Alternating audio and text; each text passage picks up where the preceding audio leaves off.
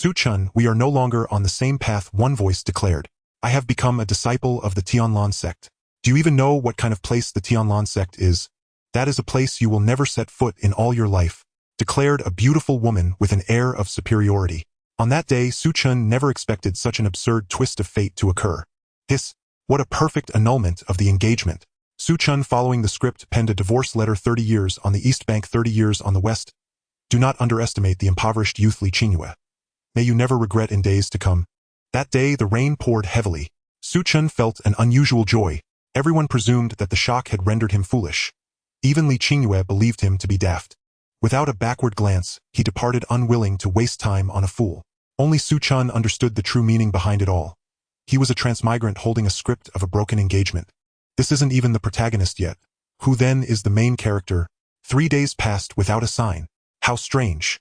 Has the golden finger perhaps run out of energy? Su Chen waited for 3 days. The golden finger did not appear. No matter, he was patient. After all, 30 years on the East Bank, 30 years on the West. Doesn't that imply a span of 30 years? 3 months later, he wondered, could it be that the golden finger has been illicitly taken? Suddenly Su Chen realized. Might an early awakened major antagonist have stealthily stolen his golden finger? In the few years before his transmigration, villains notorious for stealing others' golden fingers were all the rage. Su Chen then set off in haste to search for its whereabouts. 3 years later, Su Chen had gained nothing. Even his cultivation remained stagnant, leaving his father utterly disappointed and convinced that Su Chen had lost his mind after the broken engagement. His father abandoned nurturing Su Chen and instead devoted himself to his half-brother, who, though slightly inferior in innate talent, possessed remarkable cunning and agility. Such is the eternal contest for succession. By the time Su Chen realized his misfortune, it was too late. All his resources had been usurped by his own half-brother. He had become nothing more than a discarded pawn. 30 years later, as he reflected on that bygone era, Su Chen sighed deeply. Ever since his father Su Nan had allocated all his resources to his half-brother Su Chen had engaged in a fierce quarrel with Su Nan before leaving the family. He vowed to prove that, even without the Su family, he could still rise to be a regional overlord. Though he might not quite be that overlord now, he had nonetheless become the leader of a mercenary troop. Leading his small team to hunt demonic beasts, he lived a content life. Gazing into the mirror, he saw a middle-aged face weathered by time and devoid of the impetuosity of youth. 30 years ago the saying went, do not underestimate the poor youth. 30 years later it resonated, do not underestimate the impoverished middle-aged man. He recalled that Li Qingyue, the one who annulled their engagement, had long since broken through to the spiritual pattern realm, becoming a true disciple of an elder in the Tianlan sect. Su Chen felt it was high time to unleash his potential, for he was already in his middle age. If he did not act soon, he feared he would truly grow old. Could it be that my boon lies in progeny and blessings? After some thought, Su Chen recalled a woman who had long accompanied him in the mercenary troop. A girl he had met on the road when he left his family, named Lu Shui. Now both of them were over 40. On that very day Su Chen married. In the blink of an eye, another 30 years of trials and tribulations passed, yet the long-awaited system of progeny and blessings never arrived. He and Lu Shui had a beloved daughter and a son. Both children, blessed with admirable talent, had now reached the gathering spirit realm. Both his daughter and son attended the martial academy, ensuring that their future need not mirror his blood-stained mercenary life. Suddenly Su Chen remembered that just yesterday it was said that Li Qingyue had broken through to the spirit sea realm, becoming an elder of the Tianlan sect. Perhaps now Li Qingyue no longer even remembered who he was. Su Chen was troubled. He had joined a large mercenary group with his brothers, but their leader had died just yesterday. His cultivation had barely reached the peak of the gathering spirit realm, rendering him unfit to bear great responsibilities. He lacked an invincible strength at his level. Unwilling to be dragged into the turmoil, Su Chen led his small team out of the mercenary group and settled in a place called Chongchuan City. Here Su Chen established a new Su family. On the night, he invited various powerful factions, and uninvited guests appeared. Seeing a younger brother whose hair at the temples had already begun to gray like his own, Su Chen felt an unexpected calm. He once harbored deep resentment, but time had gradually eroded that bitterness. Brother, ever since you left, our stepmother suffered from a heart ailment and passed away 20 years ago. Brother, just a year ago our father died. Before his end, he kept mentioning how he longed for one last meeting with you. Brother, I know you still resent the mistakes I made back then. I will atone. Come back with me to the family. Su Chen responded with cold indifference. Resigned, Su Shuehe left. Why is the dust so fierce today? Su Chen, watching Su Shuehe's receding figure, touched his tear-wet eye, feeling the sting of loss. He could no longer return to the old Su family. Now this place was truly his home. That day Su Chen became heavily intoxicated. Do not underestimate the impoverished in old age, for Su Chen had indeed grown old. He even laid Lu Shui to rest with his own hands. Not here but at the very spot where they first met. Not out of romance, but because Su Chen wished that no one would disturb her rest. This time not 30 years but 20 had passed. On his centennial birthday he still possessed no system. He knew that today marked both a grand celebration and his looming fate. Fortunately his son, daughter, grandchildren, and the core members of the Su family had all been sent away. Outside the glint of blades and the shadow of swords loomed. Su Chen picked up his long sword now cloaked in dust. Meanwhile an old man from the neighboring Su family had broken through to the spiritual pattern realm. In Chongchuan City no second voice was permitted. Su Chen had chosen the wrong side, mistakenly believing that the city lord would break through first. Instead he was fatally counterattacked, his fate sealed. The main gate was kicked open, and an old man clad in stone-blue brocade steadily strode in. This was Su Ba, the ancestral patriarch of the Su family, and a formidable expert of the spiritual pattern realm. Su Chen faced death with resolve. Even at his advanced age his time in the mercenary troupe had not been wasted. From behind a young man emerged clutching several severed heads. The heads rolled at Su Chen's feet. Upon recognizing the faces, Su Chen's expression turned grim. Then he died. After a century of storms and decay his end came and his clan was ultimately obliterated. Faintly he seemed to hear the young man who had entered mutter to himself, "It's a pity." Su Chen's 2 children and several elders fought desperately to guard. Even though they anticipated the Su family's retreat and dispatched many to block, some junior members still escaped. If they fled, then send people to pursue, to search, and to issue a warrant. Su Chen, that old fellow with his myriad hidden lairs, is so cautious that his dispatched disciples must be exceptionally talented. If they grow up, they will prove a tremendous trouble for my Su family. Had it not been for inheriting a legacy from a spirit sea realm expert, it might well have been the demise of the Su family. Su Chen's consciousness faded. Yet he did not perish entirely. After realizing he had died, Su Chen found himself in a strange space. The surroundings were pitch black. Damn it, he cursed. That old dog of the Su family actually had such outrageous luck. Thinking of the last words spoken by Su Ba, Su Chen felt indignant. The city lord's breakthrough to the spirit pattern realm should have been almost guaranteed, yet the Su family happened to be the first to advance. Fate was like this, fortune playing cruel jokes on people.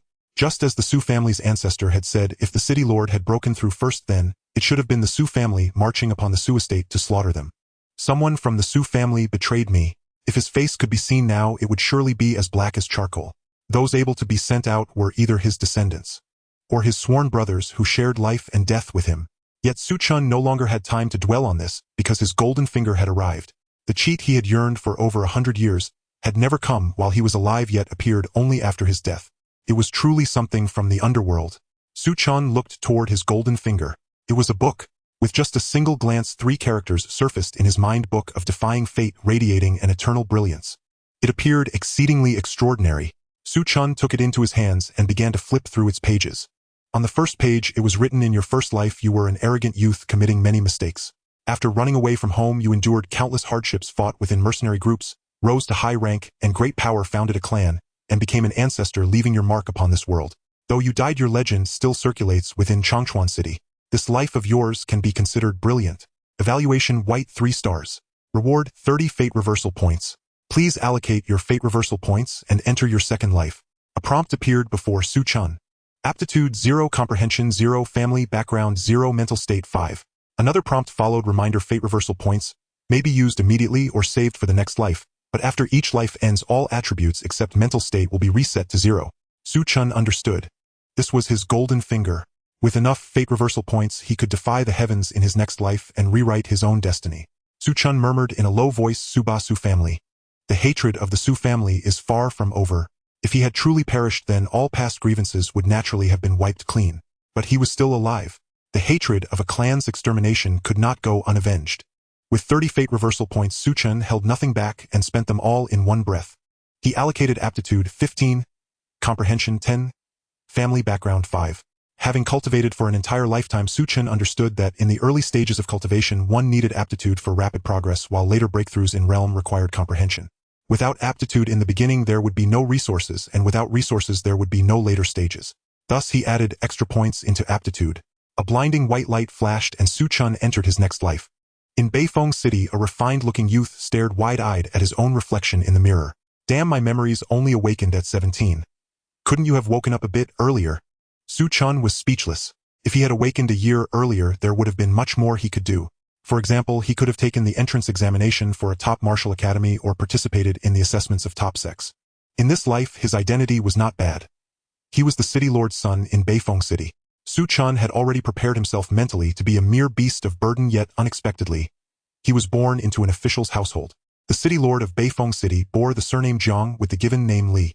In this life, Su Chen had also become Jiang Chen. There was one piece of good news: this life of his was still within the Tianfeng kingdom.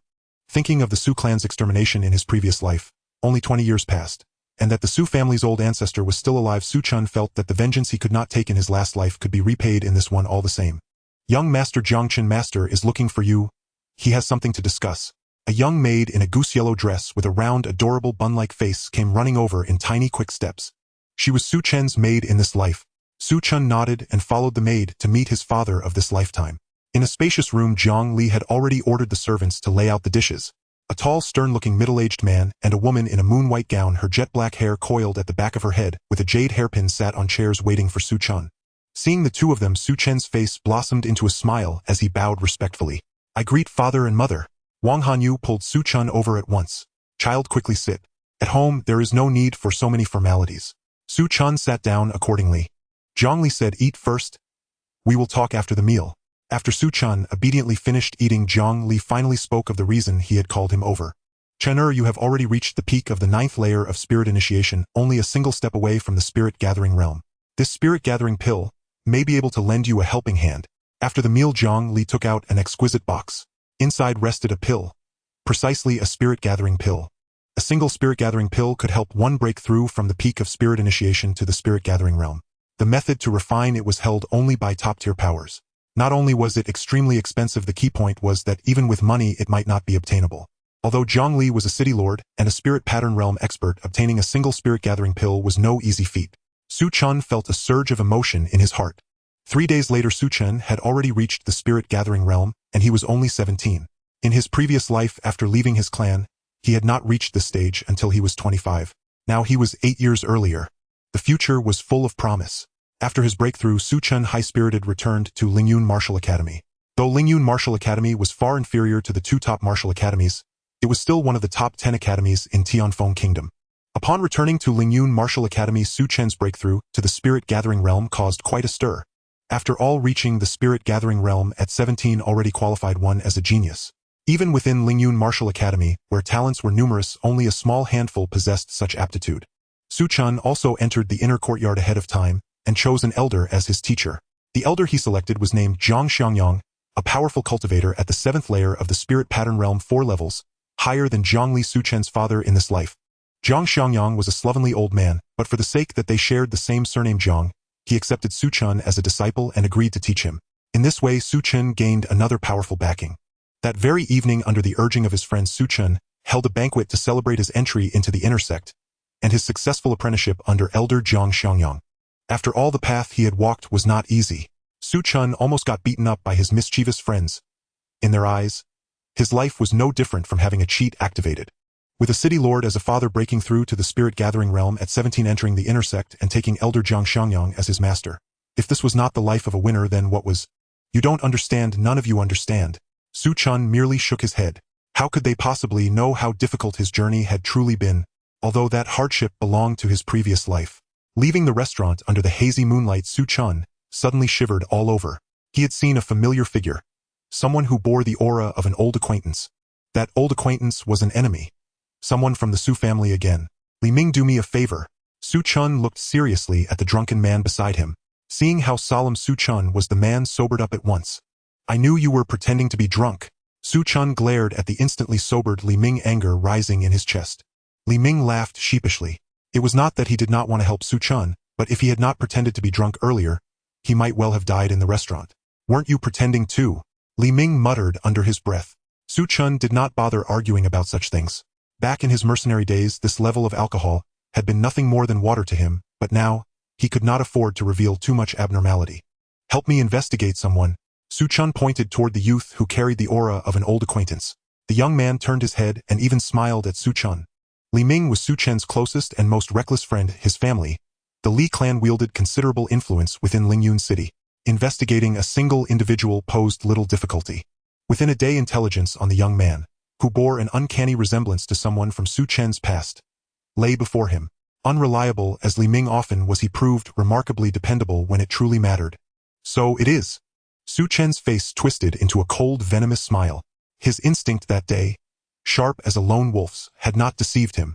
The youth who resembled a long-lost figure was indeed the son of that very person. The young man standing behind Su Ba 2 decades ago, the most outstanding scion of the Su clan in that generation, was Su Chongji's son Su Shang. A scion of Lingyun Academy 3 years Su Chen's senior, he remained at the 9th tier of spirit awakening at 20. Perhaps he had been on the verge of breakthrough, but he would never get the chance. Su Ba, though I cannot slay you, this old tortoise, I can certainly begin dismantling your kin, one by one. Rage burned in Su Chen's heart. Death once accepted as the price of defeat had held no bitterness. But now he lived, and with life came memory, the ghastly image of his children and dearest friends, their severed heads rolling at his feet, eyes wide with horror staring up at him. That vision haunted his dreams, relentless and raw. Unless he erased the Su clan down to the last ant, his hatred would find no solace. Moreover, the Su clan possessed the legacy of a Spirit Sea realm cultivator. A tremendous opportunity. In the Tianfeng kingdom, such a realm marked absolute supremacy. Even Li Qingyue, who had jilted him, had only recently attained the Spirit Sea realm. Such talent shone brilliantly across the Tianfeng kingdom. No wonder she had declared their worlds irreconcilable when severing their engagement. She had indeed earned the right to utter those words. Yet Su Chen bore grudges deeply, and remembered them vividly. They were in truth no longer kindred spirits. Li Qingyue had aged. He remained 17. He would sooner die than wed an aging woman. It was no golden brick he sought to embrace. Instead, Su Chen pondered how to eliminate a Lingyun Academy disciple without leaving a whisper of suspicion. Fratricide among Academy disciples constituted a grave offense, punishable by solitary confinement or outright expulsion. Su Chen would never dare act openly. But what if Su Shang during a routine assignment encountered vicious bandits? Bandits who happened to bear a blood feud against the Su clan. And what if he perished beneath their blades? Such a narrative was perfectly plausible.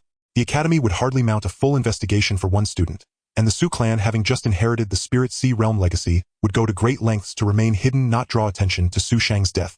3 months later, Su Shang accepted a mission rich in reward. "Who are you?" he demanded, warily eyeing 3 hooded figures who had materialized before him, dressed in Academy garb. "Those who have come for your life." The trio attacked in unison, driving Su Shang relentlessly backward, until at the precipice of annihilation, he unleashed a devastating fist strike. A spectral white tiger roared in resonance, and in that instant he turned the tide, slaying all 3. Gasping for breath, Su Shang stared in disbelief. Why had he been ambushed? He reached forward, intent on tearing away their hoods to unveil their identities. In the next breath, a blade pierced straight through his chest. Pathetic fools. Unable even to kill a single man. Fortunately, I exercised caution and followed silently. The previous night, Su Chen had drunk recklessly, intoxicating everyone around him, then slipped away unnoticed. He scattered a few drops of corpse-annihilating fluid, reducing the bodies to ash, then vanished. After all, they were merely desperate mercenaries. No one would suspect him. Even if Su Shang's death came to light, it mattered not. This life bore the name Jiangchen, not Su Chen. Returning quietly to Lingyun City, Su Chen was found still asleep when others finally noticed his absence. 1 month later, Su Shang's death was officially confirmed. As Su Chen had foreseen, the Academy closed the matter hastily, concluding he had provoked an enemy who then murdered him. This was a martial world. The death of an ordinary disciple warranted neither inquiry nor mourning. Most did not even know he had died. The Su clan knew, but dared not speak. Only Su Chongji, patriarch of the clan, seethed with impotent fury, yet uncovered no trace of evidence. The matter faded into silence. Only Su Chen knew this was but the first stroke of vengeance. A single life could never balance a clan's annihilation. With the enemy exposed and himself concealed, Su Chen bided his time, resuming cultivation at Lingyun Academy. 1 year later, on turning 18, he was summoned home by Zhang Li. Returning home, Su Chen found his father seated beside an elderly man, familiar yet unmistakably not of the Su clan. Reality had not yet descended into melodrama. The elder was the patriarch of the Wang clan of Beifeng City, respected venerable. Su Chen had met him several times before. Beifeng City dwarfed Chongchuan City in scale. Zhang Li, a spirit talisman realm expert, stood on equal footing with the Wang patriarch, also a spirit talisman realm master. Elder Wang observed Su Chen, handsome, poised, and powerfully cultivated, and nodded in quiet approval. "Young Master Zhang, I have a granddaughter of celestial beauty, long training at the Spirit Sword sect. She has just returned to Beifeng City today. An old man like me hopes you might escort her about the city for a few days." Su Chen understood instantly this was no mere social call. It was a matchmaker's summons. Su Chen glanced at his father. Zhang Li gave a slight, affirming nod. So, the maiden was indeed exquisite, her talent exceptional enough to earn his father's unreserved admiration, prompting this urgent summons home. Marital alliances were commonplace among great clans. In Su Chen's first life, the Su clan had allied with the Li clan, and his betrothed had been Li Qingyue herself. Yet fate intervened. A passing elder of the Tianlan sect had taken notice of Li Qingyue and brought her to cultivate there. Still, Su Chen agreed to meet her, once. To live fully across lifetimes, he must leave indelible marks upon this world, and earn fate-defying points. Meeting Elder Wang's granddaughter proved effortless. Clad in snow-white robes, she leaned against the orchid pavilion with a 3-foot azure sword at her back. Gentle rain fell unstained by rouge, pure ethereal untouched by worldly artifice. Thus began Su Chen's first encounter with Wang Bailing. Wang Bailing lifted her gaze, proud as winter plum blossoms piercing frost, and fixed it unflinchingly upon Su Chen. He in turn studied her closely. She is beautiful, though one need only glance downward to see her own toes, he mused inwardly. His father's discernment remained impeccable, yet perfection eluded even this paragon. Wang Bailing sensed nothing of his thoughts, yet to any beauty a handsome face guaranteed at least a favorable first impression. This time no broken engagement marred the courtship. Both sides were thoroughly pleased. Su Chen escorted Wang Bailing through Beifeng City. 3 days of uninterrupted companionship, intimate and easy. On the 4th day they parted, vowing to reunite at the Tianfeng Kingdom's decennial martial contest for the young generation. Back at Lingyun Academy, his irreverent friend Li Ming watched Su Chen with open curiosity, sensing somehow that his best friend had changed. Su Chen of course said nothing. They were different now. He was a man with lineage and alliance. Li Ming remained quite simply a lonely bachelor. Su Chen practiced diligently at Lingyun Academy, having awakened memories from his past life. For nearly 2.5 years, he had advanced from the 9th level of Qi awakening to the 6th level of spirit gathering. At the age of 19, Su Chen's speed of cultivation was astonishing, even shocking the academy. The elders of the academy deliberated and decided to cultivate Su Chen as a seed-level contestant in the spiritual realm. Everyone regarded Su Chen as a genius. Only Su Chen himself knew the reason for his rapid progress. On one hand, he had already traversed this path in his past life. On the other hand, his talent, comprehension, and resources in this life were far superior to those of his previous life. That was why he was able to advance so quickly. Yet he was still a false seed-level contestant. However, Su Chen had no intention of clarifying this. He saw it as the academy's investment in him. The Su family remained calm, and there was no news from the Su family he had founded in his past life. Su Chen was no longer concerned about these matters. His focus was on the 10-year competition among the younger generation of the Tianfeng Kingdom. The academy had high hopes for him, wishing for a commendable ranking. Accompanied by the elders of the academy and a group of cultivated geniuses, Su Chen embarked on the journey to Tianfeng royal capital. His troublesome friend Li Ming also accompanied him. Zhang Chen, do you have confidence in this competition? I suddenly feel a lot of pressure. There are so many geniuses even in Lingyun martial house. Li Ming gazed at the stars in the sky, feeling a bit lost. In these 2 years, Li Ming had successfully broken through to the spirit gathering realm and was now at the 1st level. His good friend Su Chen had reached the 6th level, and he was even a year younger. He had thought Su Chen was already a genius, but the young disciples participating in the competition from the martial house were all equally impressive. The weakest among them was at least at the 5th level of spirit gathering. There are as many geniuses in this world as there are stars. Su Chen looked up at the vast sky. In an era there can only be one moon. All the other stars are destined to be overshadowed by its brilliance. Li Ming looked at his friend, feeling a surge of emotions. Are you saying you want to be the moon? Su Chen shook his head. I am merely the smallest of stars. But to hear the Tao in the morning and die in the evening is worth it. If I can see that moon and witness the true pride of martial arts, even if I am overshadowed, I will willingly accept it. Li Ming was stunned. Was this truly the friend he hung out with every day? Suddenly becoming so grand, he felt quite unaccustomed to it. Su Chen said earnestly, I am just telling you not to fear failure. There are many who are more exceptional than us in this world. Li Ming nodded, resolving his inner turmoil. If even his good friend was not afraid of failure, what did he have to fear? Su Chen still had one thing left unsaid. Sooner or later I, Su Chen, will also become that most brilliant moon, still unique. If 1 lifetime doesn't work, then 2 lifetimes. If not, in 3 lifetimes, Su Chen would live in a way that everyone admires. After Su Chen and Li Ming returned to sleep, no one noticed a middle-aged man stepping out from the shadows. To hear the Tao in the morning and die in the evening, how many old fellows' mindsets are not as open-minded as a junior's? After much travel, everyone finally arrived at Tianfeng royal capital. The elders of the martial house had already arranged accommodation for everyone. Su Chen wasted no time in meeting his fiancée and when he introduced her to the others from the martial house, Li Ming's face turned as dark as coal. They had agreed to stay single together, yet he already had a fiancée. Su Chen forced a chuckle, believing Li Ming would understand. Lingyun martial house held Wang Bailing in high regard, but the Spirit Sword sect did not regard Su Chen well. Wang Bailing was also a renowned beauty in the Spirit Sword sect. Although she was not as famous as one of the top 10 beauties of the Tianfeng kingdom, she possessed a unique charm and had many admirers in the sect. Su Chen's arrival stirred up a hornet's nest as he was surrounded by a crowd. You are Wang Shimi's fiancé. I challenge you. If you lose, you must stay away from Wang Shimi. An older senior brother from the Spirit Sword sect furiously issued a challenge to Su Chen. Su Chen did not respond. Where did this foolish, delusional boy come from? Are you still a man? Do you not dare to engage in a fair duel between men? If I lose, I will disappear from Wang Shimi's sight. If you lose, you must annul your engagement to Wang Shimi. The senior brother from the Spirit Sword sect relentlessly pursued Su Chen, aggressive and demanding. It seemed he believed this would suppress Su Chen and elevate his image in Wang Bailing's eyes. I simply feel that Wang girl is innocent, being used as a wager by someone like you. If you wish to duel, I will accept, but I will not wager my fiancée. She is not a commodity, she is my future wife. With this statement, Su Chen garnered the admiration of the Spirit Sword sect. Wang Bailing's beautiful eyes turned towards the elegant youth filled with brilliance. The embarrassed senior brother from the Spirit Sword sect became furious and attacked Su Chen, only to be subdued in a single move, shocking the Spirit Sword sect. In the end, a middle-aged man took away the stunned senior brother, who was in a state of self-doubt. Throughout, Su Chen did not know his name and did not care to find out. The two were not even on the same level. An elder from the Spirit Sword sect personally apologized to Su Chen and assured him that no one from the sect would trouble him again. Everyone in the Spirit Sword sect admired Su Chen, their attitude doing a complete turnaround. Initially, they believed Su Chen was unworthy of Wang Bailing. Now they feared Wang Bailing would not be worthy of Su Chen. They were convinced that Su Chen would undoubtedly be a dark horse in the martial arts competition, achieving excellent results, and then they would not know how many noble ladies would come seeking him. Wang Bailing also realized this issue, or her fiancé was excessively outstanding, and if he became famous, would she receive a divorce letter?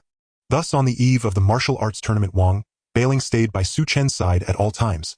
It was not until the tournament began gathering the geniuses of various sects.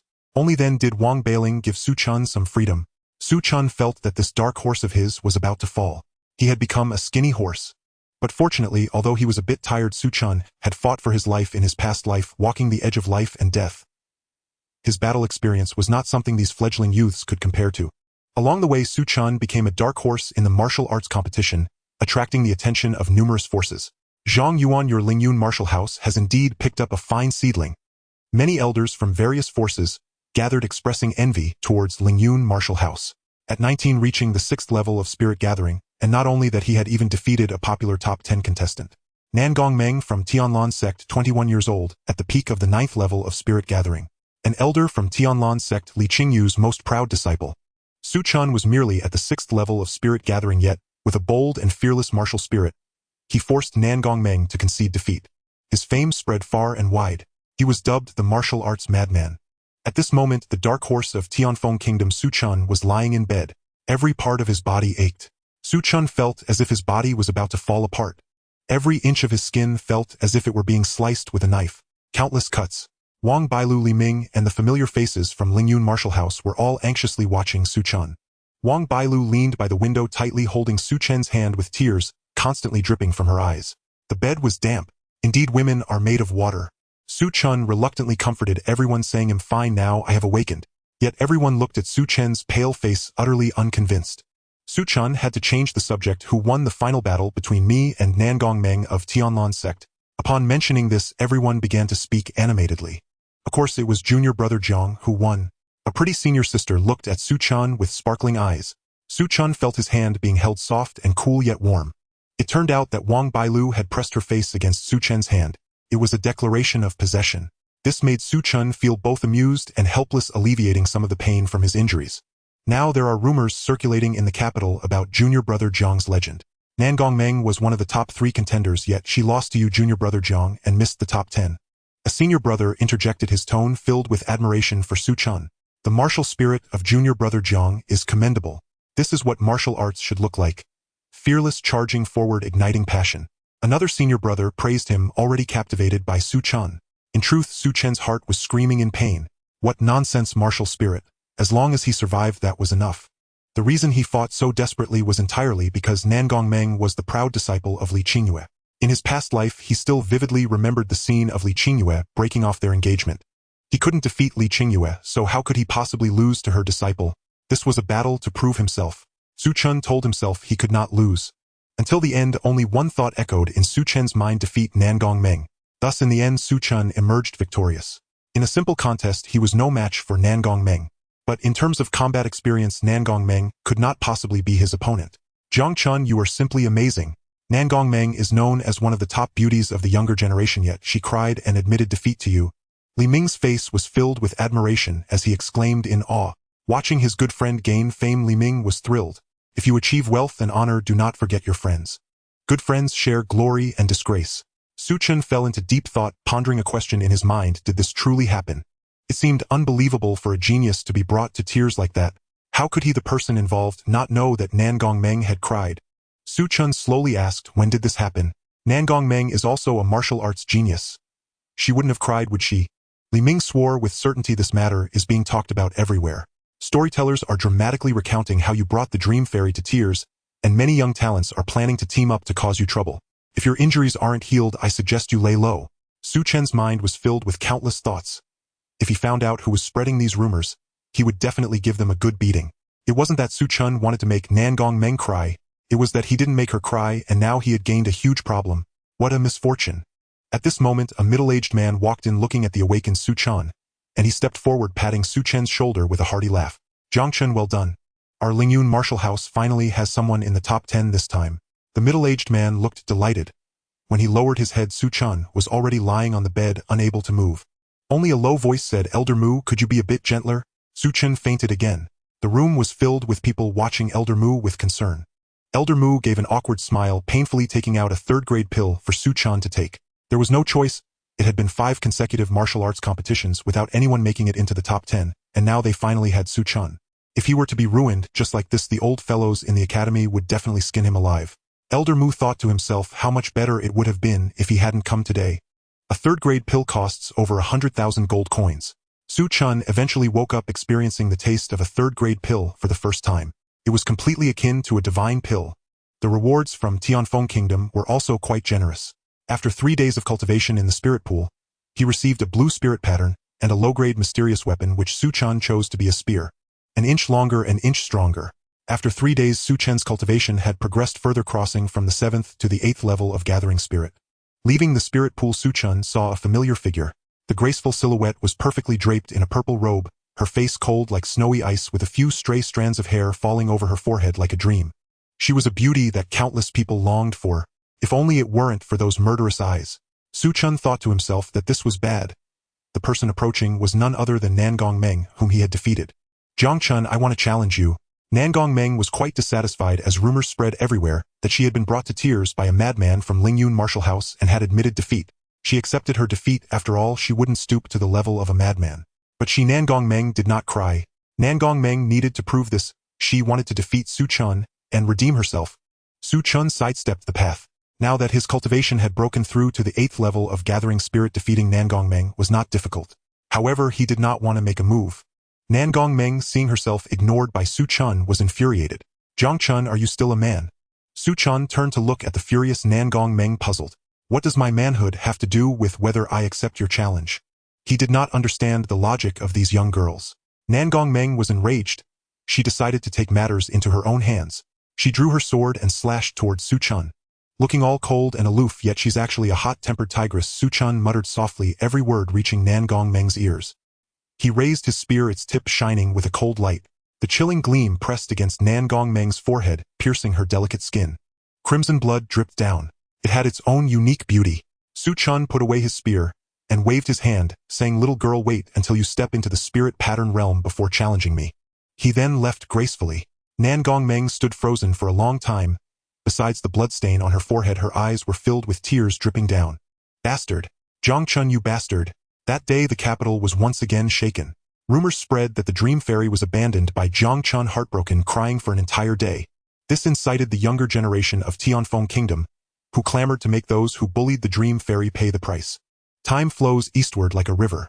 3 years have slipped by in the blink of an eye. This year Su Chen turns 22. He recalls the scene of his participation in the Martial Dao Grand Tournament, and a sharp ache pierces his temples. Some nameless scoundrel had twisted the tale beyond recognition from merely defeating Nan Gongmeng on the arena stage. It spiraled into absurd rumors of abandonment and betrayal. Countless versions proliferated.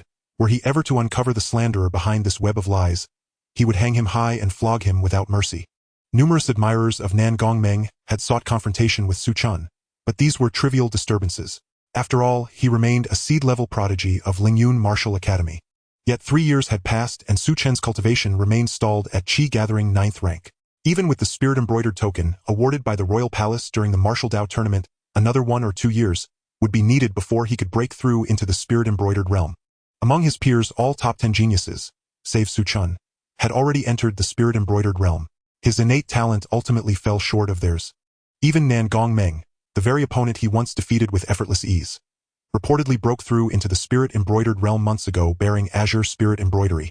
In the Tianfeng Kingdom, those marked with azure embroidery numbered fewer than the fingers of one hand. Su Chen's sudden recollection of Nan Gongmeng was not born of longing, but of remembering his own words spoken 3 years prior. At the time, they had been little more than boastful banter fitting the moment like a glove. Surely Nan Gongmeng hadn't taken those words seriously. Su Chen paused reflecting. Not idly, but because tomorrow marked the culmination of his long-standing romantic entanglement with Wang Bailu. Tomorrow was his wedding day, and he wished for no unforeseen disruption. Turning away, he began walking back toward the manor when a flash of vivid violet caught his eye. Silent head-bowed eyes fixed on his own toes, Su Chen quickened his pace, until a chilling sensation brushed his neck and ice-blue longsword rested against his throat. He stiffened, then slowly raised his gaze. Before him loomed a face of flawless perfection, cold, unblinking, while one slender hand held the blade steady against his throat. Of all things to fear, this was precisely what had come to pass. Su Chen forced a dry chuckle. Miss Nan Gong. Long time no see.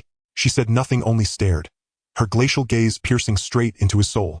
Su Chen withdrew a crimson wedding invitation and offered it. Miss Nan Gong, my nuptials take place tomorrow. I humbly invite you to attend. She accepted the scroll. Then with a flicker of faint light reduced it to ash in her palm. Jiang Chen, do you recall what you once swore? Her voice was colder than eternal frost. He knew full well, but denial was imperative now. Innocently, he replied, Miss Nan Gong, what words of mine could possibly linger so vividly in your memory? Nan Gongmeng thought him utterly shameless, pretending ignorance while fully aware, hoping to slip past unscathed. I challenge you, she declared. Refuse, and I shall castrate you. Her tone brooked no doubt. Su Chen believed her utterly. The retort died in his throat. This concerned not just pride. It threatened brotherhood itself. All knew Su Chen cherished bonds above all else, especially fraternal loyalty. Damn it. Did he truly fear this young woman? Su Chen struck first. Su Chen was struck down. His face bloomed with purplish bruises. That delicate silken hand delivered blows with merciless precision. No strategy, no mercy, no quarter given, though he deployed every trick in his arsenal. He wondered at the psychology of those in Tianfeng Kingdom who claimed they'd gladly sacrifice 10 years of life for a single beating from Nan Gongmeng. True masochists without question. When Su Chen staggered upright, she had vanished without trace. Only a jade vial remained. Beneath it, 2 crooked characters were carved into the ground with sword-tip precision settled. Su Chen mused that even his family hound Huang's random paw prints would form more elegant script. Such a stunning young woman, yet petty, violent, and illiterate. Her handwriting was abysmal. After venting his grievances, Su Chen approached curiously and uncorked the vial. Inside lay a grade 3 healing pill. A few bruises for a grade 3 pill. Perhaps the exchange wasn't so unjust after all, he murmured, feeling a slight easing of his resentment. She was generous yet petty, meticulous yet brutal. Alas, illiterate. Su Chen headed home, only to encounter his father Jiang Li. The elder looked puzzled. Chenner, how did you acquire so many wounds? Su Chen glanced up sullen. I tripped. Jiang Li didn't believe him. How could a fall leave fist-shaped contusions? Seeing his father's suspicion deepen, Su Chen sighed and relented. I met a senior cultivator en route. She required sparring partners to test a new art and gifted me this pill. Jiang Li eyed him skeptically until Su Chen produced the pill. Though doubts lingered, he chose for now to accept the explanation. To receive a grade 3 pill after merely enduring a beating. Why have I never encountered such a benefactor?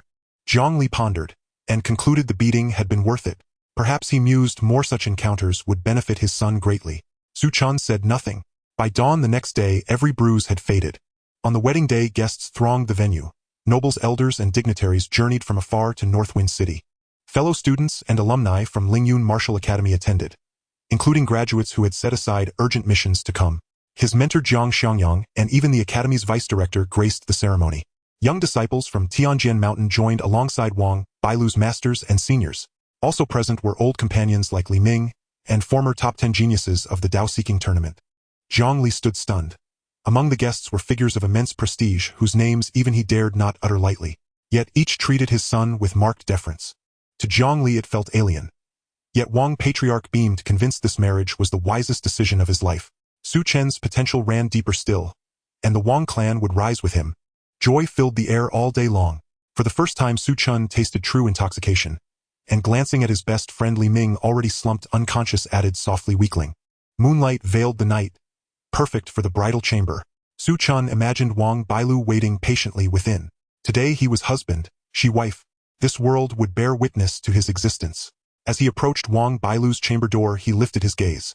The clouds that had obscured the moon had parted, revealing its luminous perfect orb. Far across the city, atop a towering building aligned with the moon, a violet figure seemed to stand motionless. Su Chen blinked. Then the figure dissolved into the night. Must be a trick of the wine, he reasoned. His mind clouded by drink. Then a soft lilting voice drifted from within. Husband. Without hesitation Su Chen opened the door and stepped inside.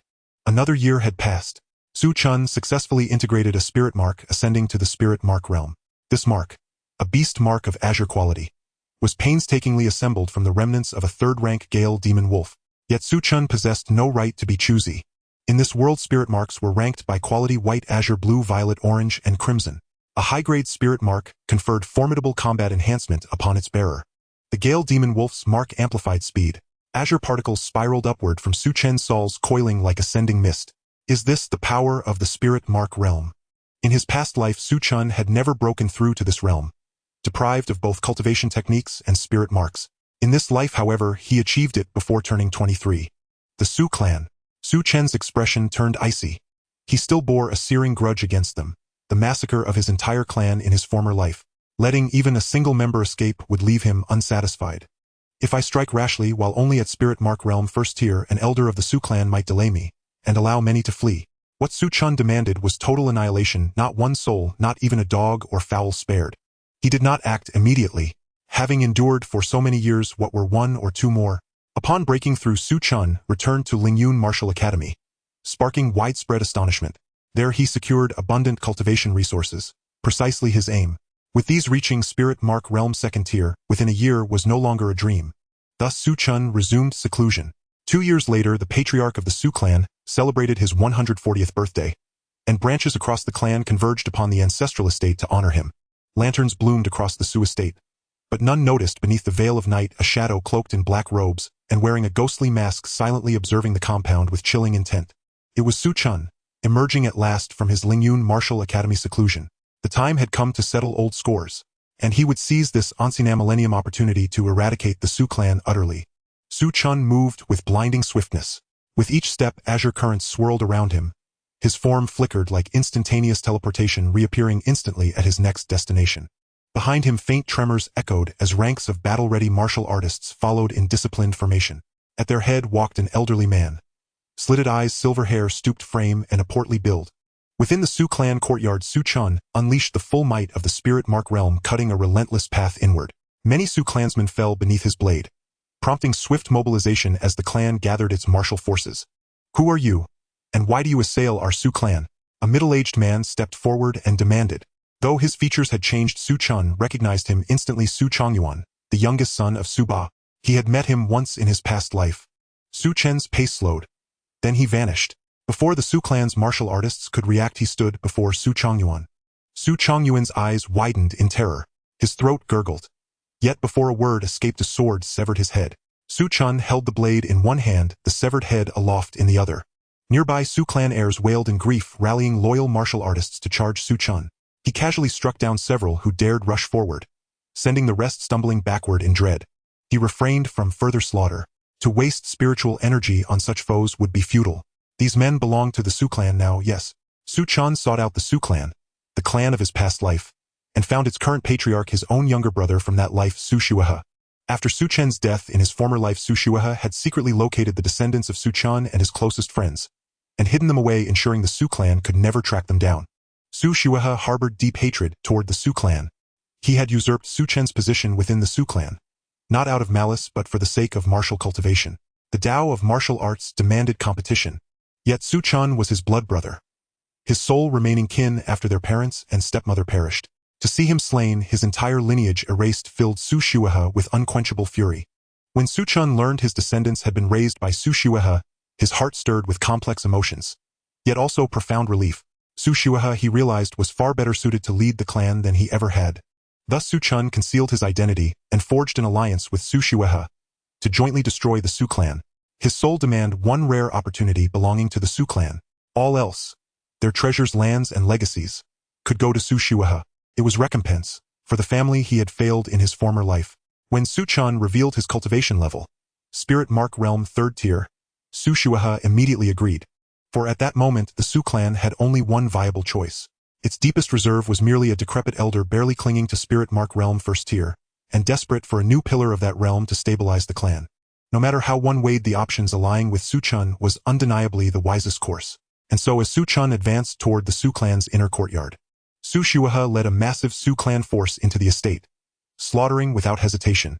Old grievances and fresh wounds alike could only be washed clean in blood and extinction. Su Chen cut his way to the inner courtyard, where panic had already seized every Su clansman, plunging the estate into chaos. Along the way he executed several Su clan heirs, killing any whose features bore even a passing resemblance to those he remembered. Heads were raised high, then hung at his waist when his hands grew too full, like a blood-soaked azura risen from hell itself. Su Chen suddenly halted, recognizing a familiar figure slipping furtively through the crowd. "So, it is you." A torrent of hatred blazed in his eyes. The man sensed Su Chen's gaze, jerked his head up, and froze, trembling violently beneath that incinerating glare. Su Chen slaughtered Su disciples and elders alike with brutal, unrelenting swordsmanship, flesh and blood scattering like rain. That sword art was unmistakable to Lin Yifei. In all the world, only one person had ever mastered it to perfection. He hadn't even noticed when his fellow Su disciples and elders fell, until silence swallowed the space around him. Only when that ghastly hellborn figure locked eyes with him did Lin Yifei collapse to his knees, unable to bear the weight of terror. Cold sweat drenched his aged face. The resemblance was uncanny. Head bowed, voice trembling, he choked out, "Who are you?" Lin Yifei was certain, beyond doubt, that the man who had once terrified him was long dead. Su Chen's gaze remained glacial, merely a vengeful specter collecting debts for an old friend. A flash of steel, and Lin Yifei fell, his head rolling to a stop, eyes wide with disbelief fixed upon Su Chen. Su Chen did not ask why Lin Yifei had betrayed him. It no longer mattered. The price of betrayal was death, extending even to one's descendants. That burden Su Chen knew would fall to Su Shuehe. Now, anguished wails pierced the air from the inner courtyard, and there Su Chen saw a face he remembered well. Su Changji, the current patriarch of the Su clan. Unlike the youthful figure he remembered from his final glimpse, Su Changji had now entered middle age and assumed leadership of the clan. Su Changji staggered forward, his gaze falling upon one familiar head after another. A thunderous jolt reverberated through his skull. The heavens themselves seemed to whirl and spin. His lips trembled faintly, teeth clenched in silent agony, eyes bloodshot and burning with raw despair. Su Chen observed the scene with detached calm and murmured, "It appears I did not slay the wrong man." Su Changji jerked his head upward, like a ravenous specter, and shrieked, "Kill! I will kill you!" Su Changji lunged forward, only to be seized by the throat. With no trace of mercy, Su Chen struck a single palm strike, shattering Su Changji's cultivation foundation. A spirit-embossed realm cultivator overpowering a spirit aggregation realm opponent was as effortless as crushing a chick, barring peerless prodigies of which Su Changji was certainly not one. He did not execute Su Changji immediately, but instead dragged him to confront the elder patriarch of the Su clan, Su Ba. Hearing the commotion erupting across the Su estate, Su Ba sensed something amiss and rushed out of seclusion, only to behold a figure cloaked entirely in black dragging his most cherished son, while heads of his descendants dangled from the figure's waist and hand. Among them were his beloved great-grandson and great-granddaughter, now lifeless. "What grudge could you possibly hold against my clan? To slaughter even children?" Su Ba let out a wretched, heartrending cry. The agony of burying one's own offspring is the deepest sorrow known to mortals. "Where is the Linghai legacy? Reveal it, and perhaps I shall spare this man's life, and allow your clan a final ember of continuity." Su Chen spoke coldly, eyes sharp and watchful upon Su Ba. He never underestimated any adversary. As Su Ba prepared to charge forth for a desperate, fatal clash, Su Chen sensed the elder's intent, then stamped his foot once, unleashing the full might of his spirit-embossed realm 3rd tier cultivation. Su Ba felt utter despair. Advanced in years, his vital energy had long begun its decline, and before him stood a foe whose cultivation surpassed his own. Even a suicidal assault would likely fail to wound him gravely. After agonizing hesitation his gaze fell upon Su Changji. Unconscious yet faintly breathing, and tears streamed down his aged cheeks. His decision was made. Will you swear an oath? If I surrender the Linghai legacy, will your words hold true? Su Ba did not question how this cloaked stranger had learned of the legacy's existence within his clan. Such inquiry was meaningless now. Even if the legacy had never existed, it must exist at this moment for the sake of preserving his clan's last flicker of life. Su Chen nodded. I seek only the Linghai legacy. Once obtained, sparing your clan's final ember poses no obstacle. Should I break this vow, my Dao path shall cease forever. Satisfied, Su Ba retreated into his chamber and retrieved a beast-hide scroll inscribed with arcane sigils. Also included were the Su clan's decades-long efforts to decipher and translate them. Watching Su Ba labor so fervently, Su Chen recalled their past battles of wit and will, and for a fleeting moment even considered sparing him. Of course that was impossible. Su Chen accepted the Linghai legacy. Then the instant Su Ba reached out to reclaim Su Changji, Su Chen drew his sword and severed Su Changji's head clean off. The skull tumbled across the ground, rolling again and again, blood gushing like a crimson spring. You. Su Ba could utter no more, his heart shattered like brittle porcelain. Into his ears drifted a voice both chillingly familiar and utterly devoid of warmth. Do you still recall the Su clan of patriarch Su Chen? When you raised the Su clan, did you spare thought for the elderly or the young? Today someone has merely come to collect what is owed. Su Ba's eyes widened in stunned horror. From the very beginning this black-robed figure had never intended to spare his clan. May you die accursed, may your Dao vow rot in betrayal, and may 10,000 ghosts devour your flesh. My entire Su clan shall await you on the Yellow Springs Road. With a final guttural scream, Su Ba perished beneath Su Chen's blade. All the severed heads were arranged in solemn, precise order. With vengeance fulfilled, Su Chen stood in silence for a long, long while. At last he whispered softly, I shall never descend to the Yellow Springs. Even should you wait there until its waters run dry, you shall never see me arrive. I am bound only to endless cycles of rebirth. He would not descend to the Yellow Springs. Having secured the Linghai legacy and slain Su Ba, Su Chen departed. He paid no heed to the remaining Su clansmen. For others in this world harbored far deeper hatred toward the Su clan than he ever had. Before leaving, Su Chen cast a distant glance toward a stout elderly man entering the inner courtyard. He murmured quietly, the Su clan of Su Shuehe. I entrust it to you. Do not repeat the tragedies that befell me, or the Su clan. Su Chen had already forgiven Su Shuehe for seizing his martial resources long ago. Time had proven Su Shuehe far better suited to lead the Su clan than he himself had been at that age. The Su clan's resources would be managed wisely under Su Shuehe's stewardship. Grudges severed, past dust settled. Su Chen would now live fully in this life, and journey onward to witness the higher realms of the martial Dao.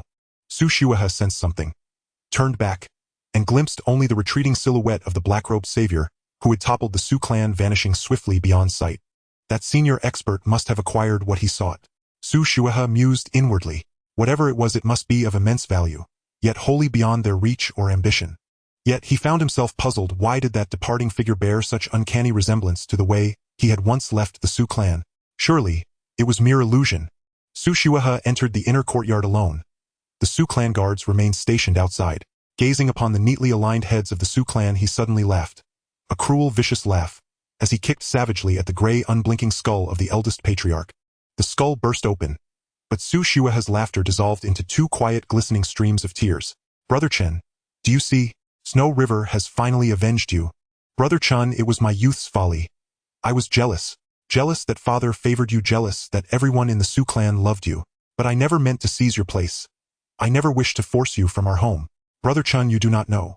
When you vanished for those 3 years, mother needed the 1,000-year snow lotus pill to survive. I begged them for it. They refused.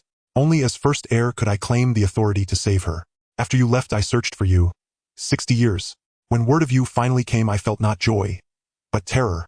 Terror that you would refuse to meet me. Terror that you still hated me. And when you agreed to see me, that day was the happiest since mother's passing. On the road home that day, I wept bitterly. Had you known, you'd surely mock me. As a child, I cried often. You always told me, a true man sheds no tears lightly. But I think that is wrong. Not until the heart breaks utterly does the flood begin. Brother, I failed you. It was I who caused your death. The clashing of blades echoed throughout the night, until dawn broke pale and clear. The complete destruction of the Su family in Chongchuan City is neither a trivial matter nor a significant one. In the kingdom of Tianfeng, it is but a small event. However, in Chongchuan City, it constitutes a major incident. Chongchuan City and the Su family of Qingshi City are separated by a great distance. Yet the annihilation of the Su family by the Su family of Qingshi City has piqued the curiosity of many. It was not until over 20 years ago that the news emerged revealing that Su Chen, the founder of the Su family that was destroyed by the Su family, was actually the elder brother of Su Shuehe from the Qingshi Su family. Only then did people realize the truth behind the Su family's downfall. What a ruthless scheme by Su Shuehe, who silently and meticulously eradicated the entire Su family in one fell swoop. The crowd marveled at Su Zuhi's meticulous and merciless planning, causing the prestige of the Qingshi Su family to rise unprecedentedly. Within a few years, the Qingshi Su family saw the emergence of new talents in the spiritual pattern realm. Everything seemed to be progressing in a positive direction. Meanwhile, the mastermind behind it all, Su Chen, was in Beifeng City, watching his daughter, who was endlessly chattering, a smile tugging at the corners of his mouth. In this life, his daughter was named Zhang Mingyue. Su Chen also intended to have a son, with Wang Bailing planning to name him Zhang Hao. With the Zhang surname, he could only rely on it to compensate for not being part of the four prominent families. With descendants born, they left their mark in this world. However, their reputation was insufficient. Over the years, talents had emerged, and his past with Nangong Meng had already faded a decade ago. Su Chen couldn't help but consider how to live a more spectacular life. Since the destruction of the Su family, the resources invested by the Lingyun Marshall Mansion had been exhausted. Without resources, his cultivation was progressing increasingly slowly. After 4 years, he had barely broken through to the 4th level of the spiritual pattern realm. It is worth mentioning that a quarter of the inheritance obtained by the Su family had been deciphered by Su Chen.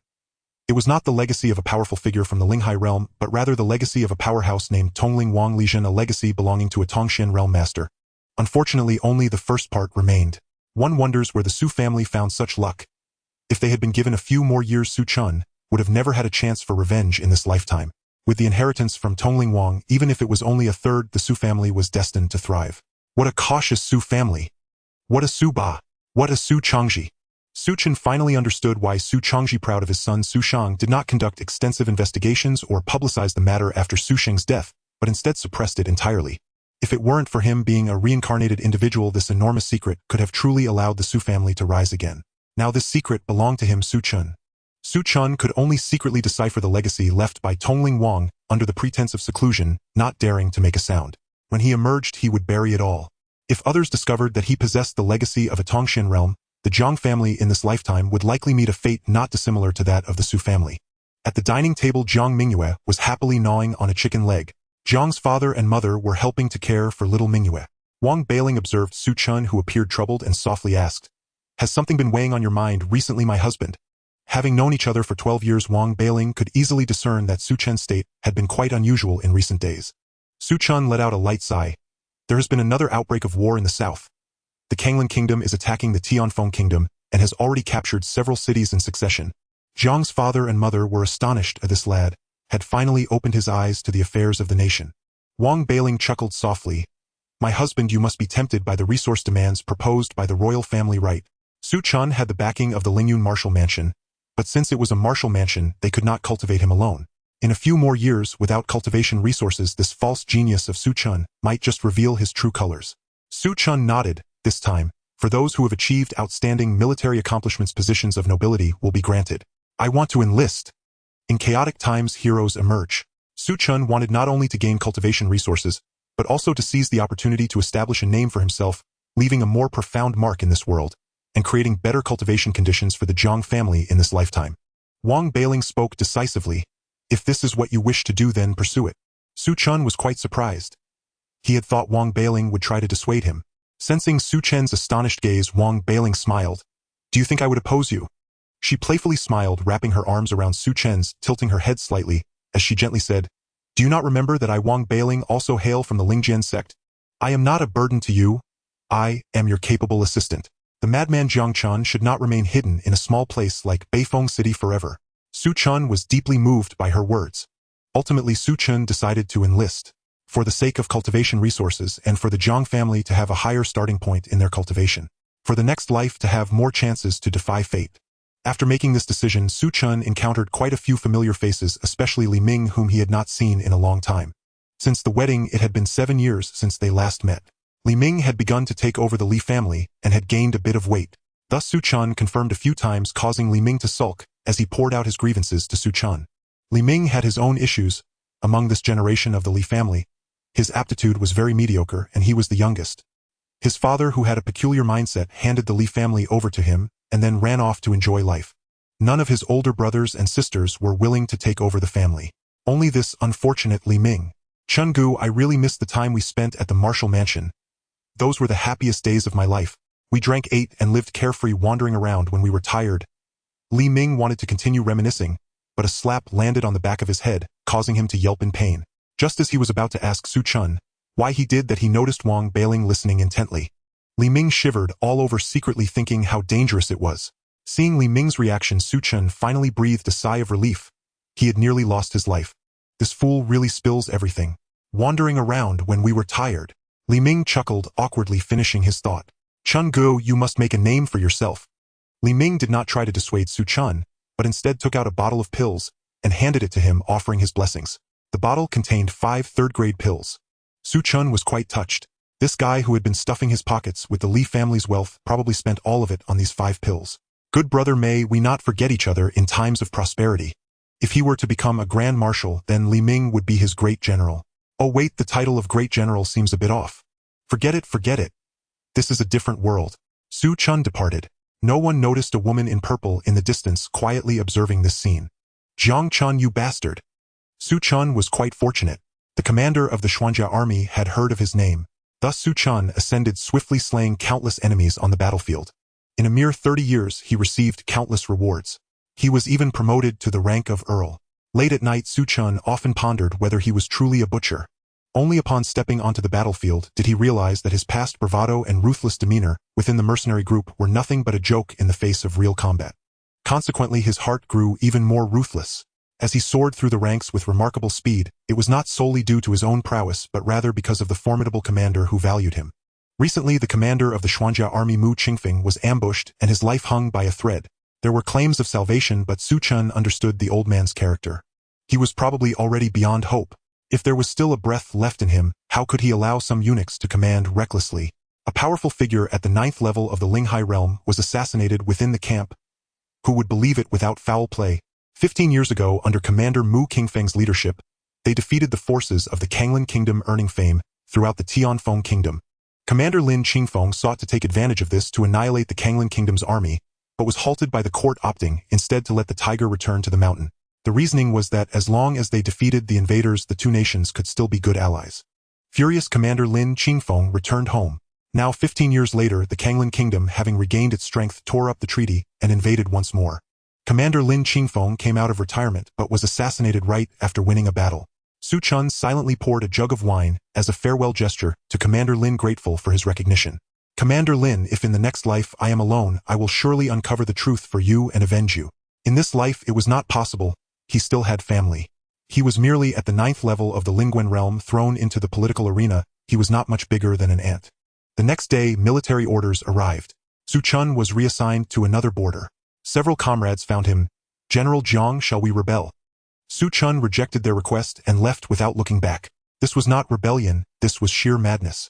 In this world where martial arts were paramount, a few at the Lingguan level plotting rebellion could easily be dealt with by a single Linghai level expert. Later, Su Chen heard that the eunuchs were retreating in defeat, almost allowing the Kanglin Kingdom's army to charge straight in. In the end, the royal family dispatched 2 powerful figures at the Lingpa realm to drive the Kanglin Kingdom back. The Lingpa realm was a level above the Linghai realm, and there were not many such powerful beings in the Tianfeng Kingdom. Su Chen briefly followed the war reports but soon lost interest. He had been dismissed and had become a mere idle figure. The overall situation was beyond his control. However, the letters piled on the table brought a smile to his face. Over the years, Wang Bailu had given him 2 more sons, the eldest named Jiang Hao and the youngest named Jiang Pingon. His daughter Jiang Mingyue and eldest son Jiang Hao were both married. The youngest son, Jiang Pingon, had wandered the world and became a roving knight. Su Chen was very open-minded. Whatever choices his children made, he supported them. There were also letters from the Lingyun Martial Academy. They included messages from his mentor Jiang Xiangyang and friends who had chosen to remain at the academy, expressing concern upon hearing that Su Chen had been demoted. Su Chen was very grateful to the Lingyun Martial Academy. Without it, he thought that reaching this level would have been impossible.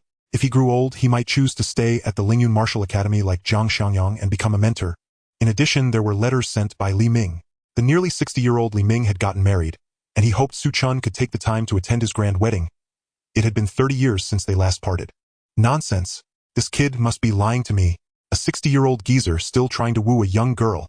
Su Chen scolded, feeling that Li Ming was truly shameless. He wrote a long scathing letter filled with harsh words about Li Ming being a beast unworthy of companionship. After finishing, Su Chen pondered and felt it was inappropriate, so he revised it and tore it up to rewrite. In the end, only a single line remained in his beautifully written script. Live well, my brother's intentions are here. Su Chen took out the jade slip containing the techniques he had translated over the years. Since he joined the army, the translation of these techniques had taken many years, and he had only deciphered half. This half was sufficient. Theoretically, cultivating to the Linghai realm would be no problem. This Tongling technique is a bargain for you, kid. Whether you can cultivate to the Linghai realm in this life depends on your fortune. Li Ming's aptitude was actually not bad. Su Chen sighed, lightly packed the congratulatory gifts, and had his trusted aide deliver them. This city was a cage. He could no longer escape it. Recently, Commander Lin's trusted aides conspired to rebel, and predictably all were executed. He did not know how many eyes were watching him. Su Chen was unsure whether to rebel or not. In any case, if he left this place, the result would either be death or something equally bad. Damn eunuchs! Su Chen cursed inwardly once more. After struggling against the tide, he suddenly felt like a prisoner. Su Chen was very displeased. Another 10 years passed. Su Chen was nearing 70. He was a peak practitioner of the Lingguan realm. 70 was nothing. He had sustained various injuries and would not live past 300. Living to 200 posed no pressure. Just yesterday, the Kanglan kingdom once again rallied its forces and invaded the Tianfeng kingdom. Su Chen did not understand what those at the top were thinking. Oh, it was as if they were a stubborn plaster not resting long before coming to fight again. Every day it was negotiations, negotiations, negotiations. Were they peace doves? What angered Su Chen the most was the battle report placed before him. The Tianfeng kingdom's army was retreating steadily. A large amount of territory fell into the hands of the Kanglan kingdom. Su Chen felt indifferent towards the Tianfeng kingdom, but did not want his friends and family to become slaves of a fallen nation. General, there's something I don't know whether to say or not. Su Chen's trusted aide hesitated. If you don't know whether to say it or not, then don't say it. General, I don't want to continue like this. General, let's pledge allegiance to the Kanglan kingdom. With your talents, you will surely be valued there. Lord Zhang, Lord Gu, Lord Han are all dead. I fear you will meet the same fate as the other lords. Su Chen looked at his courageous aide and said grumpily, Aren't you afraid of being overheard by the walls? Sui scratched his head and foolishly smiled. I know the general is cautious and won't let others approach easily. General, as men in this world, if we don't establish great achievements and make a name for ourselves, wouldn't it be a waste to come to this realm? Sui's eyes shone brightly. He understood that his general had no real concept of nationhood in his heart. Su Chen calmed down, thinking that this kid truly deserved to be his trusted confidant, able to discern the thoughts he had long harbored about rebellion. All right, you should head back and rest now, Su Chen said calmly. This made Sui extremely happy. The general's lack of anger meant he had been acknowledged. The moment Sui turned around, he heard a clanging sound behind him. In the next moment, he lost consciousness. Su Chen looked expressionlessly at the dismembered body of his confidant, secretly lamenting that he had grown old, worrying whether he could swiftly deal with someone at the 6th level of spiritual patterns. Su Chen did not want to make a scene and chose to launch a surprise attack. Sui was right.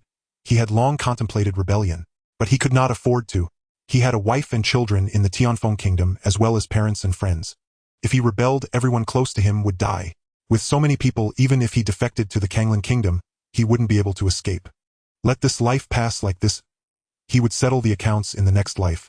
Su Chen buried Sui, for Sui understood him too well. I told you don't speak of things that shouldn't be spoken. Sui disappeared, and when someone was curious, Su Chen replied that he had sent Sui back home. After all, remaining in a mundane border town held no future.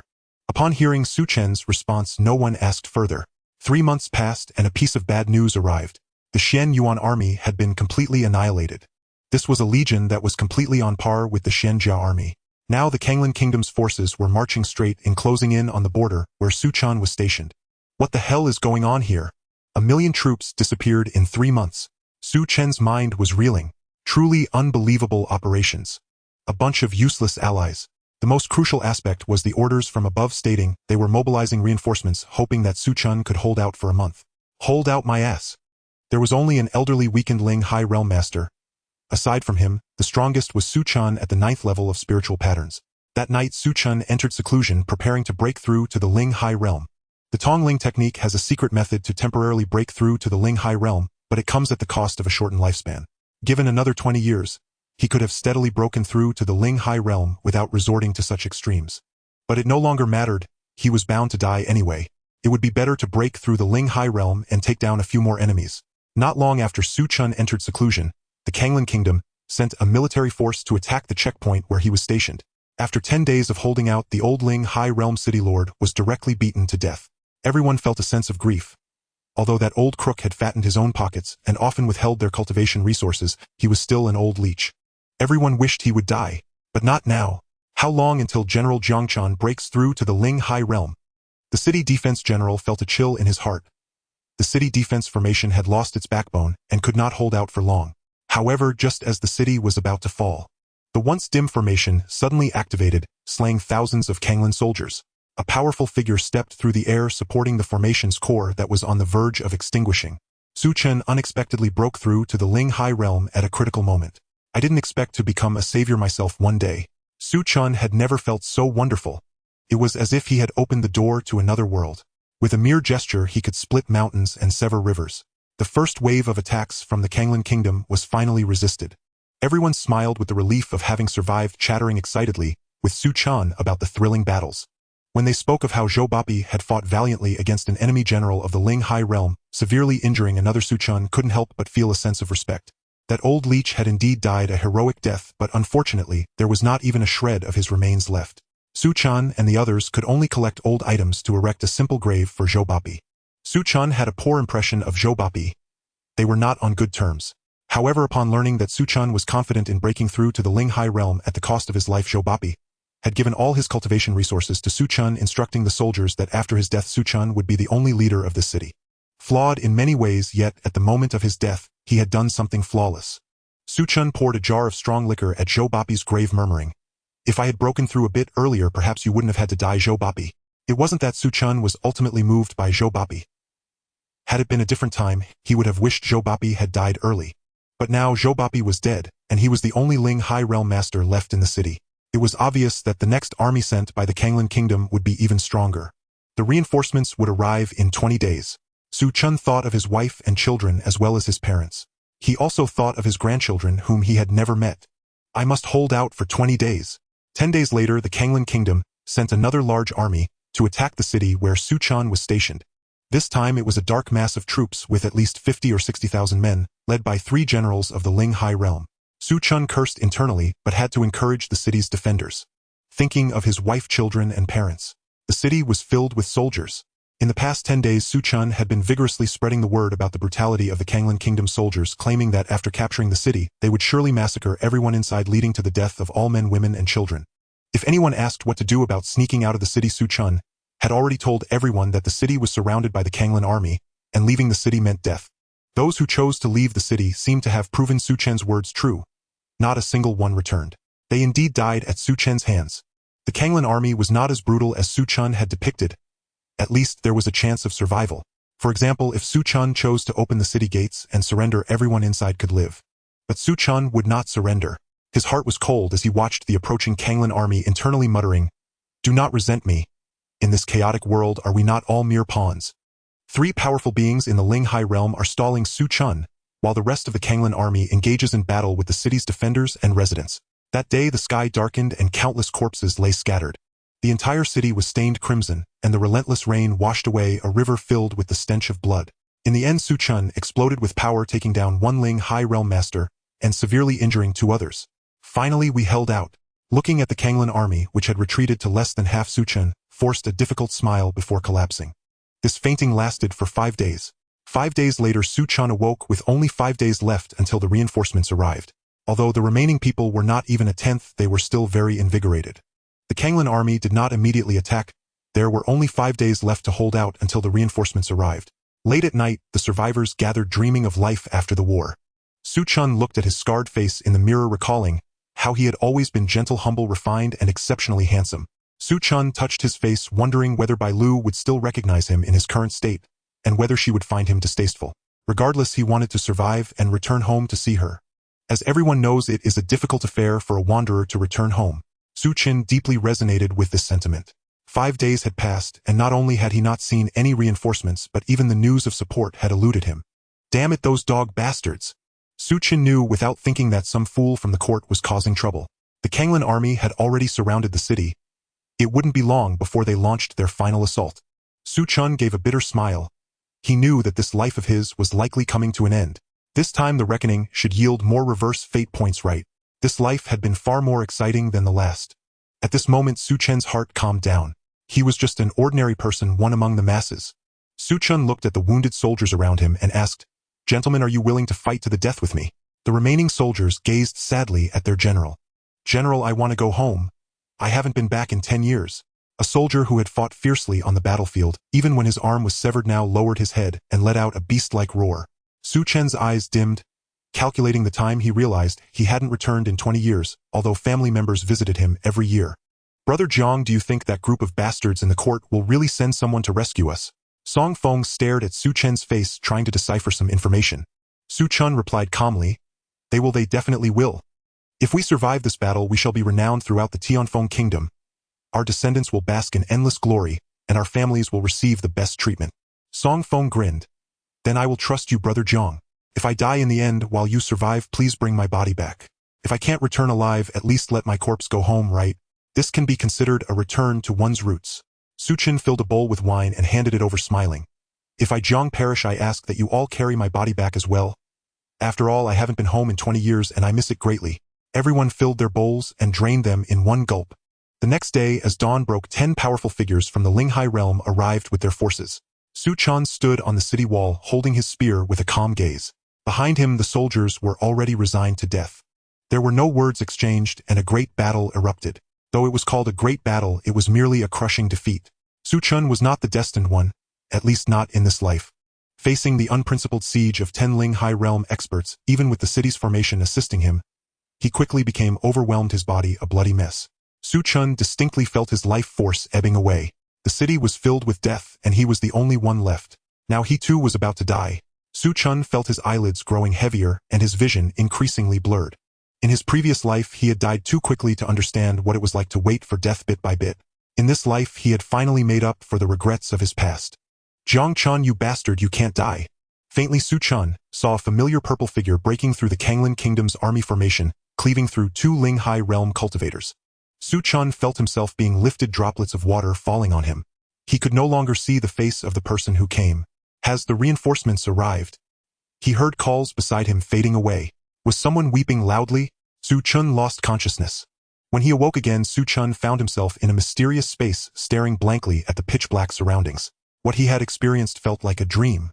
But the scenes in his mind told him it was not a dream. "Idiot!" Su Chen muttered under his breath. He hadn't expected that Nan Gongming, whom he hadn't seen in half a lifetime, would charge into the enemy lines alone. What is the Tianlan sect doing? Where has Li Qingyue gone?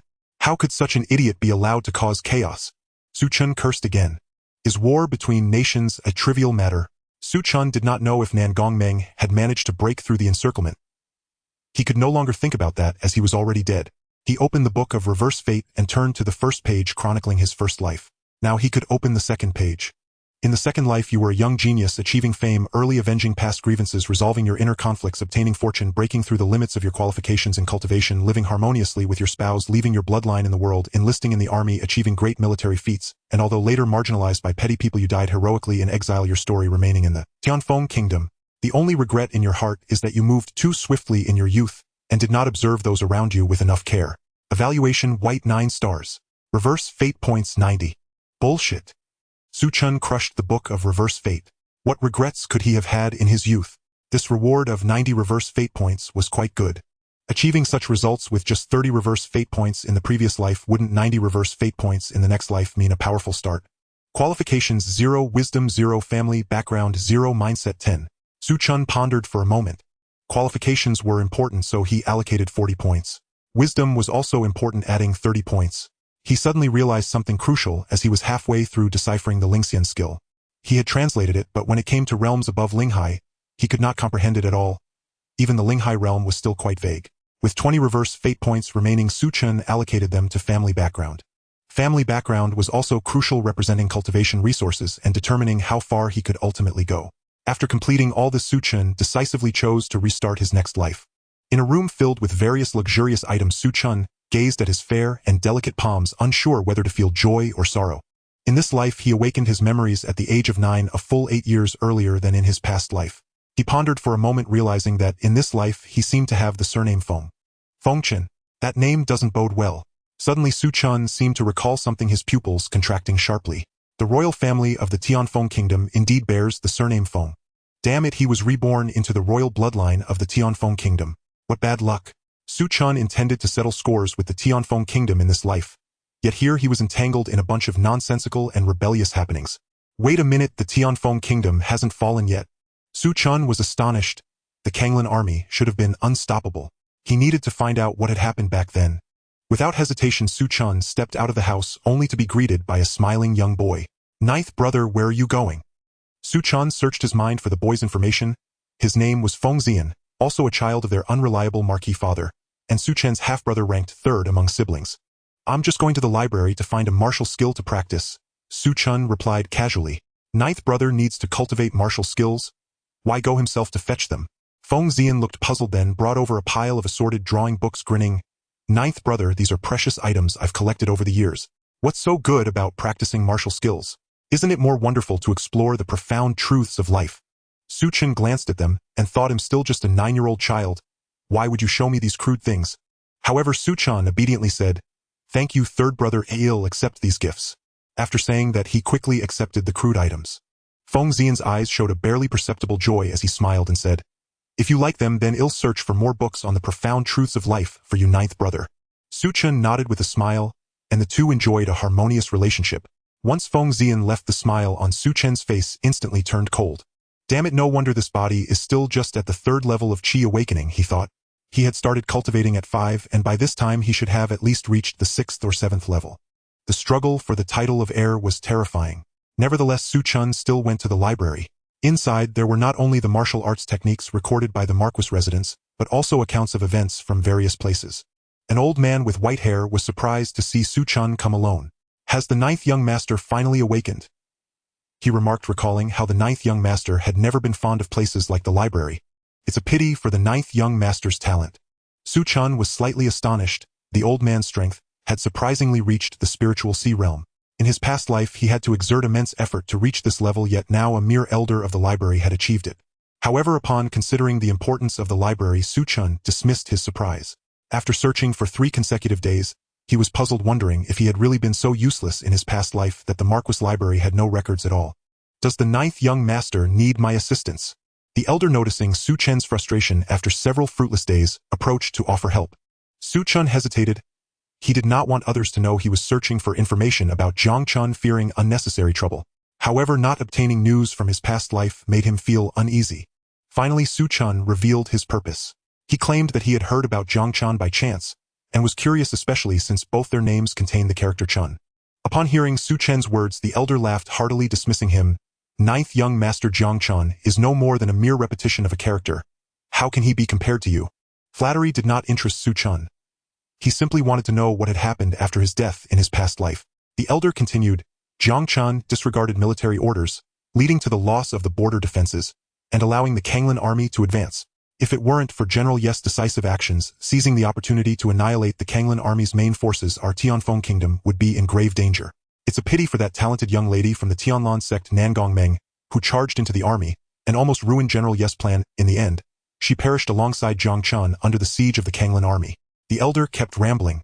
Su Chen suddenly felt a chill run through his body, unable to clearly hear the elder's words. All that echoed in his mind were buzzing sounds. He disregarded military orders. Yu Zhengde became a hero by defeating the enemy. Nangong Meng died. How could she die? Wasn't reinforcement supposed to have arrived? Su Chen suddenly felt as if his heart was gripped by an invisible hand, squeezing it tightly, giving him a feeling of unbearable pain. Even his head throbbed with agony. 9th young master, are you all right? The elder noticed Su Chen's face covered in sweat, and hurriedly called out, snapping Su Chen back to reality. So there was this matter too. Su Chen's face revealed a shadowy smile that looked quite eerie. The elder found it strange, but considering the residence's evaluation of the 9th young master, he understood. After all, he was an eccentric person who, instead of practicing his remarkable talent, spent his days researching oddities. What about Zhang Chen's family? What was their ultimate fate? Su Chen asked calmly. The elder expressed his hatred as he replied, Zhang Chen nearly caused the downfall of our Feng clan's rule.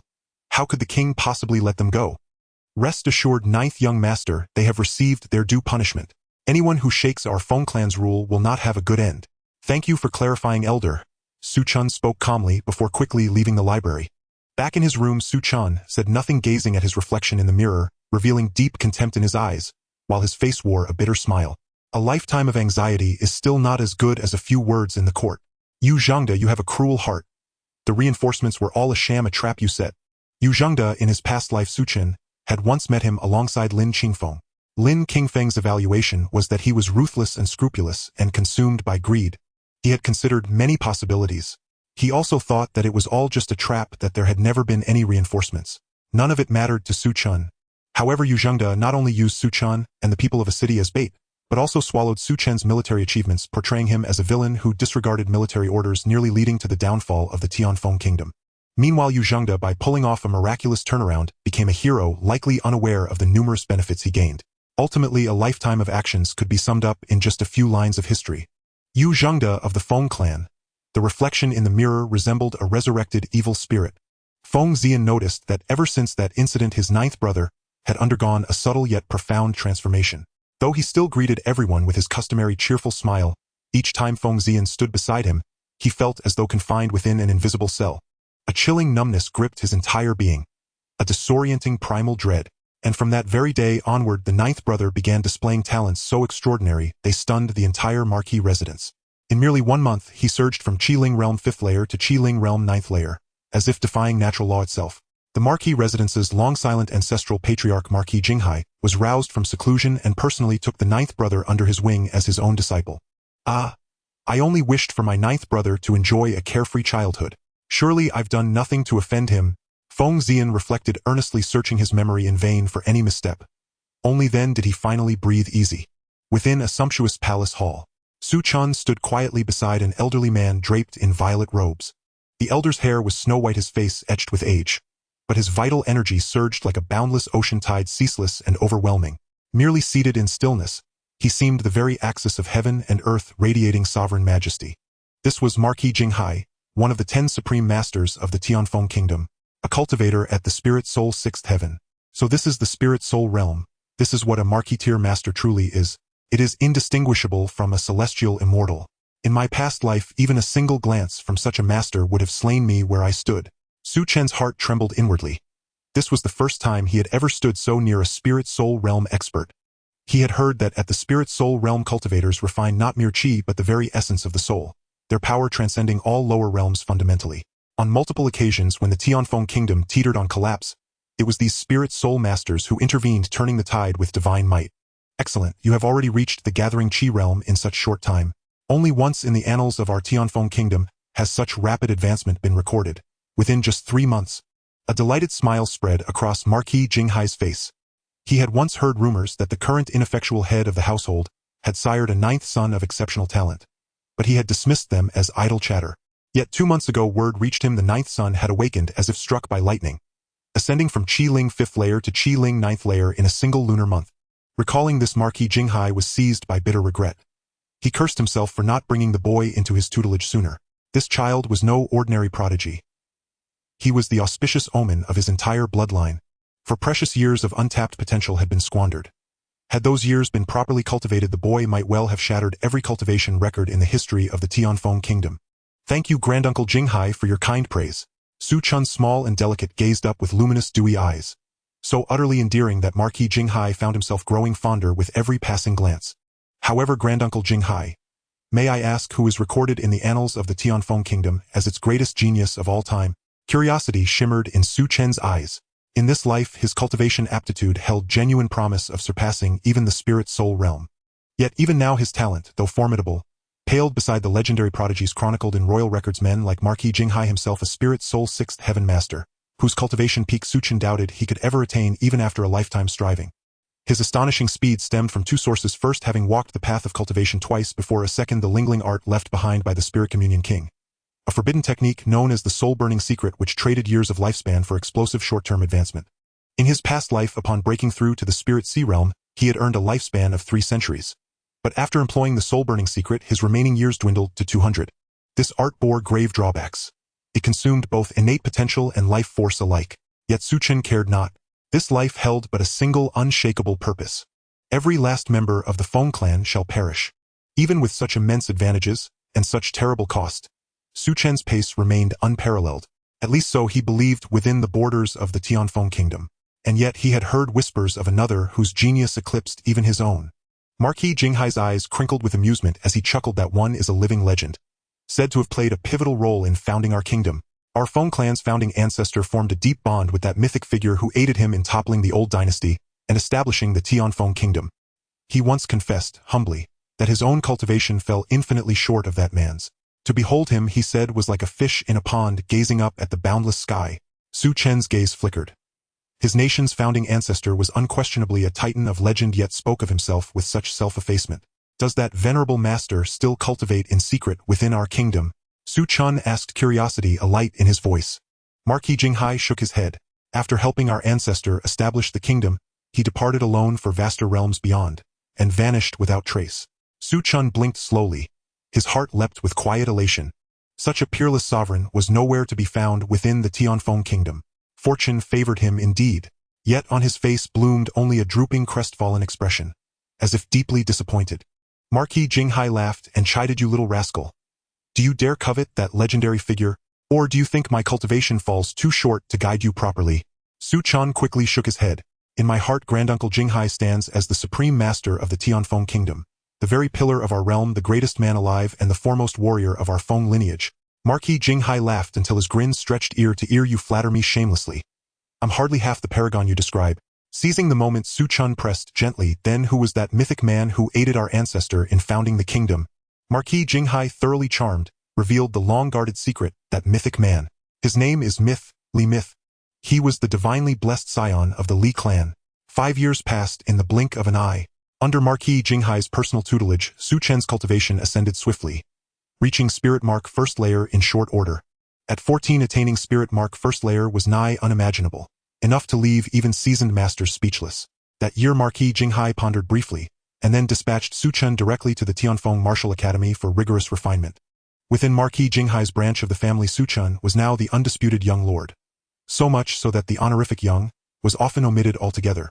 All overt and covert resources of the Marquis Jinghai residence stood at his immediate command. In this life, Su Chen's father, the so-called wastrel, was little more than ornamental. To Marquis Jinghai, Su Chen alone was the rightful heir. Returning to the imperial capital, Su Chen was overcome with poignant reflection. This time his status and talent placed him at the very apex of the Tianfeng kingdom.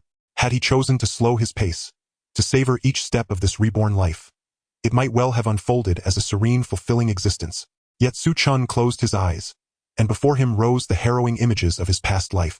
Outside the opulent palanquin, snow fell thick and heavy as goose down. Young lord, we have arrived at the Tianfeng Martial Academy. His steward stood respectfully outside the palanquin, speaking in hushed tones, lest he disturb Su Chen's reverie. Su Chen stepped gracefully from the palanquin. Outside, a throng of martial instructors and students from across the Tianfeng kingdom gathered, gazing with open curiosity at the magnificent conveyance. There stood the kingdom's #1 prodigy. Since that day, Su Chen has been studying at the Tianfeng Martial Academy. As the foremost martial academy of the Tianfeng kingdom, its profound heritage is beyond words. Its founder, like the Duke of Jinghai, is one of the 10 strongest in the kingdom. Those qualified to study here, without exception, have the blood of the top nobility of the Tianfeng kingdom flowing within them. Young Lord Master Feng Hongyu has sent an invitation for you to attend the banquet. A beautiful and well-educated young woman standing beside Su Chen respectfully inquired. Su Chen glanced at the invitation in the woman's hand. Just the special metallic engraving on the invitation was worth a fortune. The origins of Feng Hongyu echoed in his mind. He was a genius from the main lineage, having broken through to the first level of spiritual patterns at the age of 17. Su Chen accepted the invitation, not saying much. The woman said nothing more. She was a maid assigned by the Duke of Jinghai to take care of Su Chen, having spent 3 years with him and understanding the character of this young lord. Perhaps he had developed an interest in the banquet. After the woman left, Su Chen played with the invitation in his hand and sighed softly. His grandfather, the Duke of Jinghai, truly cared for him, even sending several cultivators of the Spirit Sea realm to guard him day and night. Though it was well-intentioned, it also prevented Su Chen from visiting the familiar grounds of his past life.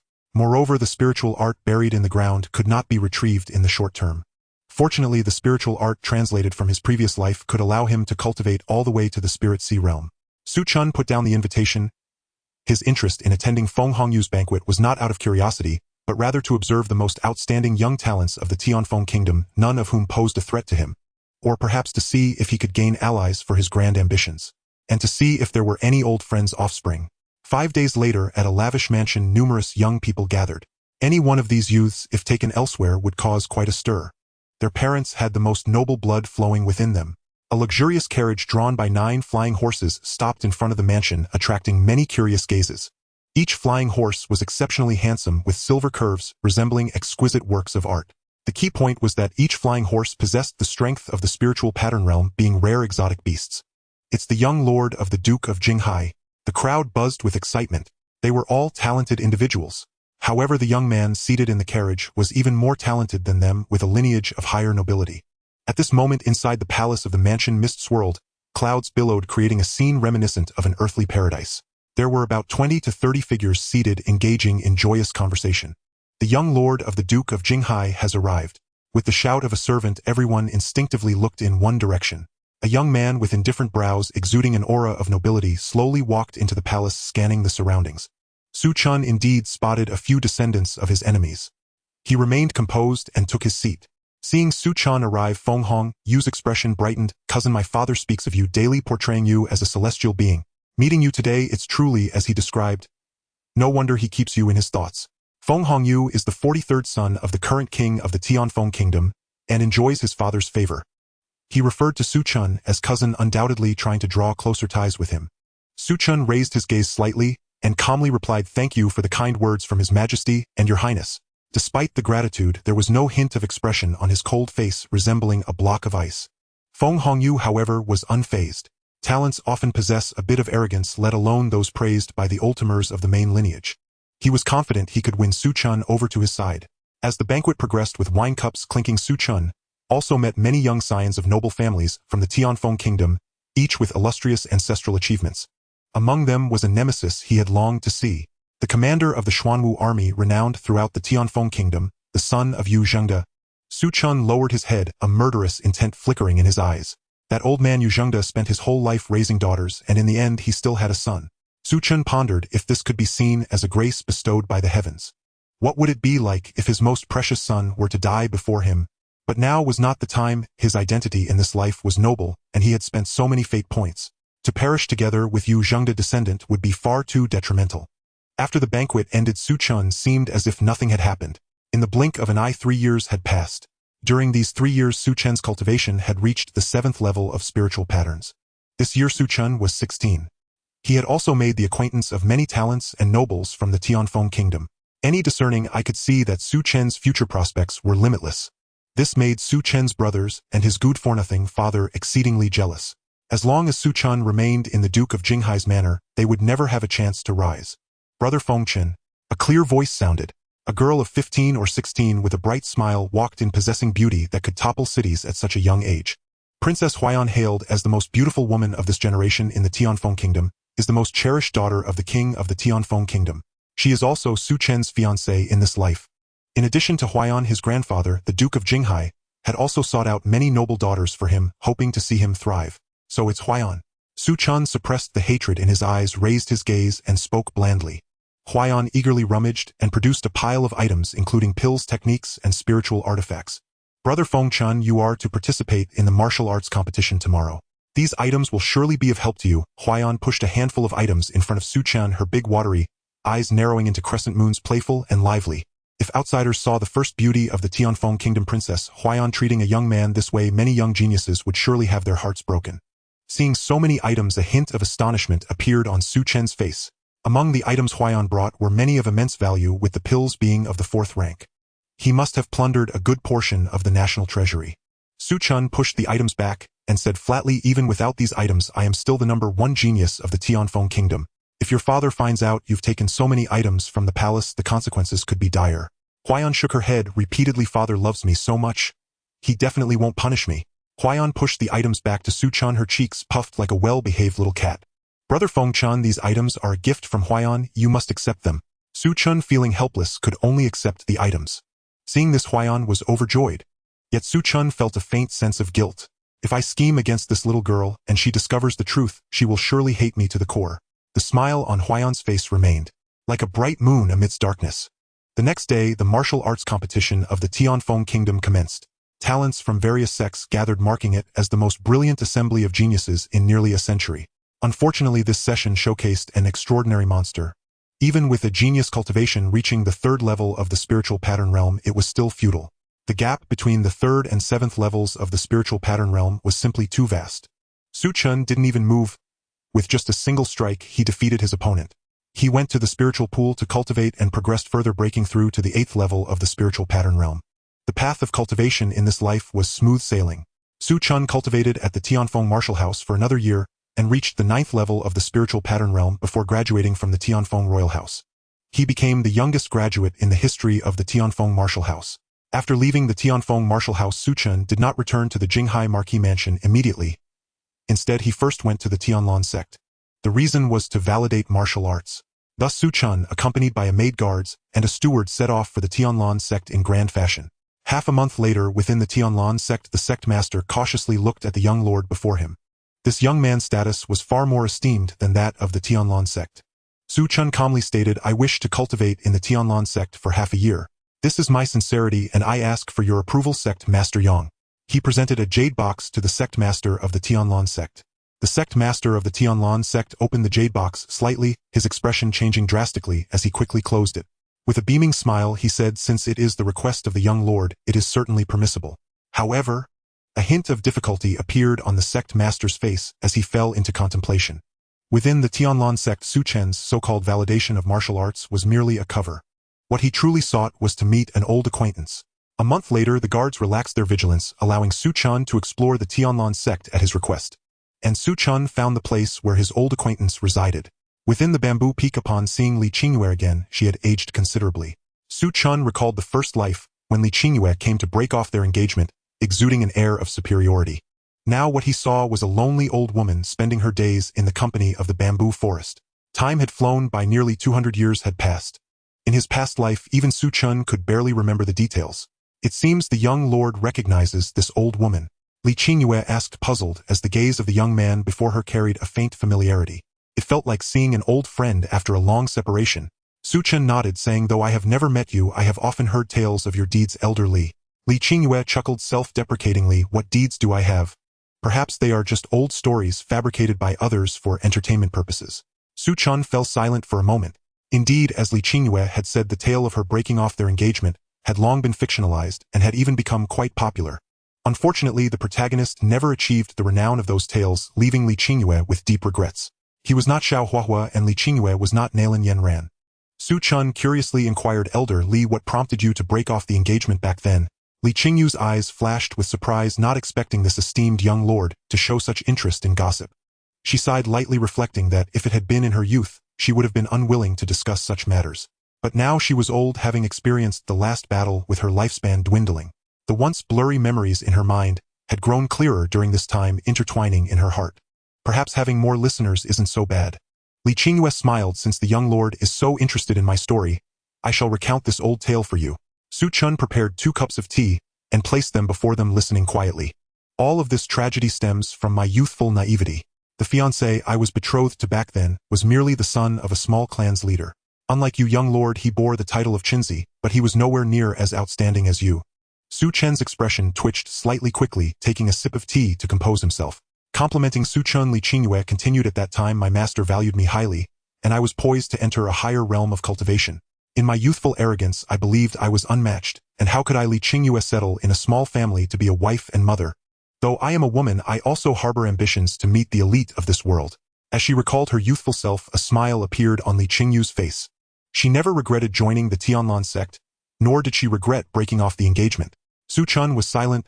Indeed, in his first life, he was unworthy of Li Qingyue. The families of both sides were merely family friends, and his relationship with Li Qingyue was only decent, nothing more. There was no talk of one-sided devotion. It was just that later he was captivated by the story of the broken engagement. Su Chen asked, "Was it for this reason that Elder Li went to break off the engagement?" "Yes and no," Li Qingyue said after a moment of silence, her voice hoarse. "If he were my husband, I, Li Qingyue, would accept it, but he cannot be my fiancé. From a young age, my father, mother, and clansmen told me that I was to marry into his family and be his wife. However, I despised having my fate dictated by others." Su Chen was taken aback, not expecting that Li Qingyue's reason for breaking off the engagement was this. Li Qingyue noticed Su Chen's surprise and smiled, saying, "You are quite astonished, aren't you? Those tales claim I abandoned my fiancée for the sake of my future, and indeed I did do so. If you think so, it is not a problem." Su Chen nodded seriously. In his first life he thought the same. Su Chen continued, "Elder Li, have you ever regretted your decision to break off the engagement, having never married in your lifetime?" This time it was Li Qingyu's turn to be caught off guard. It was as if she saw a figure from her blurred memories sitting across from her, throwing her this question. After a long while, Li Qingyue came back to her senses, realizing that the face before her was unfamiliar, not the one from her memories. "Perhaps I do have regrets. Sometimes I do think about whether my life would have been different had I not broken off the engagement. The path of cultivation is too lonely, and I have encountered many geniuses, yet none have matched the feelings I once had. If I had not broken off the engagement, would he not have been killed by his enemies, leading to the annihilation of his family?" In her life, her ambitions surpassed many men, fighting her way out of a small place to eventually become an elder of the Tianlan sect. Regrets? Perhaps it's just that one grows old, losing the desires, watching loved ones depart one by one, and starting to reminisce about those times. However, the young her never regretted any decisions made. Su Chen's heart was filled with mixed emotions. He had thought countless times about what it would be like to meet Li Qingyue again, yet he had never imagined that their reunion would unfold in such a scene. "Considering your old and pitiful state, Su Chen will let you off this time," Su Chen murmured to himself. The past was filled with grievances and disputes, and he no longer had the time to distinguish right from wrong. He only knew that another old friend would be lost in the future. "Does the young lord have any questions?" Li Qingyue leisurely finished the tea in her cup and asked Su Chen, who was lost in thought. Su Chen stood up, saying, "Thank you, Elder Li, for your clarification. It has changed my impression of you." Li Qingyue smiled and replied, "The impressions of the world are merely the impressions of the world. I just want to be myself. Why should I care about the impressions of others?" Su Chen did not respond but left with a farewell, stating, "As a token of gratitude, I vow in the name of the Jinghai Marquisate to bring back the body of Nangong Meng to Tianlan sect." Li Qingyu's eyes widened, then she smiled. She did not say thank you, but merely called out to the direction Su Chen was departing, "Young lord." Su Chen turned back, meeting Li Qingyu's gaze for a brief moment. Li Qingyue recalled the boy from many years ago, whose eyes seemed to mirror those of the current young man. She thought of many things which ultimately condensed into a single phrase, "Please take care, young lord." Su Chen smiled and said, "You too, Elder Li." In the rustling bamboo forest, only Li Qingyue remained. She walked alone into the depths of the bamboo grove, where stood one monument after another, recording the names of her old friends, including her only disciple Nangong Meng. There were also her mentor, her parents and relatives, and a grave for her fiancé named Su Chen. Li Qingyue sat before the grave, murmuring softly, "Su Chen, I must seem quite ridiculous in my current state. You said 30 years in the east, 30 years in the west, but it has already been 200 years. Perhaps my actions were indeed wrong, yet you have never come to Tianlan sect. In this world, many things are beyond our control." Su Chen left Li Qingyu's bamboo grove, gazing into the depths, where the aged figure had long since vanished. He clasped his hands together, two strands of long hair falling over his forehead. His journey here was partly to resolve the grievances of his first life and partly to give this old friend her final farewell. Li Qingyue was nearing death. 20 years ago, after Jiang Chen and Nangong Meng fell in battle in his past life, Li Qingyue had charged into the fray alone, attempting to retrieve Nangong Meng's body, yet found herself surrounded. In the end, Yu Zhengde led the army to her rescue, allowing Li Qingyue to escape with her life. However, on that day she sustained injuries that could not be undone. Su Chen sighed. Old friends were withering away like leaves in the wind. The grievances of youth no longer mattered. The traces of his first life would ultimately be erased by time. 7 days later, news of Li Qingyu's death spread. Tianlan sect mourned for a moment, but thereafter no one mentioned Li Qingyue again. Su Chen felt a sense of relief, his heart subtly changing. The previously unmoving bottleneck of the spiritual sea realm showed signs of change, leading Su Chen to sense an opportunity to break through. He decided to stay at Tianlan sect to seize this opportunity and see if he could reach the spiritual sea realm. His stay extended beyond the anticipated 6 months, lasting a full year. During this year, Su Chen turned 18, becoming the youngest spiritual sea realm martial artist of the Tianfeng kingdom. In his past life, it took Su Chen 70 years to reach this point. In this life, he achieved it in merely 18 years. Strictly speaking, it hadn't even been 18 years. None of this mattered anymore. Having broken through to the spiritual sea realm, Su Chen would now have to forge his own path. Fortunately, he still had the ancestor of the Jinghai Marquisate, one of the 10 strongest in Tianfeng Kingdom, backing him. He no longer needed to struggle alone like in previous lives. After breaking through at Tianlan sect, Su Chen went to pay his respects to Li Qingyue before leaving Tianlan sect and returning to the Jinghai Marquisate. However, on his way back to the Jinghai Marquisate, unexpected events occurred. Su Chen fell into an ambush. A total of 15 spiritual sea realm experts were involved. All were cloaked, their faces hidden, yet an air of murderous intent surrounded them. How bold! Who are you to dare target the young lord? Do you not fear the wrath of the Jinghai Marquis bringing disaster upon your families? The steward protected Su Chen behind him, while the group of spiritual sea realm guards stood in front shielding Su Chen. They looked warily at the cloaked figures around them. They had 15 spiritual sea realm experts, while Su Chen's side, even counting him, only had 8, with a nearly one-fold disparity in strength. Haha, since we have come to assassinate the young lord, we naturally have no fear, one of the cloaked figures mocked, seemingly in command. Before he could finish speaking, the leader of the cloaked figures interrupted. Enough chatter, immediately capture the young lord here, lest we miss our chance. In an instant, all the cloaked figures sprang into action. The steward blocked 4 spiritual sea realm experts and shouted to Su Chen, "Young lord, hurry and escape. I will hold them back for you." Su Chen did not hesitate, either unleashing the aura of the spiritual sea realm, killing one cloaked figure before turning back to dash towards the Jinghai Marquis. Damn it, how could he break through to the spiritual sea realm so quickly? One of the cloaked figures was stunned, as in the blink of an eye Su Chen's guards and steward risked their lives to hold back the cloaked figures who outnumbered them. "Young lord, forgive Fengding for no longer being able to serve you. You must live well." A tremendous roar echoed like the earth turning over, shaking the surroundings. Su Chen sensed the commotion and knew that the steward sent by the Jinghai Marquis had delayed for him with his life. Without pausing, he rushed towards the direction of the Jinghai Marquis. If he died like this in this life, he would surely spit blood. In the distance, amidst the cataclysmic scene, 3 figures crawled out in disarray. Of the 15 spiritual sea realm experts that had attacked Su Chen, only 3 remained. They paid no heed to their injuries, hurriedly donning a layer of black robes to conceal their true identities. "Chase! We must not let him escape back to the Jinghai Marquis." The 3 gritted their teeth, unleashing all their potential, as they pursued the direction Su Chen fled. They absolutely could not allow Su Chen to return to the Jinghai Marquis. They must not, for this was their only chance to kill Su Chen. Su Chen was relentlessly pursued. After 4 days and 4 nights of desperate evasion, he finally staggered back into the domain of the Jinghai Marquis. "Grandfather, save me, I am Feng Chen," he cried aloud toward the Marquisite's gates. In an instant, several terrifying gazes shot forth from within the Jinghai Marquis, each belonging to a spirit soul realm expert. Su Chen's heart lurched inwardly. The Marquisite's hidden strength was truly awe-inspiring. A thunderous roar then split the heavens. "How dare you lay hands upon my grandson? I shall scour the entire Tianfeng kingdom, sky and earth alike, until every one of you villains pays with your lives." A colossal spirit soul true body manifested its hand, blotting out the sky itself.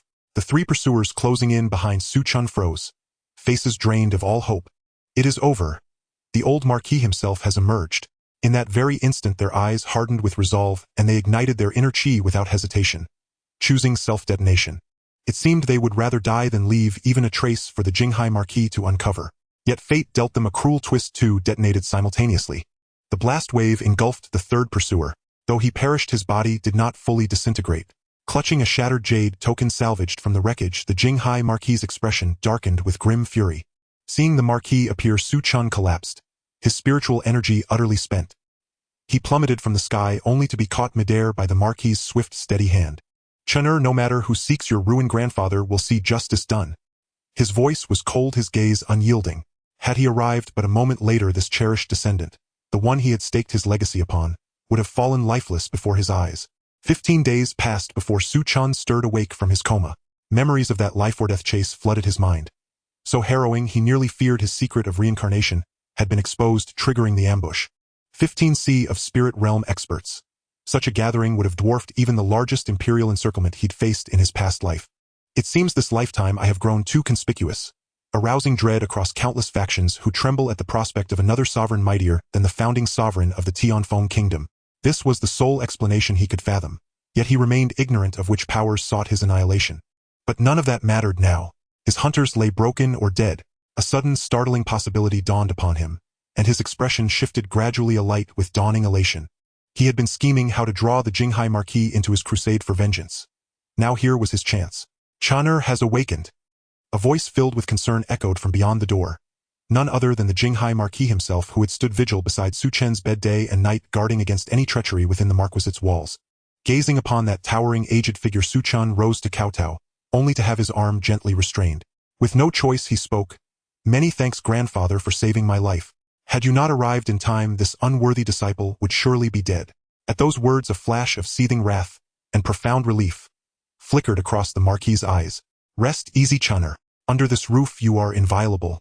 No assassin shall ever strike you here. As for those who hunted you, I have already begun tracing their masters. Whoever they serve, be they emperor or immortal, I shall make them bleed for it. Grandfather, have you uncovered any leads yet? My investigations reveal nothing. Every thread erased by an unseen omnipotent hand. Yet on one assailant I found a covert jade token bearing the seal of the Kanglin Kingdom. Su Chen cursed inwardly. Damn it, the Kanglin Kingdom again. That its cultivators had joined the hunt came as no surprise. After all, the Kanglin and Tianfeng kingdoms were ancient blood-soaked rivals. Yet he knew with certainty that Kanglin alone did not orchestrate his near annihilation. Grandfather, might it be possible that someone deliberately steered suspicion toward Kanglin? Continue, the Marquis murmured, his gaze inscrutable. Who then stands most threatened by your ascension? Their eyes locked, unblinking, unflinching, as silence stretched between them. After a long pause, the Marquis spoke gravely. You understand well this matter bears consequences beyond reckoning. For our house, even idle speculation may invite catastrophe. Su Chen replied calmly, I know full well. But Uncle Feng Ding, who gave his life protecting me, was also family. That wound cannot be borne in silence. The Marquis offered no rebuke. Only a quiet question, do you possess any evidence? Su Chen shook his head. No proof. But within this kingdom, who else wields such absolute power?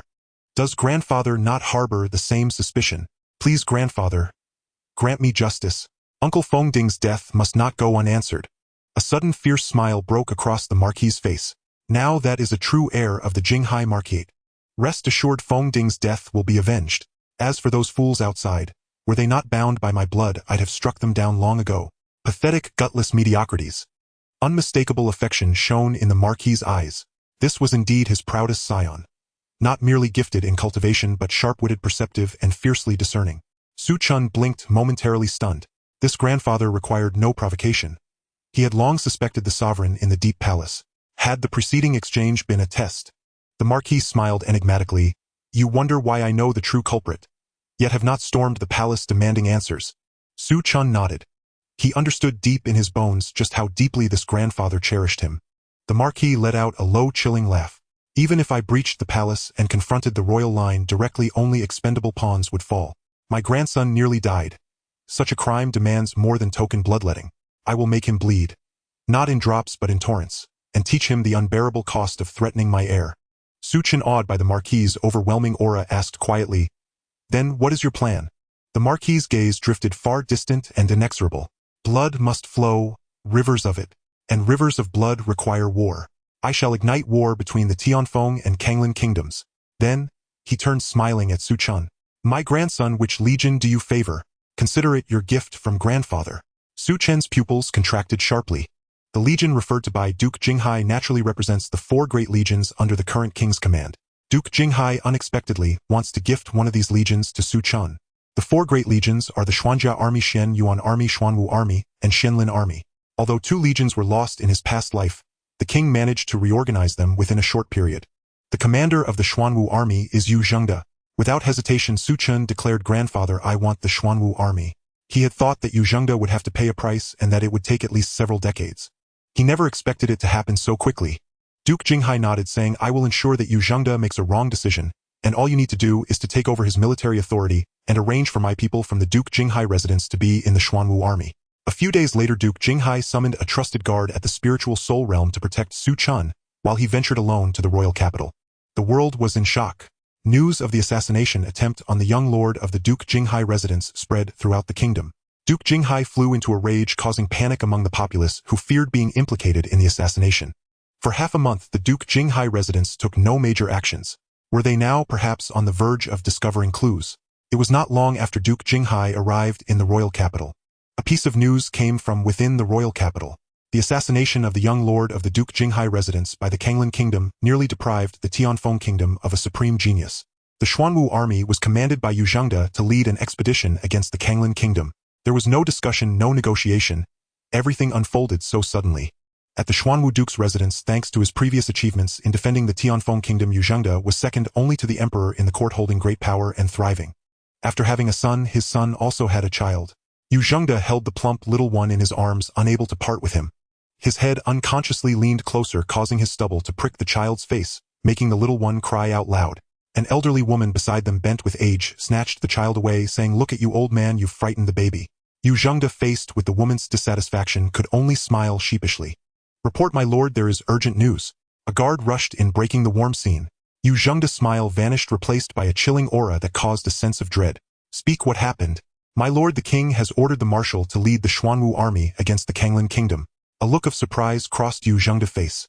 As the supreme commander of the 4 great legions, the king would not easily mobilize him. The guard stammered, "It is because the young lord of the Duke Jinghai residence was attacked by guards from the Kanglin kingdom. Consequently, Duke Jinghai flew into a rage and personally went to the royal capital. After that, the king agreed to Duke Jinghai's request, allowing the marshal to use all means necessary to bring justice for the young lord." Yu Zhengde suddenly understood. Some days ago, the young lord of the Duke Jinghai residence had been attacked, and this matter stirred quite a commotion. He was curious as to who had such audacity. To his surprise, it was indeed the Kanglin kingdom's doing. No wonder it had stirred the king into action, prompting him to dispatch troops against the Kanglin kingdom, although he was also a duke. This duke, however, lacked the prestige of Duke Jinghai. In his residence, there was not a single expert at the spiritual soul realm, relying solely on his previous victory over the Kanglin army to earn his title. Duke Jinghai, on the other hand, was one of the 10 strongest in the Tianfeng kingdom, and was of the Feng bloodline, holding an esteemed position. After the guard left, the elderly woman finally spoke. "What is the king truly thinking, going directly to war with the Kanglin kingdom without a word?" Yu Zhengde, while playing with the baby, casually replied, "What do you know? That young lord of the Duke Jinghai residence is now regarded by the Feng family as a genius on par with the founding ancestor. In the future, he might even break through to the Tongshan realm and become a new ruler. The assassination of such a genius would not only infuriate the Duke Jinghai residence, but also provoke the Feng family, who will surely demand retribution against the Kanglin kingdom." The elderly woman still looked worried. "Why would the king send you? The king is clearly starting to fear you." Yu Zhengde waved his hand. "What do you understand? This is called importance. The king clearly values me. Our Xuanwu Duke's residence has no experts at the spiritual soul realm. What right do we have to make the king wary? This time, I also plan to let Tianlu accompany me to battle, to gain some experience on the battlefield, which will make it easier for him to take over the Xuanwu Duke's residence in the future." The elderly woman looked at her companion, who had been by her side for 200 years through thick and thin, wanting to say more, but was interrupted by Yu Zhengde. "You are just getting old, always overthinking. Even if the king truly intends to act against me, how could I resist? My life is destined to serve the king. Even if it means death, I will do so willingly." Yu Zhengde chuckled. Upon hearing this, the elderly woman chose to remain silent. Yet she still felt a lingering unease in her heart. Soon the Xuanwu army mobilized en masse under Commander Yu Zhengde, with Su Chen supervising, accompanied by a group of experts at the spiritual sea realm, including a silent old man in gray robes with indifferent eyes. The aura of spiritual might emanating from him made it difficult for everyone to breathe. An expert at the spiritual soul realm. Su Chen saw Yu Zhengde, who was trying to curry favor, with a smile, even introducing his child, a youth named Yu Tianlu. "Young lord, I have met you before at the banquet of Prince 43.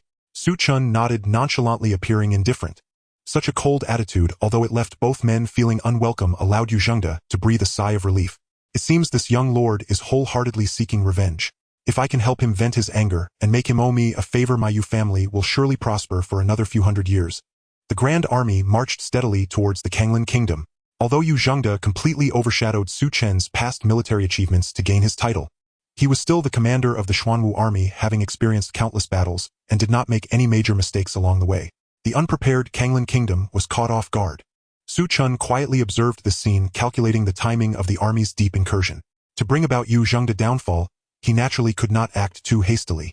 2 months later, a piece of news nearly made Yu Zhengde's vision go dark.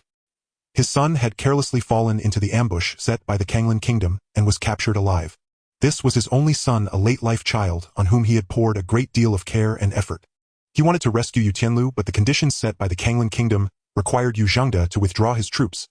Only then would they return Yu Tianlu unharmed to the Tianfeng kingdom. Otherwise, he would only receive a cold corpse. Rain pattered softly from the gray, overcast sky, yet Su Chen felt, strangely, the day was unusually fine. "Young Marquis, I beg you, save Tianlu. He is my only son, the sole heir of this aging body. I cannot bear to watch him die." Yu Zhengde knew full well that the decision to withdraw, or not, lay utterly beyond his command. It rested instead in the hands of the young man before him. Su Chen's fingers tapped rhythmically against the armrest of his chair. Tap, tap, tap, mingling with the steady drip, drip, drip of rain outside the tent. Yu Zhengde's heart pulsed in time with that cadence, rising and falling like a tide. A faint, inscrutable smile played upon Su Chen's lips as he said coolly, I understand His Grace the Xuanwu Marquis's anguish. Relief flickered across Yu Zhengda's face. Had the young Marquis agreed to withdraw? But what followed plunged Yu Zhengda's heart into icy despair. Yet tell me, can war ever be treated as mere child's play? Countless warriors of our Tianfeng kingdom have already fallen. To retreat so lightly, how then could we honor those who gave their lives? Su Chen spoke with quiet, unshakable calm. Can a war truly hinge upon the life or death of a single man? General, you please return. With a dismissive wave, Su Chen left the kneeling elder to accept his fate. Without Su Chen's explicit permission, any withdrawal by Yu Zhengda would constitute outright defiance of royal decree, and everything he held dear would vanish overnight. With but 3 words, 2 phrases, Su Chen could brand Yu Zhengda a traitor, accused of surrendering to the Kanglan kingdom. Yu Zhengda lifted his gaze to the cold, detached youth standing inches away, and let out a hollow, bitter laugh. Young Marquis, I understand. One question remained unspoken, and dared not be voiced. He longed to ask Su Chen who had ignited this war in the first place, yet the last ember of reason held him back. He did not even recall how he staggered from the tent. His mind reeled chaotic and shattered. Cold rain lashed his body. Like a cornered, helpless beast he screamed, raw and wordless, into the downpour. He was no more than a piece on a board, moved at will by unseen hands. Inside the tent, Su Chen sipped tea leisurely. Behind him, the gray-robed elder scoffed disdainfully. A faction without a spirit-soul realm master anchoring its power is fated to remain nothing more than an expendable pawn. The Feng clan may elevate him to marquis, second only to the king himself, or reduce him to a fish laid bare upon the chopping block. Su Chen chuckled softly. Such was this cruel world, brutally faithful to the martial supremacy of the Xuanhuan realm. Seeing no sign of withdrawal from the Tianfeng kingdom, the Kanglan kingdom immediately dragged Yu Tianlu before their front lines. Father, save me. I don't want to die. Yu Tianlu knelt atop the raised platform, a headsman looming beside him, great blade resting cold against his throat, his whole body trembling violently. Yu Zhengda, if you withdraw your forces, we shall return your beloved son unharmed. Yu Zhengda's lips whitened, tears streamed down his aged cheeks. Tianlu, it is not that your father refuses to save you. It is that he cannot, nor dare he. A searing agony shot up from his palm into his heart. His throat convulsed, again and again, before a single hoarse syllable finally tore free. Kill him. The advancing army darkened the Kanglan commanders' faces. From the high tower, the headsman received his order, and severed Yu Tianlu's head in one brutal stroke. Yu Zhengda stared, eyes vacant and unblinking. Only after the Kanglan forces were routed did he move, stiff numb, to his son's corpse. Again and again, he placed the severed head upon the headless body. We grieve with you, General Yu. Su Chen approached, voice flat, tone devoid of inflection. Startled from his daze, Yu Zhengda lifted his gaze, and met Su Chen's placid, untroubled eyes. There, deep within that gaze, he saw an abyss, aloof, towering, indifferent, and in that indifference a glint of mockery. Su Chen, meeting Yu Zhengda's venomous stare, merely shrugged it off. Should Yu Zhengda lose control? Should rage override reason? Su Chen could crush him effortlessly like stepping on an insect. Yu Zhengda held himself in check, and Su Chen found it dull. Still, the game had not yet run its course. There was time for another round.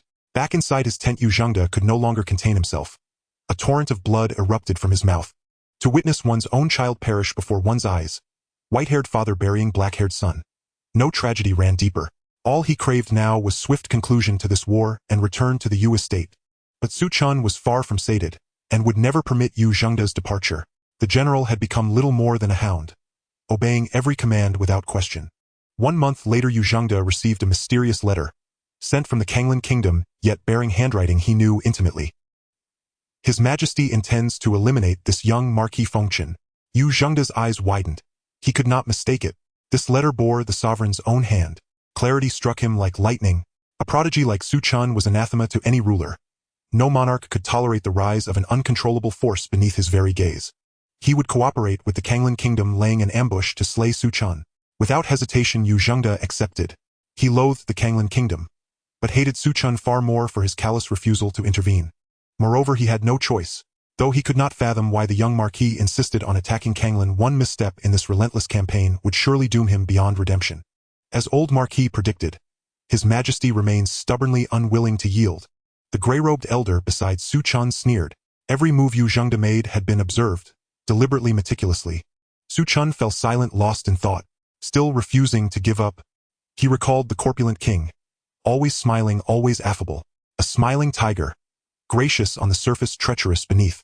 In this lifetime, he would ensure that fat fool suffered dearly. Is His Majesty simply foolish? Or is this deliberate? The situation grew increasingly opaque. If mere folly, well, that was manageable. But if calculated, then Su Chen would need to reassess the king entirely. Yu Zhengde knew nothing of this. Blinded by hatred, he seized even the slimmest chance, staking everything on a desperate gamble. At last, the army advanced deep into enemy territory, and Yu Zhengde accidentally withdrew the guards stationed around Su Chen.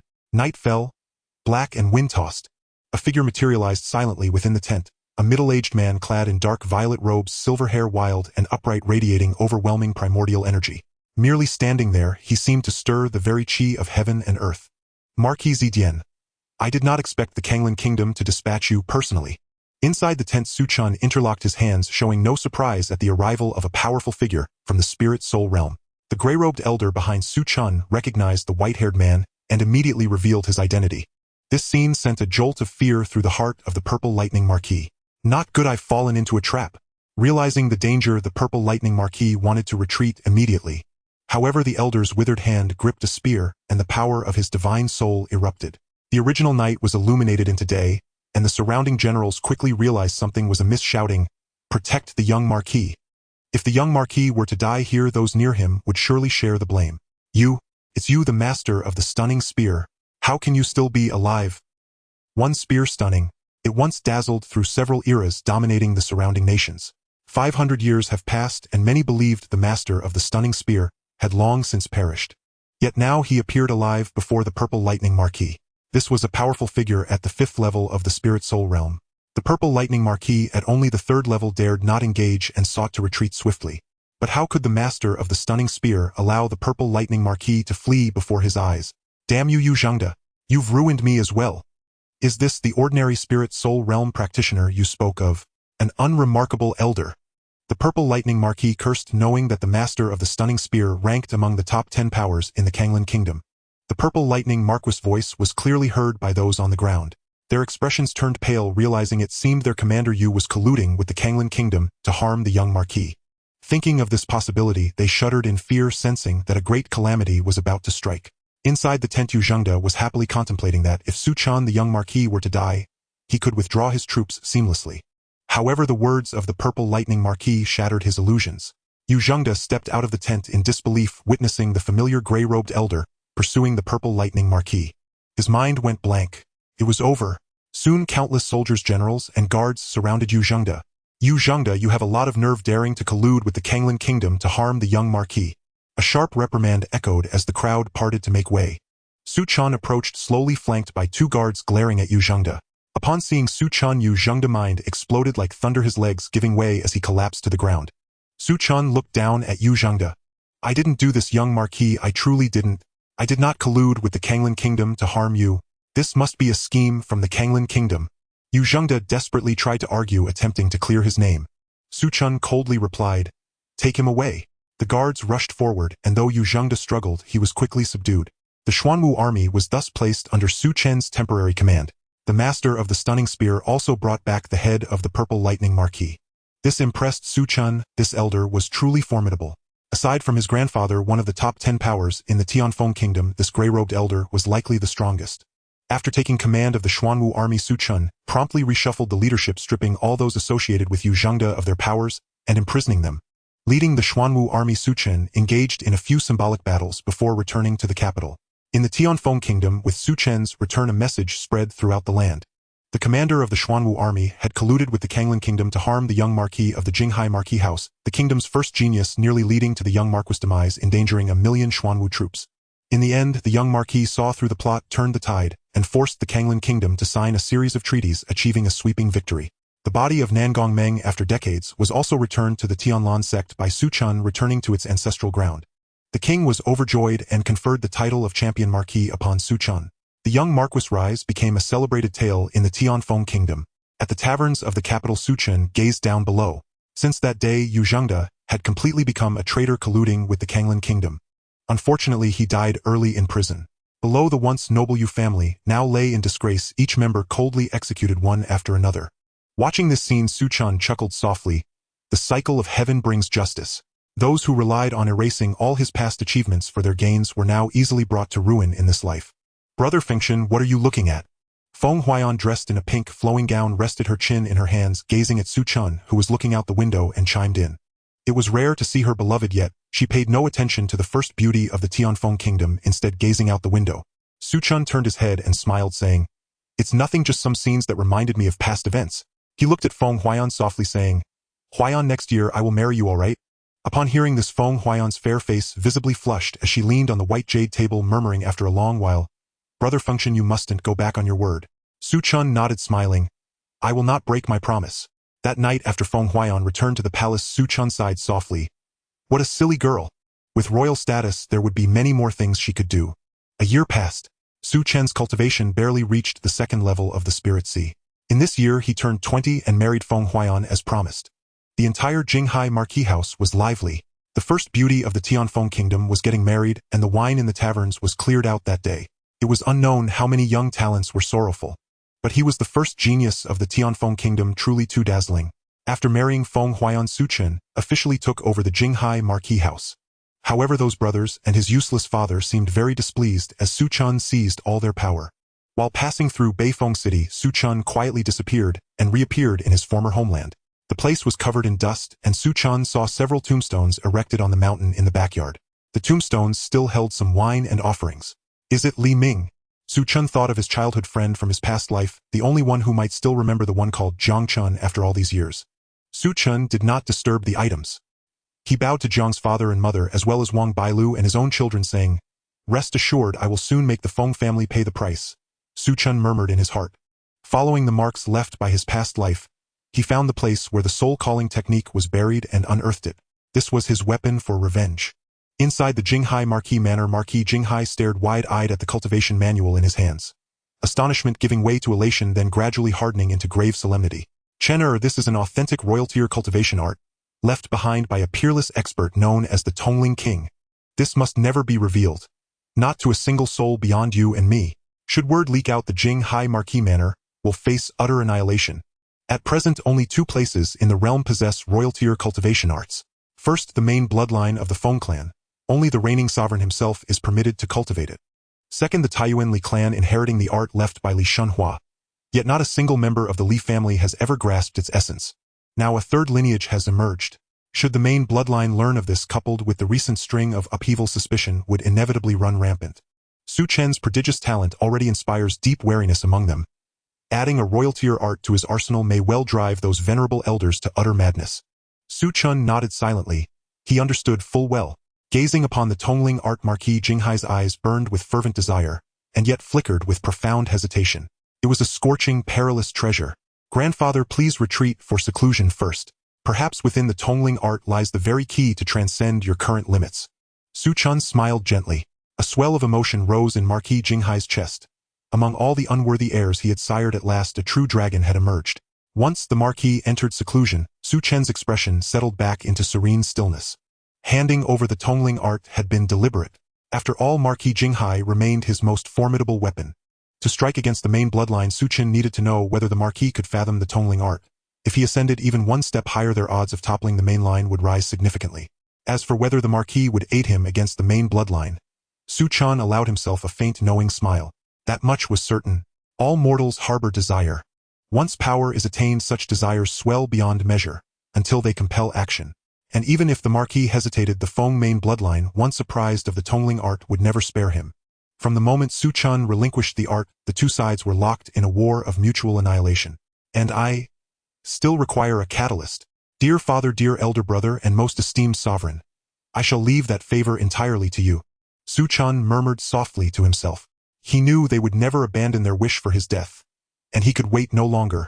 If decades passed, his facade as a prodigy might crumble entirely. His life force ebbed too swiftly, masked only by secret techniques. 10 years later, the Jinghai Marquis Manor thrived under Su Chen's steady governance. Since acquiring the Tongling art, Marquis Jinghai had withdrawn into seclusion, emerging only once to bestow upon Su Chen its complete unredacted version before vanishing again. Feng Huaiyan nestled quietly in Su Chen's embrace like a tranquil cat, her silken tresses gently stroked. "Huaiyan, would you wish for our child to ascend as the most exalted sovereign of this realm?" Su Chen's voice, laced with quiet amusement, brushed softly against her ear. Feng Huaiyan shook her head. "I only wish for us to live peacefully just as we are." Su Chen sighed rueful. And if your father, the sovereign, grows fearful of me, and seeks my death? Her eyes widened in disbelief. She shook her head vigorously. Impossible. How could father ever wish to kill you? You are his champion marquis. Su Chen merely smiled, and said nothing. Days later Su Chen departed the Jinghai Marquis Manor with Feng Huayan their child, and a retinue of elite guards. The blossoms of Baihua Valley had bloomed, long cherished in Huayan's heart, and Su Chen accompanied her there without hesitation.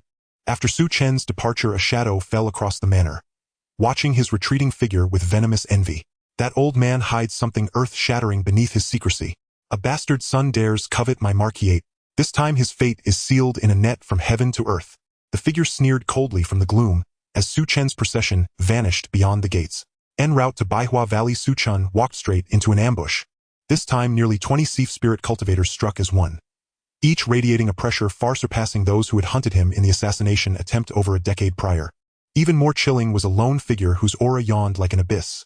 A spirit pillar realm master. Boom! The heavens themselves seemed to buckle. Su Chen's guards were slaughtered to the last man. He himself lay grievously wounded shielding Feng Huayan and their child with his broken body. Who are you? Why do you attack my husband? Feng Huayan cried, gazing upon Su Chen's mangled form, and remembering his earlier words. She lifted her gaze piercing toward the spirit pillar master.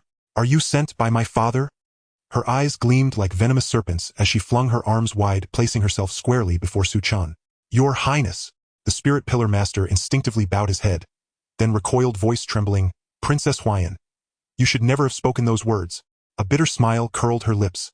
Shall I simply watch my husband die before me, then fall unconscious, accidentally surviving, while my child inherits the Jinghai Marquis Manor, ignorant and helpless, watching it slowly devoured piece by piece?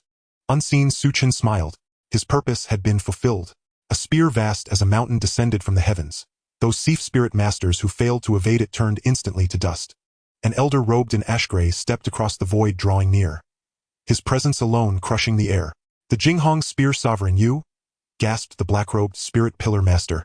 The old marquis feared for Chun'er's safety, so he dispatched me to follow unseen. I never imagined you'd sink so low, repeatedly plotting his death, even poisoning your own blood to slay your son. The Jinghong spear sovereign cast a glacial glance toward a figure concealed behind the black-robed master. That figure, frozen beneath the sovereign's gaze, fled without turning, only to be pierced clean through by a streak of spear light summoned with a mere flick of the sovereign's wrist. A hush fell. No breath dared stir. The Jinghong spear sovereign had broken through again. Kill him. Today Feng Chan must die.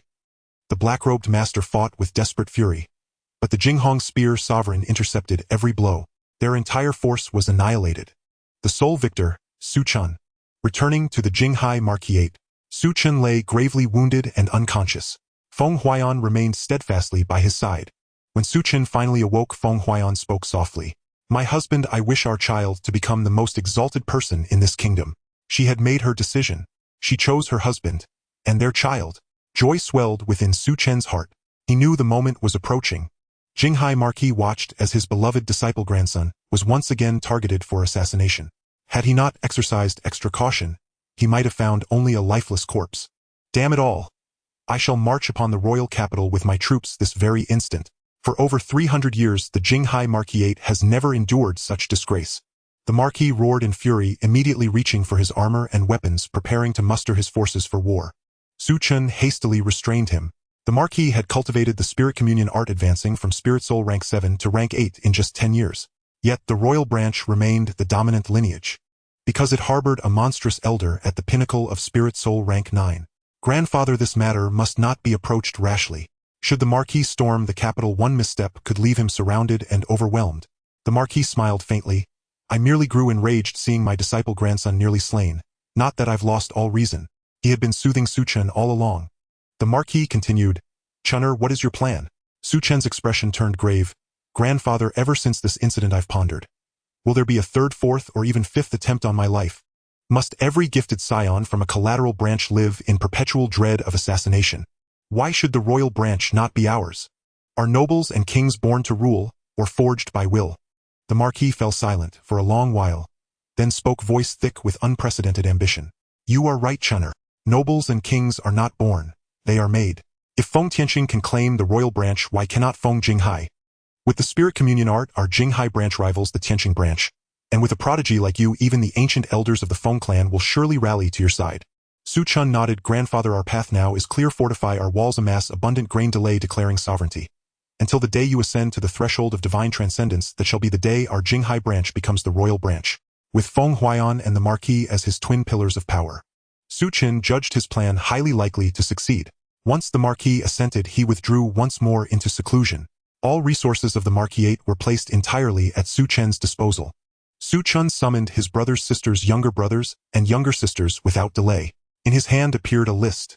Wherever he passed, a head rolled. Feng Xian had never witnessed a day so terrifying. Before him stood a youth, cold as a demon, utterly devoid of mercy. One by one, familiar heads tumbled onto the ground with dull thuds. Su Chen stepped before Feng Xian. He remembered clearly it was this man who had once tried to entangle him in trivialities, sabotaging his cultivation. Sensing Su Chen's malevolent gaze, Feng Xian collapsed to the floor with a thud, urine pooling beneath him in trembling drops. Brother Chen, I truly had no part in plotting against you. You must believe me. Feng Xian trembled, violently terrified that his own head would soon join those of his siblings. I believe Brother Xian lacks the courage for such treachery, Su Chen said, nodding slowly. Then with a quiet, chilling smile, but Brother Xian, your mother hired Spirit Sea Realm assassins twice at great expense to carry out this plot. Feng Xian's pupils contracted sharply. A moment later, his head fell. Shortly after, Su Chen casually tore the list into fragments and scattered them across the floor. The list had been fabricated on the spot. Now Su Chen stood alone, the sole surviving direct heir of the Jinghai Marquisate. If he ascended the throne, his bloodline would become the sole royal line. If he failed, the Feng clan would simply lose another branch. 20 years passed. In the blink of an eye, Su Chen broke through into the spirit soul realm. An unprecedented surge of power flooded his being. The entire realm within several thousand meters bent to his will. With but a single thought, he could reshape heaven and earth. He knew his relentless efforts had not been in vain. Alas, this body's potential has been utterly exhausted. He estimated his remaining lifespan was perilously short. Had he not sustained himself these past decades with spirit herbs, his frailty would have long since been exposed. Even having attained the spirit soul realm, he could survive no more than 5 or 6 years. Over those 2 decades, the king's conduct grew increasingly tyrannical. He systematically stripped collateral branches, including the Jinghai, of martial resources. More and more young scions were persecuted and eliminated. The other marquisates suffered alike. Su Chen gazed upon the jade slip in his palm and inscribed 6 characters. Purge the court, stabilize the realm.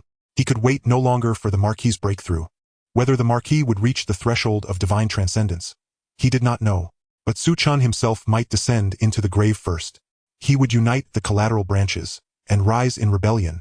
If they could not destroy the Tianfeng kingdom outright, they would cripple it beyond recovery, for the next life to finish what this one began. With Feng Huaiyan stepping forward, the alliance formed swiftly. In an instant, the Tianfeng kingdom plunged into its most brutal civil war in history. All 8 marquises rose in simultaneous revolt. More than 20 spirit soul realm experts were drawn into the conflict, including 7 of the fabled 10 supreme masters of the Tianfeng kingdom, whose names were whispered like legends. Rivers ran crimson, battlefields stretched vast and desolate, strewn with corpses. Su Chen led his armies onward, unstoppable, ascending like a celestial wind. Huaiyan, how do you think the world will remember me? He asked quietly, gazing upon the devastation he had wrought, his hand clasped gently in hers. Feng Huaiyan smiled. If you succeed, you shall be hailed as the restorer of the dynasty. If you fall, I shall follow you into the 9th netherworld. Why then should we care how the world judges us? Victor reigns, a vanquished fades. That is the unchanging law of millennia. Su Chen intoned solemnly.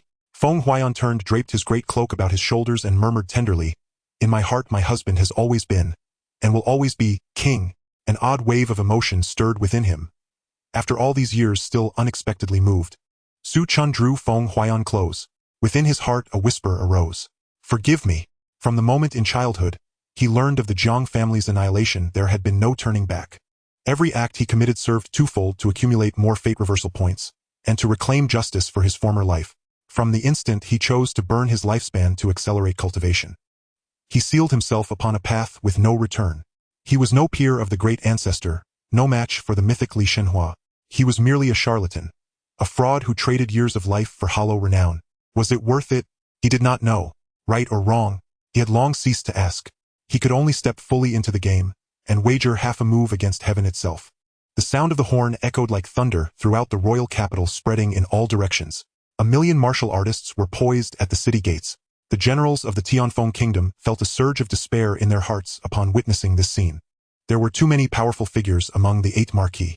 The hidden military forces were not inferior to the 4 great armies of the king. However, the 4 great armies had now been reduced to 3 as the Xuanwu army had been easily taken over by Su Chen.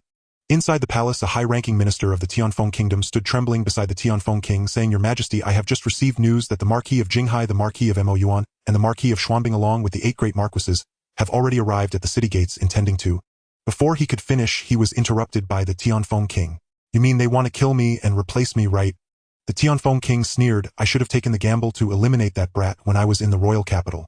If it weren't for the old geezers of the main lineage guaranteeing his safety, would I have allowed this calamity to live until now?" The minister broke into a cold sweat. The Tianfeng king continued, "Those guys from the main lineage want to take Feng Chen for their own use to become a figure like the great ancestor to protect my Feng family. How could they know that Feng Chen is a cunning wolf aiming to overthrow my Feng family's main lineage, even wanting my head? I originally wanted to quietly eliminate Feng Chen, but unexpectedly time and again he managed to escape with his life. However, if he thinks he can easily overturn my main lineage, he is sorely mistaken." The Tianfeng king's expression was calm, showing no signs of panic despite the looming threat. At that moment, he no longer concealed his cultivation. Half-step to the profound realm. Among the vast army, Su Chen frowned. He sensed an unprecedented terrifying energy in the royal capital. At least it's a peak 9th level of the spiritual soul realm. Indeed, there were old monsters hiding within the royal capital. However, he felt no fear. He slightly clasped his hands toward the elder beside him, saying, "I will trouble you, grandfather, from now on." The Marquis of Jinghai nodded. Then the Marquis of Jinghai transformed into a giant over 30 feet tall, clad in golden armor, forceful and domineering, directly unleashing a high-quality spiritual weapon recorded in the communication technique, striking the formation with a punch. Boom! A deafening sound erupted, causing countless runes to scatter like raindrops of light. Within the royal city, countless individuals were instantly turned into blood mist. The vast royal city was stained with a layer of crimson. The originally impregnable formation had a gaping hole appear. This scene invigorated the troops of the 8 marquises, while the people of the royal capital felt as if the sky had fallen. In the blink of an eye, the formation was broken. The Marquis of Jinghai was already infinitely close to the profound realm. At that moment, a golden figure emerged from the royal capital. "With just you, all you wish to replace me to cleanse the court and bring chaos to the nation. Do you think of me as a feeble monarch?" The hoarse voice was filled with dominance, resonating around and shaking all the members of the 8 Marquis alliance. Su Chen's expression grew solemn. This king had concealed his true strength deeply. In silence, he had actually cultivated to the half-step profound realm. Fortunately, the Marquis of Jinghai was also at the half-step profound realm. Killing intent surged and terrifying waves of energy swept like a vast ocean for miles. "Feng Yu, even if you hide your cultivation, what of it? Today I shall demand an explanation for Chainer." The Marquis of Jinghai roared and charged at the Tianfeng king. The clash of 2 half-step profound realm experts could destroy the world in an instant. This was a power that ordinary spiritual soul realm cultivators could only look up to. The profound realm was enough to seal kings. The 2 men were like sovereigns of heaven and earth. Even if it was only a half-step kill. Taking advantage of the battle between the Tianfeng king and the Marquis of Jinghai, Su Chen led the army into the royal capital, while the main lineage of the Feng family dispatched powerful experts. "Feng Chen, as long as you retreat, I can guarantee that such incidents will never occur again, and no one will silently take action against you." The elder of the Feng family still wanted to advise Su Chen. Su Chen only sneered, thinking, "You are already rebelling, and yet you want to surrender. Isn't that seeking death?" Countless masters joined the battle. Those at the spiritual pattern realm died in droves like ants. Those at the spiritual sea realm were merely slightly larger ants. Only those at the spiritual soul realm were the main battlefield. Su Chen directly clashed with an elder of the Feng family at the spiritual soul realm. This was his first battle at the spiritual soul realm. The opponent was very strong. Su Chen could gain no advantage. In the end, the master of the Jingong spear intervened, which helped Su Chen kill that elder of the Feng family. In the sky, the battle between the Tianfeng king and the Marquis of Jinghai continued. Su Chen charged directly into the ancestral land of the Feng family, intending to wipe out the entire main lineage. Heads rolled and blood flowed like rivers. Even the high-ranking ministers of the court were not spared. Stepping on the bones of the noblemen of the royal street after this battle, the order of the Tianfeng kingdom collapsed completely. The other princes thought Su Chen might be insane. However, they felt ecstatic inside, wishing that Su Chen would kill everyone. This way, even if Su Chen became the main lineage and ascended to the throne, he would not be able to control them. This world would plunge into complete chaos. Only Su Chen knew he had not gone mad. His eyes were bloodshot with killing intent. He could not rest easy until these high-ranking ministers of the court were dead. What this world would become in the end was no longer a consideration for Su Chen. Just as Su Chen was about to wipe out the entire Feng family, main lineage, the sky changed. Dark clouds gathered thick and oppressive. A coffin flew from deep within the Feng family, main lineage, into the air, and then without warning the coffin opened, revealing an old man. The old man's complexion was as pale as paper, his eye sockets sunken, and his eyes murky and dull, devoid of any color, as if the fire of life could extinguish at any moment. In the world, all sounds of battle instantly fell silent. Only the old man's faint breathing remained. His emaciated hand reached forward. Su Chen felt an unprecedented sense of crisis. Boom! An old relic of the Marquis residence exploded into nothingness. The finger pointed again, and yet another spiritual soul realm expert burst into flames like fireworks. Su Chen's hair stood on end. Soon there was no one left by his side. Everyone had died, including the master of the Jingong spear. The profound realm is the ancestor of the Feng family, Feng Tianxing. Oh, he is not dead. Cold sweat drenched Su Chen, and his heart was filled with unwillingness. He was so close to victory. The profound realm should only live for at most 800 years. Now nearly 1,000 years had passed since the founding of the Tianfeng kingdom. Did this old fellow live for over 1,000 years? There was no time for Su Chen to think further. The Marquis of Jinghai, seeing the situation was dire, directly abandoned the battle with the Tianfeng king, wanting to take Su Chen and flee. Chainer, you must escape. Before the Marquis of Jinghai could approach Su Chen, that emaciated old man stretched out his hand and gently pinched. The Marquis' body instantly twisted and then exploded. The Tianfeng king arrived late, seeing the corpses of the main lineage strewn across the ground. His eyes reddened as he glared at Su Chen. You have a heart of cruelty. I will make you suffer a fate worse than death. As soon as he finished speaking, Su Chen struggled to raise his arm and raised his middle finger. A rumbling echoed through the heavens and earth. In the end, everything fell silent. Returning to the space of the reversal book, Su Chen gasped for breath, unable to restrain his anger as he cursed. The ancestor of the Feng family was still hanging on to life. The most crucial point is that the ancestor of the Feng family is likely a powerhouse even in the transcendence realm. He was so close to overturning the Feng kingdom. Just a little bit more. Su Chen felt an overwhelming sense of unwillingness. He didn't know how much time had passed before he finally regained his composure. In this life, although he did not overturn the Tianfeng kingdom. However, he had nearly eradicated the main lineage, and all 8 vassal lords of the Feng family, along with all the spiritual sea and spirit soul realm powerhouses, perished in that battle. The entire court was also thoroughly cleansed by him. The Tianfeng kingdom was virtually non-existent.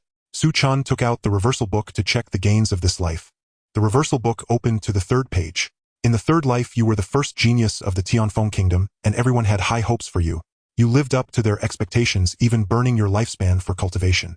To take revenge for your past life, you chose to stir up chaos in the world, making the Feng family and your enemies pay the price for their actions.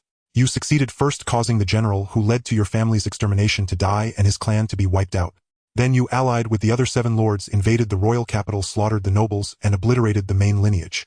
Unfortunately, you ultimately encountered the last breath of the Feng family's ancestor, resulting in failure. You are a madman, a king, a demon, a hero. All your merits and faults will be judged by future generations. Evaluation: blue 2 stars, reversal points 200. How many millions did Su Chen cause to die in this life? The number of people who died directly or indirectly because of him probably reaches double digits.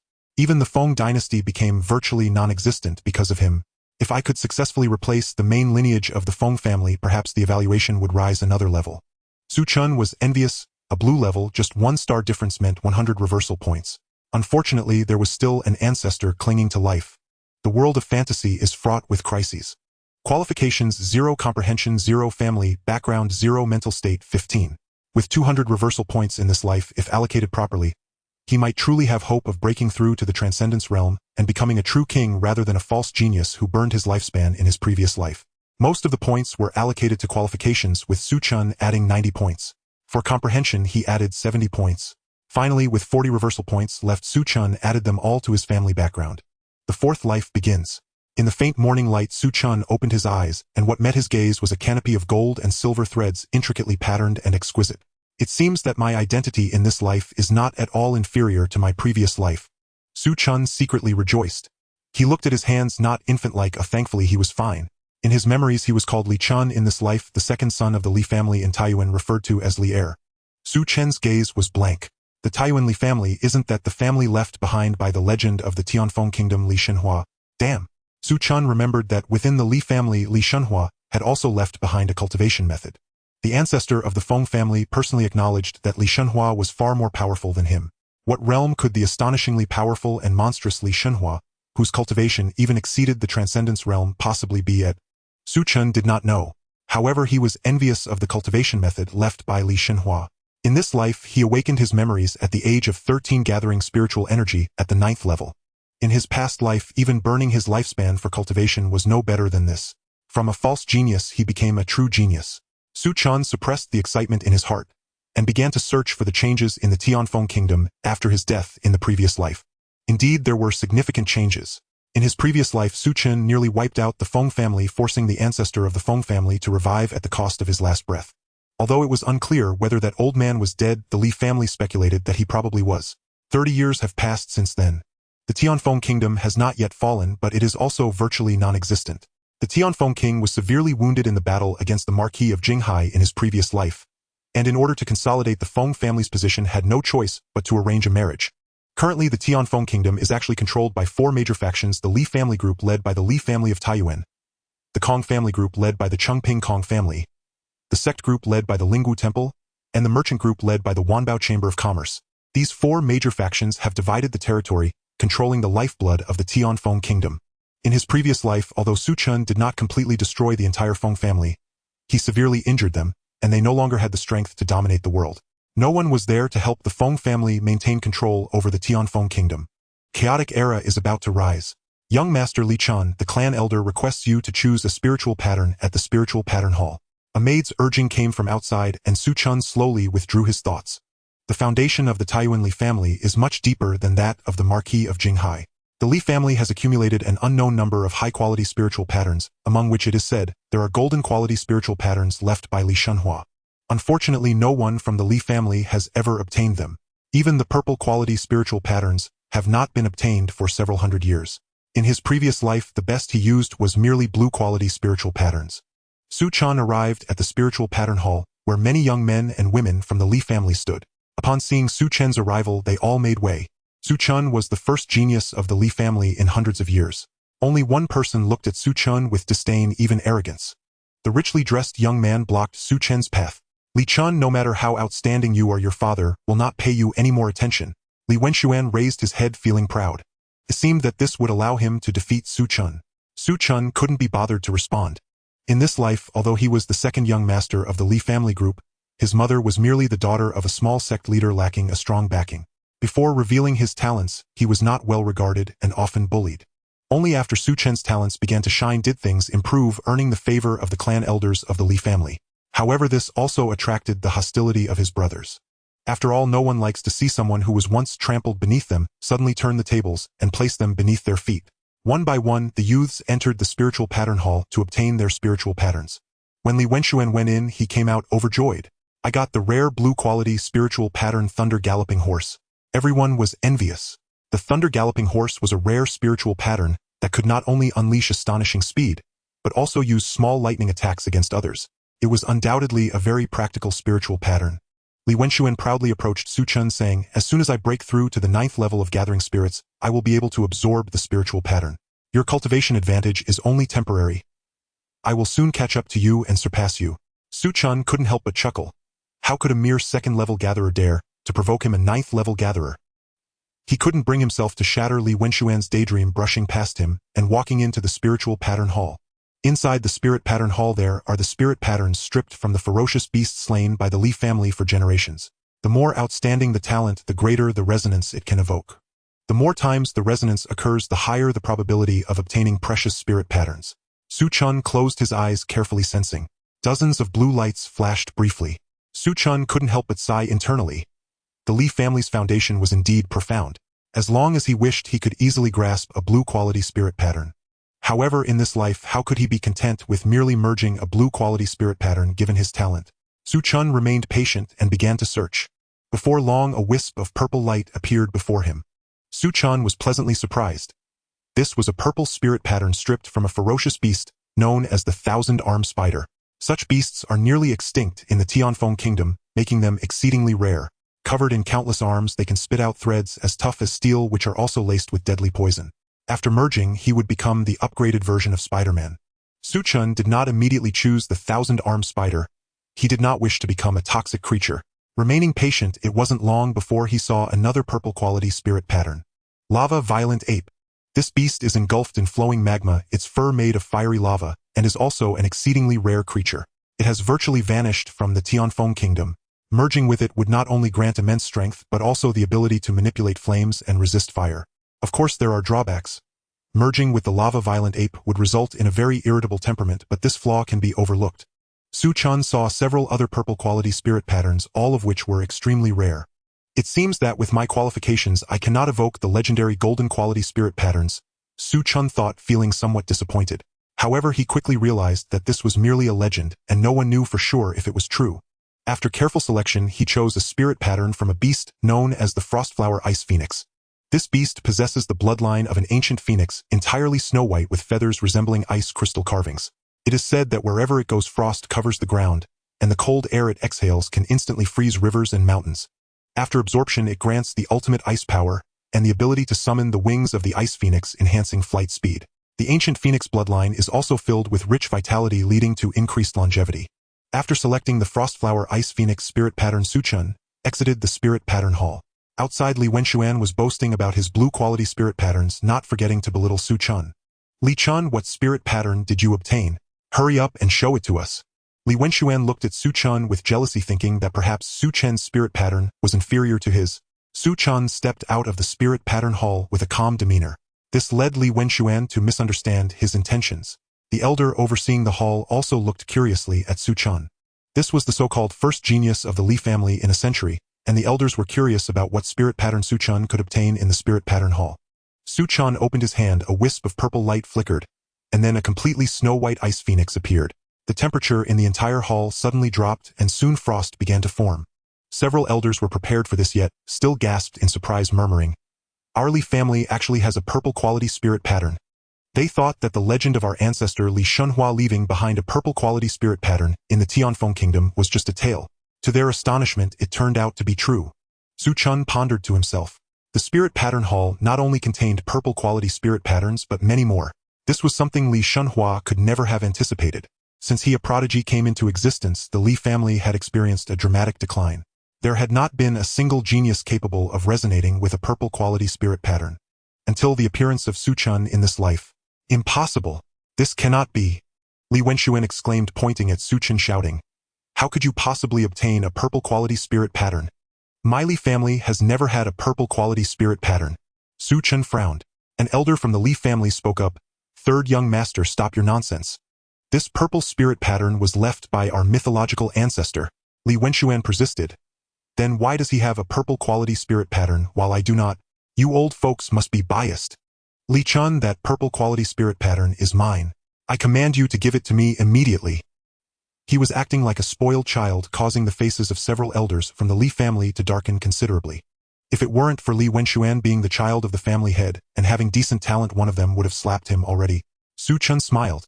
Li Wenxuan was foolishly grinning, revealing a mocking smile. When Li Wenxuan saw that Su Chen wouldn't give him the purple quality spirit pattern, his expression turned fierce, and he stepped forward to snatch it. Su Chen easily grasped Li Wenxuan's wrist, then gently squeezed. Li Wenxuan's face immediately contorted in pain. "Li Chen, let go of me." "Ah!" Unable to tolerate the ear-piercing screams, Su Chen hurled Li Wenxuan away, who landed on the ground and began to wail. "Li Chen, you're bullying me. I'm going to tell father, and I will have him teach you a lesson." Su Chen remained unfazed. At that moment, a robust, middle-aged man entered the spirit pattern hall, accompanied by several elders. Seeing the arrival of the middle-aged man, Su Chen calmly said, "Father." Upon seeing his backing arrive, Li Wenxuan immediately changed his expression, looking pitifully at his father. "Father, I want the spirit pattern from brother Li Chen. You must make him give it to me." As he finished speaking, the eyes of several elders from the Li family turned towards the middle-aged man. "Shut up!" The middle-aged man slapped Li Wenxuan across the face, although he did not use his energy. This slap sent Li Wenxuan flying, blood oozing from his mouth. Holding his swollen face, Li Wenxuan couldn't understand why his usually doting father would strike him today, and he began to cry in grievance. "Why haven't you taken Wenxuan down? Is he here to embarrass us?" The middle-aged man's tone was cold, and the guards, who finally realized the situation, quickly took Li Wenxuan away. "It seems that in this life my father is not a fool and knows how to discern right from wrong." Su Chen thought highly of the middle-aged man. If he were truly foolish, he wouldn't have been able to become the head of the Li family. Having demonstrated his talent, Li Jiangquan naturally would not treat Su Chen as an inconsequential son. A purple quality spirit pattern. Chena, your talent is quite impressive. You are the best the Li family has seen in hundreds of years. Next I will arrange for a teacher for you, and you will focus on cultivating within the clan, Li Jiangquan said with a smile, kindly advising Su Chen. Since the news of Su Chen obtaining a purple quality spiritual pattern spread, there were no more doubts about his talent among the people. As for why they were so vigilant about Su Chen's outstanding talent, this can be attributed to Su Chen's previous life Feng Chen. After Feng Chen's death, the news of his secret cultivation using lifespan burning techniques also came to light.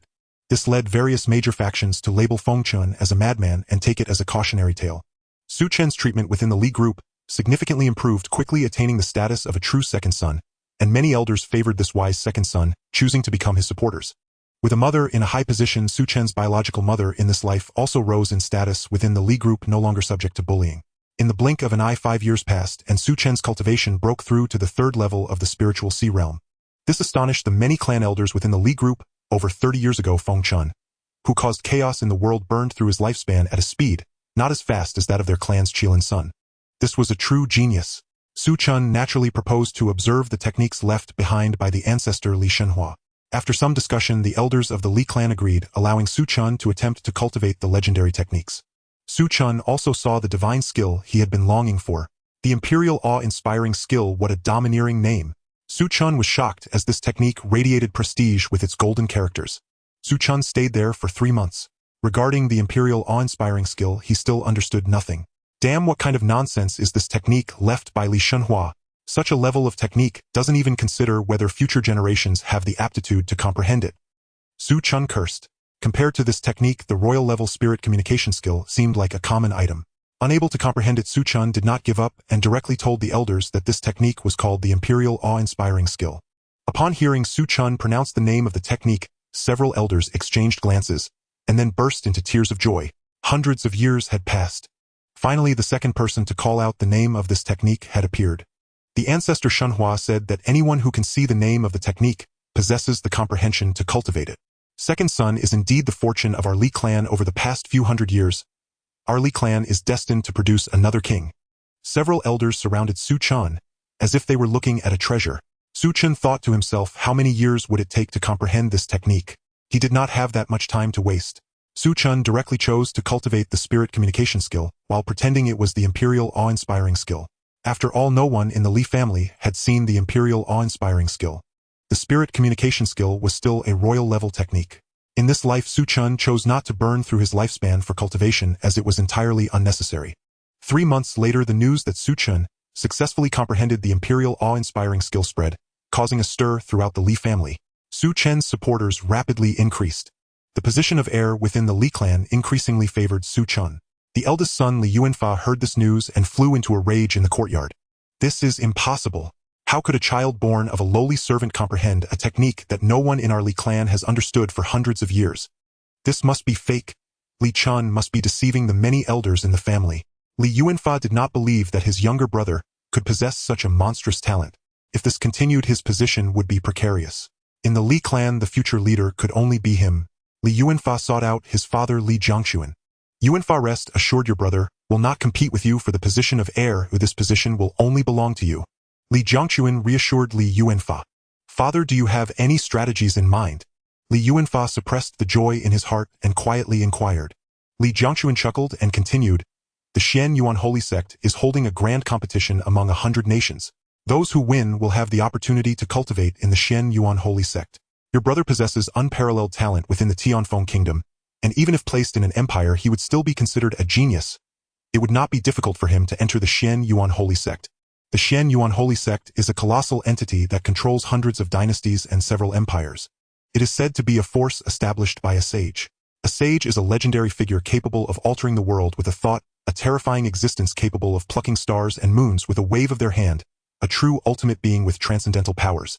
Su Chen's talent holds the promise of reaching transcendence.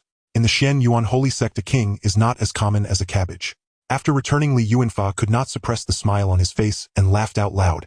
Once his brother enters the Xian Yuan Holy Sect, he will no longer compete with him for the position of heir. How could a true dragon be trapped in shallow waters? Wait a minute.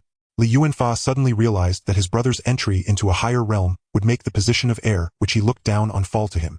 Like discarded garbage, he was inexplicably overjoyed to obtain it. No matter how good the outside world is, there are countless talented individuals. No matter how high Li Chen's talent is in a broader world, he is just an ordinary member. Better to be a head of a chicken than a tail of a phoenix. Li Yuanfa comforted himself. Su Chen was still cultivating. However, by chance he encountered a familiar face. With white hair, there was still a hint of a past acquaintance's persistence. Li Ming, his friend from his second life, was still alive in this world. This delighted Su Chen. However, he could not recognize Li Ming. Su Chen secretly summoned his guards and began to investigate the events Li Ming had experienced in the past 200 years. Upon investigation, he found that Li Ming was indeed fortunate. After his second life ended, Li Ming seemed to have activated a cheat, breaking through to the spiritual sea realm in less than 10 years, and crushing a host of exceptionally talented brothers and sisters.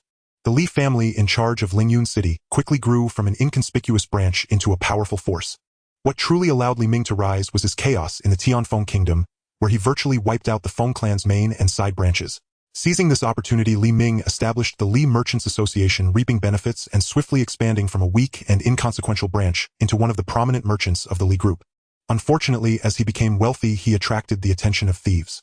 Li Ming's most cherished descendant was captured by the notorious 12 demons, who demanded 10 million gold coins for her release. 10 million gold coins. Li Ming could not produce it and had to seek help from the main clan. Li Yuanfa sidelined Li Ming, wanting him to marry his most cherished great-granddaughter. Li Ming refused, and with Li Yuanfa not speaking up, no one in the Li clan was willing to assist him. The 12 demons were not easy to deal with. Su Chen stroked his chin. Well then, let me as a father help you, my good son. Su Chen smiled. In this life, unexpectedly, he could help an old friend. He instructed an elder to bring Li Ming over. Li Ming felt puzzled. The second young master of the Li family requested to see him, yet he did not know the second young master. He had frequent dealings with the eldest young master of the Li family, Li Yuanfa. Upon learning that his most cherished great-grandson was kidnapped by the notorious 12 great evils, he immediately thought of seeking help from this eldest young master. However, what chilled Li Ming's heart was that Li Yuanfa directly raised the stakes, demanding his great-granddaughter to marry him. Naturally, Li Ming would not agree, for how could he not know what scheme Li Yuanfa had up his sleeve? If he agreed to Li Yuanfa, the savings he had worked hard to accumulate would soon fall into Li Yuanfa's hands. Not to mention, he had a shocking secret. It absolutely could not be revealed. Li Ming rejected Li Yuanfa, infuriating him to the point of ordering the Li group not to assist Li Ming. This was to force Li Ming to submit.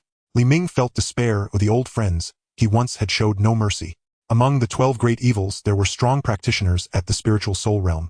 This was not something Li Ming could handle. Moreover, no one was willing to confront the 12 great evils. Just when he thought he was going to lose his life to them, an elder from the Li family found him, claiming that the second young master of the Li family wanted to meet him. With a heart full of unease, Li Ming followed the elder to where Su Chen was training. Li Ming had already heard of the second young master of the Li family, who was said to be a prodigy, not seen in the Li group for hundreds of years. Upon this meeting, the youth before him was indeed extraordinary, with a high nose and slightly upturned lips. His every gesture exuded a natural grace filled with an indescribable air of nobility and Taoist charm. Most importantly, this youth, who was not much older than his great-grandson, had a cultivation level that left Li Ming unable to discern its depth. The rumors about the Li family were indeed not to be underestimated. Li Ming's expression was tense. He feared that this second young master would propose the same conditions as Li Yuanfa. Seeing Li Ming's strained expression, Su Chen smiled. I can help you deal with the 12 great evils. Li Ming's face showed mixed emotions. He mustered his courage and asked, I wonder what you need me to do. Su Chen chuckled lightly, observing how Li Ming's heart raced. He thought, does this old fellow fear that I have ulterior motives towards his great-granddaughter? Is Su Chen that kind of person? He certainly did not wish for this good buddy from his second life to suddenly become his father-in-law. Just thinking about it felt terrifying. If Li Ming learned of this in the underworld, he would probably laugh himself to death once more. Felt rather strange inside. Su Chen coughed lightly. The 12 great evils are hard to eradicate due to their elusive movements. They have committed numerous heinous acts, and many small and large forces have been harmed by them, yet they dare not voice their anger.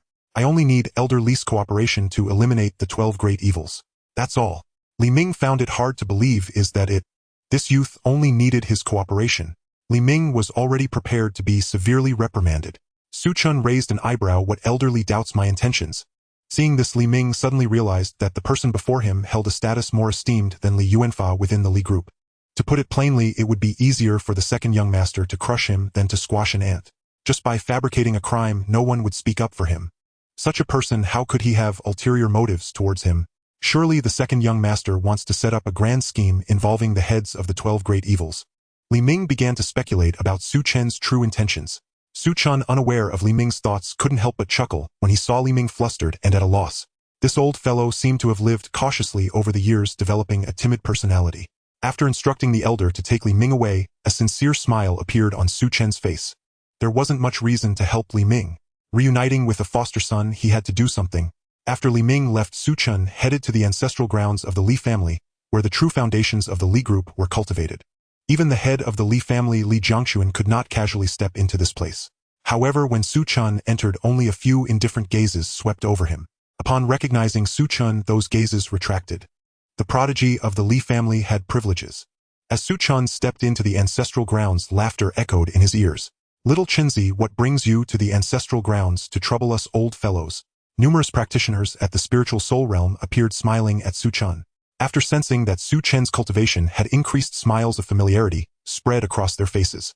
After respectfully greeting these clan elders, Su Chen smiled and said, "As expected, I cannot hide anything from Grandpa Hongwen. To be honest, I have something I wish to ask for your help with." One elder carrying a large blade jokingly scolded, "Just because I spoke first, you set your sights on me." The other elders laughed and then withdrew, leaving the task to Li Hongwen. The three ancestors of the Li family. With the strength of the 8th level of the spiritual soul realm in today's era, such strong practitioners could be counted on 2 hands. Su Chen chuckled. "All right, what kind of troublesome situation have you encountered, little fellow?" Li Hongwen asked, somewhat confused. Could it be that Li Jiangquan, that unfilial family head, was being biased? Should they hold a meeting to dethrone Li Jiangquan and directly let little Chinzi take over? Li Jiangquan had no idea that his position as head was almost lost. Su Chen explained Li Ming's situation, and then said, "I want Grandpa Hongwen to take action and eliminate the 12 great evils." Li Hongwen pondered for a moment. If anyone else had said this, they would have been scolded to death long ago. Damn, am I expected to act for free? Am I Li Hongwen that cheap? But this person was Su Chen. Then it was no problem. This was the future king of the Li group. Li Hongwen curiously asked, "Does Chainer have any plans?" He did not believe that this clever disciple had suddenly lost his mind, asking a powerful 8th-level spiritual soul practitioner to help him solve troubles for free. In today's world, that was akin to using a cannon to shoot a mosquito. Su Chen had already thought of a countermeasure and softly said, "The 12 great evils have caused trouble for a long time. Their reputation is notorious. If Grandpa Hongwen takes action to eliminate them, it can solidify the reputation of the Li family, making it easier for our Li family to navigate the future. Furthermore, Li Ming has been loyal to our Li group. If we ignore him this time, it will inevitably dishearten other collateral branches. I just want to set an example for the other branches of the Li family. As long as you are loyal, you will find that our main Li bloodline will always be the most solid backing." Hearing Su Chen's resonant speech, Li Hongwen was momentarily taken aback, then burst into hearty laughter. "Good, good, good. No wonder you are the prodigy of our Li family." Li Hongwen grew increasingly pleased. The Li family had produced a true dragon once more. Under Su Chen's persuasion, Li Hongwen agreed to take action. Li Ming then began trading with the 12 great evildoers, and they agreed on a meeting place. The 12 great evildoers went to the rendezvous without any hesitation. In their view, as long as they did not encounter a powerful being above the 7th level of the spirit soul realm, they would have no problem escaping if they couldn't win. However, they did not expect what was to come. It was unbelievable that the second branch of the Li clan, one of the top 5 powers in the world today, would take personal action for a small matter. Li Ming's great-grandson was rescued. The 12 great evildoers could hardly believe it until their deaths, letting out a furious roar. "Li Hongwen, how could you be here? You shouldn't be here." Li Hongwen severed the heads of all 12 great evildoers, neatly hanging them in the wilderness, inscribing, "Those who offend the Li clan shall be punished no matter how far away." When the news reached the people of the kingdom, it caused a complete uproar. The 12 great evildoers had dominated the Tianfeng kingdom for only a few decades. However, the crimes they committed in those few decades were innumerable, and it would take 3 days and nights to recount them all. Now these 12 villains had been exterminated by the Li family. The Taiyuan Li family garnered a massive wave of fame. As Su Chen expected, the adage, "spending a fortune to buy bones," applied everywhere. Those branch families, seeing such an example, became even more loyal to the main branch. For a time, Su Chen, the second young master of the Li clan, was also thrust into the spotlight. Many powerful figures began to ally themselves with Su Chen. It was an unexpected delight. Not long after saving Li Ming's great-grandson, Li Ming came to find Su Chen again, saying it was to thank him and specially set a banquet. Su Chen thought to himself that this old guy was surprisingly polite and readily accepted the invitation. At the banquet, a girl of merely 15 or 16 years followed behind Li Ming, secretly watching Su Chen. After 2 cups of wine, Li Ming revealed his true nature. "Damn it, Li Ming, can you face me in the afterlife? I considered you a brother, yet you want to become my great-grandfather." Su Chen thought frantically. He decisively rejected the proposal. The girl behind Li Ming's eyes turned red. Su Chen remained unmoved. "Little girl, if you must blame someone, blame your great-grandfather." Li Ming felt somewhat disappointed. He believed that this second young master of the Li clan was extraordinary and would undoubtedly become a true dragon in the future. Unfortunately, the second young master seemed uninterested in his great-granddaughter. This left Li Ming with some regret, and he never mentioned the matter again. After some time, news spread throughout the Tianfeng kingdom. The Xian Yuan sacred sect began selecting talents from 100 nations. Those with outstanding talents could become disciples of the Xian Yuan sacred sect. When Su Chen received this news, he was also greatly astonished. In his third life, while seeking revenge, he had also glimpsed a corner of this vast world, based on the ancient texts left by the Feng family. He knew that the world they were in was called the Eastern Wilderness. Su Chen estimated that this was not the complete name of the world, but rather the region where the Tianfeng kingdom resided, known as the Eastern Wilderness. The Eastern Wilderness was dominated by those sacred grounds. Forces that had given birth to sacred realms were called sacred grounds. The sacred realm was the aspiration of countless martial artists. The Xian Yuan sacred ground was one of the sacred grounds in the Eastern Wilderness. The Tianfeng kingdom was merely an inconspicuous nation under the rule of the Xian Yuan sacred ground. Several highly esteemed clan elders looked at Su Chen. Su Chen blinked and asked, "So do you elders hope that I participate in the 100-nation trial and see if I can enter the Xian Yuan sacred ground?" The clan elders nodded. Su Chen thought for a moment and also nodded in agreement. He wanted to see what the outside world was like and what talents were really like. The Tianfeng kingdom posed no challenge for him. Su Chen went to participate in the 100-nation battle with Li Hongwen, accompanying him as his protector. Upon learning that Su Chen was going to participate in the 100-nation battle, Li Yuanfa was overjoyed, unable to hide his smile for days. "Chen brother, you've finally left." During these days, the way the clan elders looked at him became increasingly strange. Even his father began to gradually favor Su Chen. Li Yuanfa felt like he was living in Su Chen's shadow. But he knew this shadow would eventually dissipate. Su Chen had left and the sky had cleared. Li Yuanfa felt completely at ease. In the royal capital, besides Su Chen, those participating in the 100-nation trial included Feng Jingqi from the Feng family, Wan Miao from the Wanbao Chamber of Commerce, Wan Ganbao Kong Gaoyu from the Chengping Kong family, and Song Wuqie from the Linggu Palace. Of course, there were also other geniuses, making a total of 10. Without exception, these were the top geniuses of the Tianfeng kingdom. If there were to be a genius ranking list for the Tianfeng kingdom, only these 10 could make the top 10. However, Su Chen was not interested in these people. None of them were at the Spirit Sea realm. The highest was only at the 7th level of Spirit Pattern. Under 20 years old, being at the 7th level of Spirit Pattern was indeed considered monstrous. Unfortunately, they were completely inadequate in Su Chen's eyes. His cultivation had reached the 4th level of the Spirit Sea, although their forces were fighting independently. This time, however, all of them represented the Tianfeng kingdom. This was the last dignity of the Tianfeng kingdom. The 100-nation trial required them to go to a place called Xianling City. Xianling City was far from the Tianfeng kingdom. Even with Spirit Soul Realm experts escorting them, it would take half a year to arrive. The kingdom did not have things like teleportation formations. Thus, this journey would last half a year. Su Chen's cultivation broke through from the 4th level of the Spirit Sea to the 5th level. Through various trials, Su Chen witnessed many things he had never heard of before. The vastness of the world is far beyond what meets the eye. Upon arriving at Xianling City, the size of the city far exceeded Su Chen's imagination. The normally unattainable Spirit Soul Realm experts were nearly everywhere here. Moreover, there were some exceedingly terrifying auras. They were true masters of the Tongxian realm. The descendants of those masters also brought their talents to participate in assessments or widen their horizons. There were also some individuals of similar age to Su Chen who had broken through to the Spirit Sea realm. "Chainer, what do you think?" Li Hongwen smiled at Su Chen. Su Chen took a deep breath and murmured, "The Tianfeng kingdom is truly too small." Li Hongwen nodded in agreement, sighing, "Yes, the Tianfeng kingdom is indeed too small. In the 100-nation realm, it is also just a corner of the Eastern Wilderness." Everyone was eagerly waiting for the trial to begin.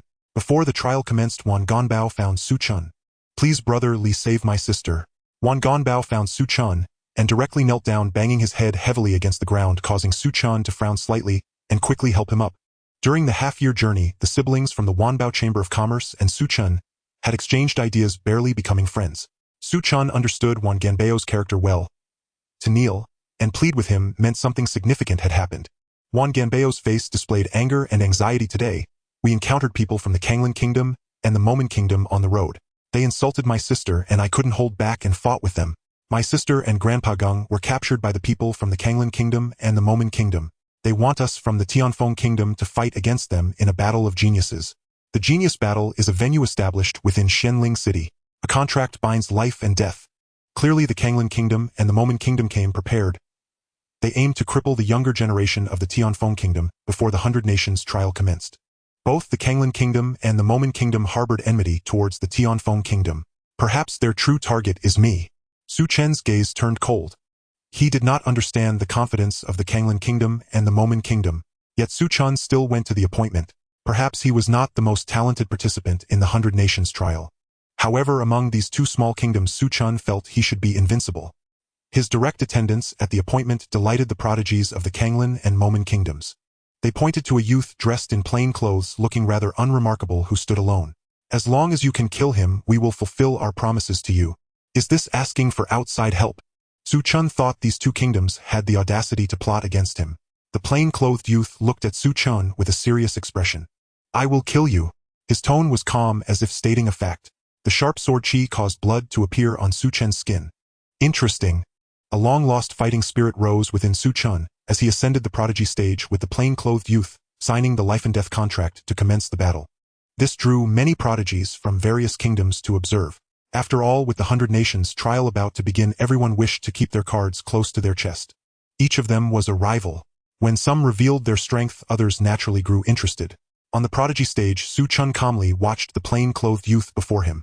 I am curious, as a genius like you, why are you swayed by some waste? Su Chen expressed the doubt in his heart. The youth before him was at the 3rd level of the Spirit Sea realm. The sharp sword radiance seemed to indicate an understanding of sword intent. He was a genius not inferior to Su Chen. The geniuses of the Kanglan and Momen kingdoms turned pale upon hearing Su Chen bluntly call them waste. In their respective kingdoms weren't they all celebrated geniuses? The youth remained silent, his expression serious and resolute. I need a lot of gold coins. If they are willing to give me gold coins, I will do their bidding. Su Chen was taken aback. He saw determination in the youth's eyes. Su Chen tentatively asked, how many gold coins did they give you? Perhaps in the youth's eyes Su Chen was already a dead man. Thus the youth did not rush to attack. As if fulfilling Su Chen's last wish, he replied, 1 million gold coins. How much is 1 million gold coins? A lot. If just killing a 5th-level Spirit Sea warrior earns 1 million gold coins, many would be eager to attempt it. But Su Chen smiled. 1 million gold coins. I will offer 10 times the price. If you take their heads, I can give you 10 million gold coins. Su Chen was referring to the geniuses of the Kanglan and Momen kingdoms. Upon hearing this, the geniuses of both kingdoms turned pale with fear. They were well aware of how terrifying the plain-clothed youth was. Fortunately, the youth ultimately refused. My father told me to have principles. The youth's gaze was firm, seemingly no longer wanting to waste words with Su Chen. Perhaps he feared that Su Chen's request might sway his resolve. He took action against Su Chen. Understanding sword intent makes one a genius. But Su Chen, how could he not be a genius? Facing the dazzling sword strike coming at him, Su Chen placed one hand behind his back and extended the other, lightly forming it into a sword. Li Clan's ultimate technique. Lingxi sword finger. The collision of the two sword lights stirred up countless shadows. An even more terrifying aura erupted on the prodigy stage. Unfortunately, those outside could not clearly see the specific scene inside. Only the plain-clothed youth knew how horrifying the scene at the center of the prodigy stage was. Su Chen clasped his hands in front of his abdomen, his black hair swirling, his eyes devoid of any emotion. The temperature in the world suddenly dropped and snowflakes began to fall. The plain-clothed youth felt very cold. It was not a physical chill, but a bone-deep cold in his heart. The pristine white snowflakes falling before him appeared as crimson blood. In this icy world, buried beneath it were mountains of corpses and seas of blood. He had witnessed scenes of famine and millions dead, but the scene before him was even more terrifying. The plain-clothed youth gritted his teeth. He could not give up. He still had reasons to live. He unleashed all his strength and struck out with a sword. Su Chen conjured an ice spear which then danced in the air. It was actually spear intent. A thrust accompanied by a terrifying sound once more engulfed the prodigy stage. This battle would determine the victor. Amidst the dust, the plain-clothed youth knelt on the ground, an ice spear pointed at his throat. As long as Su Chen wished, he could easily kill the plain-clothed youth. Looking at his opponent retracting the ice spear, the plain-clothed youth was puzzled. Why did you spare me? In his understanding, he had failed. Defeated individuals should die. Su Chen replied calmly, Because I believe you should not die here. The plain-clothed youth was stunned, then he smiled. My name is Lin Wu. Su Chen nodded Li Chun. Lin Wu called out to the departing Su Chen. I owe you a life, and if you ever need it, you can take it any time. Su Chen smiled. He had achieved his goal. This was a person with principles. Perhaps there would be unexpected rewards. The prodigies of the Kanglin and Momen kingdoms were horrified. Su Chen actually survived and even defeated such a terrifying opponent. They knew how strong the plain-clothed youth was. With dark expressions, they handed over Wan Mirror. Feeling anxious, Wan Mirror and the Wan family siblings were extremely grateful to Su Chen. The storm soon passed. The trials of the 100 nations have commenced. In the very center of Xianling City, there lies a magnificent and vast square entirely constructed from white jade. The square is filled with young men and women. Thousands of them stand in complete silence, all gazing forward with expressions of anticipation. The site of the 100 Nations trials is a secret realm. Within this realm, there are both opportunities and ferocious beasts. Points can be earned by seizing opportunities or slaying these creatures, and only those with the highest scores may enter the Xian Yuan Holy Land. It is simple yet brutal. A beam of light illuminated the white jade square, piercing through heaven and earth. Once the light faded, all the participants vanished without a trace. Su Chen opened his eyes once again, finding himself in an unfamiliar environment. He stood atop a dark mountain, gazing into the distance. The secret realm is vast. Felt like a small world. Su Chen murmured, is this the means of a being above the realm of Xian? It is truly terrifying beyond human comprehension. Su Chen began his search for opportunities. The Xianling secret realm is a method for the Xian Yuan Holy Land to recruit disciples, and it naturally does not skimp on treasures that are hard to find in the outside world. Obtaining them is an opportunity regardless of whether one joins the Xian Yuan Holy Land. This is also why numerous other forces in addition to the 100 nations participate in the trials. Not long after Su Chen encountered a beast. It was a massive snake with scales, as black as night, climbing the mountain, and blending seamlessly with its surroundings, its dark red pupils fixated on Su Chen. This is a creature not weaker than the 6th or 7th level of the Spirit Sea. Su Chen was astonished, a fighting spirit igniting in his eyes. It is said that places inhabited by exotic beasts often have extraordinary treasures. Treasures, he thought, intrigued. Just as Su Chen's thoughts settled, the terrifying snake flicked its dozens of meters long body, its hard scales scraping against the rocky mountain, leaving deep scratches. The snake lunged forward, aiming to swallow the tiny human whole. The gale held sharp as blades. Su Chen sprouted a pair of icy wings from his back, dodging the snake's strike. The snake's head crashed against the opposite hill, shattering upon impact. What terrifying strength! No wonder it's an exotic beast. Su Chen was greatly surprised and immediately drew the high-grade spirit spear gifted to him by Li Hongwen. This was the weapon Li Hongwen had personally used, gifted directly to Su Chen. Ordinary weapons could not penetrate the defenses of this black-scaled snake. But a high-grade spirit weapon can. Su Chen thrust the spear into the belly of the black-scaled snake, piercing through its hard scales. Blood gushed forth, and in pain the snake fell into a frenzy, its massive tail swinging wildly and smashing many hills into fragments. Seizing the opportunity, Su Chen unleashed a barrage of spear strikes, each morphing into hundreds of spear shadows that struck the black-scaled snake repeatedly. When the snake retaliated, Su Chen would evade, and when the opportunity arose, he would counterattack. After an hour of back and forth, the blood of the black-scaled snake ran dry, leaving it unable to move. Su Chen stripped it of its spiritual patterns and inner core. This creature is an exotic one. If sold, it could fetch at least 1,000,000 gold coins. After defeating the black-scaled snake, Su Chen returned to his original spot to search for the so-called treasures. And indeed, he found something. On the mountain where the black-scaled snake resided, there was indeed a treasure. A piece of black crystal, the size of a fist, worth 1,000,000 gold coins. Su Chen felt delighted, and his points increased to 300. This place is simply a treasure land. In the next life, I will come here to explore again. Su Chen decided to make the most of this life in this place. Treasures that could not be obtained now would be sought after in the next life. Over the next period, Su Chen began to wander around the secret realm. He also encountered some other participants. Unfortunately, most were not very friendly. Su Chen could only retaliate, seizing their treasures. He also came across some immature treasures which he did not take, but instead concealed their locations, and marked them with subtle signs for future retrieval in the next life. As he walked, Su Chen sensed a peculiar disturbance. A treasure is about to emerge, he thought with excitement. In the distance, there was indeed a beam of golden light floating in the sky. It was a stone tablet, covered in densely packed runes. Su Chen watched as streams of light rushed toward the tablet. Among them was a young prodigy about the same age as Su Chen, yet at the 6th level of the Spirit Sea, even a level higher than Su Chen.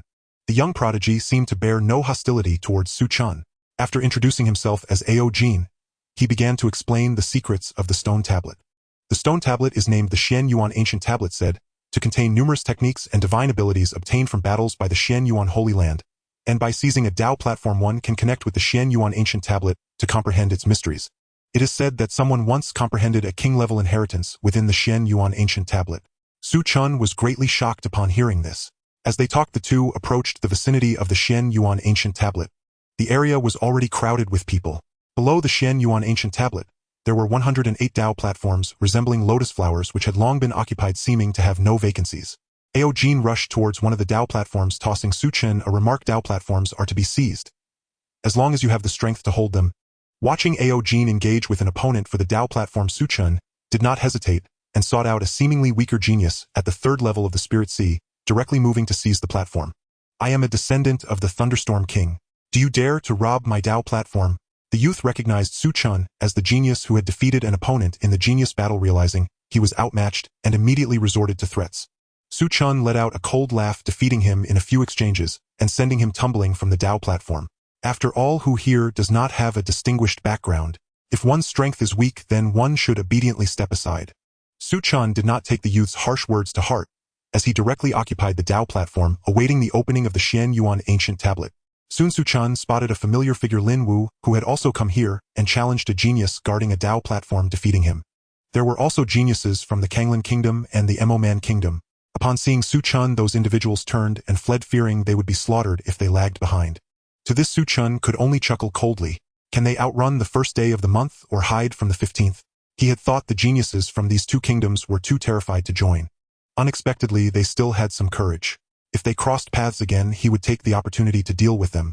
Soon the allocation of the 108 Dao platforms was completed. Among the 108 geniuses, the one Su Chen paid the most attention to was a gentle young man in white. Remarkably, he was at the 9th level of the Spirit Sea. It was truly unbelievable.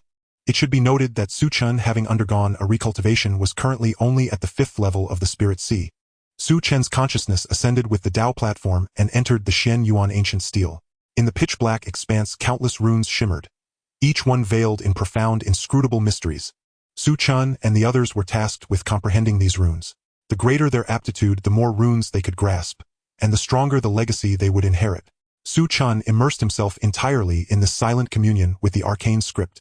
When he finally opened his eyes, a quiet murmur stirred within him. 73 runes. Has that truly become my limit? His expression settled into calm stillness. In this life, without extraordinary fortune, his innate talent could scarcely surpass the Tongxian realm. From 73 runes, he inherited only a fragmented legacy, the Frostwinter King, a Tongxuan-level sovereign. I knew it. The Xian Yuan Holy Land would never be so generous. Su Chen's face darkened. What he had received was but a sliver of the full inheritance.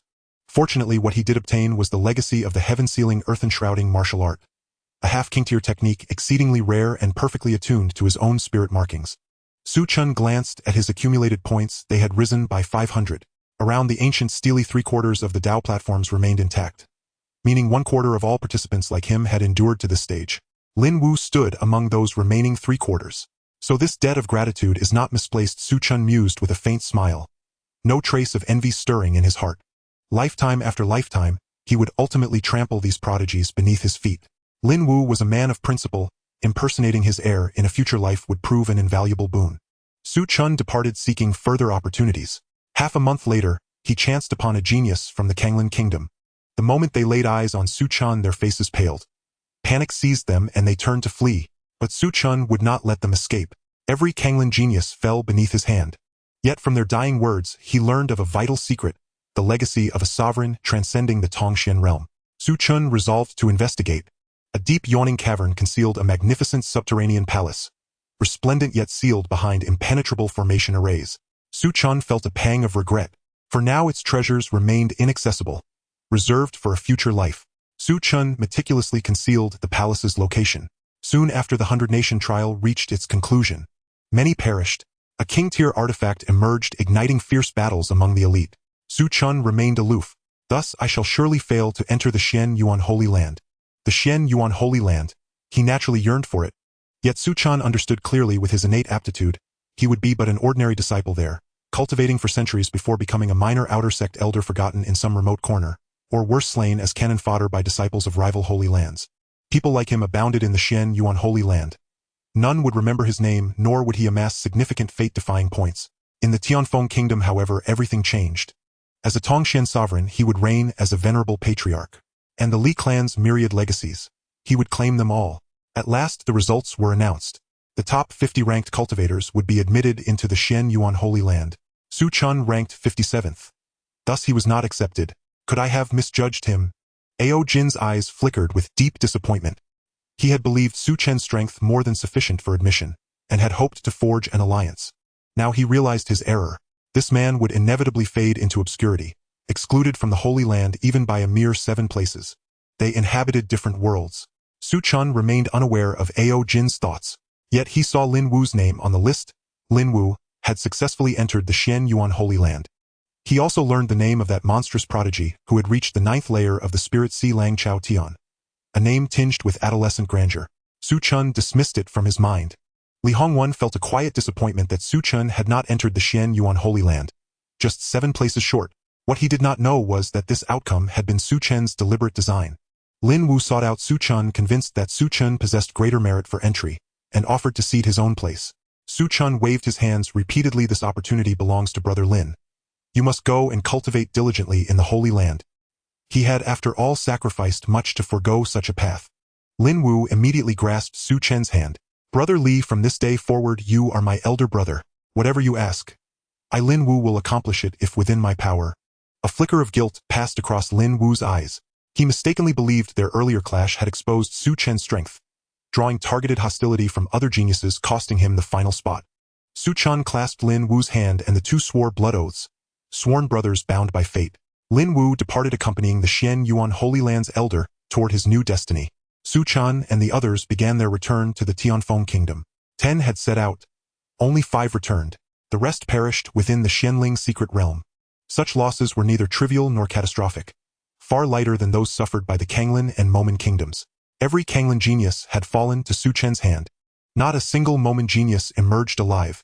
Half a year later, Su Chen's party returned to the Tianfeng Kingdom, to Taiyuan, the ancestral seat of the Li clan.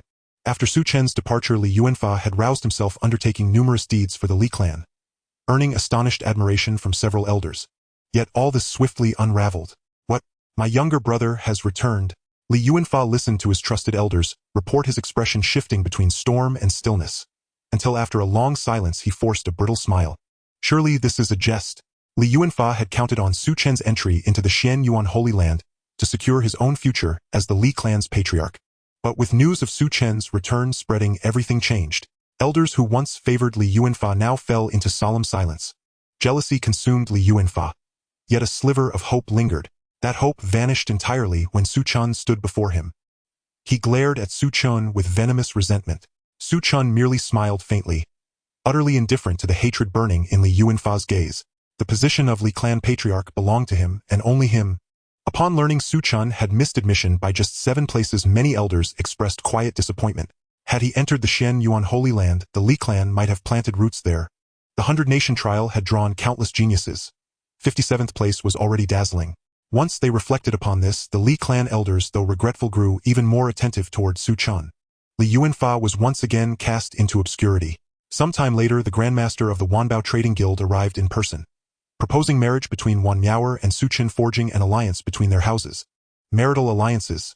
First time unfamiliar, second time natural. Su Chen raised no objection. After all, the Wanbao Trading Guild commanded unimaginable wealth. With its backing, he would seize absolute control over the Tianfeng Kingdom's lifeline. Time passed swiftly. Su Chen was 23 years old. That year, Su Chen's cultivation broke through to the 9th level of the spiritual sea, embarking on the path to break through to the spirit realm. That year, the national fortune of the Tianfeng Kingdom vanished. It was also that year that chaos engulfed the world. The Li clan of Taiyuan unveiled their long-planned fangs at this moment. In this world, what the Feng clan can accomplish, the Li clan can certainly achieve as well. The elder of the Li clan felt a surge of excitement. The Tianfeng Kingdom fractured into countless factions, fighting amidst the chaos, and heroes emerged from the turmoil. Under Su Chen's pressure, Li Yuanfa became even more diligent, leading a legion and capturing several cities.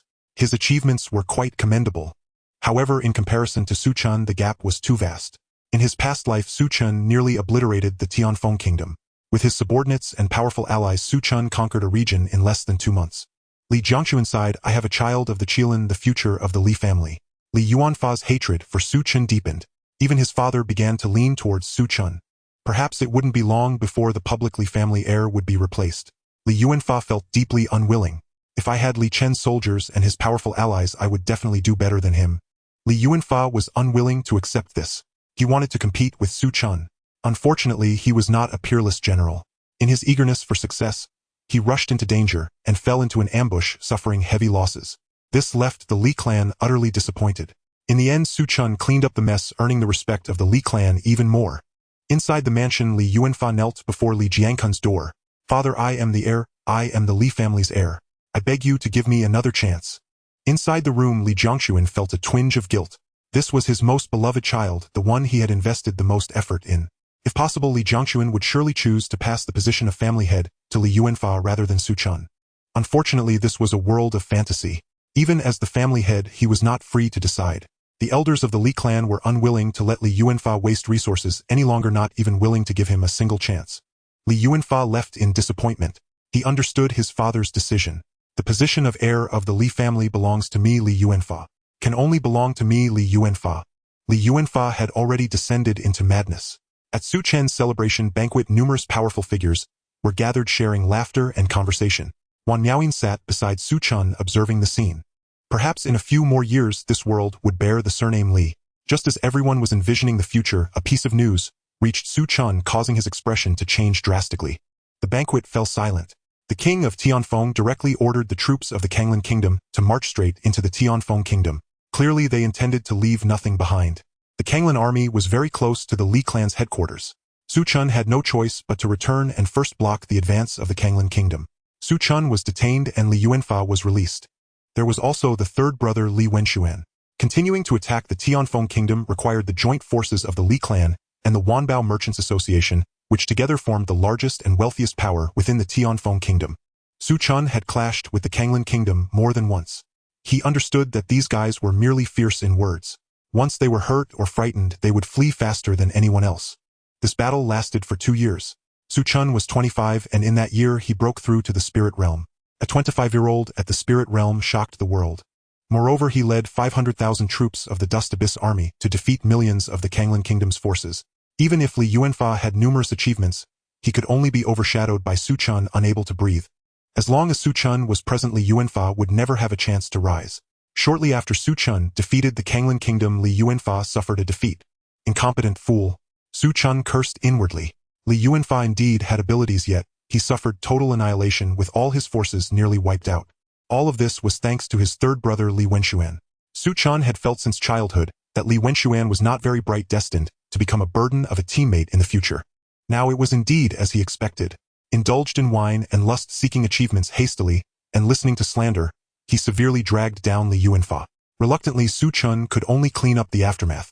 A year later, Su Chen returned to the royal capital. He was filled with emotions. The once thriving Tianfeng kingdom, after 2 lifetimes of effort, ultimately fell to his hands. The king of Tianfeng was a powerful figure at the half-step profound realm. The ancestral patriarch of the Li clan was also a powerful figure at the half-step profound realm. Seeing my Li clan so prosperous, I can die without regrets. The ancestral patriarch of the Li clan climbed out of his coffin, revealing a kind smile towards Su Chen. The ancestral patriarch of the Li clan was a figure from 500 years ago, with little lifespan left. Su Chen respectfully cupped his hands in salute. 1,000 years ago, my Li clan's ancestor Li Shenhua joined forces with the genius Feng Tianxing of the Feng clan to establish the Tianfeng kingdom. The voice of the Li clan's ancestor resonated through the midst of the army, reaching the royal capital. The voice of the king of Tianfeng emerged from within the royal capital. If that is the case, then why does your Li clan rebel against me? Why betray my Feng clan? In this world, your Feng clan has already lost its credibility. If you allow your Feng clan to continue its recklessness, the legacy of my Li clan's ancestor Li Shenhua and Feng Taizu will be destroyed by your hands. Thus this world rightfully belongs to my Li clan. King of Tianfeng, if you open the city and surrender, I can swear in the name of the Li clan, considering the friendship of our ancestors, to leave you Feng clan with a glimmer of bloodline. The ancestral patriarch of the Li clan attempted to persuade the king of Tianfeng to surrender. The king of Tianfeng scoffed, "Old man, your words sound so grand, yet it is because the Taizu has passed away, and your Li clan has long coveted us for 1,000 years. The elder Taizu, remembering old feelings, would not eradicate your Li clan completely, which has led to today's great calamity and my Feng clan's disaster. Today, even if I die, I will take you down with me, old man. My Feng clan, even if completely eradicated, will still take a piece of flesh from your Li clan. A surge of boundless hatred rose in the heart of the king of Tianfeng. If not for the 8th Marquis Rebellion, which caused the deaths and injuries of many strong members of the Feng clan, how could the Feng clan have fallen into such a state? If not for the 8th Marquis Rebellion, how could they have forced the Taizu out, allowing these people to uncover the Feng clan's final trump card? If not for the Taizu's excessive kindness, remembering old feelings, the Li clan would have long been eradicated. How could such a great calamity arise? If he were given another 100 years, how could he not catch a glimpse of the profound realm? How could the Feng clan not continue for another 1,000 years? What the king of Tianfeng did not know was that the culprit behind all this was once again attacking the royal capital in this life. Standing at a distance, watching the last struggles of this fallen monarch with indifference, the Tianfeng king roared in fury, "How could my Feng clan sons become the slaves of a fallen nation?" A number of survivors from the Feng clan's chaos charged out of the barrier. "We are willing to fight to the death for the king." The king of Tianfeng laughed heartily and ascended into the sky with the Li clan's ancestral patriarch. Su Chen waved his arm, his tone icy. "Kill. Leave no one alive." The two armies clashed with corpses strewn across the battlefield. The Tianfeng kingdom faced a swift defeat, and even the most valiant warriors could not withstand the relentless tide of historical change. Since the death of the founding ancestor of the Tianfeng kingdom, its fate had been sealed. Shortly after Su Chen led the army into the royal capital, a chilling scream echoed through the skies of the city. "Heaven's will does not await me. This is the will of the heavens. I hate Feng Chen. My Tianfeng kingdom was destroyed by your hand, my Feng family legacy obliterated by you." Su Chen raised his head, thinking, hatred, yes, that is right, the more you hate the happier I shall be. A millennium-old dynasty fell at his hands. A brand new dynasty would be established by his hand. From all directions, countless gazes were drawn towards him. In the end, did that old fellow from the Li family win? What a pity. The Li family seized the fate first. Even if that old ghost from the Li family emerged victorious, it would surely come at a great cost. A half-king level existence is not so easily slain. The true age of chaos is upon us. Within the royal capital, Su Chen looked at the returning ancestor of the Li family with a hint of worry. After the battle, although the Li ancestor had successfully slain the king of Tianfeng, the situation was far from optimistic. With one arm severed, his life flowed away like a dried-up river. Li Hongwen hastily brought over a black-red coffin. The Li ancestor lay down within it. Li Hongwen gazed at the blood-stained steps, feeling a surge of emotions. Who could have imagined that my Li family's legendary ancestor and the founding ancestor of the Feng family once joined forces to establish the Tianfeng kingdom, flourishing for a millennium? In the end, however, the Tianfeng kingdom perished at my Li family's hands. Su Chen smiled faintly and said, "Perhaps this can be considered a beginning and an end." Li Hongwen laughed heartily. "What a perfect beginning and end." Su Chen seemed to recall something and curiously asked, "Grandpa Hongwen, do you know the whereabouts of my Li family's founder, the legendary ancestor Li? Is the legendary ancestor still alive?" Li Hongwen pondered for a moment before slowly replying, "This is a secret of the Li family, but given your status, it would be permissible to share these secrets with you." Su Chen's expression became serious, focusing intently. When the legendary ancestor left the Tianfeng kingdom, his cultivation had already reached the Dongshu realm, a level above the Shen realm, respected as an emperor. The legendary ancestor left a message stating he was going to venture beyond the East Wilderness, out of the Tianshan domain, to see the world beyond. He sought to contend for the title of emperor. Su Chen's heart trembled. What the hell? Was he not a reincarnated mighty being? In any fantasy world, an emperor was a pinnacle existence. Li's legendary ancestor, born from a small kingdom, actually aspired to step beyond the Tianshan realm, treading upon the heads of countless prodigies. Su Chen continued to inquire, "Has Grandpa Hongwen found any traces of the legendary ancestor in the East Wilderness?" Su Chen was very curious. Li Hongwen shook his head. The legendary ancestor once said that he would travel the world without revealing his true name to avoid attracting trouble for future generations. The Li family also do not know the whereabouts of the legendary ancestor, only that he is certainly still alive. A flicker of disappointment crossed Li Hongwen's eyes. How powerful would the Li family be if the legendary ancestor were here? Su Chen listened patiently and felt a surge of joy upon learning that Li's legendary ancestor was still alive. This was a super powerhouse. If utilized well, he would be a tremendous support. Perhaps in some future life, he would meet Li's legendary ancestor. Soon the Li family began a grand migration. With the fall of the Tianfeng kingdom, the Li family, having taken possession of the dragon veins of the kingdom, became the new rulers of this region. After much discussion among the clan elders, they decided on the national title Yuan, establishing the Tianyuan dynasty. The ruler was Su Chen's adoptive father in this life, Li Jiangxuan. Shortly after the establishment of the Tianyuan dynasty, Several other powerful factions also declared their own kingdoms. They still refused to give up and aimed to compete with the Li family for supremacy, such as the Great Martial Hall, supported by the Eastern faction, and the Tianqing dynasty established by the Kong family in the north.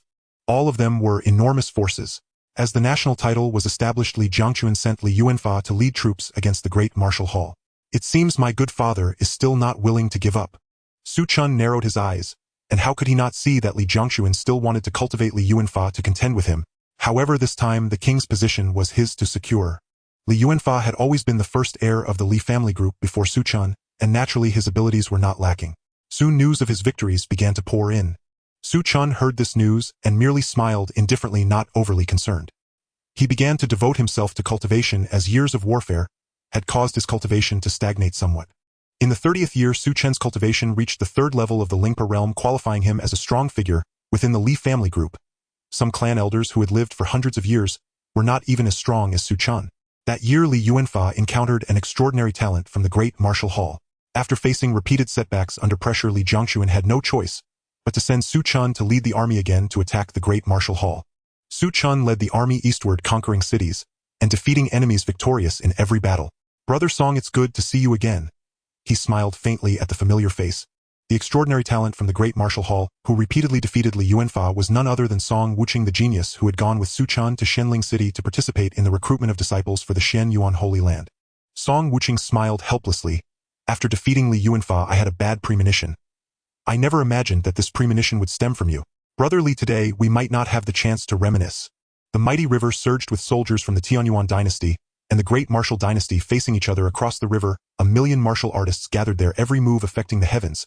Sometimes dark clouds gathered, sometimes torrential rain poured, sometimes heavy snow fell, and sometimes the sky was clear. Su Chen laughed heartily. "Brother Song, rest assured. Once I annihilate the Great Martial Hall and capture you, we will surely have the chance to catch up." Song Wuking's expression turned solemn. He understood the terror of the person before him. A great battle unfolded on both shores, with nearly 20 Lingpa realm experts clashing. Experts of the Great Martial dynasty, fearless of death, sought to kill Su Chen. Only by slaying Su Chen would the scales of victory in this war tilt towards the Great Martial dynasty. Facing the enemy, Su Chen laughed. "Come well, let me stretch my limbs." As the might of hundreds of thousands of troops converged on Su Chen, his cultivation soared, quickly reaching the 7th level of the Lingpa realm. In the face of the siege by the Lingpa realm experts of the Great Martial dynasty, Su Chen dispatched 2 weaker experts with a single fist and palm strike. Song Wuching watched this scene, feeling bitter. He is simply too monstrous. Song Wuching knew that the Lingpa realm warriors of the Great Martial dynasty were unafraid of death, creating an opportunity for him. An opportunity to slay Su Chen in one blow. Watching the elders who once taught him perish before his eyes, he gazed at the figure that resembled a deity or a demon. Song Wuching silently reminded himself to stay calm as a crescent-shaped longbow appeared in his hand. As he drew the bowstring, a delicate blood arrow infused with martial blood chi slowly emerged. The arrow flew, the heavens tilted. Su Chen felt a terrifying aura locking onto him, leaving him with no way to retreat and no means to evade. This was a force capable of killing him. This must be the trump card of the Linggu Temple, the king-slaying arrow, a legendary weapon capable of slaying a true master of the profound realm. Su Chen recalled the records about the Linggu Temple, which he had initially thought were mere legends, but it seemed otherwise. The Linggu Temple indeed had its trump cards to divide the world into 3 parts. However, even though the Linggu Temple had its trump cards, what about his Li family? The Emperor's battle armor. Golden air currents filled the sky, revealing an incredibly divine golden armor draping over Su Chen's body.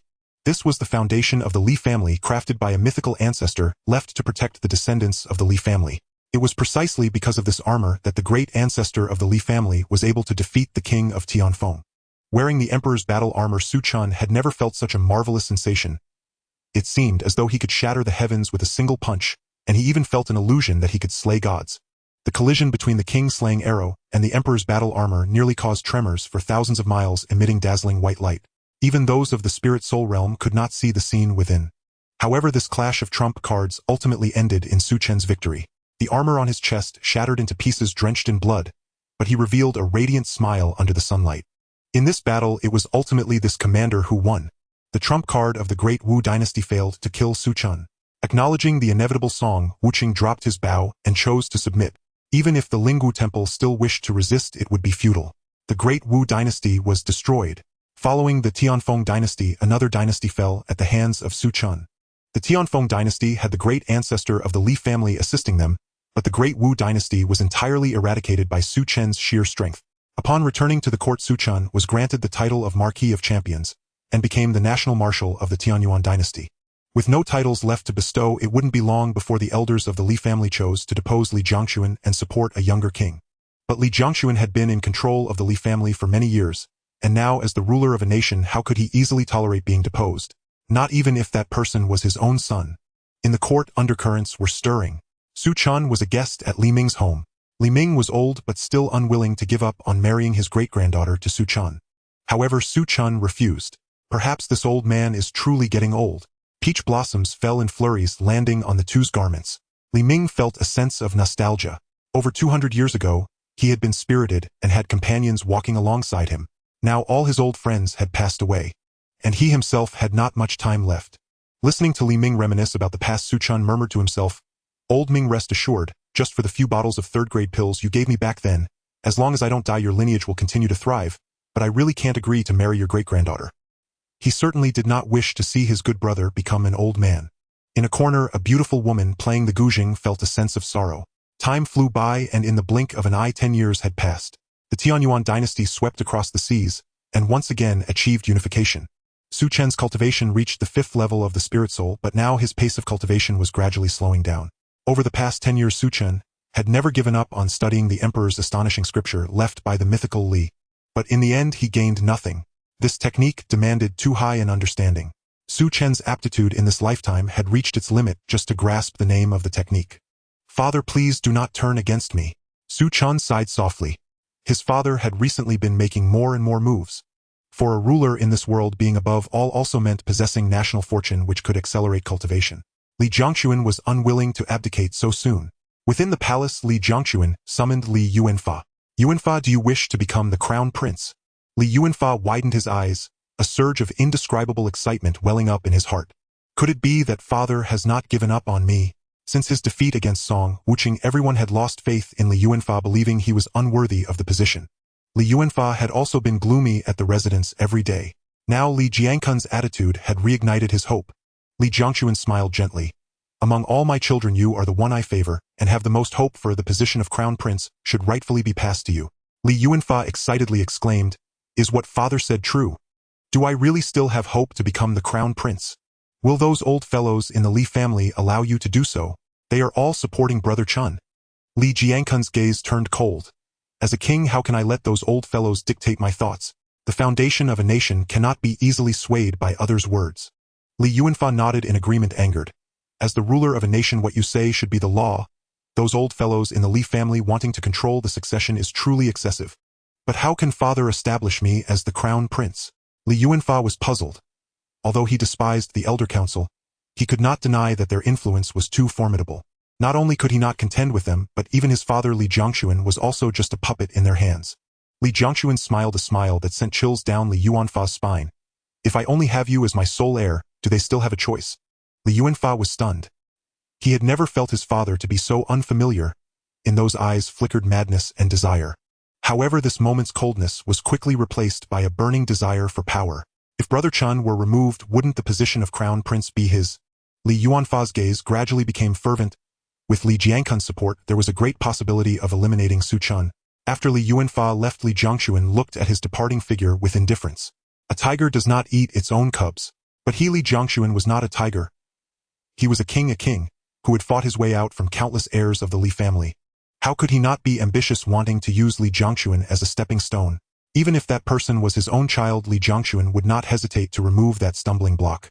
With Li Jiangkun's support, Li Yuanfa returned with a vengeance, quickly gaining strength in the court. Some forces that did not want a peerless king to appear in the Tianyuan dynasty also began to interfere with the trend. The capital sky darkened a bit.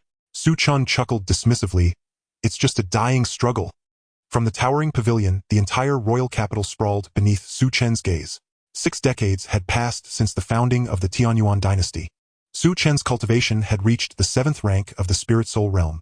Aside from Li Hongwen and the gravely injured senior patriarch Li, lying unconscious in his coffin, Su Chen stood unrivaled in strength across the Tianyuan kingdom. Father, your ambition knows no bounds," Su Chen murmured softly to himself. 3 months ago, his birth mother in this life had passed away. 2 days prior, the Elders' Council had failed in its impeachment attempt against Li Jiangquan. Li Jiangquan refused to be a puppet sovereign. Strange, formidable auras, each emanating from spirit soul realm cultivators, had begun appearing throughout the capital. Su Chen now regarded Li Jiangquan with newfound respect. This man was ruthless, and ruthlessness was precisely what Su Chen admired.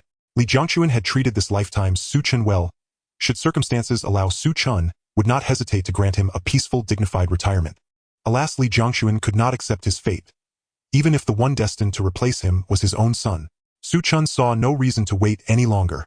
As twilight deepened and shadows lengthened, figures materialized around Su Chen, one after another, each radiating the overwhelming aura of the spirit soul realm. Kill them all. Leave none alive. Su Chen issued the command, voice glacial and unyielding.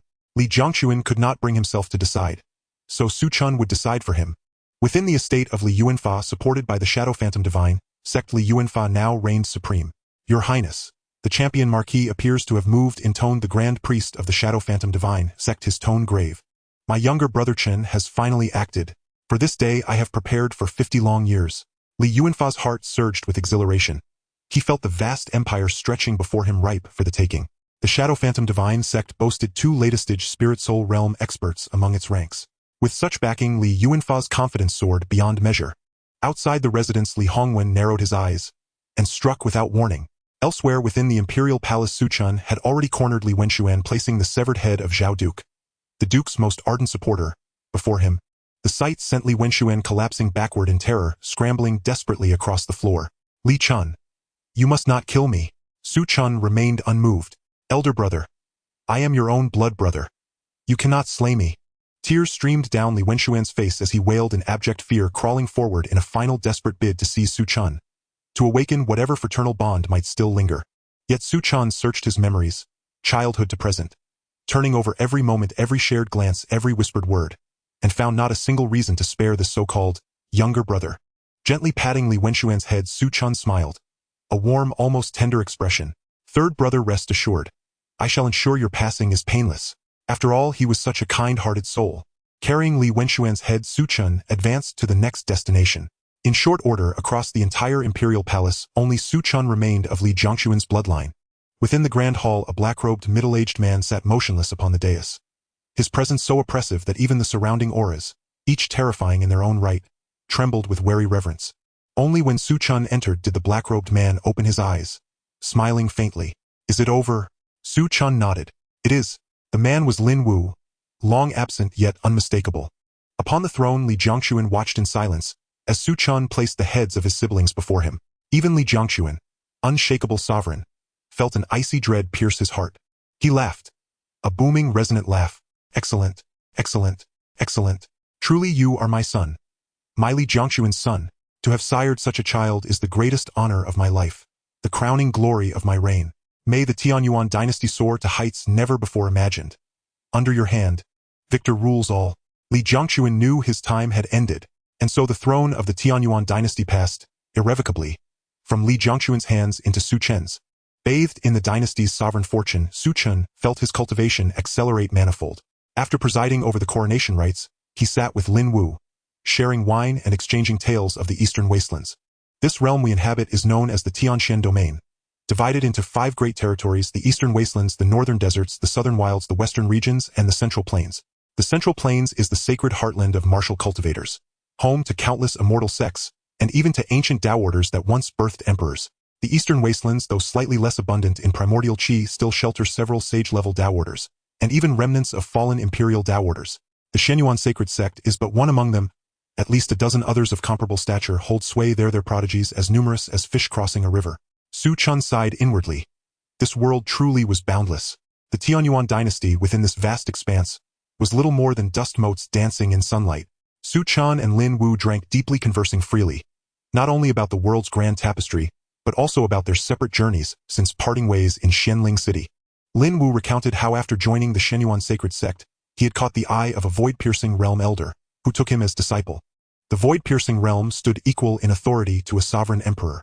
70 years had slipped by in the blink of an eye, and Lin Wu's cultivation had ascended to the 8th rank of the spirit soul realm, surpassing Su Chen by 1 rank.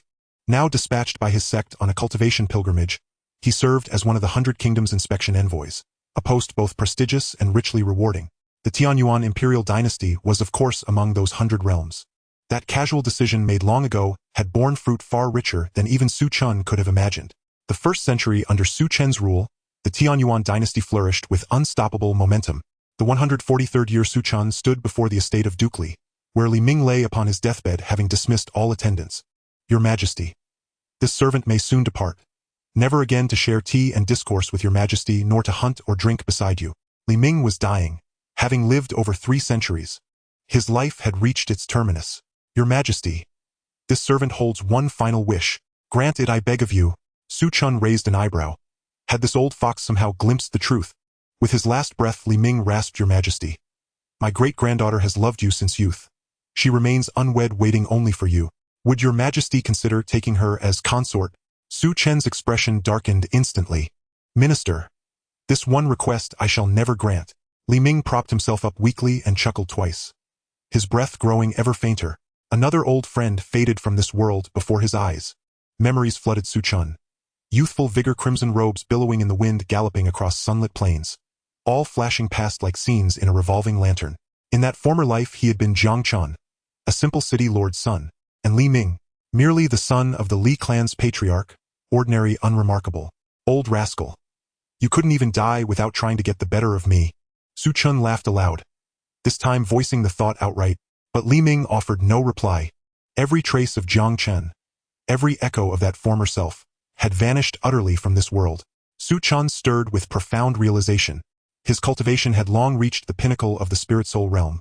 Only one step remained before the threshold of mystical ascension. Su Chen entered seclusion, determined to break through into the mystical ascension realm. Su Chen was in seclusion, breaking through to the Tongxian realm. The surrounding dynasties could not remain calm. A strong cultivator in the Tongxian realm had a lifespan of 800 years. Su Chen, however, was only 150. If Su Chen were to become king, they would be unable to eat or sleep in peace. Would a young king honestly remain in one territory? Being a dynasty did not mean that they all had strong cultivators in the Tongxian realm stationed. Only those powerful dynasties had such strong cultivators. After some discussion, they decided to bribe the inspector of the Shen Yuan Holy Land, asking another inspector to help stop Lin Wu. Initially, the inspector of the Shen Yuan Holy Land was unwilling. Later, more than 10 dynasties got involved. The price they offered was too high. The other inspector of the Shen Yuan Holy Land, Wang Ziyuan, agreed to help the countries in blocking Lin Wu. Before the inspection hall, Wang Ziyuan smiled as he touched the storage ring in his hand. With these resources, he would not have to worry about cultivation supplies for the next few decades. The next day, the 13 dynasties stirred in chaos. Lin Wu received the news and instantly became furious, knowing that Su Chen was currently in a critical period of breaking through to the Tongxian realm. If disturbed, the consequences would be unimaginable. Just as Lin Wu was about to rush to support the Tianyuan dynasty, Wang Ziyuan blocked his path. Junior brother Lin, as an inspector, you should fulfill your duties and not use your position for personal gain. Lin Wu's expression darkened. Wang Ziyuan's cultivation was at the 3rd level of Tongxian. His own cultivation was merely at the 1st level of Tongxian. Wang Ziyuan, if anything happens to brother Li, I will surely kill you. Lin Wu swore in his heart. Both were inspectors. With Wang Ziyuan blocking him, Lin Wu had no way to reach the Tianyuan dynasty. Inside the Tianyuan dynasty, with the armies of the 13 dynasties pressing in, even though the Tianyuan dynasty had produced many talents over the years, it was impossible to withstand the combined forces of the 13 dynasties. Fight to the death. Thousands of corpses lay for miles, blood staining the rivers. Countless soldiers of the Tianyuan dynasty went to their deaths, delaying the advance of the 13 dynasties. Many died in this battle. Many sects were depleted, their legacies lost in the river of history. Many families rose up, leaving the last page on their family tree. There were also many who chose to give up resistance and surrender in despair. The great Xia was about to fall. Many familiar faces of Su Chen also perished in this battle. It seems this old bone of mine must sacrifice itself for the nation, Li Hongwen said with a smile. The Li family's foundation was nearly exhausted in this battle. Only he and the ancestor in the coffin remained in the Lingpa realm. As the coffin opened, the ancestor of the Li family remained silent, wearing the emperor's battle armor, his aura gradually rising. This battle would be his last. 2 old bones think they can stop our army. The coalition of countries laughed heartily as strong cultivators of the Lingpa realm rose like stars in the sky. 2 old bones. Then add me to the mix. A golden light descended and Li Jiankun's figure appeared. After leaving the throne, Li Jiangquan traveled through various countries, and his cultivation reached the 7th level of Lingpa. Upon learning that Su Chen was in seclusion to break through to the Tongshan realm, and that the various countries were invading the Tianyuan dynasty, he did not hesitate to rush back to the Tianyuan kingdom. No matter what, I am still a member of the Li family. Li Jiangxuan glanced toward the royal capital, a smile of relief appearing on his face. Unaware of their own mortality. With the army pressing in, there was the Li family's ancestor, a half-step Tongshan strongman, and Li Hongwen, a strongman of the 8th level of Lingpa. There was also Li Jiangxuan, a strongman of the 7th level of Lingpa. From all directions, strong cultivators were coming to aid them. Song Wuqie brought the powerful members of the Lingjue Hall, choosing to go all in. Inside the palace, 5 years had passed since Su Chen began his seclusion to break through to the Tongshan realm. Fragmented memories appeared in Su Chen's mind. They flashed through his mind like a fleeting glimpse. This tongling technique is definitely not a legacy of a cultivator in the Tongshan realm. Su Chen's expression was grim. He felt that the memories in his mind were taking root like a seedling, constantly drawing his vitality. Perhaps one day, when the seedling grows strong, those memories would overshadow his own. By then, would he still be Su Chen, or would he become that tongling king? Such a method was truly terrifying. If continuously someone cultivates the tongling technique to the Tongshan realm, wouldn't the tongling king be able to live through countless lives with such a method, achieving an alternative form of immortality? Su Chen estimated that the spread of that memory in his mind would at least take 300 years to completely replace him. 300 years is enough. Su Chen's resolve was firm. The aura within him could no longer be suppressed, and a colossal ice phoenix appeared above the royal capital, unleashing a hailstorm upon the entire city. Mountains and rivers trembled, and a Tongshan strongman emerged. In less than half an hour, Su Chen arrived at the battlefield, where the scene was extremely grim. The ancestor of the Li family had perished, and Li Hongwen faced 7 latest-stage Lingpa strongmen, wearing the emperor's battle armor. Li Jiangxuan, on the verge of death, saw Su Chen's arrival, his aura, like a great sun, overshadowing everyone present, resembling a divine being ablaze. He smiled with relief and closed his eyes. In his life, he had been overshadowed by Su Chen's brilliance. As the head of the Li family, he found himself always less than Su Chen, filled with jealousy towards this blood relative. Li Jiangxuan was the head who fought his way out from generations of Li family geniuses. Li Jiangxuan was not a puppet. Yet the blood flowing in him was that of the Li family. Song Wuqie looked at Su Chen's arrival, feeling a sense of relief. He knew that, in this gamble, the Lingjue Hall had won. I have arrived. Su Chen coldly gazed at the strongmen from various countries. In total, there were 68 Lingpa realm strongmen. Let's go together. He has just broken through to the Tongshan realm, and his cultivation is not yet stable. Otherwise, the consequences of attracting the inspectors should be clear to all. One by one, the Lingpa realm strongmen launched their attacks towards Su Chen. The heavens and earth were drowned in the brilliance of their divine powers. Red and white lights intertwined. A massive halo appeared behind Su Chen, resembling a deity. From the halo, he drew a spear that split into thousands, engulfing everything. The power of the Tongshan was beyond mere mortals. With a single strike, less than a dozen Lingpa realm cultivators survived. The remaining coalition forces were utterly horrified. The strongmen of the Tongshan realm were indeed not something they could defeat. As they attempted to flee, how could Su Chen easily allow that? Tens of millions fell in the Tianyuan dynasty. Su Chen successfully broke through to the Tongshan realm. The various countries were in shock. Half a month after Su Chen's breakthrough, Lin Wu managed to escape and arrived at the Tianyuan dynasty to find Su Chen. Su Chen learned from Lin Wu that he did not want to come but was held back by others. Su Chen simply smiled and said nothing more, which left Lin Wu feeling quite guilty. After breaking through to the Tongshan realm, Su Chen did not seek immediate revenge. The Kaifeng dynasty had suffered too many casualties. Su Chen established the Kaifeng martial house, recruiting talents, with the entire populace becoming martial artists. After the great battle, over 100 strongmen of the Lingpa realm perished, their divine souls remaining in the Tianyuan kingdom, giving rise to many talents there. In the 200th year, the Tianyuan dynasty was flourishing with talents. In the span of 50 years, the 13 nations that once attacked the Tianyuan dynasty attempted to appease Su Chen's anger with some resources. To this, Su Chen scoffed. After 50 years of recuperation with a strong army and robust forces, Su Chen unhesitatingly launched an attack on the nearest Kanglin kingdom. The grievances of the past with the Kanglin kingdom began to be settled. Within the Kanglin kingdom, the ruler Zonglin trembled in fear upon hearing the news of the Tianyuan dynasty's invasion.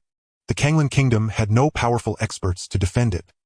He regretted that had he known the Tianyuan dynasty was this formidable, he would have done everything in his power to assist the Tianfeng kingdom, ensuring its survival. Unfortunately, his regrets were futile.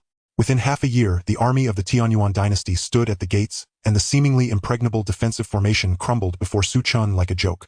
The Kanglin kingdom fell. Its demise sent shockwaves through the surrounding kingdoms, filling them with a sense of crisis. With the loss of lips, the teeth would be cold. After this battle, Li Hongwen sensed that his time was near and bid farewell to Su Chen, setting off beyond the 100 nations in search of breakthrough opportunities.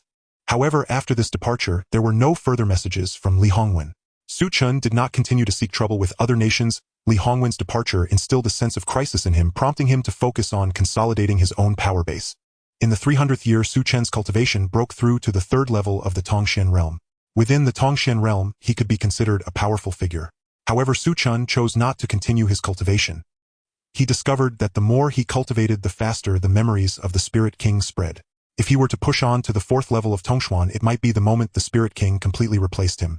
Su Chen murmured to himself, I have ambitions to sweep through the 6 realms, yet I was plotted against by a deceased person. It's truly frustrating. After destroying the Kanglin kingdom, he had to promptly halt his cultivation and began nurturing his power base in preparation for the next life. That year, a king's secret realm appeared around the Tianyuan dynasty. Su Chen directly claimed the king's secret realm for himself. He left behind a token within it granting anyone who possessed it the right to unconditionally present 3 requests to the Li family of the Tianyuan dynasty. Even if it was for the throne, the Li family had to comply. Once this news broke, the entire nation was stirred, elevating the prominence of the king's secret realm to unprecedented heights, with countless young talents venturing to explore it. In the end, all efforts proved futile. Su Chen had tampered with the token. Aside from himself, even those who could access the token would have no chance of obtaining it. This was his preparation for the next life, leaving behind 3 conditions under which the Tianyuan dynasty could provide many conveniences. As for the techniques left by the Li myth, he could not comprehend them in this life. Could he not in the next? It was also in this year that Su Chen made a decision. The Tianyuan Martial Academy began recruiting commoners' children, allowing exceptionally gifted commoners to enter through a rigorous selection process. Any county governor who discovered a common talent would receive substantial rewards. All common talents entering the Tianyuan Martial Academy would be exempt from high tuition fees, subsidized by the royal family. Su Chen's actions drew widespread opposition from the noble families of the Tianyuan dynasty, as the Tianyuan Martial Academy had always been reserved for royal and noble offspring. However, these opposing views came to an end as Su Chen eliminated those who voiced the loudest objections. A warning to others. In the 320th year, Su Chen's great-grandson was born possessing the legendary martial physique, the Ice Spirit martial physique. This was Su Chen's first encounter with the legendary martial physique. On the day of his birth, a celestial phenomenon occurred with cold ice descending and lakes freezing. Su Chen cherished him greatly, bestowing the name Li Xianbing. Li Zuanbing's path of cultivation was equally impressive, with a rapid pace of advancement. It was merely a matter of time before he stepped into the Tongxian realm. Even beyond Tongshuan, it was not impossible for him to catch a glimpse of the higher realms. At the age of 18, Li Xianbing participated in the assessment of the Xian Yuan sacred land, successfully becoming a disciple of an ancient powerful figure within the sacred land. After Li Xianbing joined the Xian Yuan sacred land, the status of the Tianyuan dynasty among the nations rose significantly. In the 350 year, another talent emerged from the Li family, Li Shenyuan. Although not as qualified for kingship as Li Xuanbing, he was steady in character and deeply favored by Su Chen, who cultivated him as a successor. The commoner's influence within the Tianyuan dynasty also saw the emergence of a representative figure, Ji Chongping, whose exceptional talents allowed him to break through to the Spirit Sea realm at the age of 20. Li Shenyuan and Ji Chongping were hailed as the twin dragons of the dynasty. In the 400th year, the 400-year-old Su Chen abdicated, and his grandson Li Pinggan, the father of Li Xuanyuan, ascended the throne. Su Chen left the Tianyuan dynasty, setting out to seek breakthrough opportunities. The Tianyuan dynasty had Lin Wu and Li Xianbing above, and Li Shenyuan and Ji Chongping below. With only 50 years remaining, Su Chen wished to see how vast the eastern wilderness was. The eastern wilderness was immense, far beyond Su Chen's imagination. What Lin Wu described was merely a corner of it. The number of talents was also far beyond Su Chen's imagination. There were geniuses born to wield the laws of thunder, invincible prodigies with divine bodies that crushed all, and young feral beasts that could devour and annihilate entire kingdoms. 50 years' time only allowed Su Chen to traverse a corner of it. Su Chen sensed that the Spirit King was about to completely replace him in his mind.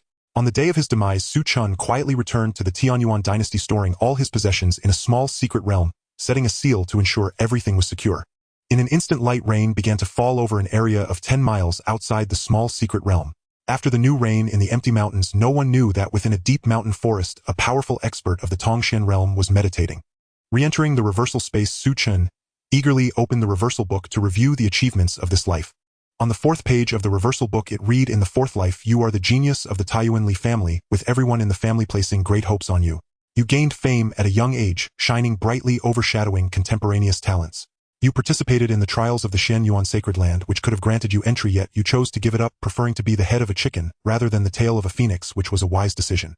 You led a great army to destroy the Tianfeng kingdom, sweeping through the seas, achieving great merit, and determined the fate of the world in a single battle. Your father was jealous of your talent, and your brothers envied your abilities. You plotted for 50 years, sweeping away those with ulterior motives among your siblings, monopolizing power and ascending to the throne. After your ascension, you devoted yourself to governance, bringing peace to the seas, which aroused the envy of others. At a time of national peril, you successfully broke through to the Tongxian realm, turning the tide. Your life was splendid, though you fell into the schemes of an ancient being who had plotted for thousands of years, choosing to disperse your cultivation to ensure mutual destruction. Nonetheless, you embodied the life of a king. Evaluation: blue 6 stars. Reversal points 600. He had amassed 600 fate reversal points in one breath. Su Chen estimated that had he not died so prematurely, his evaluation this lifetime might have soared even higher. Achieving a 7 or 8-star Azure tier rating would have been well within reach. The spirit communion art must never be cultivated again. Su Chen resolved firmly. This treacherous cultivation technique was utterly beyond redemption. With it discarded, his gaze turned instead to the sovereign supreme scripture left behind by Li Shenhua. In his previous life, after the Elder's Court fell en masse, Su Chen erased all traces of the sovereign supreme scripture and concealed it in a hidden corner known only to himself. Once he obtained the token from the monarch's secret realm, he could enter the Li clan's celestial archives and claim the scripture. Comprehension. This was paramount. Without hesitation, Su Chen allocated 500 points directly into comprehension. Of the remaining 90 fate reversal points, he invested them into innate aptitude. The final 10 were devoted to lineage background. This lifetime he would master the sovereign supreme scripture. No compromise, no retreat. The advantages conferred by a supreme tier cultivation art were immense, nearly equivalent to possessing an extra divine boon.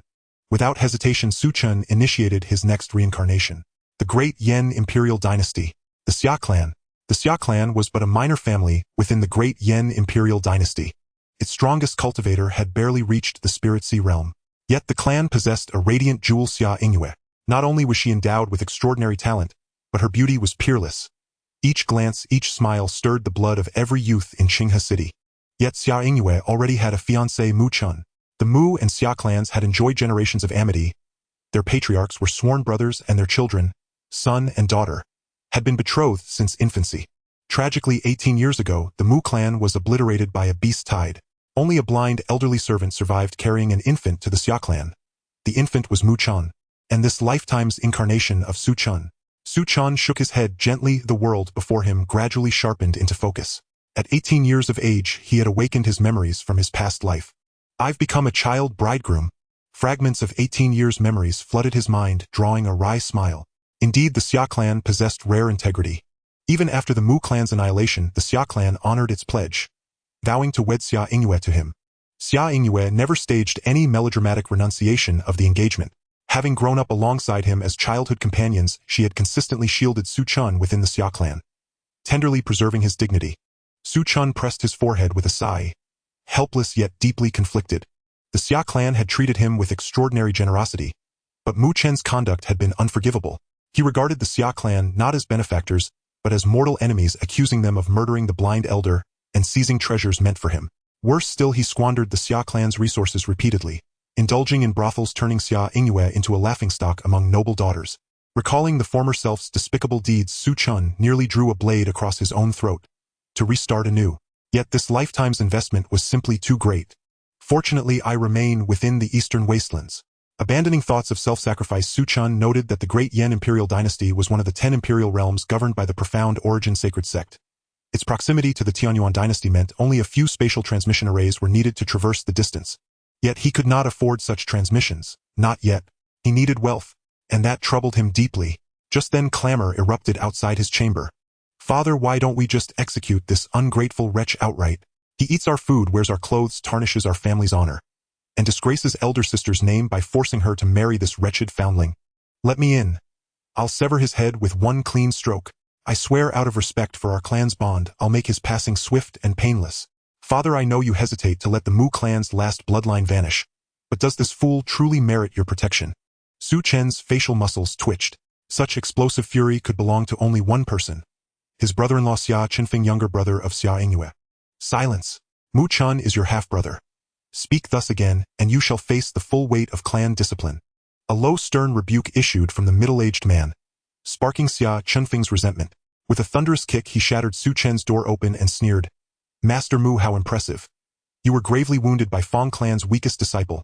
Were I in your place, I'd never wish to awaken again. A flash of fury crossed the elder's face as he snapped, Chun Fong. Do not address Chun'er so disrespectfully. Flush with indignation, Chun Fong stormed out, slamming the door behind him.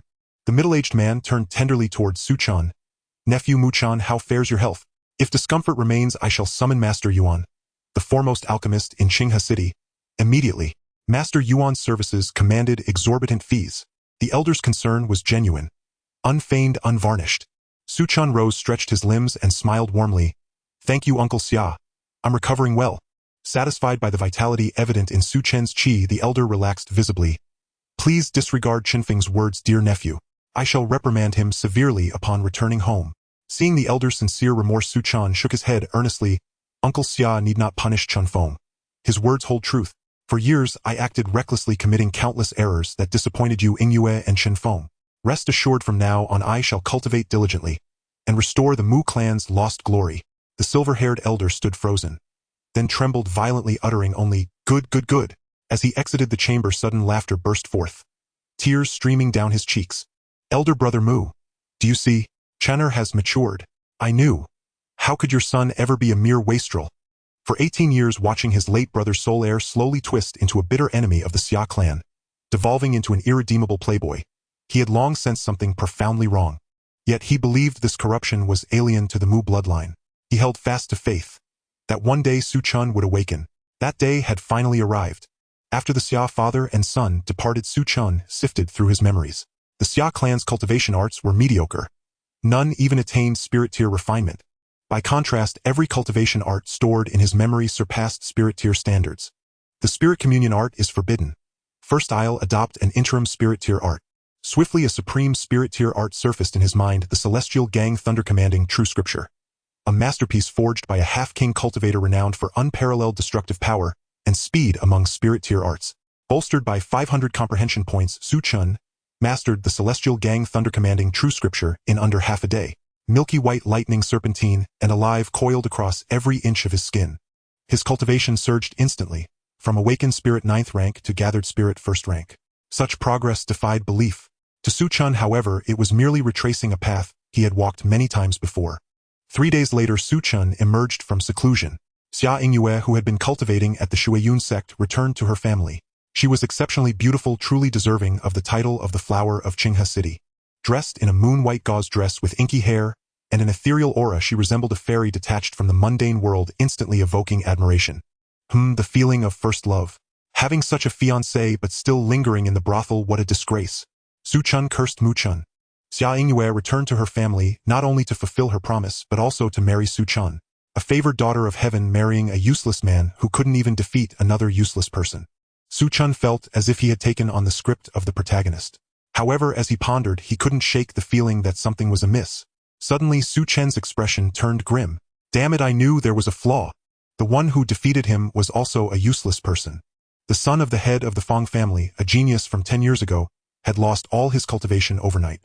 3 days ago, he defeated Su Chen, gaining fame, and everyone assumed that young master of the Fong family was merely hiding his true strength. But Su Chen knew that this was no mere concealment. This was a classic old man template. This wasn't the story of a reincarnated loser like him. He suddenly felt that Xia Yingyue lost her charm. According to the script, he had offended the protagonist. Xia Yingyue would meet the protagonist, develop feelings for him after a few encounters, then discover that she had a fiancé who had also offended the protagonist, and subsequently the protagonist would effortlessly eliminate him. Even with the memories of a supreme expert from his past life, Su Chen was certain that he would not stand a chance against those old monsters who had lived for who knows how many years. He was fearful of those old monsters. In his past life, one technique had easily dealt with him. No, he absolutely could not bear such humiliation. Xia Yingyue looked at the dazed Su Chen, confused in her heart. Could it be that brother Mu Chen is dissatisfied with my request to marry after finishing the sect affairs? Xia Yingyue's return to her family was not only to honor her promise to marry Su Chen, but also to undertake the mission of recruiting disciples for the sect. Su Chen felt immense pressure. The next day, Su Chen quietly left the Xia family and went to a local auction house. Yesterday, he had stayed up late to draft a high-grade technique. Auctioning it for tens of thousands of gold coins was not an issue. With a potential son of fate pressing down on him, Su Chen felt enormous pressure. One misstep and his wife could be lost. As Su Chen left the auction house, he collided with two figures in black robes. Upon making eye contact, they both saw the confusion in each other's eyes. Fong Bubi wondered in his mind, "Master, why do I feel a sense of familiarity with this black-robed person?" He felt as if he had seen this black-robed person somewhere. Su Chen also sensed a faint familiarity from the black-robed figure across from him. Could it be such a coincidence? Su Chen's expression turned peculiar. He was 100% certain that this was the young master of the Fong family, the suspected child of destiny. Indeed, there were secrets. Su Chen left quietly. Although Fong Bubi was curious about the identity of the black-robed person, he did not pursue. He had more important matters to attend to. After leaving the auction house, Su Chen was convinced that the young master of the Fong family was likely a person of great fortune. A thought crossed Su Chen's mind about eliminating him, but he quickly dismissed it. The likelihood of him being eliminated seemed higher. He could not see through Fong Bubi's cultivation. Either Fong Bubi's cultivation was far superior to his, or he possessed techniques or treasures that could conceal his aura, or perhaps a powerful expert far beyond Su Chen's past life was helping him hide his presence. Su Chen did not dare to gamble. Then I'll have to befriend him. Su Chen's gaze flickered. He was not an inexperienced youth but an old monster who had lived for hundreds of years. He understood well that in this world there were no irreconcilable enmities. Moreover, he had only engaged in some verbal disputes with Fong Bubi. Ultimately, he had suffered some losses which hardly constituted a life-and-death feud. Su Chen returned to the Xia family and ran into Xia Chenfeng. Seeing Su Chen come back from outside, Xia Chenfeng sneered, "Oh, where has my young master Mu gone to play this time? Only my father would believe the act of a reformed prodigal. I know that a dog can never change its habit of eating shit." Su Chen cast him a bland glance. He knew that Xia Chenfeng's rigid impression of him couldn't be changed in just a day or two. Seeing Su Chen ignore him, Xia Chenfeng became furious more, convinced that Su Chen had wronged Xia Yingyue. He angrily declared, "Mu Chen, today, I will teach you a lesson on behalf of my father and sister. To let you know that you are nothing but a waste unworthy of my father's efforts, and certainly unworthy of my sister marrying you." Xia Chenfeng clenched his fist, his punch like a blade, executing the Xia family's ultimate technique, the five-finger piercing heart fist. With his cultivation at the 5th level of spirit gathering, if a single blow landed on Su Chen, he would likely end up seriously injured. But just as the punch was about to hit Su Chen, he swiftly stepped back, narrowly avoiding this lethal strike. "Just luck you dodged once. Do you think you can dodge twice?" Xia Chenfeng did not believe Su Chen possessed such strength. He transformed his punch into a palm, gathering his energy to strike down on Su Chen. However, Su Chen's speed was even faster. One hand became an afterimage, grasping Xia Chenfeng's arm and employing the Tiangang sealing pulse technique. In an instant, Xia Chenfeng felt a tingling sensation in his arm and could no longer muster any strength. Sensing something was off, Xia Chenfeng hastily retreated, but one arm fell limply. He exclaimed, "What have you done to my arm?" Looking at Xia Chenfeng's shocked expression, Su Chen calmly replied, "I merely sealed one of your arm's spiritual veins. It will gradually recover after a few hours." Upon hearing that his arm was fine, Xia Chenfeng let out a sigh of relief and looked at Su Chen as if observing a monster. This time he clearly sensed that this burden who only brought trouble to the Xia family seemed somewhat different. Once Su Chen left, Xia Chenfeng finally regained his senses. "Humph, even if you defeat me, you are still unworthy of my sister." Although Xia Chenfeng did not understand why Su Chen had suddenly become so strong as to easily defeat him, he still refused to admit that Su Chen could be his brother-in-law. Su Chen's defeat of Xia Chenfeng caused quite a stir in the Xia family. Xia Chenfeng was the #1 genius of the Xia family aside from Xia Yingyue, who was cultivating at the Shuiyun sect. Yet he was easily defeated by Su Chen. It was utterly shocking. For Su Chen, defeating Xia Chenfeng was nothing to be proud of. As a reincarnated old monster who had cultivated for hundreds of years, if he couldn't handle a mere young brat, he might as well give up on cultivation. Except for the child of fate, that was another story. A week later, Su Chen's technique was auctioned for 80,000 gold coins. With this initial capital, Su Chen was confident he could raise his cultivation to the peak of spirit gathering within half a month. Half a month later, Su Chen's cultivation reached the peak of spirit gathering. To break through into the spirit pattern realm, one must first acquire a spirit pattern, a mark found only upon beasts that have themselves transcended into the spirit pattern realm and beyond. Su Chen emerged from seclusion only to find Xia Yingyue at his door. She had heard he had defeated her younger brother. Though Xia Chenfeng was merely average in strength within the modest confines of Qinghe City, he was undeniably a prodigy. Mu Chen, Xia Yingyue said, "I hope you'll participate in this year's Qinghe Grand Contest. With your current abilities, securing a high rank is no challenge." Su Chen's exceptional aptitude promised boundless potential, provided he applied himself with diligence. As his fiancée Xia Yingyue naturally wished for him to grow ever stronger, ever more outstanding. Such contests were no stranger to Su Chen. He accepted without hesitation. Even a cursory thought told him that in this contest unexpected events were all but guaranteed. For those blessed with celestial fortune, misfortune often heralds opportunity. And even if this chance was not meant for Su Chen, he intended to seize it nonetheless. Xia Chenfeng was stunned to learn of Su Chen's participation, while elder Xia beamed with quiet joy. Over the years, he had long regarded Su Chen as his own son. Indeed, Su Chen held higher standing than Xia Chenfeng himself. 3 days later, the Qinghe Grand Contest commenced. Its arena a beast-infested forest just beyond Qinghe City's borders. Rankings were determined by 2 criteria: the number of beasts slain and the strength of those beasts. So long as one survived until the end. The city's major clans had long since driven away all spirit pattern level and higher beasts from this region. What remained were only minor beasts of the awakened spirit and spirit gathering realms. There Su Chen encountered Feng Bubi once more, and Feng Bubi too recognized him. Feng Bubi vividly recalled how barely half a month prior this very man had attempted to assault Hongfei, only to be soundly humiliated by him. Just moments earlier his master had transmitted a warning via divine sense: tread carefully around this so-called vanquished foe. Could it be? He too has received a rare boon. Su Chen noticed Feng Bubi staring intently, and quietly slipped behind the ranks of the Xia clan's younger disciples. It wasn't fear of exposure that moved him. He simply found it rather unsettling for one grown man to fixate so openly upon another. Qinghe City, neither large nor small, hosted 3 major sects. Xia Yingyue represented the Shuiyun sect, the Great Yan Imperial Martial Academy, and the Liehua Academy. As the contest began, Su Chen entered the forest alongside the Xia clan's youth. How intriguing! I've already drawn attention this quickly. Su Chen smiled faintly. Others coveted the secrets he bore, suspecting he'd stumbled upon an earth-shattering destiny. He'd anticipated such scrutiny, but never imagined they'd act so brazenly. Feigning ignorance, he sought out a secluded spot. No need to hide any longer. Step forward, all of you. Su Chen spoke calmly over his shoulder. Rustling sounds answered. Tall grass parted, massive trunks yielded, figures dropped from the canopy above. 12 figures encircled him. Mu Chen, you truly possess a rare boon. Surrender it now and perhaps we'll spare your life. Su Chen frowned. A boon? What boon? I merely found a fruit and ate it. The group exchanged bewildered glances. A fruit? Could it be the legendary spirit fruit, capable of purifying meridians and refining the marrow? Su Chen spread his hands in a gesture of helplessness. Learning the boon was nothing more than a spirit fruit, already consumed. They were bitterly disappointed. Kill him. Leave no witnesses. Mu Chen, blame only fate. Some people are simply beyond your reach. They pressed their assault relentlessly. Facing their lethal strikes, Su Chen remained impassive. A long spear materialized in his hand. Its whirlwind motion wove thunder and shadow, piercing the skulls of the first attackers with effortless precision. Blood spattered across his face, yet his features gleamed like flawless jade. Must you invite death? He sighed. Bullying these children holds no satisfaction. Worse still, mercy was impossible. He had to eradicate them utterly. His terrifying power froze them mid-motion, chilling dread, blooming deep within their hearts. Alas, realization came too late. In moments 12 became 1, the sole survivor being a familiar face and thus spared, for now. Su Chen strolled slowly toward the youth crumpled on the ground. With deliberate slowness, he drove his spear straight down between the young man's legs, eliciting a torrent of yellowish urine, its acrid stench filling the air. It missed by a hair. Su Chen glanced at him with disdain, then crouched low.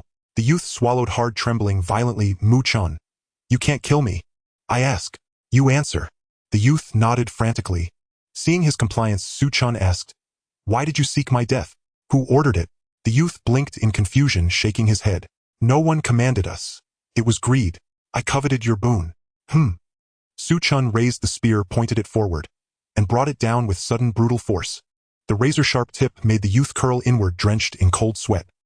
He could feel its icy chill, and the thick, viscous blood clinging to it, sending a wave of icy dread flooding through his lower body. The youth grimaced. Mu Chen, you're too ruthless. After all our time together, surely you won't do this. Su Chen sneered inwardly. This youth was the youngest scion of the city lord's household, a notorious wastrel who'd long clung to him, constantly urging him to sever ties with the Xia clan and annul his engagement to Xia Yingyue.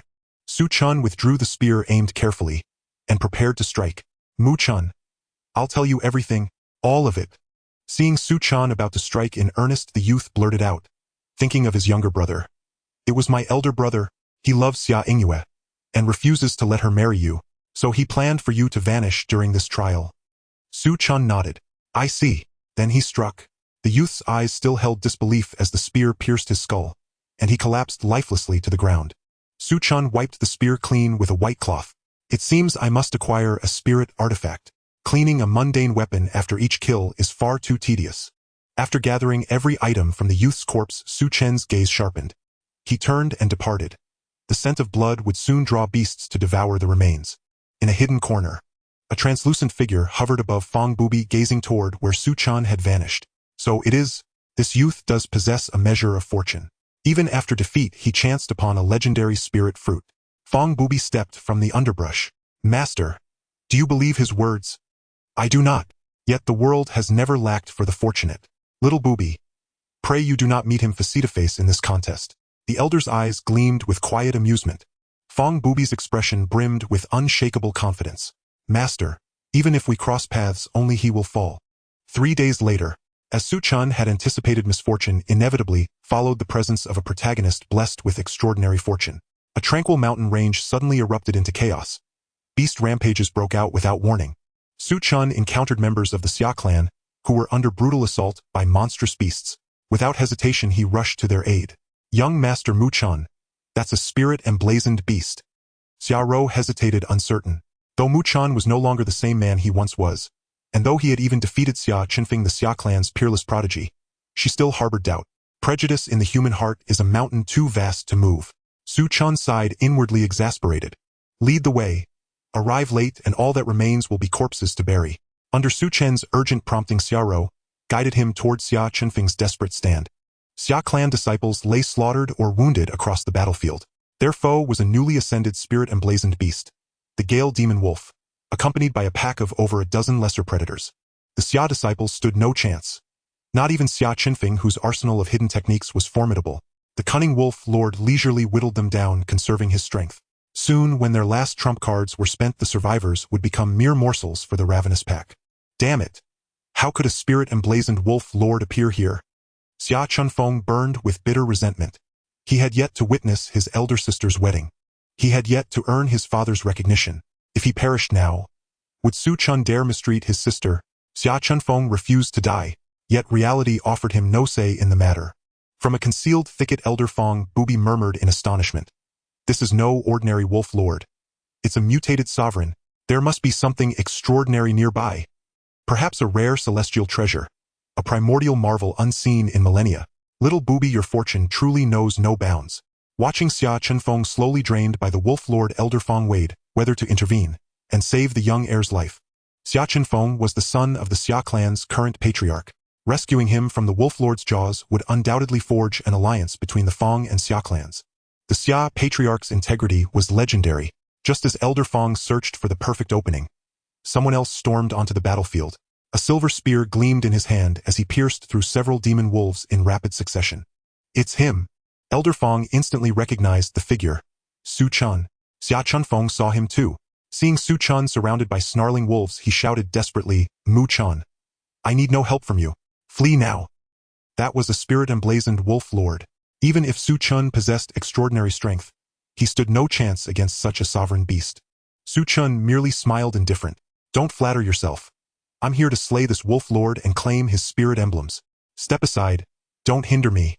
You're only in the way. Xia Chenfeng flushed crimson with indignation. He might not best Su Chen in combat, but he was no weakling either. He had trained relentlessly, reaching the 6th tier of spirit convergence. Yet soon Xia Chenfeng sensed something deeply amiss. The pack that had tormented them for so long fell before Su Chen with shocking ease. Only the wolf lord remained, eyes locked on him like a predator sizing up its prey. The wolf lord waited, patiently, for Su Chen to falter, but Su Chen moved with flawless precision. Not a single misstep marred his slaughter of the pack. The wolf lord grew wary, then furious, seeing his entire retinue reduced to corpses. He stood utterly alone, stripped of his command, stripped of his pride. Enraged, the wolf lord roared, his power dwarfing any humans. No more hesitation. Attack. A viridian brand blazed across his body. In an instant he vanished, leaving behind only a streak of emerald light. Xia Chenfeng's heart leapt into his throat. Watch out! Behind you! He cried. The wolf lord materialized at Su Chen's back in a flash, claws bared, sharper than forged steel. In the blink of an eye, Su Chen's spear reversed course, its tip blazing with a silvery radiance as it lanced backward toward the wolf lord. He possessed no extraordinary physical constitution, yet Su Chen's combat experience, against both humans and beasts, was unparalleled. His spear darted forward, aiming straight for the wolf lord's exposed abdomen as the beast lunged. Fury contorted the wolf lord's visage. He would suffer grievous wounds if only to end Su Chen's life. Seeking mutual annihilation, a faint disdainful smile curved Su Chen's lips. Tiangang Qi erupted from his body, coalescing into a shimmering defensive barrier. The wolf lord struck, its claw screeching against the barrier, which groaned ominously, threatening to shatter. But Su Chen reacted instantly, sliding sideways to evade the lethal strike, then thrusting his spear again and again. The wolf lord let out a few feeble howls before collapsing lifeless. Had a spirit-emblazoned wolf lord truly fallen so easily? Silent disbelief gripped the Xia disciples. The scene before them felt like illusion. Su Chen peeled away the wolf lord's spirit emblems. Though they held little value for him, they would fetch tens of thousands of gold coins on the market. Xia Chunfeng gaped, mouth open, words forming then dissolving. He simply didn't know what to say. After a long, awkward pause, he managed only 2 words: "Thank you." Su Chen secured the emblems and turned to the Xia disciples. "Leave the mountains. Imminently a full-scale beast tide will surge." Xia Chunfeng asked, "And you?" Su Chen cast him a glance. "I'm heading deeper into the mountains." He had already sensed the proximity of a profound treasure, and such opportunities were never abandoned. The Xia disciples exchanged glances, turning collectively to Xia Chunfeng. Though he could not fathom Su Chen's intent, he knew, beyond doubt, that he could not stop him. "Stay safe." Xia Chunfeng led the surviving disciples back towards safety. Su Chen strode onward, into the mountain's heart. Unseen Fang Bubi followed close behind. He too coveted whatever destiny had unveiled within Qinghe Mountain. Beast unrest rippled across the range, powerful monsters all converging upon a single point. Thus locating the treasure source proved effortless for Su Chen. Acquiring it, however, posed a far greater challenge. Dozens of spirit-emblazoned beasts patrolled the outer perimeter. Within 3 or 4 spirit sea beasts prowled, guardians whose vigilance rendered theft impossible no matter how formidable Su Chen's prowess. "Ah, I see." An idea sparked in Su Chen's mind. He turned calmly toward the rear and spoke. "You've trailed me this far. Refusing to reveal yourself would be most impolite." Silence hung thick in the air, at least on the surface. Fang Bubi nearly recoiled, startled by Su Chen's sudden turn. "Master, has he truly detected us?" He projected silently to Elder Fang. "He's bluffing, hold your ground." Seeing no response, Su Chen continued, "Brother, I know you've been shadowing me. You've surely deduced a treasure has emerged in these mountains. Let us join forces, seize it together, and divide the spoils fairly according to contribution. What say you?" Moments after his words faded, a masked man dropped gracefully from the branches of a towering tree. "Ahem. Your perception is truly extraordinary, brother. I stand humbled." Both Fang Bubi and Elder Fang were baffled. How had Su Chen uncovered their trail? Su Chen's expression remained placid, as though he'd expected nothing less. "Damn. It really was you tailing me the whole time." Internally, he shook his head in weary disbelief, yet also felt quiet relief that his suspicion had borne fruit. Had he not kept his guard up, if he'd begun his approach unawares, he might have fought to the death only to watch his efforts crumble to dust. The two quickly reached an agreement. Su Chen would divert the monster, while Fang Bubi would sneak in to steal the treasure. Boom! Su Chen created a tremendous commotion. The monster was startled and chased after Su Chen. Fang Bubi took the opportunity to slip into the central area of the beast tide. With the cover of the old man, even the monsters at the spiritual sea realm couldn't detect Fang Bubi. Soon Fang Bubi managed to evade the many monsters and arrived at the entrance of a cave. Inside the cave stood a tree bearing several fruits. Fang Bubi also discovered an egg of an unknown species within the cave. He hid the egg and picked the fruits before escaping. Su Chen heard the furious roar of the monster. He knew Fang Bubi had succeeded. Su Chen fled in a disheveled state, and Fang Bubi caught up with him, hurriedly saying, "The monsters here are going crazy. We must flee." Su Chen dared not pause, and the two ran frantically toward Qinghe City. The Qinghe Mountains erupted with monsters pouring out in a frenzy, eager to find and devour those who dared to intrude. Inside Qinghe City, Xia Chunfeng faced Xia Hongcai, lowering his head in shame. "Qinfeng, why didn't you stop him?" Xia Hongcai was furious. The center of the Qinghe Mountains was not a place for those at the gathering spirit realm. Even those at the spirit pattern realm wouldn't dare to venture deep. Xia Hongcai resolved to search for Su Chen. Many elders of the Xia family tried to dissuade him, but Xia Hongcai coldly replied, "He is the child of my elder brother. How could I just sit back and watch my brother's only bloodline vanish from the world?" Fong family. The head of the Fong family, Fong Zhan, noticed Fong Bubi had not returned for a long time. Bubi cannot possibly be dead, he won't die. Fong Zhan and Xia Hongkai headed towards the Qinghe Mountains prepared to search for Su Chen and Fong Bubi. The elders of both families gritted their teeth and followed suit. Under the setting sun, at the entrance of the mountains, 3 figures emerged. Among them was Xia Yingyue. Su Chen never expected that at a time when everyone chose to retreat, Xia Yingyue would charge into the beast tide to save him. Had Su Chen not arrived in time, Xia Yingyue might have perished. Behind the 3 there was a large wave of beasts. The strong members of the Fong and Xia families were both surprised and delighted to see that the 3 were still alive. They were astonished at what kind of earth-shattering event the 3 had caused to attract such a ferocious pursuit from the monsters. First, we must rescue them. The strong members of both families unanimously agreed and rushed out to block the tide of monsters, buying the 3 some time to catch their breath. Su Chen wasted no time and quickly carried Xia Yingyue to retreat behind the crowd. Fong Bubi arrived shortly after.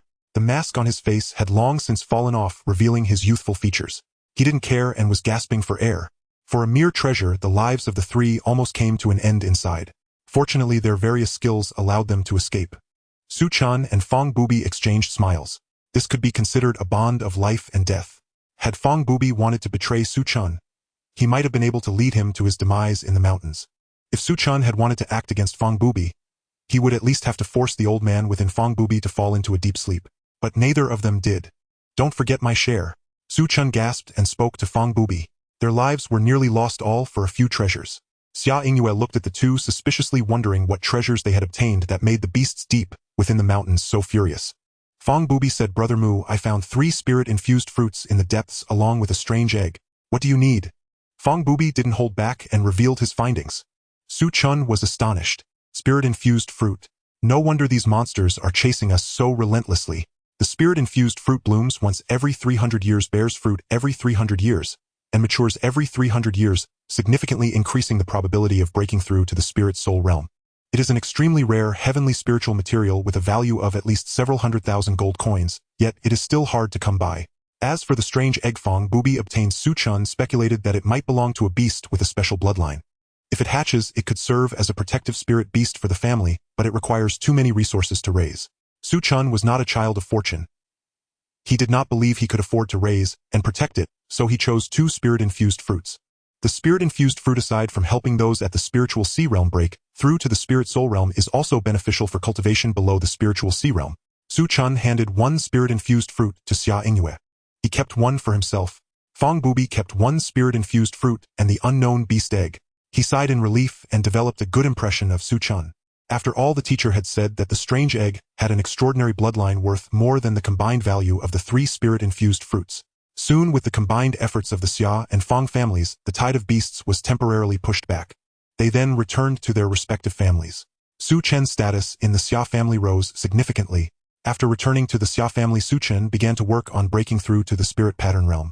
However, the Xia family's reserve of spirit patterns was too scarce, consisting only of white and blue quality spirit patterns. Su Chen looked down on the low-level spirit patterns and could only devise his own plans while waiting for an opportunity. The most important matter for the Xia family was still the marriage between Su Chen and Xia Yingyue. They performed the wedding rites and entered the bridal chamber. Xia Yingyue coyly said, Please cherish me, my husband. Su Chen was curious, Why did you choose to follow the family's wishes and marry me? Xia Yingyue leaned closer, her fair and delicate face blushing, and shyly said, Do you remember our first meeting? Su Chen thought for a moment, recalling scenes of that night. It was a snowy evening, and the blind elder of the Mu family was kneeling at the entrance of the Xia family with him in his arms. Su Chen saw Xia Hongkai arrive with Xia Yingyue. There seemed to be nothing particularly special about it. Xia Yingyue blinked and smiled. At that time, my husband's eyes were blank and confused, like a wounded little beast all alone in the icy wilderness, making one want to protect him. Su Chen, what a good father-in-law. Later, my husband became more and more handsome. Naturally, I liked my husband more, and so I agreed to this marriage. Xia Yingyue gazed at Su Chen's face, her eyes sparkling. Su Chen flipped over and the 2 harmonized beautifully. They remained inseparable for over half a month before finally parting. Husband, are you truly not going to return to Shueyun sect for cultivation? With your talent, you will surely receive training from the sect. Su Chen shook his head at the beauty before him, saying, My path does not lie within the great Yan dynasty. I may leave the great Yan dynasty to venture into the outside world. Xia Yingyue felt a bit disappointed, but she still believed in Su Chen. Wait for me to make a name for myself in the world, then I will come to find you. Su Chen said with radiant confidence. Xia Yingyue returned to the Shuiyun sect for cultivation, accompanied by Xia Chunfeng and several talents from Qinghe City. Feng Bubi did not join any sect. Under Su Chen's intention, the two became brothers through shared experiences and mutual trust. Feng Bubi asked Brother Mu, "Are you leaving the Dian Empire?" Su Chen nodded, "I need to leave the Dian Empire to accomplish something before joining the Shen Yuan Holy Land." In this life, Su Chen's goal was not solely the legacy left by Li Shenhua. There was also the Shen Yuan Holy Land. The Holy Land is the place where every martial genius dreams of entering throughout their lives. If a stunning beauty were placed before a martial artist alongside the opportunity to enter the Holy Land, no one would hesitate for the beauty. No matter how beautiful a face, it will eventually become a mere skeleton after 1,000 years. Hearing Su Chen's aspirations, Feng Bubi felt a sense of longing. He naturally wished to join the Holy Land as well. Unfortunately, he bore a great secret destined to be alone. The world of rivers and lakes is vast. If fate allows, we shall meet again. Su Chen dusted himself off and bid farewell to Feng Bubi. He was to leave Qinghe City to leave the Dian Empire and seek the legacy of his past life. "Brother Mu, if fate allows, we shall meet again," Feng Bubi replied earnestly. After Su Chen departed, the old man within Feng Bubi emerged, gazing at Su Chen's retreating figure, and remarked, "Such a remarkable individual from a small place like Qinghe City. In a world filled with heroes, aspirations run high as they strive to cross rivers and seas. Today's farewell leaves uncertainty about the next meeting." Su Chen returned to the Xia family. He bid farewell to Xia Hongkai. Children grow up and will eventually leave their parents, just like birds spreading their wings flying towards a broader sky. A myriad of emotions surged within Xia Hongkai. Xia Yingyue, Xia Qinfeng, and Su Chen all left Qinghe City. In the early morning, facing the rising sun, Xia Hongkai watched Su Chen's figure disappear into the morning light. Coming back to his senses, he returned to Su Chen's room and discovered items laid out on the table. Xia Hongkai picked up the items and found a line of dignified and elegant characters, above them Tiangang Yulei Jinjue. He was deeply attracted and couldn't help but open it. He then immersed himself in it until the sky darkened. Only then did he come back to his senses. This technique surpassed his understanding. If leaked, the entire Xia family would surely face annihilation overnight. Chainer Xia Hongkai tucked away the manual, murmuring, "Thank you. It is my Xia family's debt to you." In the blink of an eye, Su Chen had been gone from the Dian Empire for over half a year. Su Chen had been suppressing his cultivation, refraining from breaking through. Having experienced the immense benefits brought by the purple quality spiritual patterns, he preferred to spend more time on his training. He would not settle for low-quality spiritual patterns. Finally, after half a year, he had saved enough for the journey to the Tianyuan dynasty. Without delay, he set off for the Tianyuan dynasty. After another half-year, he finally returned to the Tianyuan dynasty, arriving at the place where he had once passed away in his previous life. It had been 130 years since his demise in the Tianyuan dynasty. Previously, Li Shenbing from the Shen Yuan Holy Land had broken through to the king level. Later, Li Xuanyuan, aided by the national fortune, also broke through to the king level.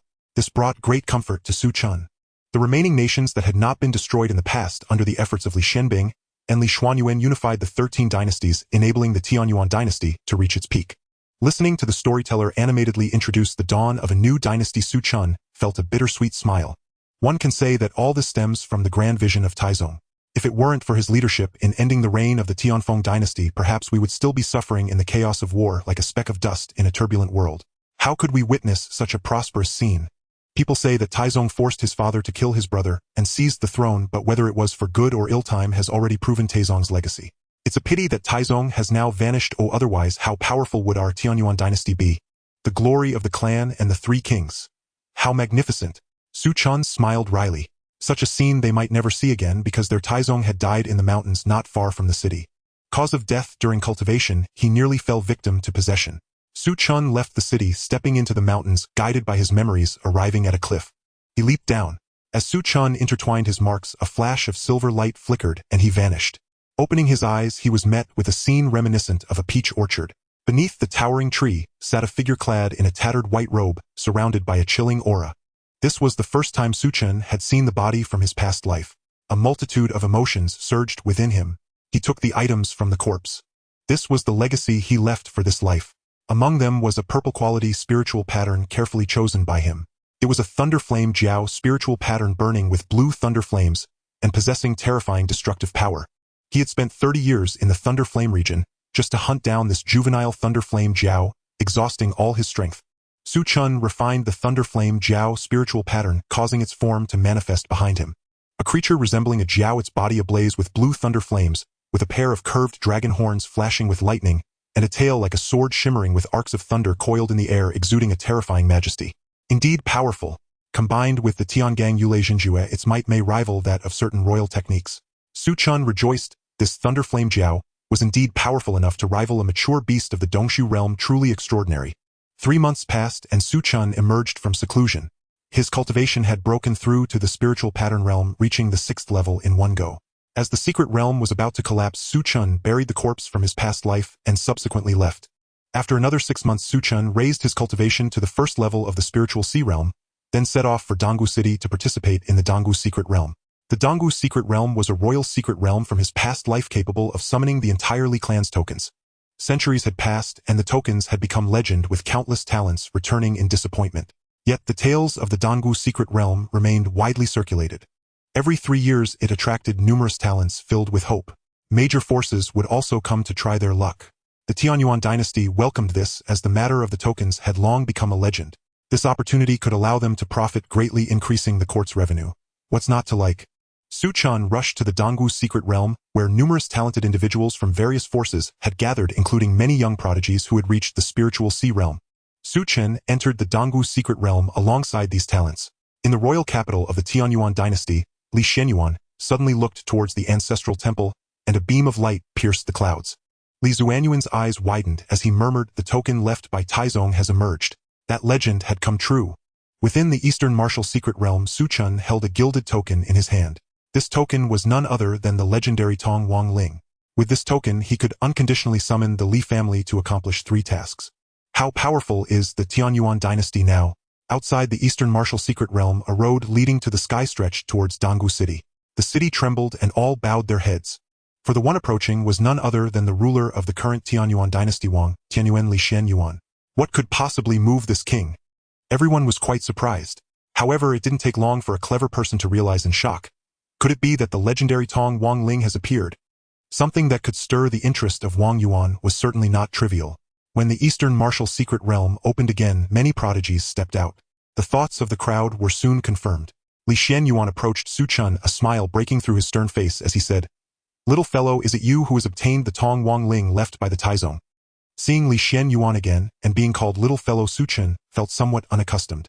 He vaguely remembered that back in the day, the small Shen Yuan always followed behind him, calling him great-grandfather. Growing up little by little, now he had become a dignified king. Truly, he was a worthy descendant.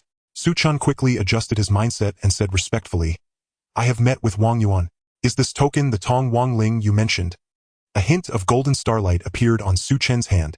Li Shenyuan sensed a faint familiarity, unable to discern its origin. Perhaps it was the token in Su Chen's hand that carried an aura he recognized. It was the aura of his great-grandfather. No doubt about it. Inside Donggu City, countless eager gazes were directed at the golden token in Su Chen's hand. Jealousy, greed, envy. Everyone knew. This young man had hit the jackpot. Li Shenyuan glanced at the token, confirming its authenticity, and nodded. Indeed, this is the Tong Wang Ling left by the Taizong. With this, you can have the Li family unconditionally assist you in fulfilling 3 wishes. Even if you want to become the king of the Tianyuan dynasty, we will agree. Li Shenyuan's expression was serious. His words made the powers of Donggu City extremely envious. The throne that countless people yearned for, was within reach. Su Chen, however, was pondering to himself. If he chose to become the king of the Tianyuan dynasty, he would probably pass away within 10 years. He was well aware of the character of the descendants he brought with him. It wasn't that such character was bad. Only with such character could the Li family go further. Moreover, he had no desire to become a king. In his past life, he had grown tired of it. In this life, he only wished to pursue the martial path, living for himself. Su Chen said earnestly, "I do not wish to become the king of the Tianyuan dynasty, nor do I covet the throne. My first wish is to enter the Li family's library and study the martial arts within it." Li Shenyuan was slightly surprised. It seems this person has a heart for martial arts, just like my elder brother. Elder brother, of course, referred to Li Shenbing. Li Shenyuan said, "No problem, as long as you vow not to pass on our Li family's martial arts to outsiders." Su Chen nodded. "That is natural." After Su Chen finished his martial oath, Li Shenyuan continued, "The first wish can be fulfilled by my Li family. What is your second wish?" Su Chen shook his head. "I haven't thought of it yet. When I do, I will naturally put forth my request." Li Shenyuan replied, "All right, my Li family still owes you 2 wishes. Li Shenyuan led Su Chen back to the royal capital and took him to the library. Within the Tianyuan dynasty, an unknown young man obtained the legendary Tong Wang Ling. He could unconditionally present 3 wishes to the Li family. Even if he wanted to become the king of the Tianyuan dynasty, the Li family would agree without question. The stories of ordinary people seizing opportunities to change their fate have been an immortal topic throughout history. Thus, the tale of Su Chen obtaining the Tong Wang Ling quickly spread for thousands of miles in a short time. Upon learning that Su Chen's first wish was merely to enter the Li family's library, countless people sighed, believing it was a tremendous waste. If it were them, they would have sought to become the king of the Tianyuan dynasty. Power, beauty, and cultivation resources. Everything was within reach. The Tong Wang Ling had fallen into the hands of such a fool. What a waste! Su Chen was unaware that news of him obtaining the Tong Wang Ling had already spread throughout the Tianyuan dynasty. At this moment, he was immersed in studying the Huangji Jing, a remarkable martial art. It was indeed a supreme-level technique, surpassing both king-level and emperor-level martial arts. Su Chen's comprehension in this life reached 500 points. Studying the Huangji Jing was still quite challenging. The Huangji Jing had a total of 9 levels. Su Chen could only comprehend up to the 6th level. What kind of genius was Li Shunhua back in the day to create such a martial art? Su Chen admired this ancestor of the Li family. He took the Huangji Jing with him. This comprehension took 2 years. His cultivation sword reaching the 7th level of the Spirit Sea Realm.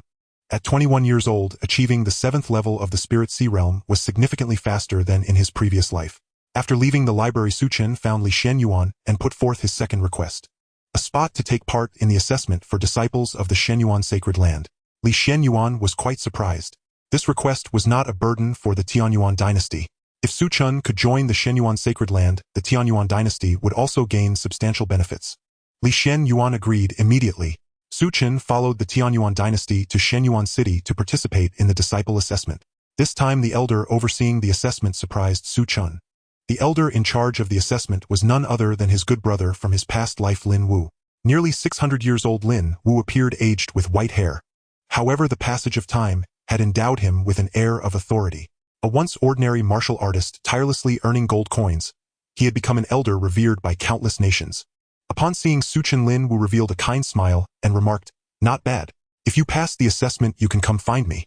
Naturally, Lin Wu had heard the news about the Tong Wang Ling being obtained by someone from the Tianyuan dynasty, left by an old friend. The old friend had lost contact. Perhaps they would never meet again. Lin Wu saw Su Chen as the successor of his old friend. If he could pass the assessment and join the Shenyuan sacred land, Lin Wu would not mind helping him find a backing. This was the advantage of having connections. Many prodigies looked at Su Chen, who was praised by the sacred land envoy. Everyone had different thoughts in their hearts. The unified consensus was that this young man had an unlimited future and must be befriended, absolutely not offended. Once he joined the Shenyuan sacred land, he would surely soar to great heights. The 100 Nations Trial. This is not Su Chen's first participation. In his past life, he took part in the 100 Nations Trial and found some immature treasures in the secret realm. He carefully hid these treasures, waiting for the next life to seek them again if the opportunity arose. Over 500 years have passed. Su Chen is unsure how many treasures still remain. 500 years of cold frost and snow have erased even the marks I once left behind, making them non-existent. Following his memories, Su Chen discovered that the secret realm was not as he remembered. The marks he had once made have become useless, and he can no longer find them. This left him somewhat disappointed. He had to seek other opportunities. Fortunately, his luck was quite good. He soon found a powerful demon beast, easily killed it, and obtained a millennium-old earth yellow essence. After some wandering, he gained several opportunities. With a booming sound, a stone tablet appeared. Su Chen looked up, curious about how many inheritance runes he could comprehend in this life and how powerful the inheritance could be. Many prodigies in the secret realm rushed towards the Shen Yuan ancient tablet to seize the Dao platform. When the crowd saw Su Chen, they recognized him as a prodigy valued by the elders of the Shen Yuan sacred land, and no one dared to offend him. Su Chen easily occupied a Dao platform without any disputes. The young prodigy who saw Su Chen said nothing, turned around and left to compete for other Dao platforms. As the light of the Dao platform bloomed, Su Chen's consciousness quickly merged into it. Golden brilliant runes fell like raindrops in the space. The mysterious and obscure runes appeared before Su Chen's eyes like patterns in the palm of his hand, clear and discernible. 1 day, 2 days, 3 days. More and more prodigies awakened. The radiance around Su Chen grew increasingly vibrant. The crowd marveled. No wonder he is a genius valued by the elders of the sacred land. They were very curious.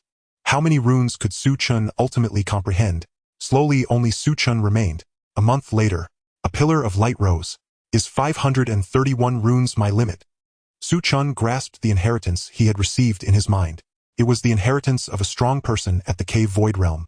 Cave Void Realm is a level above the profound understanding realm. Revered as a monarch. In the Xian Yuan Sacred Land, a Cave Void Realm practitioner is considered an absolute powerhouse. The inheritance Su Chen received was merely a low-grade royal technique. Even the worst royal techniques are still royal, outside the secret realm. It also caused a sensation. Lin Wu remembered that generation from several hundred years ago. The most talented with the potential to become a monarch was Lang Chao Tian, who only comprehended 480 runes. After entering the Xian Yuan Sacred Land, he has now reached the peak of the profound understanding realm, just one step away from breaking through to the Cave Void Realm. Now, Su Chen comprehended more than 530 runes. His comprehension was absolutely impeccable. The final result was no surprise to Lin Wu. Su Chen entered the Xian Yuan Sacred Land with the first-place title. In the Eastern Wasteland, there are 12 major sacred land-level traditions. The Xian Yuan Sacred Land ranks ninth, proudly standing above all beings. The vastness of the Sacred Land is merely the tip of the iceberg, even more extensive than the territory of the Tian Yuan dynasty. Rare treasures and extraordinary beasts are everywhere. The mountains undulate and the glow of dawn shimmers. Under Lin Wu's introduction, Su Chen became a disciple of a powerful figure named Zhen Yuhuang. Zhen Yuhuang is an old man with a goat beard who looks listless. However, Su Chen could sense that he is incredibly strong. Disciple Mu Chen greets the master. Su Chen respectfully bowed to the old man with the goat beard. The old man's eyes burst with piercing light as he looked at Su Chen and said, "I originally did not want to accept a disciple, but Lin Wu said you are quite extraordinary and may bring surprises to me. Therefore I will take you as my disciple and impart all my teachings to you. Do not let me down. I will do my utmost not to disappoint the master." Su Chen nodded. The two of them lived as master and disciple on Zhenyu Peak. Zhenyu Peak is vast, with many servants. Aside from Su Chen, there were no other disciples on Zhenyu Peak. Su Chen is the only one. This surprised Su Chen greatly.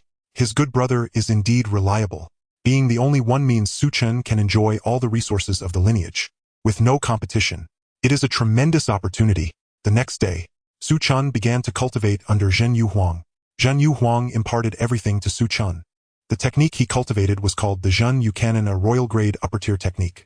Su Chen also learned that Zhen Yuhuang was actually a peak 9th level practitioner of the Cave Void Realm. This made Su Chen even more excited. With such a strong figure as his backing, his path of cultivation would be smooth and boundless. 3 years passed in the blink of an eye. During these 3 years, Su Chen had been cultivating on Zhenyu Peak. With the guidance of Zhen Yuhuang, Su Chen gained a deeper understanding of the levels of cultivation. His cultivation soared, breaking through to the 3rd level of the Spirit Soul realm in 3 years. The Spirit Soul he refined was also of high quality. He could easily handle 3 of his past selves. During these 3 years, Su Chen also learned about some of the past of this goat-bearded old man. He learned that Zhen Yuhuang had an enemy, which was why this old man had not taken in disciples for so many years. Everything was because of this enemy. Zhen Yuhuang constantly thought about revenge. Thus he had no mind to take in disciples. Now Zhen Yuhuang's lifespan was approaching its end. He still had not broken through to the Nirvana realm. With great vengeance unattainable, he thought of taking in disciples, and it just so happened that Zhen Yuhuang was a friend of Lin Wu's master. In this life, Su Chen was also seen by Lin Wu as the heir of an old friend. This is what allowed Su Chen to become a disciple of a peak Cave Void Realm powerhouse. Still the only one. In the past 3 years, Zhen Yuhuang was very satisfied with Su Chen's comprehension. Perhaps in the future he would break through the Cave Void Realm and inherit his legacy. Zhenyu Peak also would not disappear from the history of the Xian Yuan Sacred Land with the passage of time. Master, I come from the Deyan dynasty, and it has been 4 years since I left my homeland. I wish to return home for a visit and earnestly request your permission. Achieving success, it is natural to return home in glory. Su Chen has now established himself in the Xian Yuan Sacred Land, and could not help but start thinking of Uncle Xia and the Xia siblings. He wondered how they were doing now. Moreover, there was his sworn brother Fang Bubi, who was suspected to be a person of great fortune. Zhen Yuhuang nodded. Since it is to return home, it is only right. Let Qiu and Kuan accompany you back to the Deyan dynasty. Qiu and Kuan are both followers of Zhen Yuhuang and also servants of Zhenyu Peak.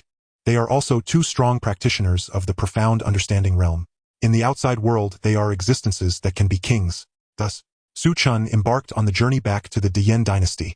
The Great Yan dynasty is one of the subordinate dynasties of the Xianyuan Sacred Land, governed by a powerful being of the Void Realm. It is home to numerous strong figures. Not long ago, the Great Yan dynasty discovered an ancient ruin suspected to be the aftermath of a powerful Void Realm being's demise. That powerful being had set up a barrier allowing only those below the profound realm to enter. Various factions of the great Yen dynasty hastened to send their strong figures accompanied by their disciples to venture forth. They hoped to share in the benefits.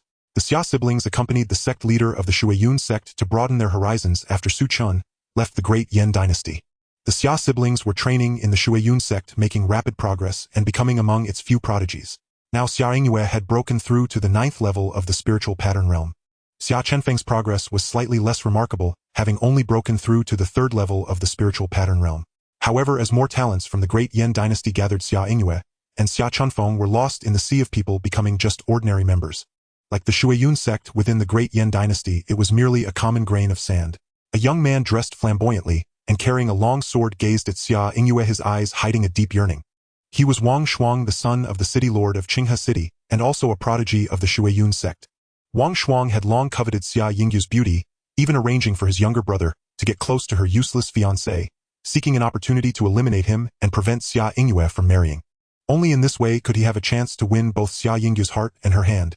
But unexpectedly, his useless brother would meet his end amidst a beast tide. This allowed Su Chen to escape a calamity. He planned to take matters into his own hands, only to learn that Su Chen had already left Qinghe City and was nowhere to be found. Truly reckless, he thought. But now perhaps his corpse has been exposed in some remote wilderness, devoured entirely by passing vultures. This saves me the trouble of acting personally, as doing so might leave a bad impression on Yingyue. Wang Shuang's heart burned hotter as he looked at Xia Yingyue. After marrying Xia Yingyue, she possessed an alluring charm that attracted him even more than before. Suddenly a powerful aura surged, shaking the ground and disrupting Wang Shuang's thoughts. He looked toward the distance in shock. 9 formidable prodigies surrounded a young man. Wang Shuang recognized all 9, for few did not know these top talents of the great Yen dynasty. Each of them was ranked within the top 50 of the great Yen dynasty's prodigy list. To see them unite against one person was a shocking spectacle. Xia Yingyue's beautiful eyes flickered as she recognized the young man being targeted. It was none other than her husband's sworn brother Fang Bubi. Fang Bubi wielded a silver halberd, commanding respect as he faced the 9 great prodigies without flinching, even managing to turn the tide of battle and overpower them. In less than a moment, 3 of the 9 prodigies were slain, and the remaining 6 had no choice but to retreat from his might. However, Fang Bubi had no intention of letting them off easily. Fang Bubi, you are courting death. A towering figure shrouded in an imposing aura clasped his hands together, revealing a gigantic spiritual manifestation. He was a young man clad in purple garments, his eyes gleaming with a violet light. The second-ranked prodigy of the great Yen dynasty, the purple-robed Marquis. With the purple-robed Marquis personally taking action, that youth is doomed. It's said that Fang Bubi killed the purple-robed Marquis' younger brother, enraging the Marquis and prompting a manhunt.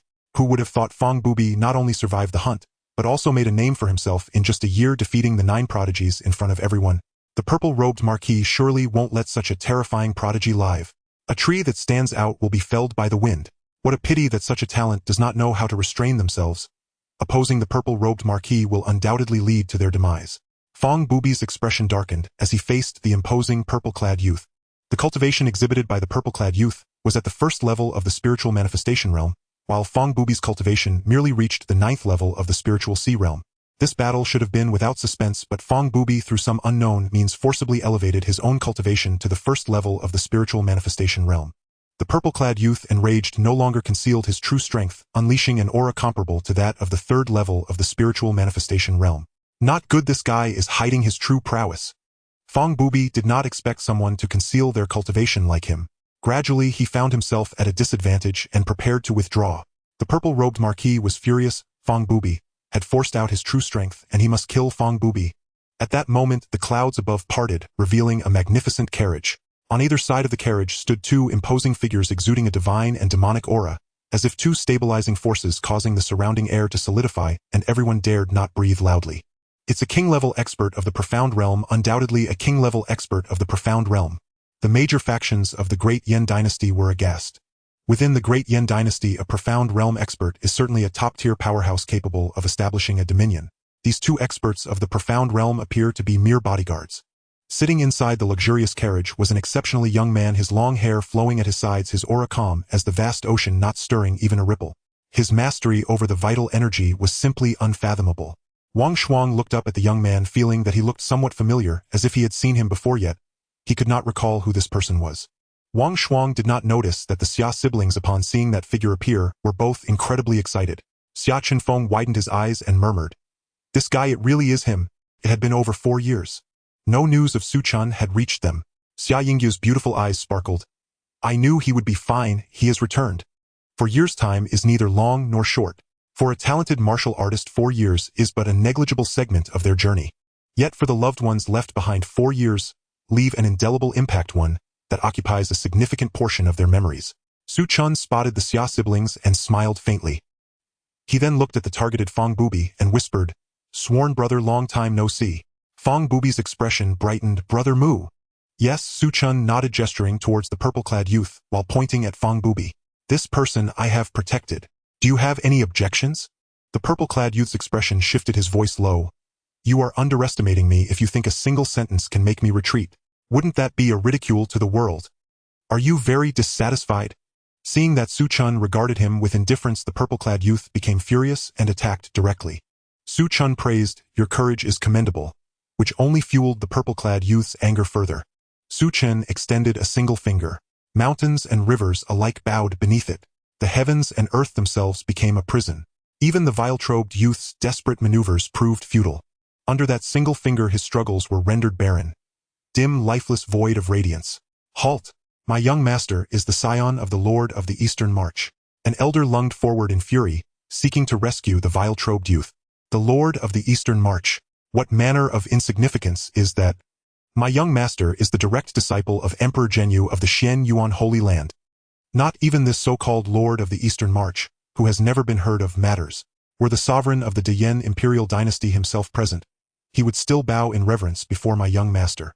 Hearing the retainer's words, the elder recoiled in terror, then was crushed alongside the rest. Su Chen waved his hand dismissively. "He spared their lives. Leave them alive. In 3 years' time let my sworn brother settle this grudge himself." Upon hearing these words, the vile-robed youth staggered upright, only for wrath to surge through his heart, sending him into unconsciousness. The violet Marquis Ze Ho was to be vanquished by Fong Bubi himself. He was Fong Bubi's whetstone. Fong Bubi's face softened with profound gratitude. A murmur rippled across the crowd. That enigmatic youth, none other than the personal disciple of an emperor of the Xian Yuan Holy Land. Xia Yingyue recalled Su Chen's long-ago vow. "When I have achieved renown and mastery, I shall return. A Holy Land disciple, an emperor's true heir." Such status blazed like the sun itself. So radiant it left her humbled, unworthy, adrift in self-reproach. Step by deliberate step, Su Chen approached Xia Yingyue, before the hushed gaze of all. He murmured softly, "I have returned." Tears of overwhelming joy spilled from her eyes. Brother-in-law, don't forget me. I've missed you terribly." Xia Chunfeng trembled with exhilaration. His brother-in-law, a Holy Land disciple, an emperor's true heir. Su Chen ignored Xia Chunfeng entirely. When the Shuiyun sect disciples realized he knew Xia Yingyue, they stood speechless, stunned into silence. Even the sect master of Shuiyun sect offered a fawning, ingratiating smile.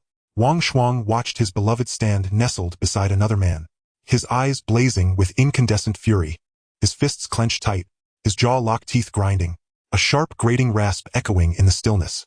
It drew Su Chen's attention. Su Chen paused, reflecting.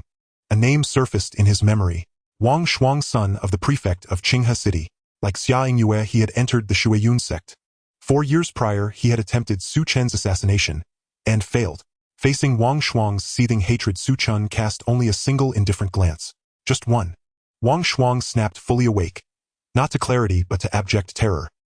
His fiery eyes widened in primal dread, as if beholding the most horrifying vision imaginable. Then, he lost his mind. The Shuiyun sect dared neither protest nor speak.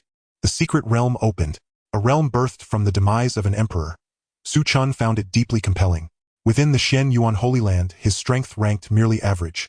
Yet, within the Deyan imperial dynasty, among the younger generation, none could stand against him. Even a spirit soul 9th rank cultivator would fall beneath his arts. Inside the secret realm, mountains and rivers unfolded like a miniature cosmos. Life had already taken root here, entire races born, each wielding unique, wondrous abilities. Su Chen yearned ever more fiercely for the realms beyond profound enlightenment. Upon death, an emperor's body transmuted into such a realm, his power coalesced into its essence. His blood carved rivers, his teeth and bones and marrow crystallized into rare mineral veins, his skin and hair bloomed into towering ancient trees. New life stirred within that crucible. Such sovereign power defied imagination, and the native beings of the secret realm, powerless before the invaders, could offer no resistance. Their cultivation methods were but obsolete, diluted bloodline inheritances, faint echoes of forgotten eras. How could they rival the distilled wisdom of countless generations beyond? Watching an entire race plundered and erased, Su Chen felt no stir of conscience. From a high priest's corpse, he recovered a crystalline remnant left behind by the deceased emperor, and inherited the Xian Yong sword scripture, a tier emperor lower-class legacy. He even uncovered several fist-sized lower-grade spirit crystals, eliciting genuine delight. Others too reaped abundant rewards within the secret realm, especially Fang Bubi. His grandfather's soul, exhausted from overexertion, had slipped into deep slumber. Fang Bubi, however, chanced upon a star spirit grass, perfect for mending the divine soul. Were another century to pass, perhaps this secret realm would collapse under the weight of time. Someone breathed a sigh of relief. Outside the secret realm, the sovereign of the Dian imperial dynasty did not appear in person. Instead, Huang Gonggong, the eunuch attendant at the sovereign's side, arrived. He bowed deeply before Su Chen, smiling obsequiously. His Majesty, having learned of your eminence's arrival, has prepared a banquet. Might your eminence grace us with your presence. Even the sovereign of an imperial dynasty must tread with utmost caution before a Holy Land disciple. His humility absolute. Of course, Su Chen understood why. This deference stemmed not from him alone, but from the towering figure who stood behind him, Emperor Zhenyu, a void-permeating ninth-rank powerhouse. One step shy of nirvanic ascension, the Dian imperial dynasty's deepest strength barely reached void-permeating third or fourth rank. Su Chen nodded. Please convey to His Majesty I shall attend. The sovereign sought alliance, and Su Chen saw no reason to refuse. Huang Gonggong departed beaming with satisfaction. Su Chen now turned his attention to arranging matters for the Xia family, returning once more to the Xia residence. He found it transformed. Xia Hongzai, having secretly cultivated the scripture Su Chen left behind, had broken through successive realms. Now the strongest cultivator in Qinghe City, a half-step spirit soul cultivator. The Xia family had surged to become Qinghe City's foremost clan. Chiner has returned. Xia Hongkai burst with elation, his eyes glistening with unshed tears upon seeing Su Chen again. Xia Chunfeng frowned, baffled. But I'm the biological son, for heaven's sake. Yet old Xia clearly overlooked his own flesh-and-blood son. Meeting Xia Hongkai once more, Su Chen bowed deeply reverently, for though his birth father had perished early in a beast tide, this man was his father in this life. He had no father, yet he did. Xia Hongkai was his father. Honest introspection forced a sobering truth. Even he, Su Chen, could not match such unwavering devotion. To raise a stranger as one's own child, steadfastly without falter for over a decade. When Xia Hongkai learned Su Chen had entered the Xian Yuan Holy Land, his pride knew no bounds. Upon learning Su Chen's origins, the sovereign of the Dian imperial dynasty dispatched word. By the time Su Chen reached the imperial capital, a report arrived 20 years prior. The Beast King, who had unleashed the calamitous demon tide, had been hunted down and annihilated by the Dian imperial army. Su Chen understood instantly that Beast King was the architect of his parents' deaths in this life. At last, justice had been served. Countless souls who had lost everything in that demon tide wept tears of cathartic joy upon hearing the news. Within the Dian imperial palace, Su Chen stood at the center of adulation, like a star encircled by its celestial court. Nobles and magnates clustered around him, vying for proximity. Su Chen remained utterly serene. Such acclaim was second nature to him.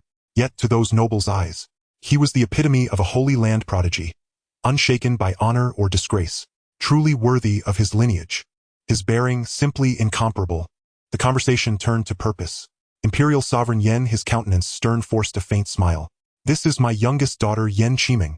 She has long admired heroes, and especially talents of your caliber from the Holy Lands. A woman of breathtaking beauty spoke in delicate, breathy tones.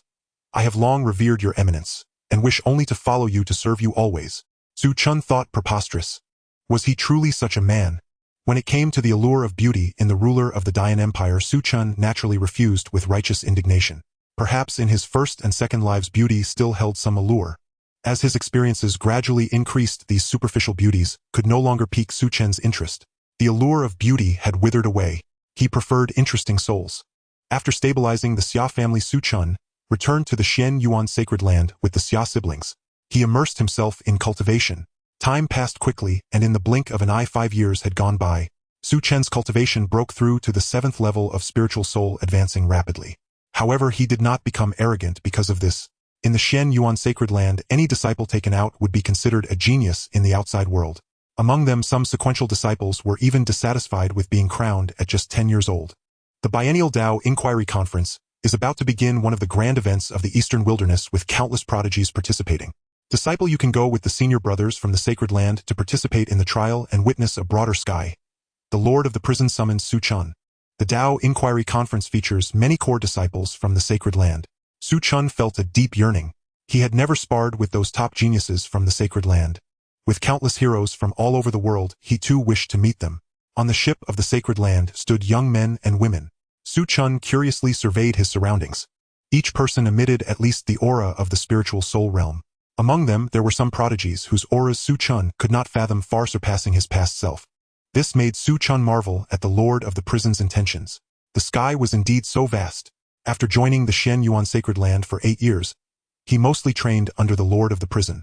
Although he knew there were many powerful prodigies within the Sacred Land, he had never had the chance to meet them. On the ship, Su Chen also spotted a familiar face. Li Xuanbing, the descendant he had been most proud of in his past life. He had joined the Shen Yuan Sacred Land under a Nirvana Realm Elder as his master, and now Su Chen could not perceive the depth of his cultivation. However, he knew that with Li Xuanbing's cultivation, he was not far from breaking through to the Void Realm. Li Shenbing also saw Su Chen and nodded with a smile. Su Chen arrived at Tao Inquiry City along with the others. Here, countless prodigies gathered. These prodigies came either from the 12 Sacred Lands, or from major ancient clans, the top forces beneath the Sacred Lands. With so many prodigies gathered in one place, it felt like a dazzling array of stars. The Shen Yuan Sacred Land was ranked only 9th among the 12 Sacred Lands. The Eastern Wilderness ranked only 4th among the 5 regions. The legendary True Martial Tao Sacred Land was in the central continent where the imperial clans resided. What kind of grand era would that be? The Tao Inquiry Conference was a contest for the younger generation of warriors in the Eastern Wilderness. Where there is competition, there are grievances. The Shen Yuan Sacred Land and the Qingyu Sacred Land were 2 archenemies, each with grudges from the older and younger generations. One ranked 9th and the other 8th, neither willing to submit to the other. Su Chen had yet to encounter any disciples from the Qingyu Sacred Land. His opponent was a prodigy from the ancient family, the Qinshi clan of Tianshui, and Su Chen narrowly won. Another opponent was a disciple from the 3rd-ranked Zongjin Sacred Land Zhongmuji. Su Chen was defeated. This was the first time he had been defeated by someone of the same realm. Thank you for your guidance. The youth had long hair like ink, casually styled, with eyes like a deep abyss, exuding a coldness that kept others at bay. He sheathed his ancient sword and then departed. It seemed he had done something insignificant. Su Chen was somewhat lost in thought. Except for his first life, the memories of his countless lives often granted him absolute strength, allowing him to easily defeat prodigies of the same realm, which made Su Chen feel a loneliness of invincibility in his realm. It is not unjust that you lost to him. That youth possesses a special martial body, far stronger than a normal spiritual body. Although it is not as powerful as a divine or holy body, it is still an extremely formidable physique. Li Shenbing consoled Su Chen. After leaving the Tianyuan dynasty and joining the Shen Yuan Sacred Land, he too had experienced confusion. There were too many geniuses in this world. When all these geniuses gathered together, he felt exceedingly ordinary and unremarkable. Su Chen quickly adjusted his mindset. He felt only a sense of loss and melancholy. The accumulated martial arts experience of hundreds of years was easily crushed by talent. The Tao Inquiry Conference continued. Su Chen witnessed a sequential disciple from the Shen Yuan Sacred Land named Zhang Cheng engage in a fierce battle with a female disciple from the Qingyu Sacred Land for 300 rounds. Both of their cultivations could be considered strong even among those in the Tongshan realm. They were true youthful kings. In the end, both used all their means and suffered mutual injuries, resulting in a draw. The highest-ranked disciple from the Shen Yuan Sacred Land was Shen Wuxin, ranked 3rd among the sequential disciples. At less than 30 years old, with a cultivation of the 9th level of Tongshuan, he became 7th in the Tao Inquiry Conference. After witnessing those top geniuses, Su Chen's cultivation became even more determined. He began to engage with the Shen Yuan Sacred Land and started earning contributions. In 10 years, he reached the 9th level of spiritual soul. He was only a step away from Tongshan. That year, Su Chen was 37. His cultivation began to encounter a bottleneck. Even though he had once broken through to the Tongshan realm in his past life, attempting to break through again was extremely difficult. Su Chen began to leave the Shen Yuan Sacred Land in search of opportunities. On his way to find opportunities, he encountered Fang Bubi.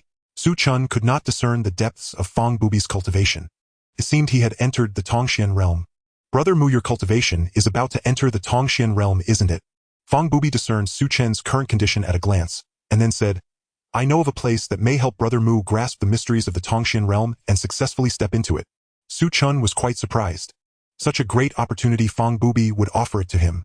Fong Bubi brought Su Chen to a place of inheritance. Here a powerful being had left behind a legacy. Su Chen comprehended here. Fong Bubi practiced outside. 5 years later Su Chen finally sensed the threshold of the Tongxian realm and quickly crossed it. I have finally broken through to the Tongxian realm. Su Chen was elated. Being in his 40s and in the Tongxian realm was considered a genius within the sacred land. When Fong Bubi saw Su Chen's breakthrough he smiled and said, "Congratulations Brother Mu on successfully breaking through to the Tongxian realm." Su Chen felt melancholy. He could no longer see through Fong Bubi's cultivation. "What are your plans next, dear brother?" Su Chen asked. Fong Bubi chose not to join any forces and insisted on being a lone wolf. "Brother Mu, to be honest, I need to go to the central continent." Fong Bubi's eyes sparkled with excitement. "Parting today, I don't know when we will meet again in the future." Su Chen smiled and cupped his hand saying, "Then I wish you fame throughout the central continent." Fong Bubi raised a jug of wine and enjoyed a hearty meal with Su Chen. The next morning, he staggeringly departed on his journey to the central continent. Su Chen watched as Fong Bubi left. This parting might bring forth a new legend in the central continent. Su Chen returned to the Xian Yuan sacred land. Upon returning to the Xian Yuan sacred land, Su Chen heard some news. Lin Wu had failed to break through to the void realm and was gravely injured and near death. Su Chen went to visit him, and when Lin Wu, who had failed his breakthrough, saw Su Chen, he was extremely delighted. Lin Wu has died. The injuries were far too severe. In just 3 months he could no longer hold on. Fortunately, he passed away with a smile. Su Chen knew Lin Wu's background. His life was quite glorious, not in vain during his time in the mortal realm. After pouring a jar of wine on Lin Wu's grave, Su Chen departed. Life is always uncertain. Su Chen had long since grown indifferent to life and death. Thus 8 years passed. Su Chen turned 50. "Brother-in-law, I want to return to the family." Xia Chunfeng scratched his head. The training at the Xian Yuan sacred land was excellent. Su Chen had brought him cultivation conditions he never dared to dream of. Yet he still wanted to return to his family. He felt that a place like the sacred land was not suitable for him. Everyone has their own aspirations, and Su Chen respected Xia Chunfeng's choice. That year Xia Chunfeng returned to the great Yan dynasty. Year 70. The Emperor of Suppressing Prison summoned Su Chen and handed him a token. "Disciple, your comprehension is extraordinarily high. Over the years you have fully grasped my teachings 30 years ahead of my expectations. Thus I have no more worries. This is the Suppressing Prison token, the token of Suppressing Prison Peak. If I do not return, you shall be the Peak Master of Suppressing Prison, and you must recruit many disciples to prevent Suppressing Prison Peak from vanishing from history. Disciple, if I do not return regardless of who kills me, do not seek revenge for me." Su Chen accepted the Suppressing Prison token and became the new Peak Master. From that point on, the Emperor of Suppressing Prison vanished without a trace, and there was no news of him. Year 100. The Emperor of Suppressing Prison died, killed by enemies, his remains obliterated. Su Chen erected a monument for him. "Old fellow, the legacy you left behind, I will surely carry it forward," Su Chen promised before the tombstone of the Emperor of Suppressing Prison. Without the protection of the Emperor of Suppressing Prison, Su Chen had to face the trivial matters of a peak and shoulder the responsibility of being the Peak Master. However, being a Peak Master was not an easy task. 3 years after the Emperor of Suppressing Prison's death, large territories belonging to Suppressing Prison Peak were divided, and the powers that used to offer tributes no longer did so. The situation was very severe. Su Chen's cultivation barely broke through to the 3rd level of Tongxian. People grow distant. Year 200. Xia Hongkai's lifespan came to an end. Su Chen specially returned to the Xia family to see Xia Hongkai for the last time. Xia Hongkai held Su Chen's hand, smiling contentedly. "Chainer, I can finally go to the 9 Springs and tell your father that his child will be his lifelong pride." Xia Hongkai left in satisfaction. Su Chen no longer thought of returning to the Xian Yuan sacred land. With the death of the Emperor of Suppressing Prison, only he remained at Suppressing Prison Peak, unable to support it alone. He became an envoy of the sacred land. Year 300. Su Chen's cultivation broke through to the 5th level of Tongxian, surpassing his past life. A major event occurred in the sacred land, where an ancient ancestor emerged to wage war against the infamous burial soul Forbidden Zone. The entire sacred land mobilized. Su Chen was no exception. The Forbidden Zone concealed numerous terrifying creatures. Similarly, it harbored countless opportunities. Su Chen entered the Forbidden Zone with the sacred land, reaping abundant rewards. However, as they delved deeper, the pressure on the sacred land intensified. Even Su Chen faced life-threatening situations, several times nearly perishing. "We cannot go any deeper. Otherwise we may provoke great horrors." Su Chen resolved to retreat, and the sacred land did not stop him, only feeling regret. As Su Chen anticipated as they ventured deeper into the Xian Yuan sacred land, they angered an ancient being in the burial soul forbidden zone, resulting in heavy casualties in a single day. Even several ancient saints of the Xian Yuan sacred land were bathed in blood in the burial soul forbidden zone. The last ancient saint of the Xian Yuan sacred land, seeing the dire situation, wanted to preserve the legacy of the sacred land, but was ultimately surrounded and killed by several saints in the burial soul forbidden zone. The elites of the sacred land were defeated, leaving it on the brink of extinction. Su Chen smiled bitterly. A sacred land that had overlooked the world for millennia would perish in such a dramatic fashion. In this life, Su Chen experienced the rise and fall of the sacred land in just 300 years. After the death of the sacred lands, saints, the Xian Yuan sacred land fell into decline and was besieged by several major powers who sought to seize its legacy and precious treasures. Year 400. The Xian Yuan sacred land disappeared from the annals of history, transformed into various small and large sects. Su Chen, however, established the suppressing prison sect and recruited disciples. His cultivation reached the 6th level of Tong Xian. Year 500. Evil demons appeared in the eastern wilderness, suspected to come from other realms.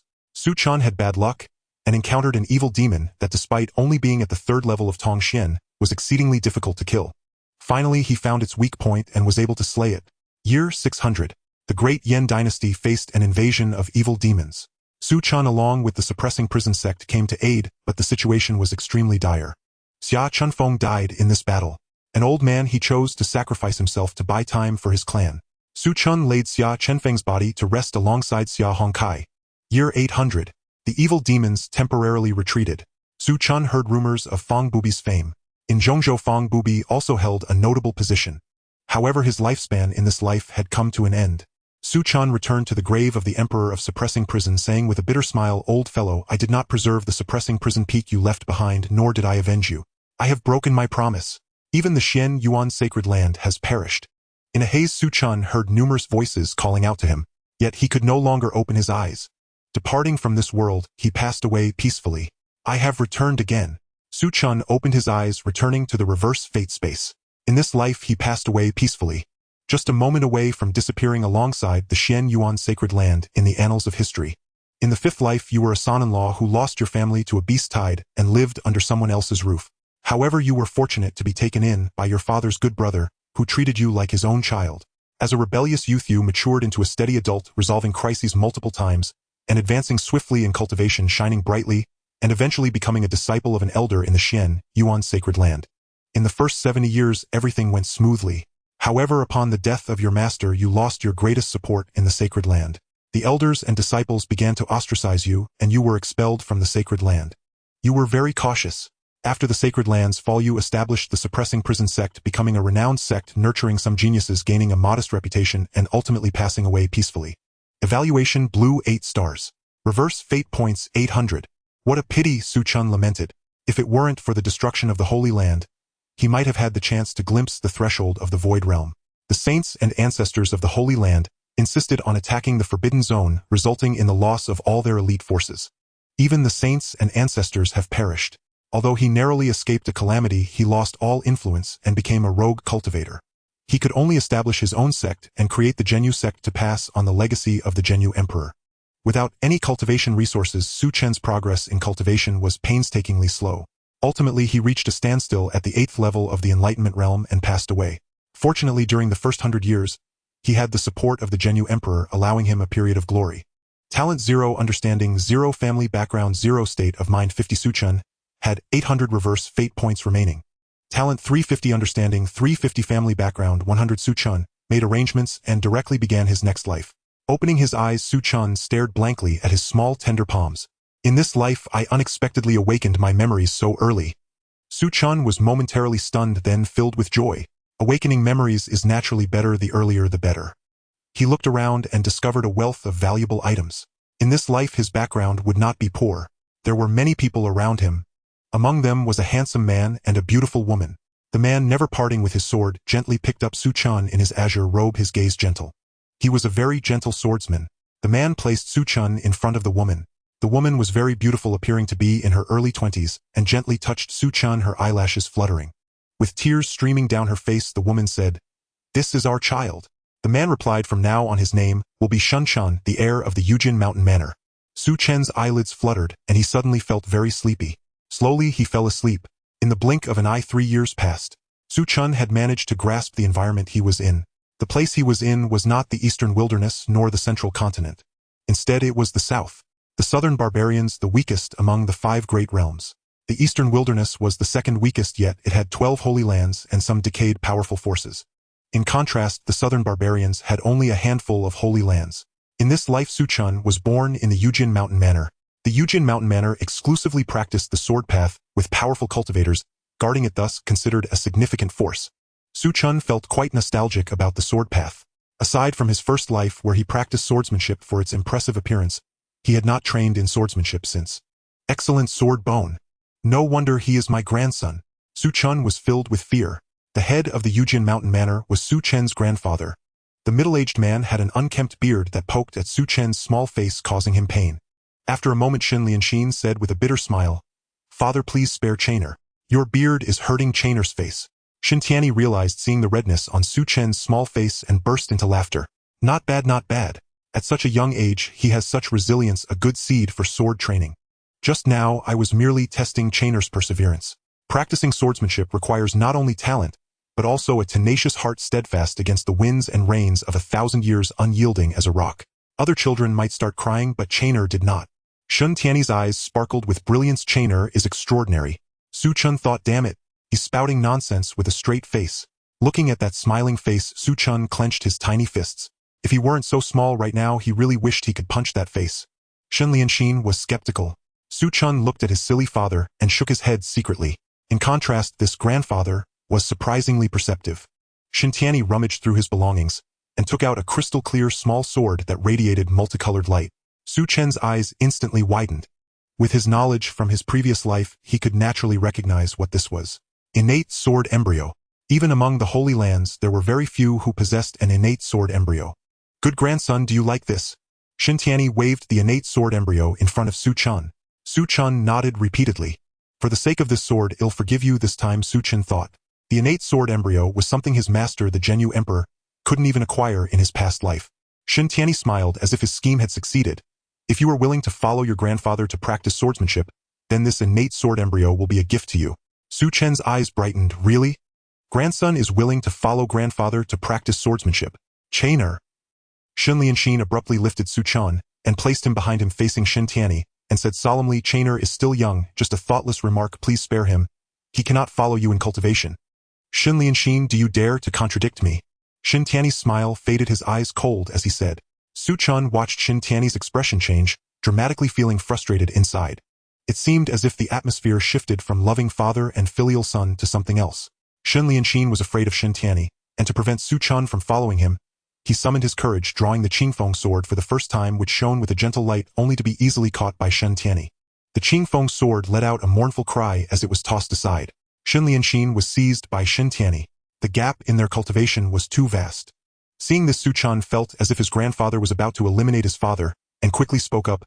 Grandfather, please spare my father, I am willing to follow you to practice swordsmanship. Hearing this, Shen Tianyi released Shen Lianxin and laughed heartily. This is my grandson. Shen Lianxin, you are even inferior to a child. Shen Lianxin's face turned ashen as he opened his mouth to say something but hesitated. Su Chen realized that his father in this life was a very gentle person. However, his grandfather in this life was domineering, not allowing anyone to contradict him, not even his own children. Su Chen was willing to follow Shen Tianyi to learn swordsmanship. Shen Tianyi also gave the innate sword embryo to Su Chen. The two left the Yujin Mountain Manor. Su Chen finally understood why Shen Lianxin tried to stop Shen Tianyi from taking him for cultivation. He was just a 3-year-old child. Su Chen was speechless. Inside the sword melting furnace, the scorching sword intent seemed like it would pierce him through 1,000 holes. Su Chen gritted his teeth, cursing in his heart. 3 days later, upon seeing Su Chen barely alive, Shen Tianyi's eyes sparkled with excitement as he laughed. Good grandson, I truly did not misjudge you. You are a natural talent for swordsmanship. He was on the verge of death, yet not a single dose of medicine was given. Is this really a grandfather? One might think he was an enemy. Thus Su Chen continued to follow his unreliable grandfather in practicing swordsmanship. All 18 forms of torture were inflicted upon Su Chen, making his life miserable. Yet Su Chen found joy in it, because he was astonished to discover that his cultivation talent under the torture of old man Shen actually began to increase. 10 years later, Su Chen was 13 years old. During these 10 years, he understood why Shintiani constantly devised ways to torment him. To create the sword control body refinement method is no small feat. Su Chen couldn't help but complain. Had it not been for his countless experiences across lifetimes that forged his unwavering martial heart, he might have succumbed to the pressure and perished. The sword control body refinement method. With a mortality rate of 99999999999, it's no wonder Xin Lianxin was reluctant for him to train under Shintiani. It was a one-way journey. A thin layer of sword aura surrounded Su Chen, and with a casual strike he unleashed hundreds of sword energies. This was the sword control body, a form of acquired martial body. Good. No wonder you are my grandson. With the sword control body, our sword control manner finally has someone who has successfully cultivated it. Shintiani's gaze seemed to devour Su Chen as he grinned widely and laughed heartily. At 13, Su Chen's cultivation had reached the peak of the spiritual sea realm, making him the most talented individual in the history of sword control manner. Good grandson, to become a true sword cultivator, it requires not just hard work, but also the ability to overcome powerful opponents. Everyone is your trial stone. Su Chen. Here we go again. Shintiani took Su Chen to challenge the younger generation of various major forces. The Southern Barbarian Talents ranking quickly added a figure never seen before. The Sword Control Young Master Shen Chen ranked 100th. A genius of the spiritual soul realm at 14, he was not inferior to the true heirs of the sacred lands. With the support of the sword control body, Su Chen could easily wield the renowned swords of the world, his combat power far exceeding that of ordinary martial body geniuses. Soon 4 more years had passed. At 18, Su Chen's fame spread far and wide. Many forces in the southern barbarian region knew that the sword control manner had produced an extraordinary genius. He was ranked 63rd on the talents ranking. In these 4 years, Su Chen's cultivation had reached the 5th level of the spiritual soul realm. He returned to sword control manner where Xin Lianxin and Shui Rou embraced him, overwhelmed with joy. However, Xin Lianxin and Shui Rou were accompanied by a child about 6 or 7 years old, who bore some resemblance to Su Chen. "This is your younger brother Xin Pingan," Xin Lianxin said, patting his head somewhat embarrassed. Both of them thought Su Chen had died. Su Chen didn't mind having a little brother. He crouched down looking at the timid Xin Pingan, pinched his little face and smiled, saying, "Little Pingan, I am your brother Xin Chen." Xin Pingan blinked his big eyes, becoming somewhat closed, and shyly said, "Brother." Su Chen smiled and patted Xin Pingan's head. "In the future, if anyone bullies you, your brother will use the sword in hand to help you defeat them." Xin Pingan looked at Su Chen with wide eyes. At that moment, he felt an inexplicable warmth from the young man before him. Seeing the two brothers getting along harmoniously, Xin Lianxin and Shui Rou finally breathed a sigh of relief. However, Shintiani, standing aside, looked on with disdain. He won't amount to much. This was Shintiani's evaluation of Xin Pingan. The child was too weak. He was not suited for sword practice, far inferior to Su Chen, who possessed the sword control body. Su Chen began to immerse himself in cultivation within sword control manner, occasionally teasing Xin Pingan. However, Xin Pingan showed no interest in swords. He did not like practicing swordsmanship. Su Chen then taught him other methods. Su Chen smiled and said, "There are countless paths in the world. It is not just the sword path. If you don't like practicing swords, then let your brother practice them. You can do what you love and walk the path you prefer." Xin Pingan nodded earnestly. He didn't know about the myriad paths. He only knew that not having to practice swords made him happy. Su Chen turned 20, and a significant event occurred in the southern barbarian region. The heavenly void tomb emerged. Su Chen's eyes lit up. He had heard of the legendary heavenly void tomb during his time in the eastern wilderness. It was the burial site left by a superpower house requiring a key to enter. Most of the keys were held by the top forces, but a small portion of them had been scattered throughout the southern barbarian region. Naturally, sword control manner was not qualified to possess a key. Su Chen could only use the power of sword control manner to search for one. The heavenly void tomb not only held the legacy left by that superpower house, but also many treasures that even the sacred lands coveted. As dark tides surged, Su Chen finally found the whereabouts of a key after 2 months of investigation. This key was located in a realm of the demon race. Gathering geniuses from both the human and demon races, it's him, the sword control young master of the human race, Shen Chen. Many proud demons saw a young man in white, stepping through the air, sword energy tearing apart the clouds, as if splitting the sky, parting the clouds to either side. A stream of sword light flowed behind the young man, and just one glance made many demon race geniuses feel immense dread. Su Chen raised an eyebrow. To his surprise, the demon race geniuses had all heard of his reputation. Young Master Shen has arrived. It seems that this heavenly void key will undoubtedly fall into young Master Shen's hands. The human race geniuses sighed inwardly upon seeing Su Chen's appearance. Su Chen's ranking had surged to 54th on the talents ranking. In this era, those true heirs of the sacred lands had not emerged, nor had the descendants of ancient families. Su Chen was the #1 genius. Those true heirs of the sacred lands and the descendants of ancient families all possessed keys, and naturally would not descend to compete for these scattered keys. The sword control young master ranked 53rd among human race geniuses must taste quite good. A young demon with green eyes and slit pupils licked his lips. His forked tongue was jet black, resembling a snake flicking its tongue, coldly staring at Su Chen. He, the three-headed serpent young demon king, is right. The flesh of human race geniuses is the most tender. I've been craving it for a long time and can't wait to devour the young master. A girl in a light blue long dress stood in the air, her body adorned with feather-like patterns, appearing elegant and mysterious with wisps of delicate light trailing behind her. Both demons were renowned geniuses of their race. They wanted to join forces to feast upon Su Chen. Su Chen shook his head, saying, "That's not possible, and my flesh is very tough, so you can't eat me." Su Chen's expression was serious. He was not speaking falsely. What he said was the truth. "Haha, is young Master Shin perhaps afraid? Don't worry, I will eat lightly bit by bit until the young master is gone," the girl in the long dress replied gently. Then she transformed into a green phoenix, opening her large mouth, attempting to swallow Su Chen. The three-headed serpent beside her angrily shouted, "Wait for me. You actually want to eat all by yourself?" All three heads opened their massive mouths, spewing flames, hail, and lightning. Su Chen rubbed his nose, feeling quite helpless. Did he look like a dish? Su Chen directly drew his sword from its sheath, and the phenomena behind him converged to the sword's tip. "With this sword I shall vanquish demons." The overwhelming sword energy obscured the sun. Everyone felt as if they were being sliced by countless sharp blades. Accompanied by two screams, the two demon race geniuses actually perished beneath this sword. It was recorded the sword control young master slayed two great demon race geniuses, with one sword gaining fame across the southern region's 3,000 kingdoms. Su Chen successfully obtained the key to enter the Tianshu tomb. He slashed down two top talents of the demon clan, further enhancing his reputation. It is only natural for demons to devour humans and for humans to devour demons. Thus Su Chen slayed the demon clan's top talents, bringing glory to the human race, and should be cheered for. Inside the sword control manor, Su Chen touched the Jiechan sword.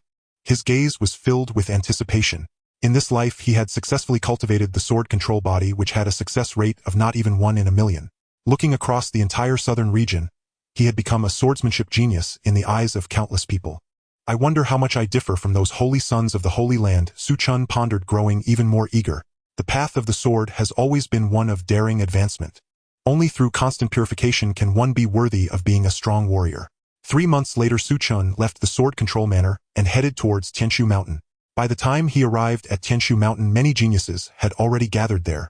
Their auras blended into a radiance. Some were majestic, some were exceptionally beautiful, while others exuded a fierce battle intent. Every genius qualified to enter the Tianshu tomb was undeniably powerful. Roar! Su Chen instinctively looked up. That was a dragon's roar, and the immense pressure it carried instinctively instilled fear. Su Chen tightly gripped the Jiechan sword hanging at his waist. 9 crimson-scaled dragons tore through the void, pulling a luxurious carriage. Many intricate and exquisite runes were engraved on the carriage. The raised banners sounded the horn of the ancient times. The feathered Ascension Holy Land, one of the ancient holy lands of the southern region. Inside the carriage sat a young man dressed in a feathered robe, handsome and extraordinary in demeanor, with his eyes closed. Yet he emanated a terrifying majesty that compelled one to submit. Su Chen was horrified to find that he could not muster even a trace of the desire to fight in his mind. His sword trembled, filled with fear. He could not possibly defeat such a powerful warrior. It was like a mortal encountering an emperor. One must not defy. Ranked second on the genius list, a disciple of the feathered Ascension Holy Land, a divine soul, holy body, Gu Yen. Strength is truly overwhelming. Is this the power of an unparalleled genius? Su Chen felt the might of the holy body firsthand. In his previous life, he had also witnessed the clashes of the holy sons from the Holy Land. However, he was too weak, his qualifications too poor. He only knew that those ranked disciples were incredibly strong. Yet he could not comprehend to what extent their strength reached. The feathered Ascension Holy Land is quite impressive, pulling a carriage with 9 dragons, haha. The sky dimmed. It seemed as if a colossal figure was covering the heavens. A head hundreds of meters tall emerged from the clouds, its golden pupils shining brilliantly, while its hard scales were as black as ink, resembling ancient celestial gold, radiating a black luster. The Void Splitter Dragon Emperor, it's actually him. It seems the Azure Dragon lineage has produced an extraordinary heir. Su Chen heard an ancient clan elder nearby exclaim in shock. The Azure Dragon clan, said to have once produced a true emperor, has now fallen. Even so, they should not be underestimated. The gigantic body, spanning thousands of meters, transformed into a middle-aged man clad in black robes. yet his brilliant golden pupils remained unchanged. The 9-headed crimson-scaled dragons trembled in fear before the void-splitter dragon emperor. Such a waste, how can he be worthy of the noble bloodline of my dragon clan? The void-splitter dragon emperor reached out intending to swat the 9-headed crimson-scaled dragon to death. You dare! A furious voice rang out from the direction of the feathered Ascension Holy Land. An elderly man with frost-like white hair, his small body comparable to the heavens, engaged in battle with the void-splitter dragon emperor. The aftermath caused mountains and rivers to shatter over a vast expanse. The clash of experts at the Void Realm was truly terrifying. At that moment a bright voice broke through. How lively it is! A mudfish and an old man fighting to the death here. Do they intend to sink Tianshu Mountain? A middle-aged man stepped out from the void accompanied by a fair-looking young man. Observing this scene, a playful smile appeared on his face. It seemed he paid no mind to the void-splitter dragon emperor and the expert from the feathered Ascension Holy Land. This is a swordsmanship expert. Su Chen felt a powerful pressure. Above his sword path there seemed to be a blazing sun floating above his head. The middle-aged man was formidable. The gazes of the void-splitter dragon emperor and the expert from the feathered Ascension Holy Land were filled with apprehension as they looked at him. Both sides snorted coldly, then ceased their battle. The middle-aged man expressed his regret. A splendid show was abruptly interrupted. It is the sword demon of the heavenly sword Holy Land. He actually came. It seems that the young man beside him is the sword demon's heir. That man is a lunatic. The heir of a lunatic is definitely a lunatic as well. One must stay far away from that madman. Su Chen heard the unanimous evaluation of the people around him regarding the middle-aged man. All are lunatics. Su Chen made a note of the young man beside the middle-aged man. The last of the 3 major powers, the Yuanyang Holy Land, also arrived not long after. Before everyone's eyes, a tremendous tremor suddenly shook Tianshu Mountain, and countless rays of light erupted, forming a towering bronze portal. The tall bronze portal was adorned with many totems, and as mysterious forces emerged, they remarkably transformed into a wild continent showcasing many powerful beings soaring into the sky, as well as numerous exotic beasts, seemingly recording a moment from a certain era. Su Chen felt a warm sensation enveloping him. Upon checking it, was the key to the Tianshu tomb radiating with brilliance. The bronze portal seemed to resonate, shooting out a beam of light that enveloped Su Chen, drawing him into the bronze door. At the same time, not just Su Chen but others holding the key to the Tianshu tomb were also taken into the bronze portal by a stream of light. The world inside the bronze portal was larger than any secret realm Su Chen had ever seen. In the sky, tiny suns and moons appeared simultaneously. Su Chen narrowed his eyes. The place he appeared in was a dense forest. Before him was a lake rich in spiritual energy, shrouded in a layer of mist above, concealing dangerous, murderous intent. However, at the center of the lake was an island where vines of vibrant green grew, spiraling upwards. The branches of the vines bore strange patterns, as if alive, consuming the mist above the lake. What surprised Su Chen the most was that the vine bore a fruit resembling jade filled with a rich vitality. Su Chen murmured, "It's a treasure, but it may hide dangerous, murderous intent." There are many good things within the Tianshu tomb. However, there are also many dangers. Even Holy Land disciples have perished within. Su Chen had to be cautious. As a human, Su Chen turned to look, spotting a tall demon clan genius, with a tiger head and human body, looking overjoyed and greedily eyeing him. Su Chen was also pleased. "You are the one." The tiger-headed demon genius did not understand what Su Chen was mumbling about, but he saw a sword hovering above his head, its sharp blade creating a hole of moderate size in his skull. The joy on the tiger-headed demon genius face instantly froze. "Sir, let's talk nicely, meow." With a thud, the young genius of the tiger-headed demon clan fell to his knees before Su Chen, hoping this would spare him. Is this guy a tiger or a cat? Su Chen found it strange. Tigers from the southern region are indeed peculiar. Su Chen raised his hand, pointing towards the center of the lake at the fruit on the vine. "You go and pick that fruit, and I will spare your life." If there was danger, Su Chen would not take the risk himself. The little tiger delivered to him was just right. Seeing the danger in the lake, the young genius of the tiger-headed demon clan knew he had no choice. "Sir, can I refuse?" The tiger-headed genius grimaced. "Either die now or fight for a slim chance of survival." The sword hanging over him sank a bit deeper. Without a second thought, the tiger-headed genius plunged into the lake. As soon as he stepped into the lake, Su Chen saw a massive shadow leap from below the surface. An ominous blood shadow fish, fearsome in strength, aiming to swallow the tiger-headed genius whole. The tiger-headed genius was so frightened that he cried out, "Meow, master, save me." In an instant, a sword aura surged through the air, striking the blood shadow fish, which sank to the bottom, releasing bubbles and turning the water red. The tiger-headed genius was overjoyed, reaching the small island and attempting to pick the fruit. However, upon touching the green vine, he froze, his eyes glazed over as if controlled. Su Chen squinted at the scene. Indeed, there's something wrong. Can control one's mind. If I had entered carelessly, I might have fallen into its trap. I must not touch that strange vine. Understanding the situation, Su Chen steadied himself. Cautiously approaching, he plucked the azure fruit, causing the green vine to visibly wither, turning dry. The tiger-headed genius gradually regained his senses, filled with dread, and knelt before Su Chen, saying, "Thank you for saving my life. I have no way to repay you, willing to be your mount." Su Chen chuckled in disbelief. "You're quite clever." Just as he thought of striking down the demon before him, the tiger-headed genius knelt. "Well, I happen to lack a mount, so I'll spare your life." Su Chen sheathed the Jetian sword. The tiger-headed genius revealed a flattering smile, transforming into a sizable spirit tiger, with wings boasting an impressive bloodline. Su Chen nodded in satisfaction, riding the tiger-headed genius, as they moved towards the next destination. At the Tianshu grave, geniuses gathered brilliance, shining bright. Some wielded blades that dominated the world, others left their marks on high mountains with their palms.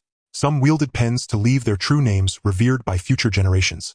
Some shone like the sun, others glowed like the moon. Meanwhile, Su Chen rode a tiger demon through the secret realm, encountering the finest talents of both the human and demon races.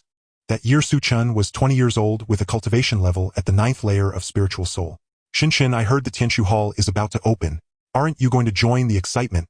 A youth holding a long spear spoke to Su Chen. His name was Yan Chong, a genius ranked 48th on the southern region's genius list. Su Chen found him, and the two engaged in a fierce battle, appreciating each other's prowess. Su Chen showed interest, asking, "Brother Yan, do enlighten me about the Tianshu Hall." Yan Chong smiled, saying slowly, "The true treasures are within the Tianshu Hall. This Tianshu grave, as stated by the powerful in our clan, is the resting place of a saint. The Tianshu Hall is where that saint selects his successors. The things outside may be good, but compared to the treasures within the Tianshu Hall, they are like dog droppings compared to gold. Those geniuses from the Holy Lands come for the treasures within the Tianshu Hall." Su Chen was moved.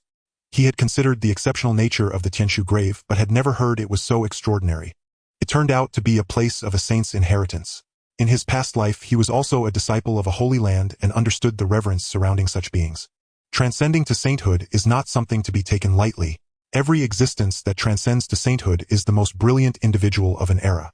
Su Chen and Yan Chong traveled together, riding the tiger-headed genius to the Tianshu Hall. The hall gathered numerous talents, disciples of holy lands, true heirs of holy lands, and successors of ancient noble families. There were also powerful demon clan geniuses. However, Su Chen's arrival still drew some attention. The human race has some nerve, daring to enslave our clan's genius. Su Chen recognized that demon genius. He was from the Blazing Lion clan, compared to the top 20 of the human genius rankings. His golden fur flickered with flames, as if capable of incinerating heaven and earth. His gaze towards Su Chen was filled with a chilling, killing intent. What of it? Su Chen remained calm, unafraid. Seeking death, the genius of the Blazing Lion clan roared in anger, launching an attack intending to crush this audacious human. "A mere little lion demon dares to recklessly strike at my human race. Does he think my race is defenseless?" As the Blazing Lion made his move, a young man in a feathered robe, seated in the void, acted. The power of the sacred soul body was laid bare. With just one strike, he pressed the immensely powerful lion demon to the ground, gravely injuring him. This evoked great caution among the demon clan. The feather-robed youth looked down at Su Chen. "Will you become my follower?" He sought to recruit Su Chen. Su Chen shook his head, refusing. "Thank you, my lord, but I am used to being alone." Gu Yan felt somewhat disappointed, but said nothing further. He was simply in a moment of whimsy, finding Su Chen agreeable and wanting to give him a chance. After several days, when the Tianshu Hall opened, Su Chen entered it with the crowd. Su Chen was unfamiliar with the Tianshu Hall, but Yan Chong's family had some records about it. The two traveled together and found numerous treasures, even 7 or 8 royal herbs. Among them, Su Chen even witnessed the emergence of an imperial herb. Unfortunately, that was not a battlefield he could intervene in. On a whim, Su Chen discovered a place of inheritance. Just as he and Yan Chong were about to enter, they heard a voice. "They'll take this inheritance." Su Chen and Yan Chong turned to see a youth in black robes carrying a sword box. Somewhat familiar, Su Chen and Yan Chong quickly remembered. This person was the disciple of the sword demon from the heavenly sword sacred land. Chao Taiming's gaze swept over the two, and he said indifferently, "Leave or die." Yan Chong trembled all over, pulling Su Chen to leave, only to find he couldn't move. Su Chen and lowered his voice. "Brother Shen, this guy is the sword demon's disciple, a lunatic. Even if we joined forces, we might die under his sword." Su Chen remained unmoved, hand resting on the Jetian sword at his waist. Yan Chong realized Su Chen's intentions and exclaimed anxiously, "You are seeking death. Shen Chen of the Sword Master Villa, please teach me." Su Chen's gaze was as sharp as a peak, his entire being resembling a keen sword suspended between heaven and earth. Yan Chong, upon hearing this, cursed angrily and hastily retreated. Just a single glance was enough for him to ascertain that he was utterly no match for the sword demon's disciple. This was a terrifying person. Did Su Chen not know this? His hand gripping the sword hilt trembled. A swordsman advances bravely unyielding even in the face of adversity. Indeed, he is a swordsman, Chao Tianming remarked somewhat surprised. Su Chen actually dared to make a move against him. Nonetheless, he decided to show mercy and unleashed a sword strike. With this single blow, the sword light surged, and Su Chen's sword-raising technique erupted, condensing countless sword energies into a single strike. It produced a terrifying tremor. Su Chen's clothes erupted, and the Jiechun sword in his hand developed numerous fine cracks. With a gasp, he vomited blood along with fragments of his internal organs. Su Chen stared blankly at the sword in his hand, until Chao Tianming passed by him, and entered the inner chamber, finally snapping him back to reality. A deep chasm appeared behind him, obliterating the defensive formation with a single sword strike. This is a monster. Su Chen swallowed the blood in his mouth. His internal organs were torn apart by the sword energy, and a single strike nearly ended him. He understood that he had a long way to go before reaching the level of such a monster. Brother Shen Yu actually survived. Yan Chong returned excited to see Su Chen still alive and stepped forward. Boom! A gleaming spear shot through the air, striking at Su Chen's head with lightning speed. Su Chen gathered the sword chi with one hand, deflecting the unstoppable strike toward his shoulder. He endured the pain and used the momentum to retreat. Seeing that his attack had failed to eliminate Su Chen, the concern on Yan Chong's face instantly transformed into a cold, venomous expression akin to that of a snake. Brother Shen, I did not expect you to be so wary of me.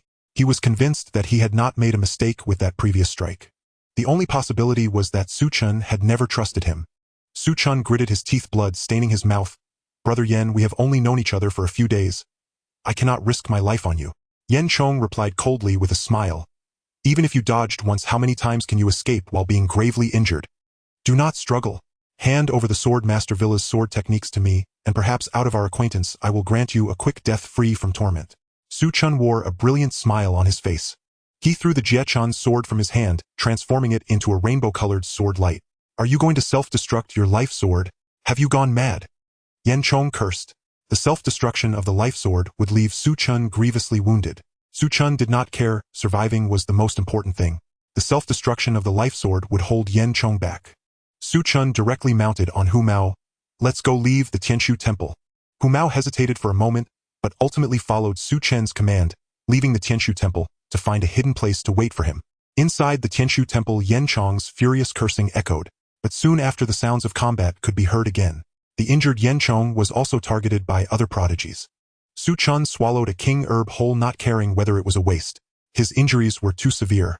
The sword demon's disciple was undoubtedly a top-tier prodigy in the sword path. Barely surviving a strike from one of them was already a stroke of luck. Now he was hunted by Yan Chong and his injuries worsened.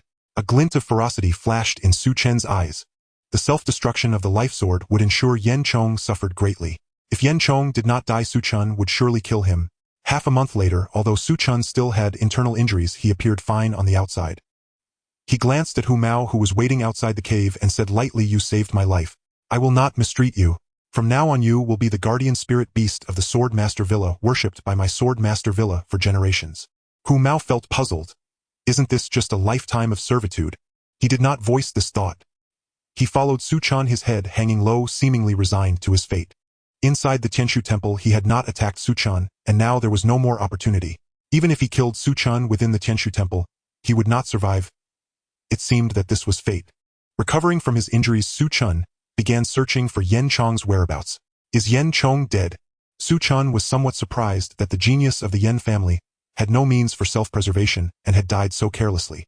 It seemed that the self-destruction had attracted quite a few ruthless individuals who teamed up to surround and kill Yan Chong. Once a person dies, their light is extinguished. Su Chen no longer needed to seek revenge on Yan Chong.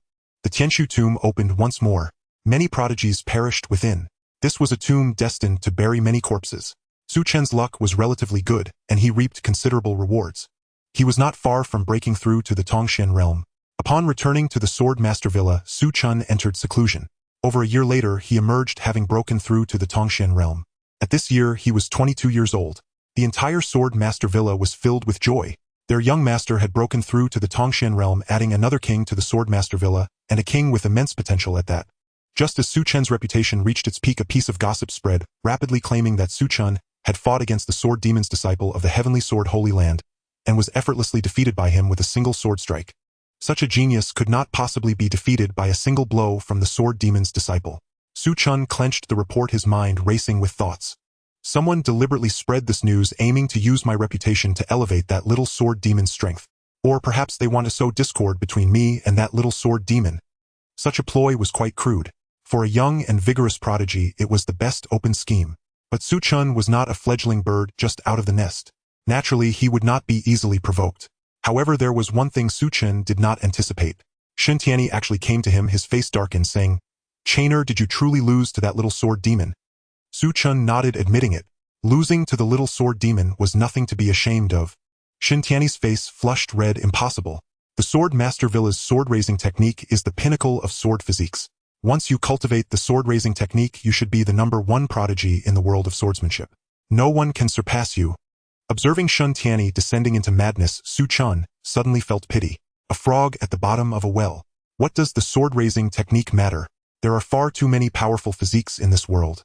Before leaving, Shen Tianyi cast a deep glance at Su Chen, as if making a certain resolution. Su Chen felt a sense of vigilance. This old guy isn't planning something crazy again, is he? He had always found this grandfather suspicious.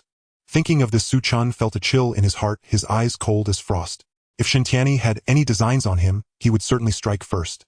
Since learning of Su Chen's defeat to the sword demon disciple from the heavenly sword Holy Land, Shen Tianyi has changed. It seems he cannot accept that the legendary physique of his Yu Jian manner was easily defeated by someone. "Chainer, you have disappointed me greatly," Shen Tianyi said coldly. He staggered into the ancestral hall of Yu Jian manor and unearthed a black iron box. As if having made a certain decision, he left the ancestral hall with the iron box. Months later, the sky was filled with flashes of lightning and torrential rain poured down. Shen Lianxin felt a sense of unease, as if something significant was about to happen. He looked at his wife beside him, and then at Shen Pinggan, who was reading in the pavilion. Both were safe. Shen Lianxin recalled that he hadn't seen Shen Tianyi for quite some time. After a moment's thought, he told his wife and children he was going out and left. He arrived at the residence of Shen Tianyi. The mansion was deserted. A faint smell of blood lingered in the air. Shen Lianxin hurriedly pushed open the door. He saw the black box in the center and quickly picked it up to examine it. The words before his eyes made him feel an icy chill. Bloodline sword forging method. Not good. Chainer is in danger. The rain fell incessantly and the wild wind howled. Within a 3-foot radius of the young man in white, a world of his own was formed. Su Chen's gaze was indifferent and a 3-foot green peak appeared in his hand. Countless discarded swords were interspersed among the desolate peaks. It was desolate beyond compare. Ahead there was a towering treasure cauldron from which boiling red magma flowed. He saw Shen Tianyi pouring a sword path cultivator, whose limbs had been broken into the treasure cauldron, using this cultivator to forge a sharp sword. The sword body was as white as snow with a mist of Tao radiating from it. It was a fine sword. "Good grandson, what do you think of this sword?" Shen Tianyi tossed the crafted sword to Su Chen. Su Chen caught the sword, which was as light as a cicada's wing, filled with terrifying energy. "Naturally, it is a good sword," Shen Tianyi smiled. "If you defeat me, Grandpa will forge the best sword of Yu Jian manner for you. If you lose, the loser has no right to continue possessing the Yu Jian physique." Su Chen lowered his eyes, his gaze profound. "Is this old man perhaps having a breakdown because I lost to the sword demon disciple?" Su Chen was speechless. This old fellow's mentality was too fragile. If he has the ability, why not challenge the sword demon of the heavenly sword Holy Land? Shen Tianyi moved and the swords across the desolate mountain emitted a humming sound. Thousands of abandoned wild swords shook off the dust and rust from their blades, rising in a dazzling display like a river of steel. Shen Tianyi intended to strip Su Chen of his Yu Jian physique. Naturally, Su Chen would not sit idly by. "Grandpa, the position of the manor master of Yu Jian manor should be changed." Su Chen also set his sights on the position of manor master. Facing the first level of Tongxian against the 4th level of Tongshuan defeat should be a certainty. However, golden streams of energy suddenly surged within Su Chen's body, sacred and solemn, transforming into an illusory true dragon that coiled from his feet to his waist, then to his head with resplendent golden eyes that were blinding, surrounded by swirling golden energy. Emperor's extreme shocking scripture. In his previous life he had comprehended it, but had not cultivated it much. With the inheritance of the prison emperor, there was not much use in cultivating the emperor's extreme shocking scripture, and it could even provoke the prison emperor's disdain. In this life he had been secretly cultivating this technique. Even when fighting Yanchong he had not revealed it. Shen Tianyi was momentarily stunned, then burst into hearty laughter filled with gratification. "My good grandson, you actually possess such cunning." His gaze turned greedy. Once Pandora's box is opened, only endless greed remains. Su Chen's gaze was calm as he swung his sword towards the sky. Calamity Dust Style Stop War. The Calamity Dust sword technique was realized by Su Chen after battling the Little Sword Demon. Now, although there was only one sword, this sword integrated all of Su Chen's martial path to date. Thousands of wild swords seemed to freeze in place. Bit by bit, from sword tip to sword hilt, like wind and sand, they dissipated into nothingness. Shen Tianyi leaned down to look. He was left with only half his body standing in the void. Blood trickled from his mouth. I lost. Centuries of cultivation had just been defeated by his own grandson, and Shen Tianyi felt a pang of unwillingness in his heart. Shen Tianyi's body fell into the treasure cauldron, quickly submerged by the boiling magma. The late arriving Shen Lianxin witnessed this scene, his face in the downpour indistinguishable from rain or tears. Fateful ties, fateful ties. Shen Lianxin trembled all over. His own child killed his own father. What kind of situation was this? This is Grandpa's own choice, Su Chen said as he approached Shen Lianxin. Shen Lianxin raised his head to look at Su Chen's face. That face was as cold as ice, showing not a trace of emotion. He saw the shadow of Shen Tianyi, more ruthless and more heartless than Shen Tianyi. Is this person still my child, my own flesh and blood? Shen Lianxin gave a bitter laugh and left Yu Jian Manor. Su Chen did not know Shen Liangxin's whereabouts. After Shen Tianyi's death, Su Chen became the manor master of Yu Jian Manor as he wished. In Yu Jian Manor, aside from the deceased Shen Tianyi, the departed Shen Lianxin, and Su Chen, these three masters of Tongshuan, there was also a steward and two guards, all of whom were at the Tongxian level. The sword guards of Yu Jian Manor were even more elite. With Su Chen's reputation, many sword path prodigies came to join Yu Jian Manor. A year later, Su Chen looked at the treasure cauldron before him. The magma inside gradually receded, revealing a divine sword entirely black and surrounded by a layer of eerie, ghostly flames. This divine sword was forged from Shen Tianyi's entire sword path cultivation. It inherently possessed spirit and could only be wielded by those of the Shen bloodline. Su Chen grasped the divine sword, and the black flames spread from his arm to his neck with black veins resembling serpents, yet Su Chen felt not the slightest pain. Su Chen's eyes brightened as he praised, "Good sword, from now on I shall call you Gue Chen. Dust returns to dust, earth returns to earth." Su Chen left the desolate mountain with the Gue Chen sword. In the blink of an eye, 10 years passed. Since Shen Lianxin left Yu Jian Manor, there had been no news. Su Chen immersed himself in cultivation at Yu Jian Manor, breaking through from the first level of Tongxian to the third level. 10 years crossing 2 levels, such speed was already quite fast. It was almost a certainty that he would break through to the Dongshu level in the future. "Brother, have you emerged from seclusion?" Shen Pingon rushed over immediately. In these 10 years, Shen Pingon had grown up, becoming a young man of great stature. He also became Su Chen's right-hand man. Su Chen nodded and asked, "In these 2 years of my seclusion, has there been any major events?" Shen Pingon smiled wryly and said, "Brother, the tasks you assigned to me, the Qinggu dynasty and the Chang'e dynasty, are both willing to submit to Yu Jian Manor, becoming subordinate forces of Yu Jian Manor. However, the Yunyu dynasty is being interfered with by the Feixing sect, constantly causing trouble. Even Elder Shen Kai has been injured, and the leader of the Feixing sect has made it clear that the Yunyu dynasty is under their protection. Even if you were to personally visit, they would ensure you go in but not come out." Feixing sect, Nsu Chun recalled this sect's name from his memories. The Feixing sect had emerged only within the past millennium and was currently at the zenith of its power. Its founding patriarch, the Feixing king, was a formidable expert at the 6th realm of profound mysticism, surpassing even Shen Tianyi by 1 cultivation rank. They too had set their sights upon the Yunyuan dynasty's territory.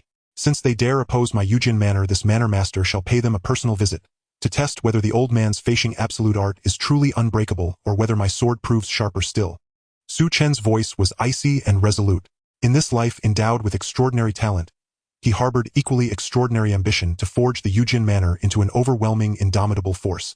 All who stood in his path would first have to answer to the keen edge of his blade. Pinggan remain at the manor to care for mother. And with these instructions to Shen Pinggan, Su Chen departed the Yujin manor at the head of its elite sword cultivators bound directly for the Yunyuan dynasty. 1 month later, mighty sword cultivators appeared in the skies above the Yunyuan dynasty. Su Chen casually shattered the dynasty's protective formation. His black hair whipped wildly in the wind as he stood suspended in the heavens. Divine, demonic, awe-inspiring. "This one is Shun Chan of the Yujin Manor." And upon hearing the name, the Yunyuan dynasty's ancestral elder's pupils contracted sharply. Shun Chan, the manor master of the Yujin Manor. The elder trembled uncontrollably. He had not yet fully attained the realm of profound mysticism, merely standing on its threshold. Before Su Chen, he was no more than an ant. Su Chen strode into the imperial palace, flanked by dozens of peerless sword cultivators. He advanced as though entering an empty hall. No one dared step forward to impede him. Within the throne hall, ministers and courtiers prostrated themselves, uncertain whether their obeisance was directed toward the sovereign upon the dragon throne, or toward Su Chen himself. Silence fell, absolute suffocating. Not a single head dared lift. The young emperor seated upon the dragon throne felt as though an immense hand gripped his throat, crushing his breath. Beads of sweat rolled down his cheeks. And the manor master of the Yujin manor. How could he possibly come in person? Nyun Hua could not fathom it. Why would such a towering figure descend upon the Yunyuan dynasty? Just months earlier he had pledged allegiance to the Feishing sect, purging rivals to secure his throne, and dreamed of revitalizing the Yunyuan dynasty. Su Chen's arrival shattered that illusion entirely. Such high-stakes confrontations between great sects rarely involved their supreme leaders directly. Yet Su Chen had done precisely that, arriving in person backed by the Yujin Manor's finest warriors. Su Chen spoke calmly, stepped down. Na flash of fury crossed the young monarch's face, swiftly suppressed. Bowing low, he descended from the throne with meticulous deference. As Su Chen settled onto the dragon throne, he mused inwardly, a master of restraint. Were he to survive, he might well become the dynasty's restorer. And alas, he met me. In his heart, Su Chen had already pronounced the death sentence upon this ambitious youth who dreamed of reviving the Yunyuan dynasty. Tell me the location of the Feishing sect. And that was Su Chen's sole purpose. Esteemed lord, though we are nominally subordinate to the Feishing sect, our allegiance is recent, and we possess no knowledge of their precise location. Nyun Hua spoke, steeling himself against fear. Seeing Yun Hua's ignorance, Su Chen felt a flicker of disappointment. Acquiring intelligence on the Feishing sect's whereabouts would surely demand a heavy expenditure of resources. Suddenly Yun Hua froze, icy dread flooding his veins. He intends to kill me? Sensing Su Chen's murderous intent, his mind raced. At the very instant before Su Chen struck, he cried out, Lord, our ancestral elder can contact a Feishing sect envoy. Su Chen withdrew his killing intent. Yun Hua gasped, drawing ragged, shuddering breaths. Saved from the brink of annihilation. From this day forth the Yunyuan dynasty submits to the Yujin manor. Do you object? Yun Hua dared not object. Yet from the crowd below an elderly man clad in violet robes suddenly stepped forward. Your Majesty, do not agree. For 13 centuries the Yunyuan dynasty has stood sovereign. Never before has such submission occurred. A single minister cannot serve two masters. How then can a sovereign bow to two lords? Su Chen regarded him in silence, then gestured lightly. One of his sword cultivators lunged forward, instantly severing the elder's head. Blood stained the grand hall crimson. This manor master prides himself on kindness, especially when fulfilling such heartfelt wishes. And who else among you possesses such unwavering loyalty? Step forward. Su Chen smiled. Below a hush fell. Deep, fearful, absolute. Under Yun Hua's guidance, Su Chen swiftly located the Yunyuan dynasty's ancestral elder, who awaited him in tense anticipation. He knew if the manor master himself had appeared, there would be no peaceful resolution. If I reveal the Feishing sect's location to you, Lord, will you pardon the Yun clan's transgressions? The Yun clan's ancestral elder spoke, voice trembling with anxiety. A faint smile curved Su Chen's lips. Rest assured. If you faithfully disclose the Feishing sect's location, this manor master shall trouble your clan no further. Reassured by Su Chen's vow, the elder finally exhaled and revealed the sect's whereabouts. Having obtained the location, Su Chen indeed left the Yun clan untouched. Peace superficially reigned. The elder prayed fervently that the Feishing sect and the Yujin manor would exhaust each other in mutual ruin. Su Chen arrived at the Feishing sect's stronghold. Shun Chen of the Yujin manor, honored by the elder sect master's invitation, I come to pay my respects. Seeing a middle-aged man approach with a retinue of elite sword cultivators, even the dullest disciple understood danger had arrived. The manor master of the Yujin manor? This old man never imagined you'd actually dare show your face here. From the rear mountains of the Feishing sect emerged a white-haired elder, his robes billowing like storm-racked banners. Su Chen stood upright, hands clasped behind his back. Elder Sir wishes to know whether Shin Chen can depart your Feishing sect unscathed. As for Shin Chen, he has long withheld his blade. Today he seeks to learn, is the elder's Feishing absolute art truly unyielding, or is Shun Chen's sword yet sharper? The elder's smile did not reach his eyes. This old man has roamed the martial world for decades, yet never encountered a youth so recklessly bold, ignorant of peril. Su Chen replied coolly, the waves of the Yangtze push ever forward, the tide may yet drown even the oldest shore. Enraged, the elder unleashed surging qi, brilliant as falling stars. Su Chen drew his Guichen sword and unleashed successive techniques of the Yujin art. Kill. Leave none alive. At his command, the Yujin manor's elite warriors surged into battle. Monarch against monarch, general against general, soldier against soldier. The clash shook heaven and earth. Even Su Chen conceded the Feishing king was exceptionally tenacious. The Feishing art excelled both in offense and defense. Were it harmonized with the Yujin Manor's own Yujin art, it could elevate the Manor's strength to unprecedented heights. Yet victory belongs to me? And exploiting the Feishan King's eagerness to end the fight swiftly, Su Chen lured him from defense into reckless offense.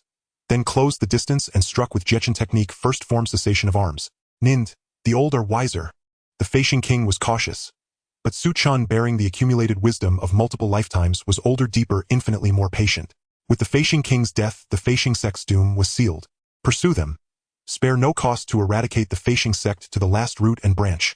Su Chen issued the order with chilling detachment. To leave roots uncut is to invite spring's return. The news of the destruction of the Flying Star sect quickly spread. All sects were filled with fear. The leader of the sword-controlling manor was exceedingly ruthless. Those who follow will prosper. Those who resist will perish. He already had the demeanor of a dominant overlord. Having destroyed the Flying Star sect, Su Chen returned triumphantly. Brother, you're back. Shen Pingon felt a sense of relief upon seeing Su Chen's return. When brothers are united, their strength is unbreakable. Su Chen valued this younger brother who shared his bloodline. The Yunyu dynasty has agreed to submit to our sword-controlling manor, and the Flying Star sect behind them has also been exterminated. Shen Pingon was taken aback. Had his brother become this powerful? Under the glow of Su Chen's radiance, Shen Pingon felt exceedingly mediocre. At 20 years old, he had reached the spirit soul realm, and it was certain he would soon step into the profound realm. Facing his brother, he felt unable to lift his head. Su Chen instructed, some remnants of the Flying Star sect have escaped. Organize people to search for any remnants' whereabouts regardless of age or gender and eliminate them without mercy. Do not let them grow and seek revenge on our sword-controlling manor. Shen Pingon nodded earnestly. Su Chen continued, also regarding the Yunyu dynasty, find an obedient individual from the Yun family side branch and place them in that position. Shen Pingon committed Su Chen's orders to memory, like a sword executing commands. After arranging all this, Su Chen began to utilize the resources of the Flying Star sect and the three major dynasties to train the sword-controlling guards. His ambitions did not stop there. To swallow so many forces in one go will surely provoke the vigilance of those factions with Dao Void Realm monarchs overseeing them. It seems I must make a trip to the Heavenly Sword Sacred Land. In this world, it is simply a case of big fish eating small fish. Having a powerful backing is crucial. Without it, he would eventually face a grim fate. Su Chen was somewhat aware of this. Inside the Heavenly Sword Sacred Land, a young man dressed in black was cultivating amidst the sword intent of the sword tomb. An elder hurriedly approached, quietly reporting news to the young man. A glint of surprise flashed in Chao Tianming's eyes. The leader of the sword-controlling manor, Shen Chen. He wants to see me. Chao Tianming had a vague impression of Shen Chen. More than a decade ago, in the Tianshu tomb, he had withstood one of Shen Chen's strikes and managed to survive. Among the talents of the sacred land, there were few who could face a strike and not perish. Very well, then let us meet. Chao Tianming grew somewhat interested. He wanted to see what this leader of the sword-controlling manor wanted from him. Under the guidance of the elder of the sacred land, Su Chen met with Chao Tianming. The black-clad youth sat in a pavilion atop the sword peak surrounded by flowers and trees, which seemed like a sword. His sword has become even more powerful and sharper, and my comprehension of the sword path has become opaque. Su Chen was astonished. Is this truly the legendary genius of the sword Dao God body? How enviable! Su Chen prided himself on possessing the sword-controlling body with a success rate of 1 in 10 million, and his talent was not lacking. With several lifetimes of accumulation, his aptitude could be considered at least 1K level. Now he couldn't even catch a glimpse of Chao Tianming's shadow. One day he too wanted to experience such a thrilling situation. Does Leader Shen have business with me? Chao Tianming looked at Su Chen with a smile. His deep-set sword-like eyes seemed capable of piercing through Su Chen's thoughts. The inheritor of the sacred land is indeed no simple figure. Even the disciples of the Heavenly Sword Sacred Land, which had the least cunning, were far from simpletons. Su Chen nodded and said, to be honest, I want to collaborate with the Swordmaster. Chao Tianming smirked slightly. Are you looking for my reputation? To prevent some covetous forces from acting rashly. Having his intentions guessed, Su Chen did not hide it and nodded. Chao Tianming, a newly appointed disciple of the Heavenly Sword Sacred Land, had a shallow foundation. This was Su Chen's goal. I am willing to offer 30% of the annual income of the sword-controlling manor to the Swordmaster as compensation. Su Chen stated his conditions. Chao Tianming pondered for a moment and slowly replied, 30% is not enough. Su Chen's heart sank. Chao Tianming smiled brightly. That may be sufficient for others, but for you, Shen Chen, I see great potential in your sword path. Su Chen was instantly delighted. Does this mean the Swordmaster agrees? Chao Tianming nodded. With the support of Chao Tianming, the disciple of the sword demon Su Chen, had essentially gained a protective talisman. The two discussed swordplay for half a day. Su Chen stood to take his leave. Leader Shun, your sword path has just begun. Do not let it drown in the mundane world. Chao Tianming couldn't help but advise as Su Chen was departing. Su Chen paused and smiled. Thank you for your concern, Swordmaster. My sword path will surely not stop here. I will need your guidance until it is perfected. After Su Chen left, Chao Tianming sighed slightly. This person had an impure sword path. If one is not sincere in sword, how can they reach the pinnacle of the sword path? I just hope he awakens in time. Su Chen returned to the sword-controlling manor. Soon news of the powerful backing of the sword-controlling manor spread, causing many forces to feel apprehensive. They coveted the legendary sword-casting body technique of the sword-controlling manor. In the blink of an eye, 30 years had passed. Su Chen's cultivation had become increasingly unfathomable, reaching the 6th layer of the profound realm. The foundation of the sword-controlling manor had also deepened enough to rival those old royal-level forces. In this lifetime, if I have sufficient resources for cultivation, becoming a monarch is not out of the question. Su Chen did not want to waste the sword-controlling body with a success rate of 1 in 10 million. How can one not live out a legend? Su Chen looked at the reports from these years. The young monarch of the Yunyu dynasty had long since died beyond saving. Shen Pingon found an obedient member of the Yun family side branch and supported him as the monarch of the Yunyu dynasty. At least the Yunyu dynasty still bore the Yun surname. Observing the troubled Shen Pingon, Su Chen casually inquired, Pingon, do you have something on your mind? Shen Pingon, caught off guard by Su Chen's inquiry, stammered, and ended up running away, causing Su Chen to burst into laughter. Pingon must have a crush. I wonder which girl has won the favor of our sword-controlling manor's second master. Su Chen immediately recognized this as a sign of a romantic tribulation. Curious, he inquired with Shen's mother. Your brother has fallen for a princess of the Tsangming dynasty, Su Chen said, puzzled. Just a princess. If he likes her, he should marry her. The potential of the sword-controlling manor was limitless. Any dynasty with a brain would not refuse to court such a force.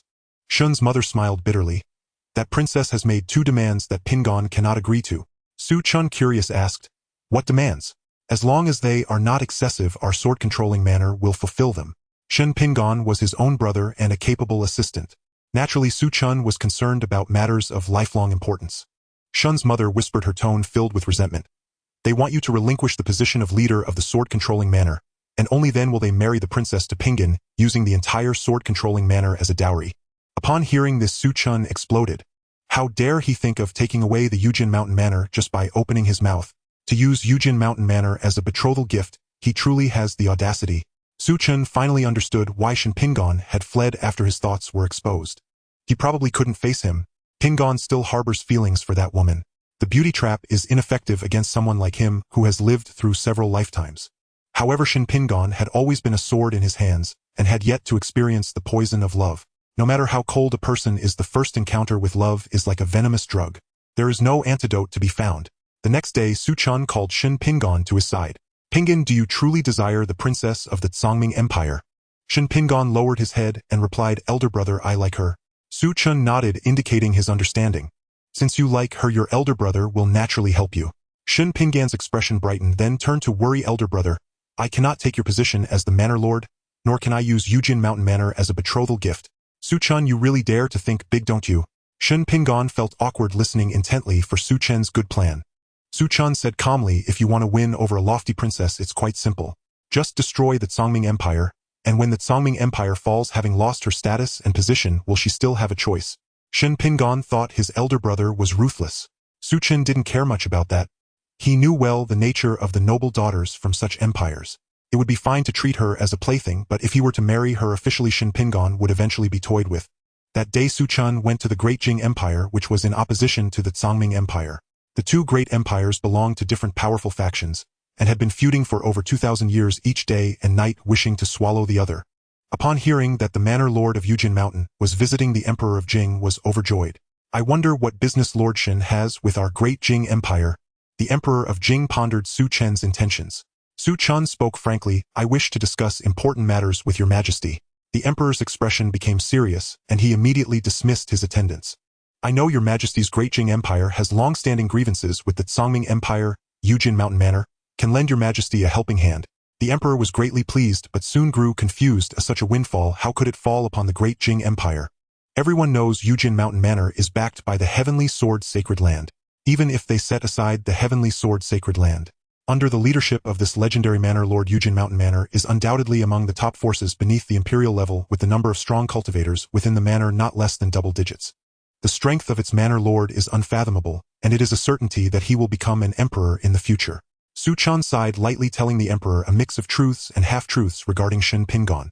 The emperor's expression turned furious upon hearing this, slamming his hand on the table and saying, "This is outrageous. The Tsangming Empire has gone too far.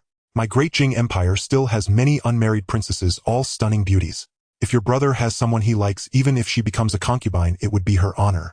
Look, this is the attitude." However, Su Chen helped Shen Pingon refuse. He knew Shen Pingan's character well. Given Eugen Mountain Manor's current status, what kind of woman could Shen Pingon not obtain if he just wanted beauty and figure? The emperor, feeling regret, then said, "I have a good rapport with Lord Shen. Why don't we become sworn brothers, supporting each other?" Su Chen thought about it and found no downside. The two became sworn brothers. This represented the formal alliance between Eugen Mountain Manor and the Great Jing Empire. Within a month, the Great Jing Empire launched an offensive against the Tsangming Empire, catching them completely off guard. After Su Chen returned to Eugen Mountain Manor, Shen Pingan, feeling guilty, sought out Su Chen. "Pingan, you must understand, for the sake of Eugen Mountain Manor, you cannot show mercy. Rest assured, elder brother will ensure your beloved is returned to you unharmed," Su Chen said with a seemingly playful smile expressing concern. Shen Pingan always felt something was off, but this was his own elder brother who was considering his well-being. Shen Pingan chose to trust him. Su Chen summoned the sword guards of Eugen Mountain Manor. For the past 30 to 40 years, he had taught the blood-burning secret method from the spirit communication technique to the sword guards. Each of those selected as sword guards was a genius. They were cultivating by burning their lifespan, rapidly increasing their strength. The lowest among them was at the high tier of spiritual souls, with many having entered the realm of profound understanding. "It's time for this sword to taste blood," Su Chen said coldly. "If it doesn't see blood soon, the sword will grow old." He thought he would have to find an opportunity. Unexpectedly, the Tsangming Empire delivered itself right to his doorstep. By destroying the Tsangming Empire, a vast territory would yield even more sword seedlings. Su Chen ordered the armies of the three nations, numbering in the millions, bringing along the sword guards of Eugen Mountain Manor, like a sharp sword, directly thrusting into the Tsangming Empire. Within the Tsangming Empire, the Tsang Emperor's expression was grim. A war had raged for 20 years. In these 20 years, the Tsangming Empire had suffered heavy casualties. "Your Majesty, it's bad. Marshal Wang was defeated by Shen Chen in the decisive battle at Tsangming River and is now missing." Upon hearing this news, the Tsang Emperor was filled with rage, his breath in turmoil, and he spat out a mouthful of blood. "Impossible. Wang Feng is our Tsangming Empire's undefeated war god. How could he be so easily defeated?" Everyone fell silent. If it weren't for the severity of the situation, they also didn't want the emperor to know about Marshal Wang's defeat. The Tsang Emperor's expression turned fierce. Since they were forcing him so hard, then he would not hesitate to initiate a royal war. Over the course of 20 years, Su Chen had profited immensely. The name of the sword guards made the Tsangming Empire tremble. Even the war god of the Tsangming Empire, the myth of invincibility, fell at his hands. His strength also broke through from the 6th to the 7th level of profound understanding. Many talented individuals were sent by Su Chen to replenish the sword guards. Sitting on the throne, a mad ambition gleamed in his eyes. Golden streams of energy gradually enveloped his body. A brilliant golden dragon phantom entwined around him, slowly solidifying. After defeating Wang Feng, he did not take any further action. He was waiting for an opportunity. The royal war is about to commence. Royal is a title for those at the Void Realm. The Tsangming Empire only had one ancestor whose cultivation had reached the Void Realm. Initiating a royal war would inevitably require leaving the imperial capital. The imperial capital condenses the fortune of the Tsangming Empire. The royal extremity stunning classic can refine the empire's fortune, swallowing the empire's luck for one's own use. To make such a big fuss and aim to destroy the Tsangming Empire just for a single breath. Su Chen is not a fool, even if it is his own younger brother. What he desires is merely an excuse, even if that excuse is clumsy. Even the Great Jing Empire cannot fathom what Su Chen truly needs. The dragon vein, the entire empire's fortune. Su Chen intends to use this imperial fortune to cultivate the 7th layer of the royal extremity stunning classic. Thus he shall become an emperor. As expected by Su Chen, under the pressure of the Great Jing dynasty, the ancestral figure of the Tsangming dynasty emerged, challenging the ancestral figure of the Great Jing dynasty.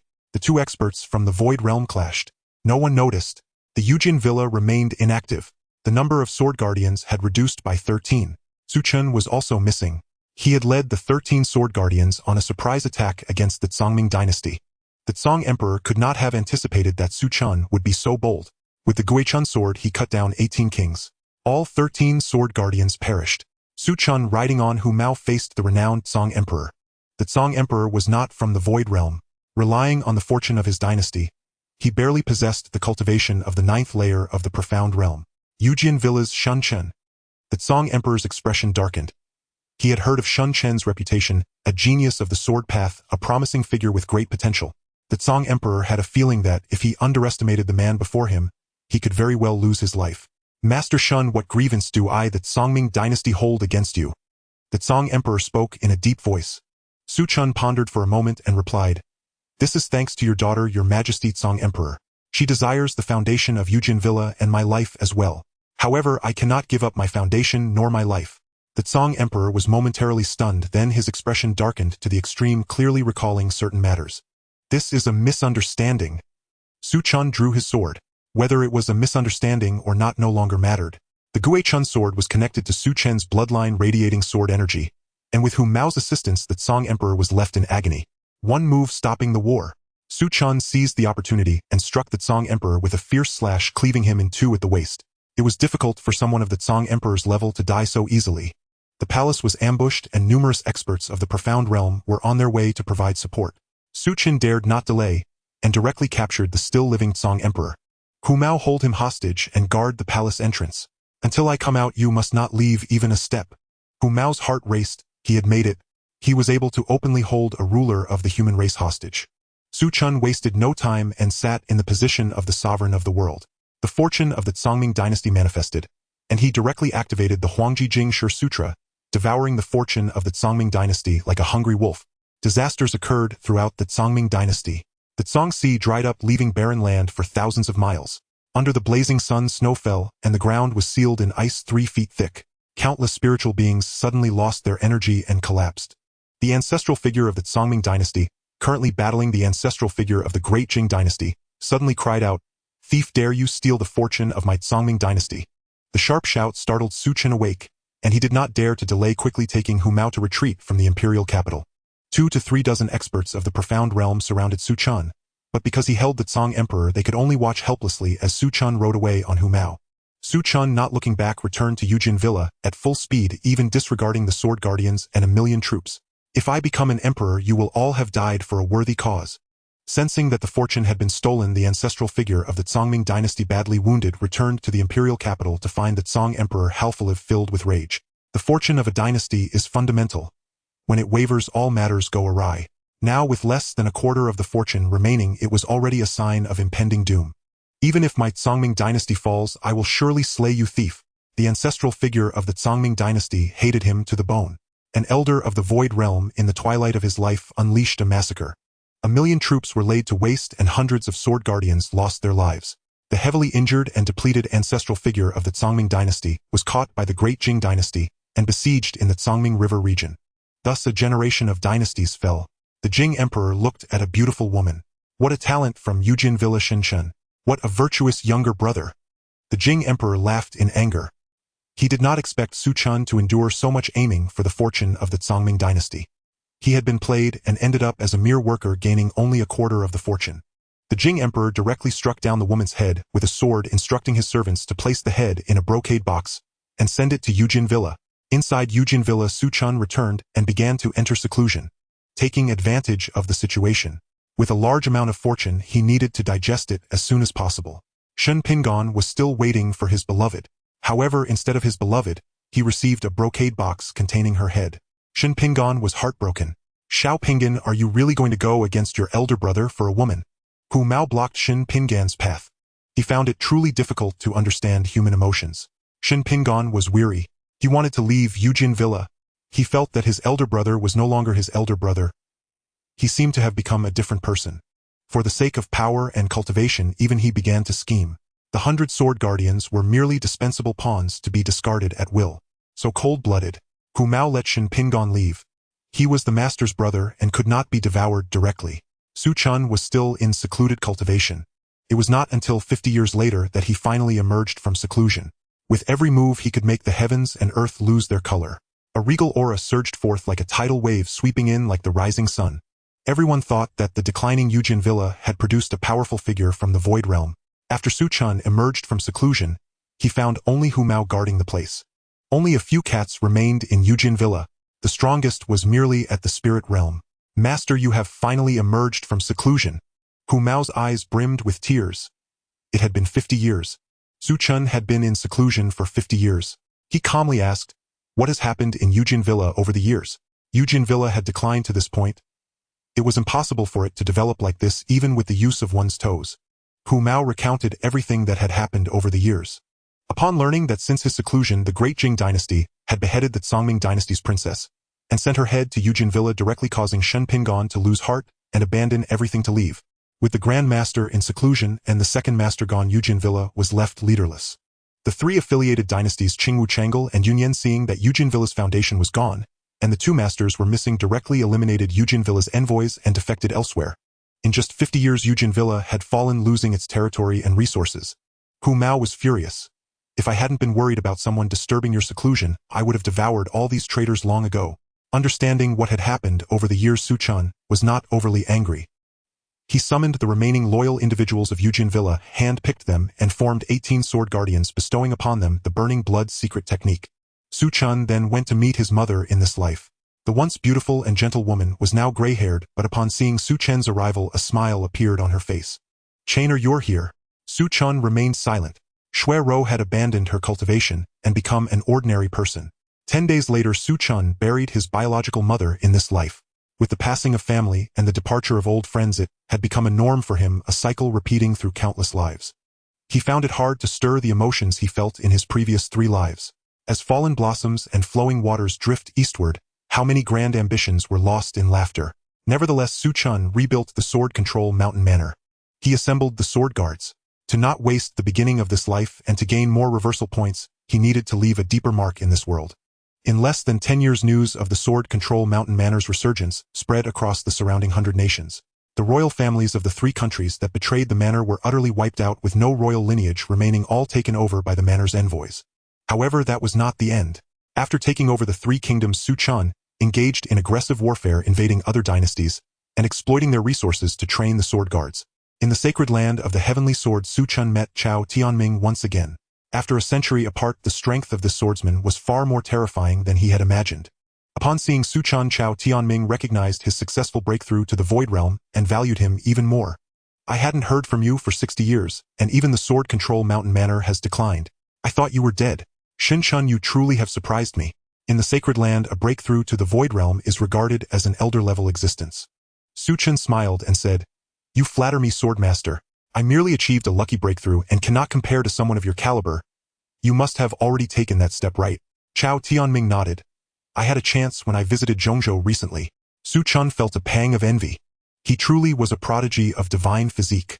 Su Chen prided himself on his rapid cultivation, having broken through to the Void Realm in a little over 100 years. Yet Chao Tianming had reached the Nirvana realm, with a promising future of becoming a saint. Chao Tianming said, "You came to find me. What do you wish for this time?" He was not surprised that Chao Tianming guessed his intentions. He was a person who never visited without a purpose. "I wish to request a royal edict from the Sword Master." Chao Tianming was slightly taken aback. "You want to establish a dynasty?" "Establishing a dynasty requires approval from the sacred land." Su Chen nodded. "Cultivating the emperor's surprising scripture requires national fortune." "I will consult with the Holy Master on this matter." Chao Tianming agreed. "As you establish a dynasty, do not neglect your own sword path." Chao Tianming's expression was serious, as if giving a warning. With Chao Tianming as his backing, the royal edict was soon delivered into Su Chen's hands. With the royal edict, Su Chen qualified to establish a dynasty. He was no stranger to founding a dynasty. Let it be called the Sword Control Dynasty. Thus, it will not dishonor the ancestors of the Sword Control Mountain Manor. With the name settled, a powerful dynasty emerged in this realm. Naturally, Su Chen became the emperor ruling over the world. Upon learning that the Sword Control Manor had established the Sword Control Dynasty, the major forces nearby had varied reactions. Some congratulated him, some were dismissive, and others were terrified. The emperor of the great scenery had a grim expression. Having been tricked by Su Chen once before, and suffering a significant loss of national fortune, even after conquering the Songming dynasty, he had yet to resolve the remaining mess as rebellions broke out continuously across the regions, consuming vast resources and manpower of the great scenery dynasty. He harbored deep resentment towards this sworn brother. "You want to establish a dynasty? Ha! Is it really that easy?" The piece of the pie is limited, with one more dynasty, especially a neighboring one, the Great Scenery Dynasty, would surely be affected. Soon he devised a strategy. Sword Control Dynasty. Su Chen looked expressionlessly at the documents on the table. The Scale Crocodile Clan, the Spiritual Shark Clan, the Ice Turtle Clan want my Sword Control Dynasty to offer tributes every year. Or else you will send a great army to sweep away my Sword Control Dynasty and obliterate it. Su Chen sneered. Am I really that soft and squishy? A clan with 10 million warriors per year, 1,000 geniuses, aren't they afraid of exhausting themselves? He was cold-blooded, but that did not mean he was not human. The three clans stood behind formidable beings of the demon race. Did he not have the sacred land of the heavenly sword behind him? With the blood-burning secret technique, the time cost of cultivating the sword guards was significantly reduced. Although the lifespan of the sword guards was also extremely short. For Su Chen, as long as these swords kept coming, it was sufficient. Su Chen rejected the demand for tributes from the three clans in exchange for stability, inciting their anger. The newly established emperor actually knows nothing of the rules. Do you really believe that just because you have the sacred land of the heavenly sword you can be invincible in the world? Then let's fight. Wash the land in blood, hang the head of the Sword Control Dynasty's lord on the walls of the imperial capital, so that these lords of dynasties can see the fate of those who dare to defy the orders of the three clans. The three clans unanimously decided to unite and attack the Sword Control Dynasty. This was the first calamity of their nation. The Sword Control Dynasty was founded on the sword. Countless sword practitioners willingly ventured into danger. In this war that lasted 33 years, countless lives were lost. The sword guards were replenished time and again. The three clans could barely withstand the onslaught and had no choice but to seek peace. Su Chen was not satisfied. He entered the Scale Crocodile Clan alone with his sword. He killed the Transcendent Mystic Realm Demon King, the Nine-Headed Serpent, and heavily injured a Void Realm Demon Emperor, escaping under the pursuit of the Scale Crocodile Clan's ancestor, shocking the world. The terrifying nature of the sword control body left everyone in astonishment. The name of Shun Huang struck fear across the 100 nations. When Su Chen returned to the imperial city, this battle had also severely weakened the Sword Control Dynasty, leading to a period of recuperation. Su Chen began to select outstanding women from various regions to take as concubines and cultivate heirs. He had seen far too many once-in-a-century beauties and celestial maidens. During this time, Su Chen also attempted to cultivate the sword control body, but unfortunately the success rate was nearly zero. After 100 years of planning, not a single person succeeded. In the 300th year, Su Chen encountered a familiar person, Shen Lianxin, the biological father of this life. However, Shen Lianxin appeared to be aging rapidly with little time left. Su Chen calmly observed him. Mother has long since passed away, giving up her cultivation and the will to live. Shen Lianxin's lips trembled. After a long pause, he said, "Take me to see her." Su Chen led Shen Lianxin to the ruins of the Sword Control Mountain Manor. The grass grew luxuriantly and the orioles sang. Shen Lianxin knelt and could not rise. When Su Chen descended the mountain, the sky suddenly started to rain, without warning, gradually increasing to a refreshing downpour. For over 200 years, what had Shen Lianxin encountered and experienced did not interest Su Chen. Just as he watched Shen Lianxin leave without any obstruction. In this life I seem somewhat heartless. I wonder how future generations will judge me. Su Chen narrowed his eyes, a smile curling at the corners of his mouth. In the 360th year, through Su Chen's relentless efforts, a genius with a martial body was finally born. The Heavenly Gang's sword-breaking body.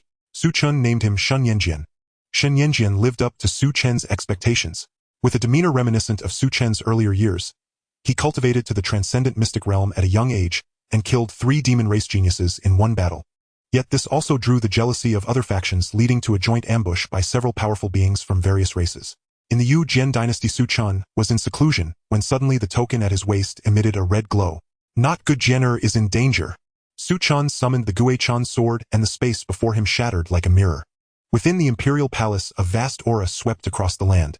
By the time Su Chen arrived, his expression was extremely grim. Shen Yanjian had not died. However, his cultivation had been abolished. Grandfather Shen Yanjian said weakly, his Tian Gang broken sword body now vanished. He was no different from a cripple. Su Chen brought Shen Yanjian back to the Yu Jian dynasty, and in a fit of rage began a thorough investigation to find out who dared to abolish Shen Yanjian's cultivation. The crippling of Shen Yanjian was undoubtedly a massive blow to the Yu Jian dynasty. After finding no leads, Su Chen turned his suspicion toward the Da Jing dynasty.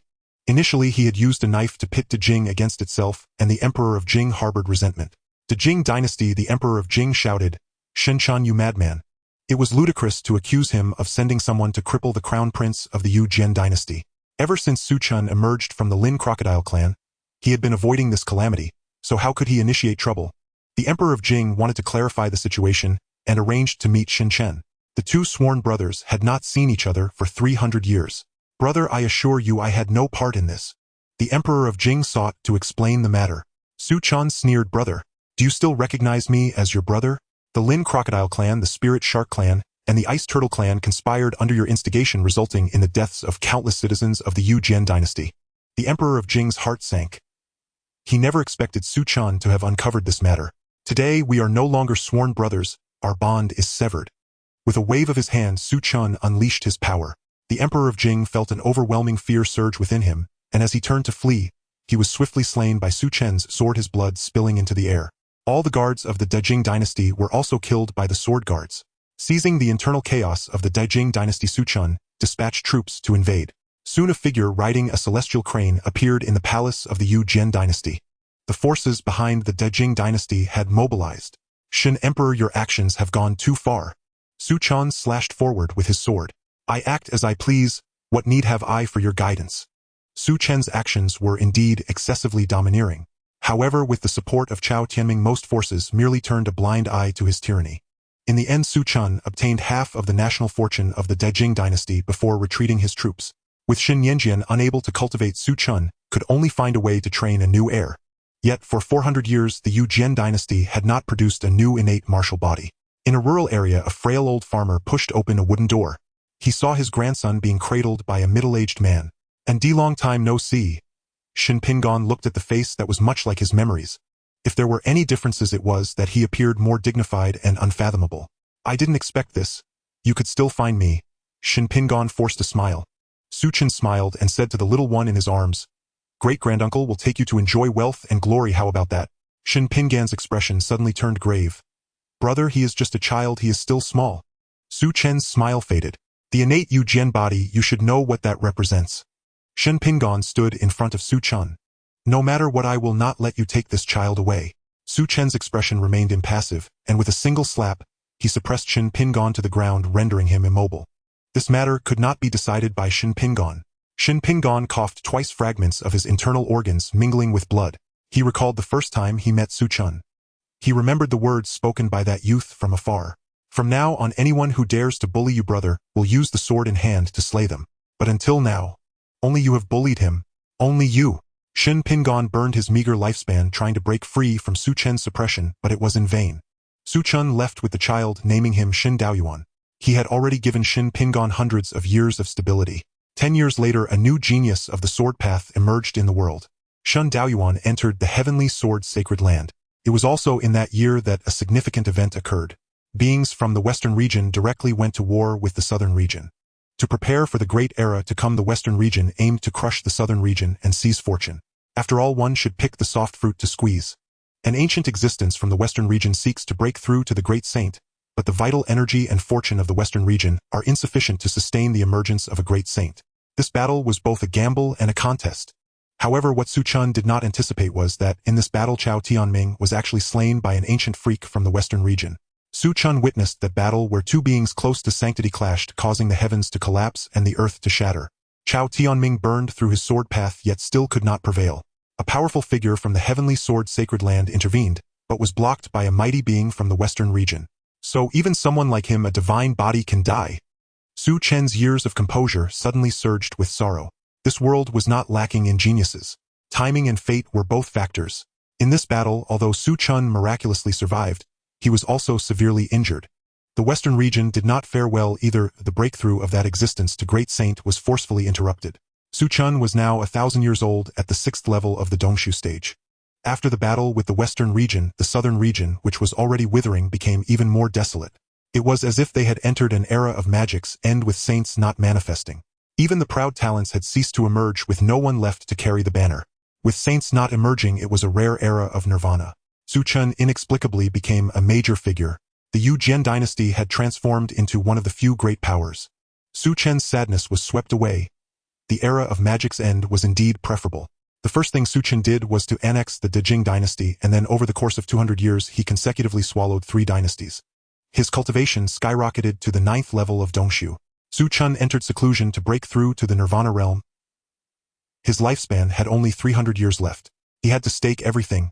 Yet, in his alornothing attempt, there was no response. The white-haired Su Chen's eyes reflected his unwillingness. He discovered that the laws of the southern region were incomplete.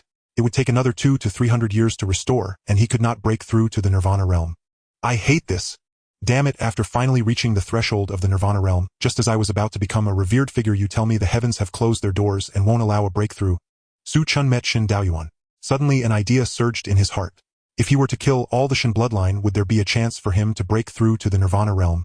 Shen Daoyuan stood before Su Chen holding his sword facing Su Chen. Great-granduncle, let me see you off on your final journey. Su Chen smiled. Do you wish to avenge your grandfather? Shen Daoyuan struck at Su Chen. His swordsmanship, more pure than Su Chen's, revealed the shadow of Chao Tianming. The two battled for 3 days and nights. The aged Su Chen weakened, and having failed his breakthrough, was defeated. He was thrown into the furnace before Shen Daoyuan. I will forge a sword for you. I hope your sword path will not mirror mine. 1,500 years later, Su Chen perished. Once again entering the reverse fate space, Su Chen felt a tumult of emotions within. In the final moment of his life, he failed to advance further and ultimately chose to fulfill Shen Daoyuan. In this life entrusted to Shen Tianyi, despite experiencing immense suffering in the early stages, he cultivated the postnatal sword body, qualifying him to contend with the prodigies of the sacred lands. In the 6th life, you were born in the Swordmaster Villa, gifted with exceptional talent, and perfected the sword body with a success rate of less than 1 in a billion, embarking on a path to compete with various heroes. Your swordsmanship stood out among your peers, cutting through obstacles with ease, until you encountered the true foundations of the sacred lands. The sword path you took pride in was effortlessly shattered by a casual strike, leading you to doubt your own swordsmanship. Your grandfather was disappointed in you after your defeat. You smoothly took over the Swordmaster Villa and began to focus on improving your realm, gaining greater power while calculating the fate of the dynasty. After many twists and turns, you successfully established a dynasty, causing countless wars and the deaths of billions, earning you the title of tyrant, which you disregarded as you easily suppressed those who cursed you using your sword guards. In the war between the two southwestern regions, you shone brightly, your name known beyond the southern region, even reaching the western region. After the war, as the southern region withered, you became one of the few powerful figures in the world, a hound of the sacred lands, suppressing the heroes of the southern region and aggressively plundering resources to facilitate your final breakthrough. You failed, you died, yet your life was extraordinarily brilliant, leaving behind legends in the southern region that drew countless admirers. Rating blue 5 stars. Reverse fate points 5,000. Su Chen stared wide-eyed. 5,000 reverse fate points left him dizzy. This was undoubtedly a staggering number. Qualification 0, comprehension 0, family background 0, mental state 150. 5,000 reverse fate points. I must live a fulfilling life. Qualification 2,000, comprehension 2,000, family background 1,000. Su Chen was filled with vigor. Turning to the next page, Reincarnation. Opening his eyes, Su Chen organized the memories in his mind and discovered that in this life he was born in the northern region. Apart from the central region, it is the most powerful region, and in this life he is the most favored descendant of an elder from a declining sacred clan in the northern region. Yes, his great-grandfather, a respected figure in the Nirvana realm. Su Chen expressionlessly adjusted his clothing. His family was named Ancient Clan. Once a saint emerged from their ancestors, but after the saint's death, no second saint ever appeared in the clan. Only a sacred artifact remained, suppressing the lesser generations and preserving the glory of the sacred clan. In this life, he is called Gu Chen, one of the 5 prodigies of the ancient clan, bearing the Qian Yuan body and breaking through to the spiritual soul realm at just 18.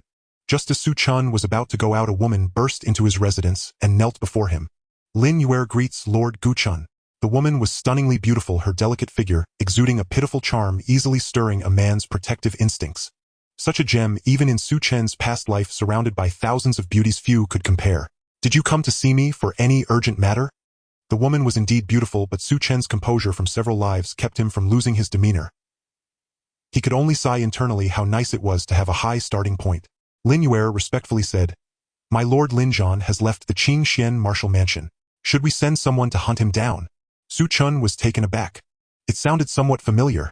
After recalling, he also remembered Lin Yuer's background. She was the daughter of an elder from a small family of the Qing Xian dynasty. Lin Zhan was the son of the head of a small family in the Qing Xian dynasty. The two had been childhood friends. On a trip to the Qing Xian dynasty, Gu Chen saw Lin Yuer, recognized her talent, and took her as a maid. Of course, there was also the aspect of being attracted to her beauty. This was good news for Lin Yuer. It was akin to a pie falling from the sky, making her kick Lin Zhan aside and run into Gu Chen's arms. The Lin family unanimously agreed, only Lin Zhan objected. But Lin Zhan's opinions were inconsequential. After Gu Chen provided the Lin family with a sum of training resources, he took Lin Yuer away. Lin Zhan could only seethe in frustration. Since Lin Yuer left the Lin family, he seemed to have gained immense power, entering the largest martial mansion of the Qing Xian dynasty, and shouting that he wanted to take revenge on Gu Chen. Seeing that Lin Zhan continued to cling to her, fearing that Gu Chen might misunderstand Lin Yuer, repeatedly sought to eliminate Lin Zhan, but failed each time, which only fueled Lin Zhan's hatred for Gu Chen, believing he was behind all of this. This made Gu Chen unable to bear it any longer. He needed to find an opportunity to eliminate this fool. Su Chen's expression was peculiar. Why did this feel so much like the child of destiny? How did he turn into a villain again? Damn! Su Chen couldn't help but curse. Lin Yuer shivered, her beautiful eyes raised, her face flushed as she sweetly asked, "My lord, do you need me to serve you tonight?" Su Chen replied, "There isn't a need for that tonight, you may leave. I am already aware of Lin Zhan's situation." Lin Yuer felt a bit disappointed. How could a muddy-legged fool like Lin Zhan compare to Lord Gu Chen? He truly does not know the heights of heaven and depths of earth. Once Lord Gu Chen makes a move, there will be no possibility of reversal. Lin Yuer had lost patience with Lin Zhan. She couldn't stop herself from pursuing a better life, especially since she had given Lin Zhan enough benefits, yet he not only failed to appreciate it, but also slandered the name of Lord Gu Chen. After Lin Yuer left the residence, Su Chen rubbed his temples. He felt a headache coming on. Lin Zhan was different from Fang Bubi. That was merely a matter of words, easily turning enemies into friends. But Lin Zhan was entirely stubborn and unreasonable. Even he couldn't think of a way to make Lin Zhan give up on revenge. For someone with the fate of a hero after taking away a childhood sweetheart, it was a matter of life and death. Su Chen certainly did not wish to die. He had invested a full 5,000 reverse fate points in this life. Unable to resolve the hatred, he could not just sit back and wait. Then let's kill. Su Chen's gaze turned cold. In his sixth life, he had also been half a foot in the Nirvana realm, and his combat experience far surpassed that of a mere boy. Eliminate Lin Zhan and seize the opportunities he possessed. Perhaps in this life there was still hope for becoming a saint. With that thought, Su Chen no longer hesitated and directly rose to meet his grandfather in this life. The third elder of the ancient clan Gu Yixian. The third elder of the ancient clan wielded supreme authority over its judicial punishments. A power so formidable that even senior elders instinctively recoiled. Before Su Chen, however, he was merely a benevolent grandfather. "Ah, Chener, you've come." Gu Yixian regarded Su Chen with deep satisfaction. This grandson's temperament mirrored his own most closely. After Su Chen's parents perished exploring a forbidden realm, Gu Yixian would have plucked stars from the heavens if Su Chen had asked for them. Su Chen casually picked up a pastry and praised, "Only grandfather's 7-colored immortal bean cakes taste this exquisite." A broader smile spread across Gu Yixian's face. His gaze overflowed with tender affection. Su Chen devoured several pastries in quick succession, warmth unfurling like a gentle current in his abdomen. Each delicacy was crafted from rare otherworldly ingredients. Truly exquisite. Yet Su Chen had not forgotten his purpose. He turned to Gu Yixian, "Grandfather, I asked for your intervention. Once, to eliminate a man." He had no intention of allowing Lin Zhan to ascend slowly, only to emerge later as an overwhelming sovereign antagonist. He addressed Gu Yixian, the venerable sovereign of Nirvana refinement, by name without hesitation. Though it would invite ridicule for such a sovereign to target a mere spirit soul realm cultivator, the request came from Su Chen. And that changed everything. Gu Yixian's expression hardened. "Channer, whom have you provoked?" Su Chen recounted Lin Zhan's story, then added gravely, "Grandfather, I seek the karmic opportunity bound to him. For a scion of a minor clan to rise so swiftly, reaching this level in merely 2 years, is extraordinary. It may conceal a profound destiny, or perhaps even a hidden elder master behind him. Whichever is true, your presence ensures absolute certainty." Gu Yixian's eyes flickered with insight, then he nodded decisively, "Very well. I shall bestow upon you a divine talisman. Shatter it and I shall appear on the battlefield, guaranteeing flawless execution." Gu Yixian handed Su Chen an amber-yellow talisman infused with his own spiritual resonance. With this assurance, Su Chen now possessed tangible confidence in Lin Zhan's inevitable demise. Su Chen further requested an elite detachment from the ancient clan, deploying them to weave an inescapable net, ensuring Lin Zhan's annihilation beyond any doubt. Soon the opportunity arose. Lin Zhan had surfaced within the Spirit Fox clan. A glint of icy resolve flashed across Su Chen's eyes. This was his first strike against a chosen one of celestial fortune, and failure was unthinkable. Within the Spirit Fox clan, Lin Zhan watched as a young fox maiden tended his wounds, her gaze soft and earnest. He had breached the perilous Songlong Sea. Had she not intervened, he might well have perished. "Lin Yuer, Gu Chen, I Lin Zhan swear eternal enmity with you both." Rage seethed within him. Pursued by assassins sent by the ancient clan, he had fled Qingxian Martial Academy to spare it retribution. then plunged alone into the treacherous Songlong Sea. There he fought bitterly for a fated treasure. Though he claimed victory, he bore grievous wounds. The fox maiden's hands dimmed as their verdant light faded. Wiping sweat from her brow, she murmured, "Brother Lin Zhan, your injuries are nearly healed. Only quiet recuperation remains." Lin Zhan nodded solemnly, "Lady, who won your life-saving grace humbles me. I vow to repay it 1,000-fold. Thereafter Lin Zhan recovered within the Spirit Fox clan, defeating arrogant scions who harassed the Fox people, vanquishing rival clans' prodigies, and securing the Spirit Fox clans standing among the 13 clans of Songlong Island. His bond with Hu deepened day by day, until the day a towering figure arrived at the Spirit Fox clan. Lin Zhan recognized the face instantly. His jaw clenched tight. Su Chen, Lin Yuer. A legion of ancient clan guards encircled the Spirit Fox clan, shaking the very foundations of its ancestral halls, and rousing the clan chief himself. "Clan chief," Su Chen declared, "surrender Lin Zhan, and I shall not only absolve your clan of harboring my clan's most wanted fugitive, but also gift you a void-shattering pill enabling your ascension to the hollow emptiness realm." In Su Chen's estimation, the offer was more than generous. "Impossible. Lin Zhan is our savior. If you wish his life, tread first upon the corpses of my people." The clan chief stood, resolute voice ringing with unyielding honor. Elders echoed in unison, "Lin Zhan is our benefactor. To betray him is no different from descending to the level of beasts." Su Chen inwardly scoffed. Precisely what beasts they are. Yet the Spirit Fox clan's newly secured status among the 13 clans complicated matters. Su Chen's expression grew frost-cold. "Clan chief, you truly choose war with the ancient clan. To slaughter the Spirit Fox clan would incur the wrath of the Songlong Palace, and upon his return Su Chen would face severe censure, even implicating Gu Yishan himself. But Su Chen could wait no longer. Who knew when fate might turn against him, when he might step outside and fall beneath the blade of a chosen one. "If he lives, I shall know neither rest nor peace." That thought solidified his resolve. Lin Zhan must die here, within the Spirit Fox clan, and at any cost. The clan chief extended a hand, voice glacial. "Escort the young master of the ancient clan from our lands." Su Chen replied softly, "To sacrifice an entire clan for one who does not even merit the title of kin. What folly is this? Kill!" At Su Chen's command, the ancient clan's guards surged forward, laying siege to the Spirit Fox clan. "Protect our benefactor. Get him out." Across the clan's sacred grounds figures emerged, clashing fiercely with the ancient clan's elders. "Su Chen, I will see you dead." Lin Zhan watched Spirit Fox warriors fall beneath steel and flame. His eyes burned crimson with grief and fury. He lunged toward Su Chen, consumed by vengeance. Su Chen too locked eyes with him, an unremarkable face yet radiating indomitable fortitude. "Slay him, by any means necessary." Su Chen entertained no notion of single combat. He ordered his guards to execute Lin Zhan immediately, eradicating all future threat. Just as the guards closed in, the clan chief erupted with sudden terrifying power, shattering his opponent and interposing himself before Lin Zhan, shielding him from death. "Benefactor, flee. Take Lady Wan with you. Leave the Spirit Fox clan." Su Chen cursed inwardly, damnably difficult to kill, and without hesitation he crushed the talisman in his palm. The heavens darkened abruptly. Above the Spirit Fox clan, a colossal Bagua diagram materialized, obscuring sun and moon alike. As a venerable elder descended, his imposing form towering like a pillar holding up the sky. The third patriarch of the ancient clan, venerable sovereign Gu Yishan. Even the heavens above the Songlong Sea dimmed in reverence. A nirvana refinement sovereign had appeared. Gu Yishan spoke no word, his gaze cold and unblinking fixed upon Lin Zhan, the youth Su Chen had named for death. Without mercy he moved to strike. A nirvana refinement sovereign targeting a spirit soul realm cultivator.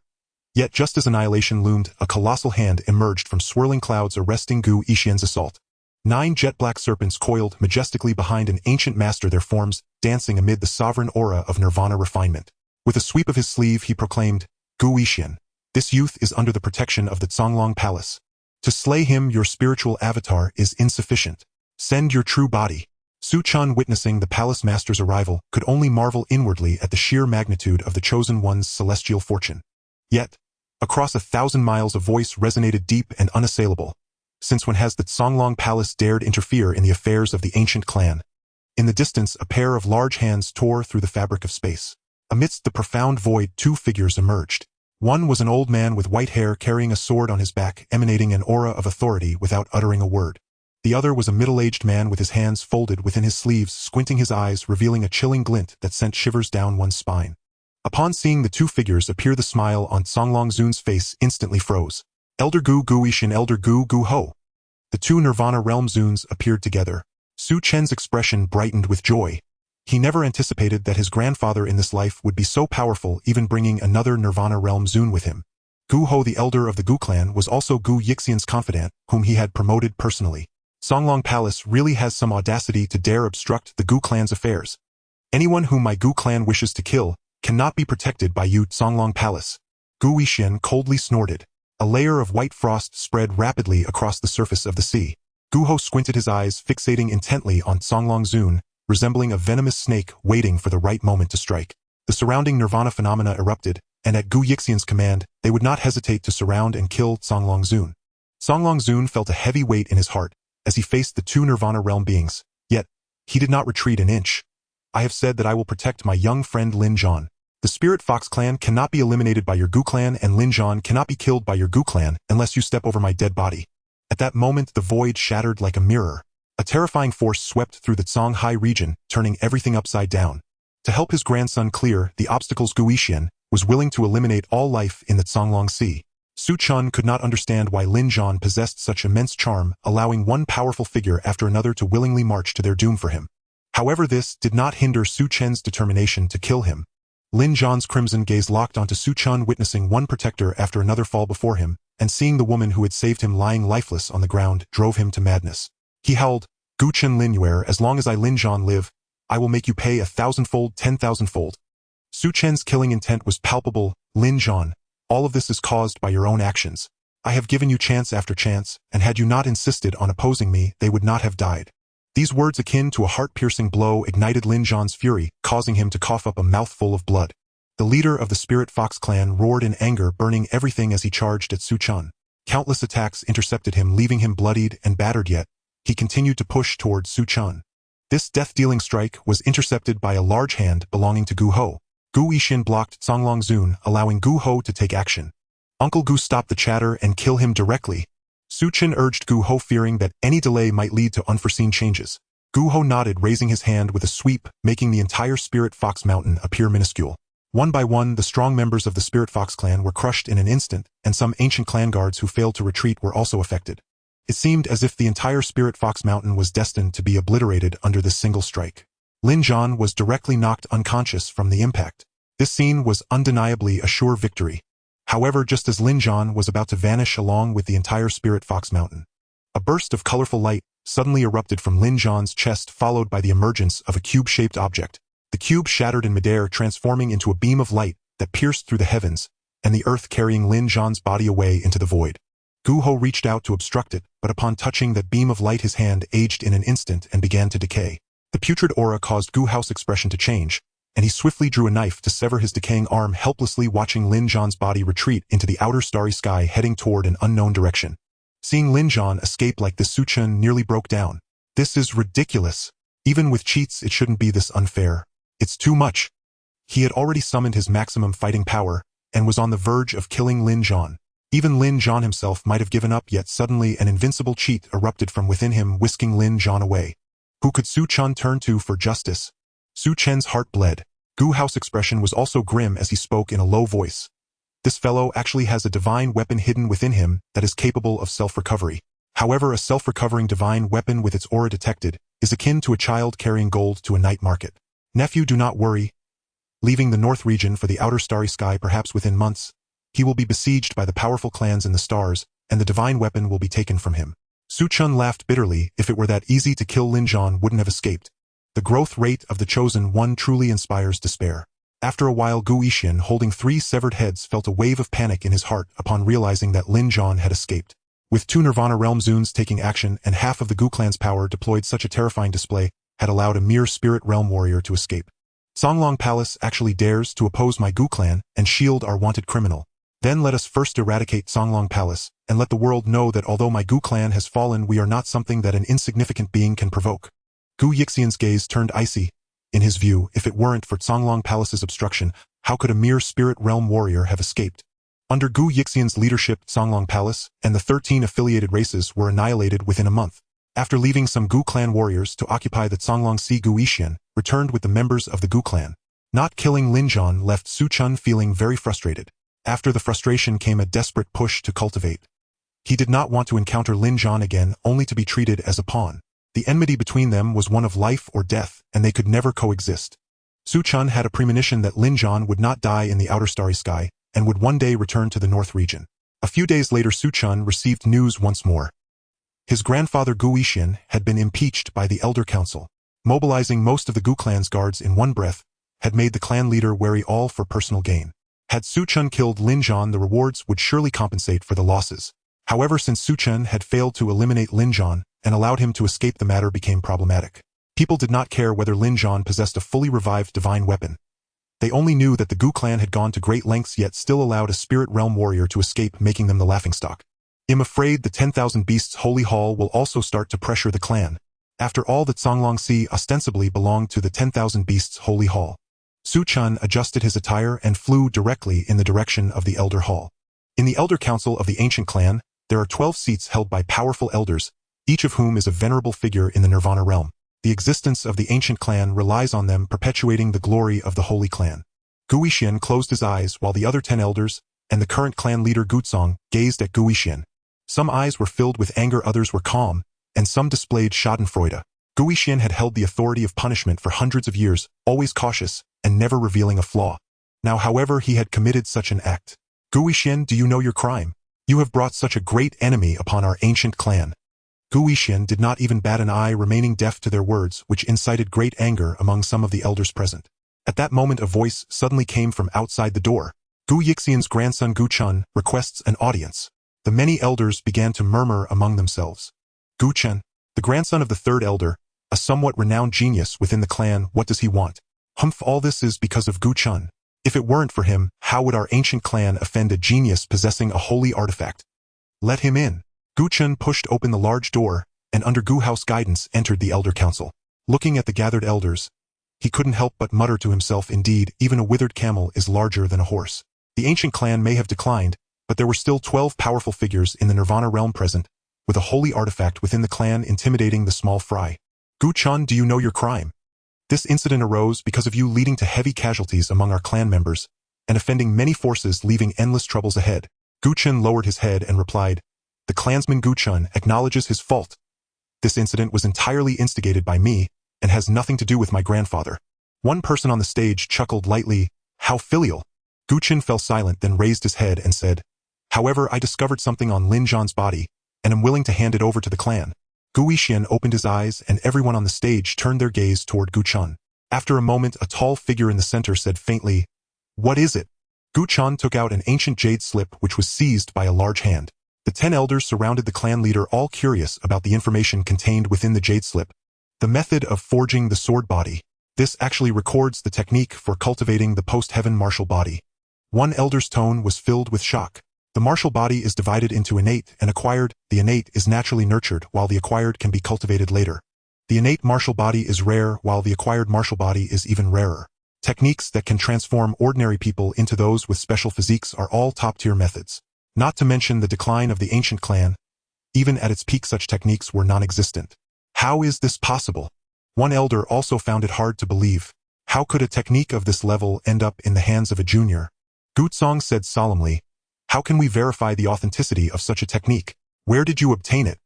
Gu Chen's expression was calm as he slowly replied, this is a technique from Lin Zhan, one of his secrets. Whether the clan leader believes it or not can be verified. Guzong looked at the other elders, who all nodded in agreement, and continued, if this item is genuine, you will be a meritorious person for our ancient clan, and this matter can be set aside. They all understood that if they could master a method to transform ordinary individuals into gifted individuals with special physiques, such a technique would make the ancient clan immensely powerful, possibly even restoring the glory of their ancestral holy clan. Gu Yixin glanced at Gu Chen, and the two walked out of the Elder Council together. After a while, Gu Yixin slowly said, Chainer, is the technique you presented really true? Gu Chen nodded. The item is indeed real without a doubt. In his previous life, Gu Chen had personally mastered it and even improved upon it. It's just that after Gu Chen mastered the sword body in his previous life, no one else could replicate it. The success rate was appallingly low. As for Lin Zhan, he completely matched all the characteristics of suddenly cultivating a special physique and then gaining fame. Gu Chen was not worried that the ancient clan would investigate to the southern region. Indeed, as Gu Chen expected, a month later the technique was proven to be genuine. Gu Yixin continued to hold the authority of punishment, and everything seemed as if nothing had happened. Gu Chun continued to act as the young master of the ancient clan. Time flew by and a year had passed. Gu Chun opened his eyes and Lin Yuer's voice rang out outside the cave. Sir, the ancient clan's young generation competition will begin in a week. Gu Chun recalled that the ancient clan held a competition for the younger generation every so often which talented youths would participate in. Based on the strength of the talented individuals, they would be ranked within the ancient clan. The higher the rank, the more abundant the resources they received. Gu Chun ranked fourth in the clan, which was neither high nor low. This time I must secure the first place in the ancient clan's ranking. Gu Chun was resolute in his heart. He was under immense pressure now, or if Lin Zhan escaped to the outer starry sky, the ancient clan could still be considered decent in the northern region, but outside this realm among myriad clans they wouldn't even have the qualifications to dine at the table. Perhaps only a sage could traverse the outer starry sky with ease. To avoid being reduced to a pawn by Lin Zhan, Gu Chun could only train, desperately waiting for the next time he met Lin Zhan to find a way to eliminate him. Soon the day of the ancient clan's young generation competition arrived.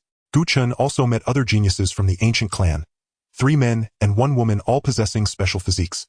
Gu Chun observed them, and they too were sizing up Gu Chun. The so-called geniuses of the ancient clan were insignificant in their eyes. Only the 5 of them were worthy opponents. Gu Chun exerted no effort at all along the way, and even his warm-up was negligible. He effortlessly suppressed the rest. Soon he faced one of the remaining 4. Gu Xiong, who possessed the thunder tribulation body, was a muscular man surrounded by lightning with hair standing upright. Gu Chun, you should just admit defeat. Gu Xiong was exceedingly arrogant. He was older than Gu Chun, with a higher cultivation and deeper foundation. Gu Chun's expression was indifferent. Sorry, you stole my lines. Gu Xiong launched an attack. As he did, dense thunderclouds gathered in the sky, conjuring a thunderbird that soared with outstretched wings directly charging at Gu Chun. Gu Chun, perhaps give you a few more years, and you may have the qualification to battle me, but not now. Gu Chun remained silent, releasing yin-yang particles as he unfolded the Qian Yuan body, merely clenching his fist toward the thunderbird and throwing a punch. The thunderbird was directly shattered by the punch's wind. The punch's might did not cease there, directly striking Gu Xiong and sending him crashing from the sky to the ground, creating a deep pit in the specially crafted battle stage. Gu Chun landed beside Gu Xiong. Gu Xiong struggled and asked, "What martial skill was that?" Gu Chun replied flatly, "Just an ordinary punch." Gu Xiong laughed heartily, "Good name." Then he fell into a coma. This left Gu Chun deep in thought. This was truly just an ordinary punch. Su Chen defeated Gu Xiong with a single punch, causing an uproar within the Gu clan. Gu Xiong, ranked 3rd, was knocked down in one blow. The elders of the Gu clan exchanged glances at this scene. What was that just now? It seemed like an ordinary punch. No, within that punch there seemed to be something else. Was it the will of the fist?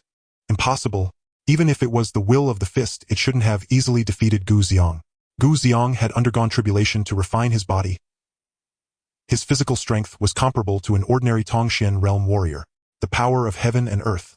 That's the power of the Tongxian realm. This kid Gu Chun has probably broken through to the Tongxian realm. The Tongxian realm at the age of 20 can rival the true disciples of the sacred lands. Haha, he truly is the grandson of the 3rd elder. It has been ages since our Gu clan has seen such a genius. Given time, perhaps the elders will have one more member in their ranks. A smile appeared on Gu Yixian's stern face. This kid has even kept it hidden from me. The Tongxian realm. In just 1 year, Su Chen advanced from the 7th level of the spiritual realm directly to the Tongxian realm. At just 20 years old, he is undoubtedly a true young king with hopes of breaking through to the Nirvana realm in the future, even possessing a slim chance of touching the threshold of sainthood. The true disciples of the sacred lands are no different. Su Chen's exposed cultivation level struck a heavy blow to many of the Gu clan's talented youths. Gu Chun, I challenge you. Gu Yuan, the 1st in the Gu clan's rankings, stood before Su Chen, a half-step Tongxian realm cultivator. Su Chen said, "You should know that challenging me means you have no chance of winning whatsoever. This world is not lacking in prodigies who can cross a major realm to face their foes." But Gu Yuan was not that prodigy. The path of martial arts is naturally one of unwavering forward momentum. Before the cosmos is settled, how can one retreat? Gu Yuan declared loudly, his fighting spirit palpable. He launched himself directly at Su Chen. A pure heart for martial arts. In him, Su Chen seemed to see his past self. Once upon a time, he too had such a pure martial heart. Good. Su Chen made his move, his fingers forming a sword. The weapons in the arena buzzed, glowing brilliantly, obscuring vision. What terrifying martial technique! No wonder he could break through to the Tongxian realm at 20. Many elders of the Gu clan praised him profusely. Even for a prominent clan like the Gu clan, producing a Nirvana realm cultivator is no easy feat. It might take hundreds of years to see a young king arise. Although the Nirvana realm has a lifespan of 3,000 years, it still has its limits. Ultimately, someone must take up the mantle to ensure a faction never declines. Within the Gu clan, Su Chen is undoubtedly a fresh stream of Nirvana blood, and his displayed talent is worthy of the clan's attention. Gu Yuan was defeated looking at Su Chen with a bitter heart. From that moment on, the title of the first genius of the younger generation of the Gu clan did not belong to him but to the youth before him. After this battle, Su Chen became the core seed of the Gu clan. He began his training in the ancestral grounds of the Gu clan, rarely appearing outside. 15 years later, while cultivating, Su Chen received a piece of news. An ancient ruin appeared in the outer starry sky, and several major domains dispatched personnel to investigate, the Tianxian domain being no exception. In the northern domain where Su Chen was located, numerous forces also went to join the excitement. As a top force beneath the sacred land, the Gu clan naturally would not miss the opportunity to join in. Su Chen followed the elders of the Gu clan as they embarked on the journey through the outer starry sky. He had a premonition that he might encounter Lin Zhan during this journey through the outer starry sky. The location of the ruin was within a star domain in the outer starry sky where the ancient country's iceberg had appeared, forming a vast expanse. Surrounding planets big and small were filled with various powerful forces. Following the Gu clan, Su Chen was quite amazed.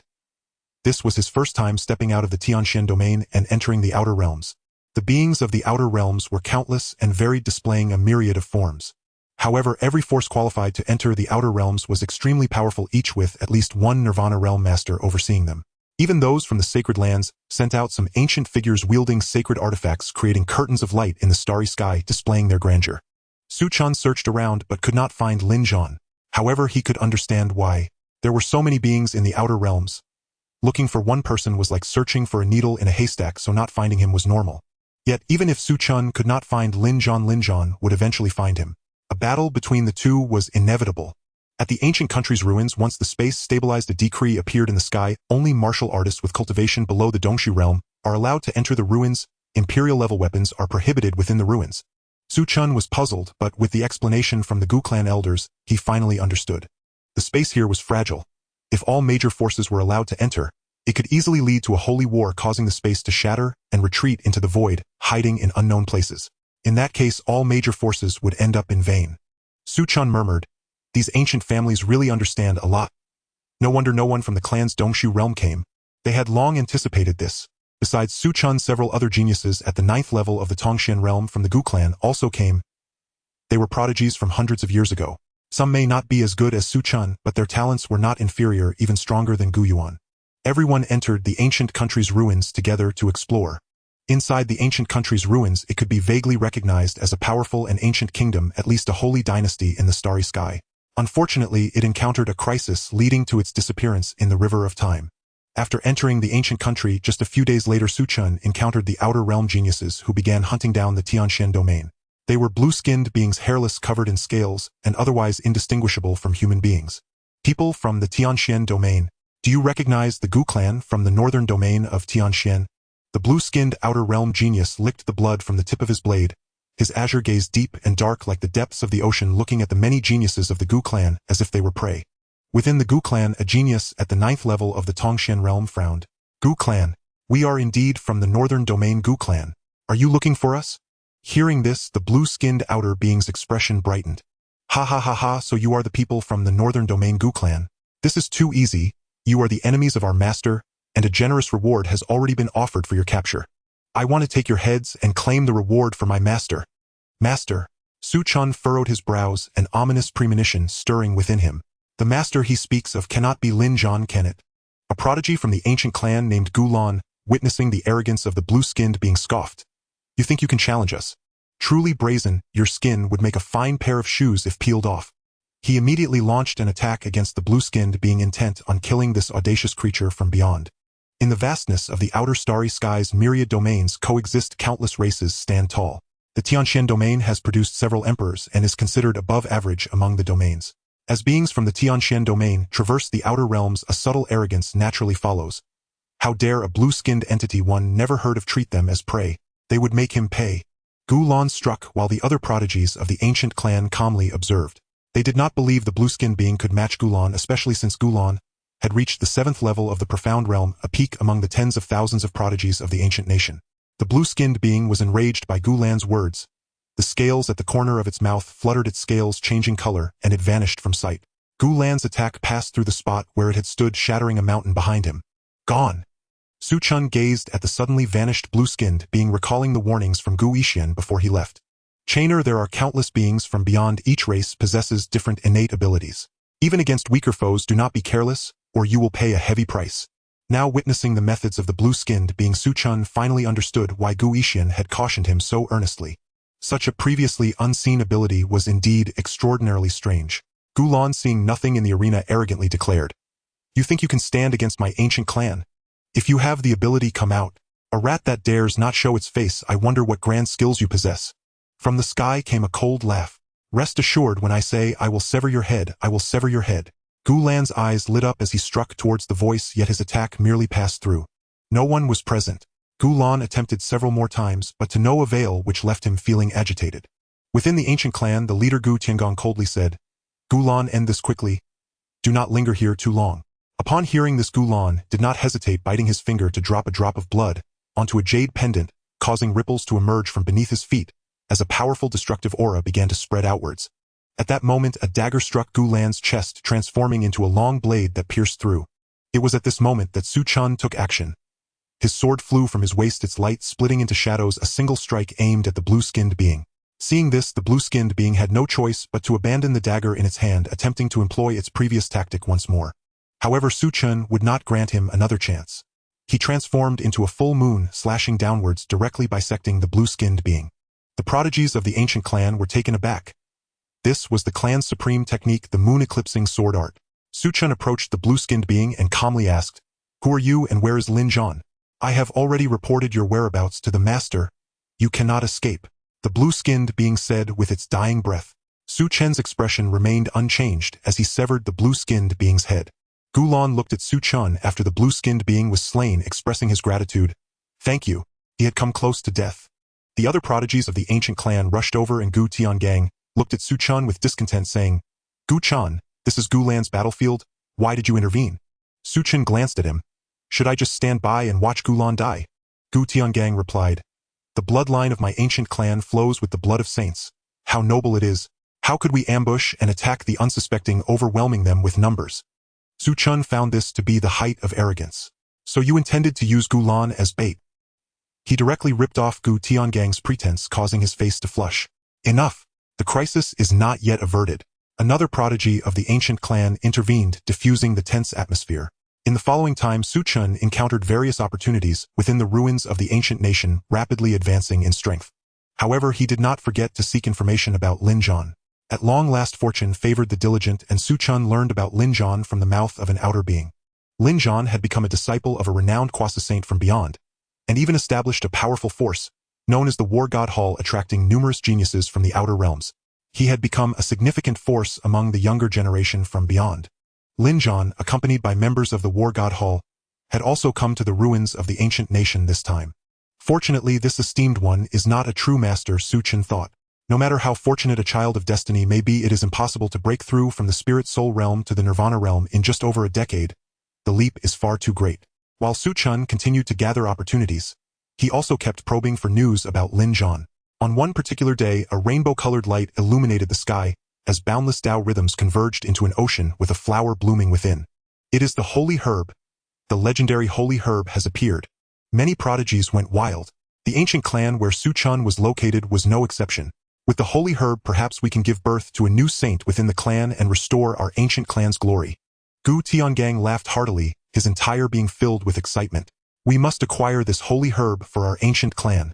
Su Chen looked up at the sky as countless prodigies flew towards the location of the holy herb, densely packed like stars twinkling as they rushed towards the flame. Even his mind was filled with terrifying thoughts, desiring to seize the holy herb for himself. The holy herb, a treasure coveted by the Holy Lands. Once the ancestor of the Xianyuan Holy Land ventured into the soul burial forbidden zone for a single holy herb, risking the fall of the entire Xianyuan Holy Land to obtain this treasure. Now it appeared so brazenly before him. There were no saints here, no powers of the Nirvana realm, not even a single being of the Void realm. However, amidst the throng, Su Chen spotted a familiar figure that brought him back to his senses. Lin Zhan. "Mad, I do not want the holy herb. I must first eliminate the child of destiny." Su Chen's heart hardened. Here the prodigies were as numerous as the stars, many of whom were even prodigies of the Holy Lands. If he participated in the struggle, he would likely just become a backdrop and very possibly end up setting a trap for Lin Zhan. It was better to fixate on Lin Zhan. As long as he prevented Lin Zhan from obtaining the holy herb, it mattered not who else acquired it. He would still benefit. He had not forgotten that the one who took Lin Zhan as a disciple was a Kwasa saint. If Lin Zhan obtained the holy herb, the Kwasa saint could become a true saint, which would be the end for the entire ancient clan. Su Chen would lose all his chances for a comeback. The clashes of countless prodigies, terrifying fluctuations of chaos, left spectators trembling with fear. One genius after another, who had not emerged for a century, was obliterated into dust, their entire cultivation and essence merging into the divine medicine, making it appear even more enchanting. Such a battle was exceedingly brutal. Witnessing this scene firsthand, Su Chen felt an overwhelming sense of dread. The battle of geniuses from the two southwestern domains seemed trivial in comparison. In the grand scheme of things, his life was but that of an ant. The achievements of one would leave countless others withered. Su Chen also saw the ancient genius Gu Tiangong, who was competing for the divine medicine, being blasted into oblivion by a passing powerful prodigy. Even another ancient clan genius not weaker than Gu Tiangong was surrounded and slaughtered by several prodigies from various domains, dying without a trace. The geniuses of the ancient clan were no different than weeds by the roadside in this great war. The glory of the holy clan is truly the most worthless thing. Gu Lan, who followed Su Chen, felt sorrowful in his heart. He did not follow Gu Tiangang but stayed behind Su Chen. Seeing Gu Lan's shattered Dao heart, Su Chen had no time to comfort him as he noticed Lin Zhan was already approaching the location of the divine medicine. Su Chen stepped into the void, and when an outer domain prodigy saw someone wanting to join the battlefield, they immediately attacked but were repelled by Su Chen's sword. However, this only attracted more prodigies to target him. Just as Su Chen planned to eliminate these people, without hesitation to block Lin Zhan, Gu Lan appeared before him pallid and said, "I owe you a life. I will help you hold them off so we are even." Su Chen did not waste words, simply replying, "Take care." He then directly withdrew from the battlefield, advancing towards Lin Zhan. Not long after, a searing heat and a massive roar echoed in this meat grinder which seemed all too familiar. Without hesitation, Su Chen slashed his sword towards Lin Zhan. "With this divine medicine, I can surely help my master live a new life. Perhaps he may truly become a saint." Lin Zhan's heart was filled with longing. He concealed his presence using the supreme treasure of the Lanling clan. As long as he obtained the divine medicine and allowed his master to ascend, he could recklessly charge into the Tianxian domain to seek vengeance on the ancient clan. The hatred of the past was something he could not forget for even a moment. However, a sword light interrupted Lin Zhan's fantasies, turning everything into a mere illusion. Lin Zhan blocked the sudden sword light, but saw a familiar figure he had longed for appear before him, a sword blocking his way.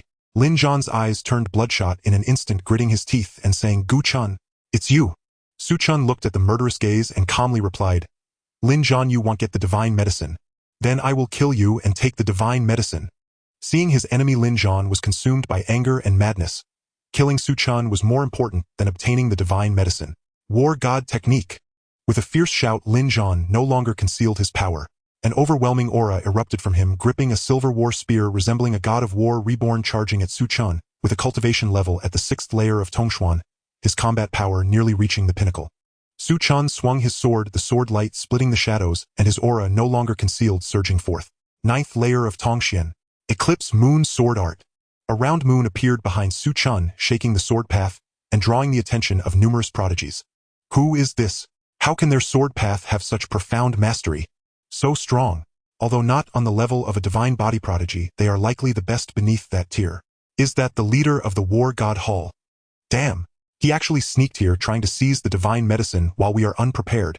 Lin Zhan of the War God Hall, you have finally shown yourself, or today will be your end. In an instant, prodigies with grievances against Lin Zhan joined the battlefield, starting to besiege him. Su Chen and Lin Zhan clashed for dozens of rounds. Even with the suppression of cultivation levels, he had to admit that the child of destiny was truly monstrous. Fortunately, Lin Zhan had enough enemies to ease the pressure on Su Chen for a while. "Gu Chen, I must kill you today." Lin Zhan was like a mad dog, ignoring everyone else and directly attacking Su Chen. Lin Zhan wanted to kill Su Chen, but how could Su Chen not want to kill Lin Zhan? He couldn't believe that, with so many prodigies attacking, they couldn't kill one Lin Zhan. This war god technique is truly resilient. Su Chen cursed inwardly. Even trading blows with Lin Zhan, it felt like Lin Zhan's thin health bar, which seemed to have activated a cheat. Even when severely injured and unable to fight, he always managed to explode at critical moments. If it weren't for his countless experiences, he would have died many times over. The allies harboring hatred towards Lin Zhan changed frequently.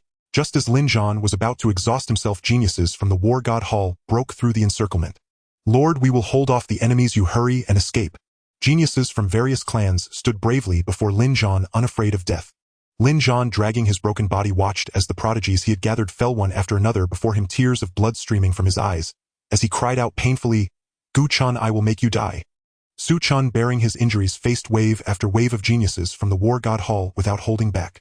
One prodigy after another fell at his hands, and he advanced directly towards Lin Zhan, knowing he had to kill him. Otherwise, who knows how powerful Lin Zhan would grow next time. As the prodigies realized they were no match for Su Chen, they chose to self-destruct to buy Lin Zhan time to escape. Lin Zhan, you coward. Back then you abandoned the Linghu clan and fled alone. Now you want to leave behind the War God Hall you created, and these subordinates who risked their lives for you to escape alone.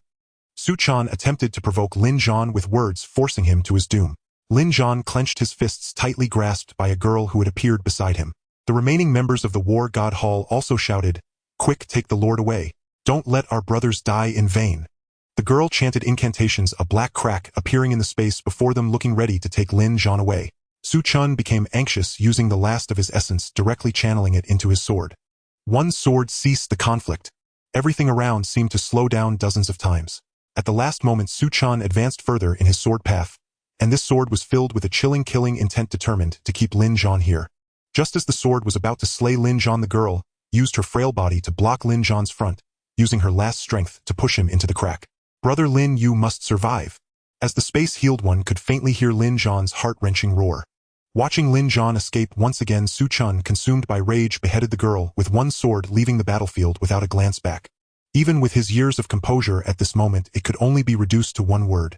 After leaving the ruins of the ancient nation, only Su Chen remained among the young prodigies of the ancient clan, as the others perished in the battle for the sacred herb. Fortunately, Su Chen's journey proved to be fruitful. The news of the sacred herb's appearance within the ancient nation's ruins quickly spread across the realms. Su Chen was also aware that the final sacred herb was obtained by the true inheritance of the Taichu sacred land in the Tianxian domain. Not allowing Lin Zhan to acquire the sacred herb meant it made no difference to Su Chen, who ultimately possessed it. Returning to the ancient clan, the significant loss of prodigies caused the elders within the clan to feel their hearts bleed. Only Gu Yixian felt a sense of relief, saying, Fortunately, Chainer is unharmed. Others may die, but his grandson must not perish. Upon returning to the clan, Su Chen dedicated himself even more fervently to his cultivation. He knew that allowing Lin Zhan to escape would eventually lead to Lin Zhan attacking the ancient clan one day. That moment would signify the clan's extermination. Soon 20 years passed, and Su Chen successfully broke through to the Dongshu realm. The Chenyuan body was far more powerful than the postnatal sword control body, allowing his cultivation to face almost no bottlenecks. Aside from the few cultivation methods and martial skills that only the clan leader could learn, Su Chen thoroughly explored the ancient clan's martial arts and techniques. To kill Lin Zhan, relying solely on myself is insufficient. The mysterious war god technique and the legendary sacred artifacts are all Lin Zhan's support. Su Chen aimed to set his sights on the clan's sacred artifact that protects the clan. He needed to elevate his status within the ancient clan.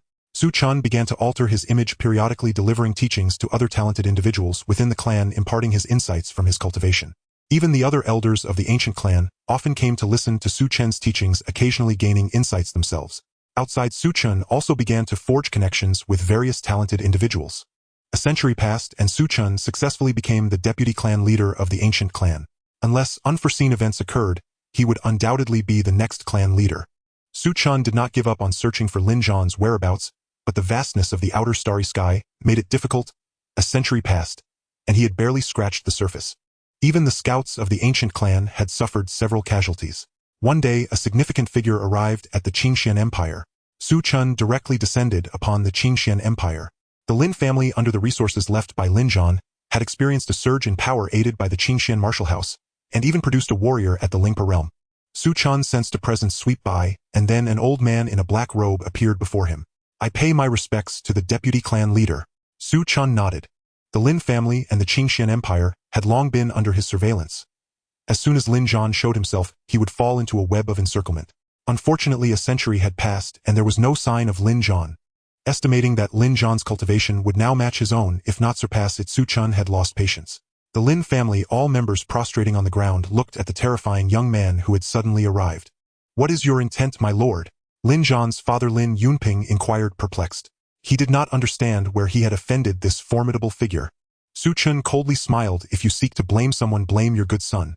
I once offered the Lin family a chance to live, but alas, your son was unappreciative. Lin Yunpeng attempted to struggle, but was suppressed by the ancient clan's strong warriors, and all those with deep ties to Lin Zhan were captured and imprisoned in the ancient clan's dungeons. The remaining Lin family members met with no mercy from Su Chen, who executed them without hesitation. Afterward, Su Chen visited the Qingxian martial house, bringing with him friends close to Lin Zhan and a confidant of Lin Zhan to the ancient clan. Even a prince of the Qingxian Empire who had interacted with Lin Zhan was not spared, and was imprisoned in the ancient clan's dungeon. Sadly, Lin Zhan still did not appear. This left Su Chen feeling somewhat troubled. The irritable and impulsive Lin Zhan seemed to have learned patience, brewing in the shadows like a venomous snake slowly cultivating. Hatred had allowed Lin Zhan to grow, dulling his sharp edges. Such an enemy endowed with great fortune was undoubtedly very troublesome. 500 years flew by. Lin Zhan still did not appear. Su Chen's cultivation had reached the 9th level of the Dongshu realm, a mere step away from the Nirvana realm. To Su Chen's surprise this year, his grandfather Guixian also successfully advanced, breaking through to the 7th level of Nirvana, becoming second only to the clan leader. The old clan leader, whose lifespan was nearing its end, began to seclude himself in the ancestral grounds of the ancient clan, making Guixian the acting clan leader. In the outer realms, after escaping from the ancient nation's ruins, Lin Zhan experienced numerous events, both large and small. Members of the War God Temple fell before him one by one, and his past confidant died in front of him while trying to protect him.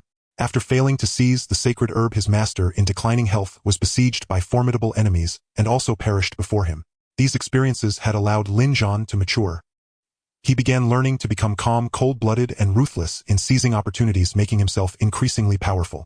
He rebuilt the War God Temple, establishing a formidable reputation in the outer realms, even defeating several true inheritors of sacred lands, garnering numerous followers, and gathering powerful figures within the War God Temple. In the outer starry sky, Lin Zhan was engaged in a fierce battle with a powerful figure from the outside realms. In just a few exchanges, that outsider was obliterated by Lin Zhan's spear, turning into a mist of blood. After killing that powerful outsider, Lin Zhan felt no excitement. His gaze remained calm, as if it were an everyday occurrence. At that moment, a being with antennae approached Lin Zhan, kneeling on one knee, and respectfully speaking, "My lord, the 100,000 troops of the War God Temple are fully assembled. Just give the order and we can return to the Tianxian domain with you."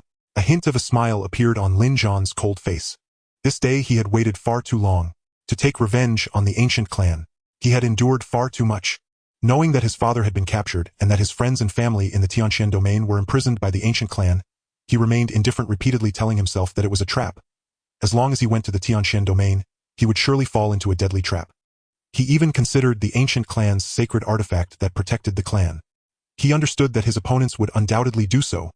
As long as he appeared in the Tianxian domain, Su Chen would activate the sacred artifact at all costs. After all, this was someone who had called upon 2 Nirvana realm experts to aid in encircling him, being exceedingly cautious.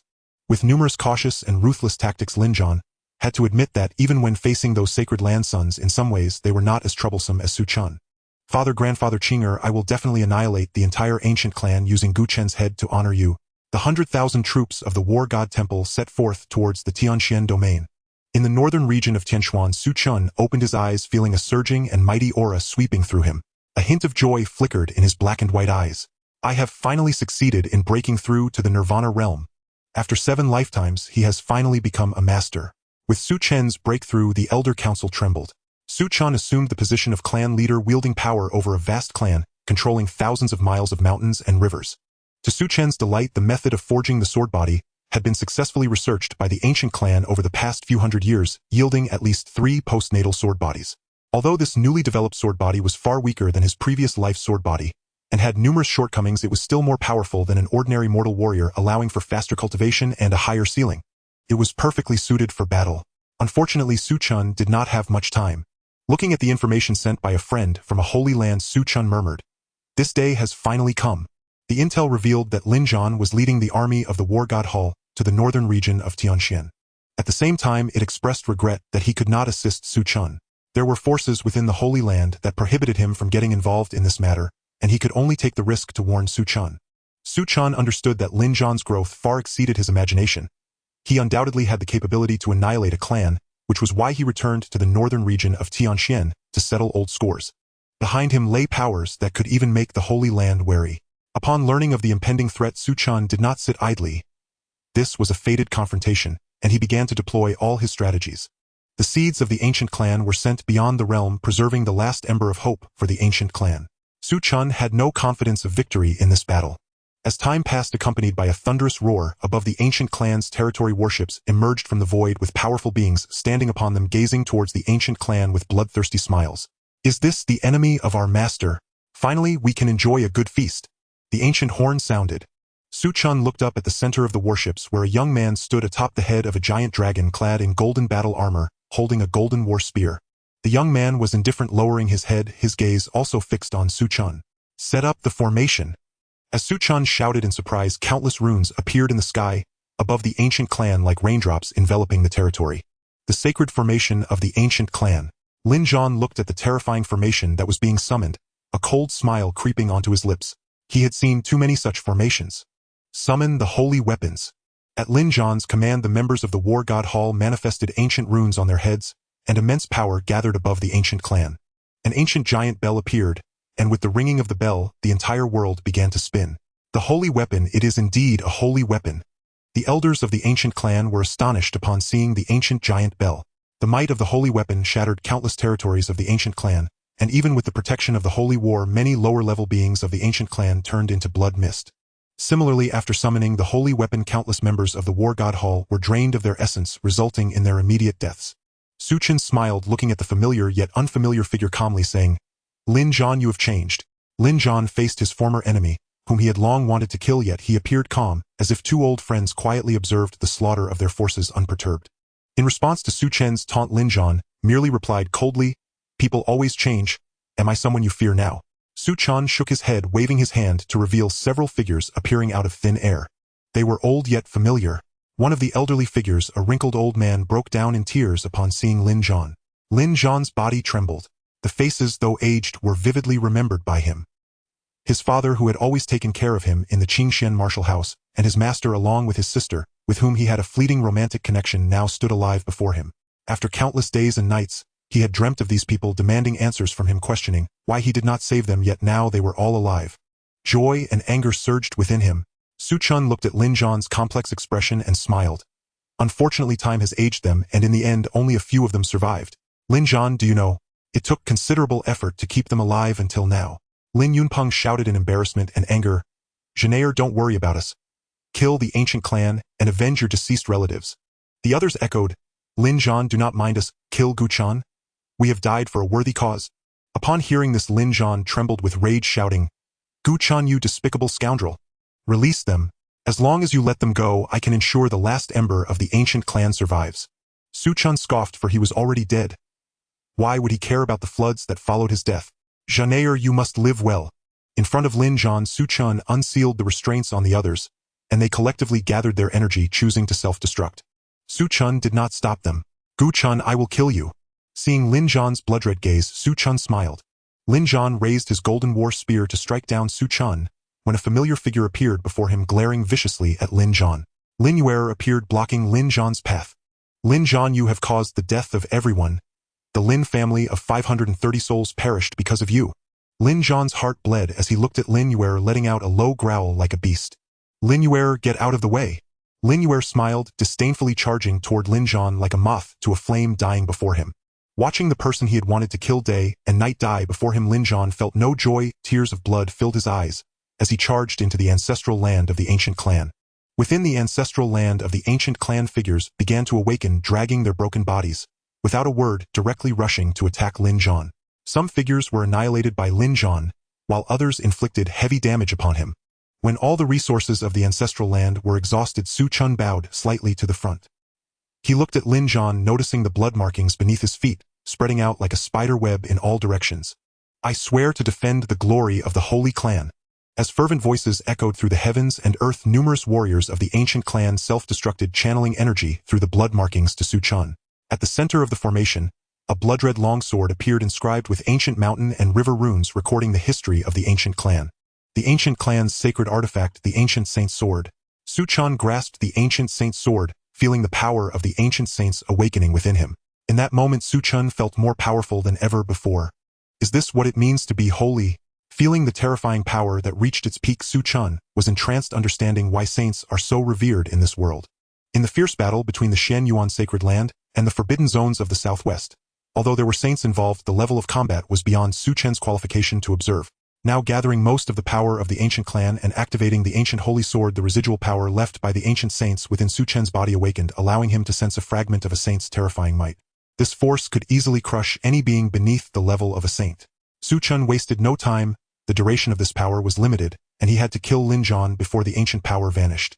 Lifting the ancient holy sword, a mere flash of sword light seemed to split the heavens in two, the terrifying fluctuations invoking the apprehension of countless powerful figures. In the past, the ancient saints might shook the northern region. It truly is fearsome. How many heroes did a single ancient holy sword slay? Now who could force the ancient clan to such an extent, even using the ancient holy sword? A fully awakened sacred weapon would surely give any ordinary saint a headache. I can feel the ancient clan's territory turning into a blood-soaked furnace. After this battle, even if the ancient clan wins, it will likely be merely a name without substance. A sacred weapon will probably attract countless demons and monsters. As the sword light split the heavens, another terrifying force spread across the northern region. A sacred weapon has fully awakened. Does this mean a holy war is about to commence? This is bad.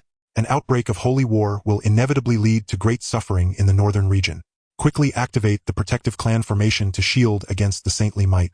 The powers of the two sacred weapons intertwined, darkening the sky over the northern region, with thunder and rain pouring down. Countless people were baffled, only seeing two beams of light soaring into the sky colliding with each other. Lin Zhan possessed a sacred weapon which did not surprise Su Chen. However, Lin Zhan's state of mind was shattered and he was heavily injured. As long as Su Chen killed Lin Zhan, the sacred weapon in his hand would become his. With two sacred weapons, he could establish a force even grander than the ancient clan. Su Chen wielded the ancient holy sword, battling Lin Zhan from the ancient clan to the northern sea, from the northern sea to the Mount of 10,000, and from the Mount of 10,000 to the starry skies beyond. Countless beings trembled, dying in the clash of the two sacred weapons. Gu Chen, you will not be my opponent. I will personally kill you and seek justice for all those who died at your hands or because of you. Lin Zhan was enveloped in a golden aura, and the blood that dripped from him shimmered with golden light, falling onto the stars and shattering them into dust. Because of me they died. Su Chen sneered, saying, if you hadn't insisted on being my enemy, how could I possibly have made a move against mere ants? These people died because of your foolishness, blindness, and arrogance. Lin Zhan's massive body trembled then. He coldly stated, Gu Chen, what we have between us is merely the struggle between the victor and the vanquished. Su Chen laughed heartily. The victor and the vanquished, what a splendid phrase. In terms of ruthlessness, you Lin Zhan are no match for me. Su Chen continuously attacked Lin Zhan, trying to force him into revealing a flaw. Unfortunately, to Su Chen's disappointment, Lin Zhan grew stronger. As the battle progressed, the aura of the sacred energy around him becoming increasingly potent. Could it be that he will break through to saint during the battle? Su Chen cursed softly in his heart, sensing a bad omen. If Lin Zhan became a saint, he would see no hope at all. For this battle, he had made too many arrangements. However, the difficulty in killing a child of fate far exceeded Su Chen's expectations. By the will of heaven and the focus of fate, Su Chen charged back into the northern region. Lin Zhan suddenly felt a bad premonition. The breakthrough opportunity he sensed during the battle became fleeting with the turmoil in his state of mind. Gu Chen, do you dare? Lin Zhan seemed to understand what Su Chen intended to do, and he hoarsely roared, trying to stop Su Chen. Su Chen smiled, abandoning the clash with Lin Zhan, and directed the blade of the ancient holy sword towards the crowd in the battle god temple. With this sword, what choice will you make, Lin Zhan? Su Chen's gaze was filled with expectation. He had given up defense. If Lin Zhan chose to save the people of the battle god temple, he would undoubtedly forfeit his chance to break through to saint. Even with the power of the ancient saint, Su Chen could still battle Lin Zhan to the end, with the outcome uncertain. If Lin Zhan chose to break through, he would once again witness the elite of the battle god temple perish before him. Under Su Chen's gaze, Lin Zhan closed his eyes, and in an instant his black hair turned white as 3,000 strands of white hair danced, watching helplessly as the elite of the battle god temple were annihilated. A vast aura surged from Lin Zhan's body, sweeping across the northern region like a sun, illuminating everything as his thick blood essence formed a golden ocean. He had become a saint. Su Chen smiled with Lin Zhan. Making such a decision, he had lost all chance of victory. The ancient holy sword in his hand erupted with the most resplendent radiance. The last glory of the ancient clan shall converge here. Su Chen's final consciousness was engulfed by the power unleashed by the ancient holy sword. Before his eyes all turned pitch black, Su Chen returned to the reversal of fate space. Indeed worthy of being the child of fate, favored by destiny, Su Chen murmured softly. In this life he had repeatedly forced Lin Zhan into dire situations. Yet, there were always unexpected developments that allowed Lin Zhan to escape. Even in the final decisive battle, he nearly shattered Lin Zhan's state of mind, yet still failed to prevent him from becoming a saint, merely pushing him onto the path of becoming a saint. However, Lin Zhan did not gain any advantage. The elite he had assembled in the Battle God Temple were buried by him, and his state of mind was nearly shattered, becoming an eternal nightmare. Curious about the gains of this life, Su Chen hurriedly summoned the Reversal of Fate book and began to read. In the 7th life you were born in a desolate holy clan, having a Nirvana realm elder grandfather who doted on you. You were a natural Chen Yuan body, considered a top-tier genius even within the ancient clan. The only flaw was that you inexplicably offended a person of great fortune holding a grudge against you, and you chose to strike first, beginning to hunt down that person of great fortune. Unfortunately, even though you were careful enough, you still failed to kill him. You began to gain a higher status within the ancient clan, befriending the prodigies of the northern region, becoming a prominent figure of an era until you ultimately gained control over the ancient clan. In the final decisive battle, all your schemes shattered the enemy's state of mind, yet you still fell under the weight of fate. There were no winners in this battle. Although you were a stepping stone, even as the years flowed by and everything of the ancient clan vanished into the river of history, there would always be one person who would remember you. Evaluation: Blue 7 stars. Reversal of Fate points 7,000. With 7,000 reverse fate points, Su Chen felt both joy and disappointment. In this life, born into a declining holy clan, had it not been for Lin Zhan, who caused him not to die of old age, perhaps his reputation would have been even higher. It's truly difficult to kill a person of great fortune. Su Chen couldn't help but sigh. Even as an enemy, he must admit that if it were a normal person in his place, they would have died 100 times over. However, Lin Zhan not only did not collapse into despair, but instead transformed step by step until he became a saint. Losing to such a person seems not unjust after all. Not unjust or not, Su Chen did not wish to encounter such a person of great fortune again. Qualification: 0, understanding 0, family background 0, mental state 300. With 7,000 reverse fate points, Su Chen looked at his family background and allocated 100 points, ensuring he wouldn't drop like a box. With the remaining 6,900 reverse fate points, Su Chen allocated 3,450 points to both qualification and understanding. He then turned to the next page, entering a new reincarnation. The blue sky and white clouds stretched infinitely. The wind blew the grass low, revealing cattle and sheep. Su Chen opened his eyes, looking utterly confused. He stared at the coarse hemp clothes on his body and his completely energy-depleted form. Holy crap! He has become an ordinary person. Su Chen hurriedly began to scour his memories. He wanted to see what the situation was in this life, especially since he had allocated 100 points to his family background. In this life, he was an abandoned infant who just happened to fall at the doorstep of a lonely elderly man who kindly picked him up and took him home. Notably, in this life, his name was the same as in the first life, still called Su Chen, without any change. The lonely elderly man raised Su Chen and nurtured him to become a cowherd. Su Chen starting as a cowherd. Although there was a slight mishap, Su Chen quickly adjusted his mindset. In his past life, he was at least a Nirvana realm venerable, and he had absolute confidence that even with a humble beginning as a mortal, he could become a formidable powerhouse. The ancient clan's techniques from my past life can no longer be cultivated. Su Chen was unsure if that last explosion of the holy weapon had killed Lin Zhan. If he hadn't and Lin Zhan found out about the ancient clan's techniques, he would have to face the saint right from the start. Just thinking about it was despairing. He casually selected a royal grade technique in his mind and began to cultivate. Soon as time passed, within less than 3 hours, Su Chen successfully stepped into the first stage of Qi awakening. Cultivation was quick. It's known that an ordinary genius takes several years to reach the Qi awakening realm. In his past life, with the support of ancient clan treasures, Gu Chen took a day to reach the Qi awakening realm. However, Su Chen was not satisfied. If he had enough resources, he was confident he could reach the spirit gathering realm in 3 days. Unfortunately, he was currently destitute. Seeing the sky grow dim, Su Chen had no choice but to drive all the cattle he was raising back home. Upon reaching the village's edge, he heard a clear voice calling out to him.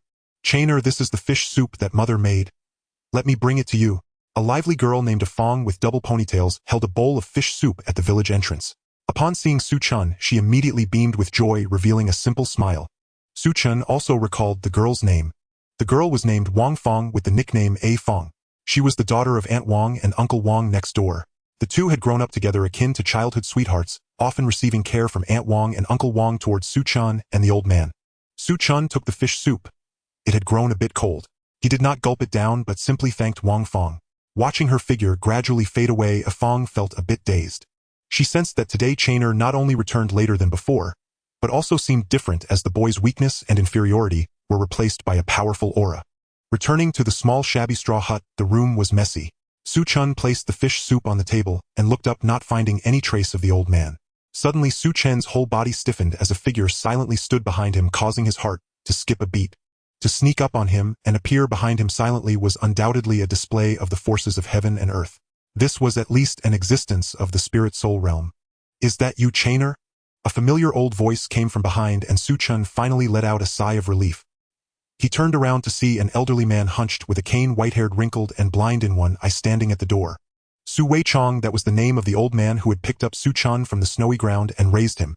In his memories, he had always been an ordinary old man. Now Su Chen understood that those 100 points in family background were not added in vain. Old man, this is fish soup that Aunt Wang made. A Fong asked me to bring it to you to taste. Su Weichong said, leaning on his cane as Su Chen helped him sit on the stool, smiling. That little girl of Fong is quite thoughtful. You better sit down and drink the soup. Su Chen took 2 broken bowls and the 2 of them shared the fish soup. After a while, once the fish soup was finished, Su Weichong reminisced and said softly, Chainer, that girl Fong is quite a good girl. If you marry her, she would definitely be a virtuous wife and good mother. She seems to have feelings for you too. Su Chen remained silent. He was well aware of this but feigned ignorance. Old man Fong is a wonderful girl, but what I want is not romantic entanglement.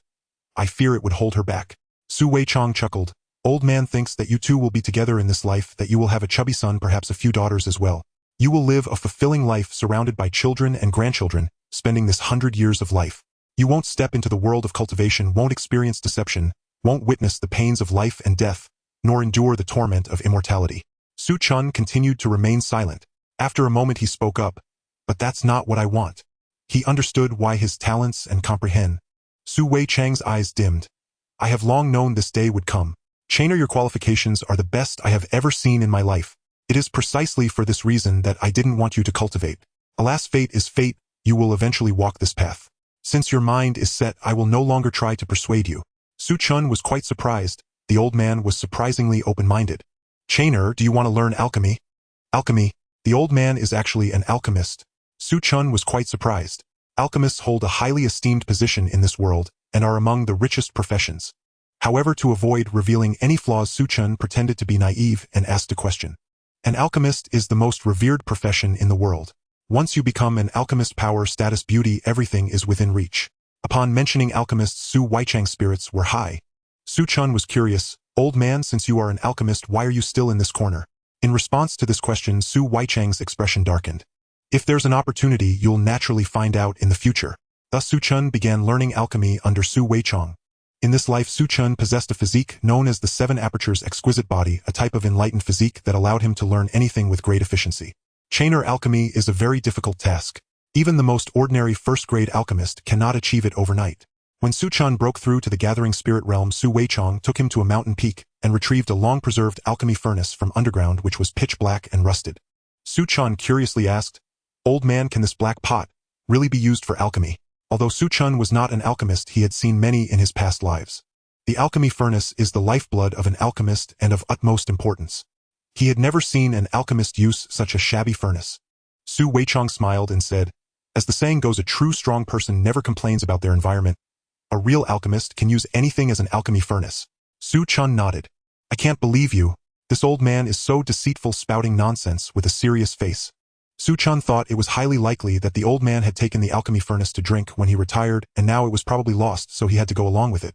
Su Weichang smiled faintly, a layer of flames swirling around him, circling the alchemy furnace like fire dragons.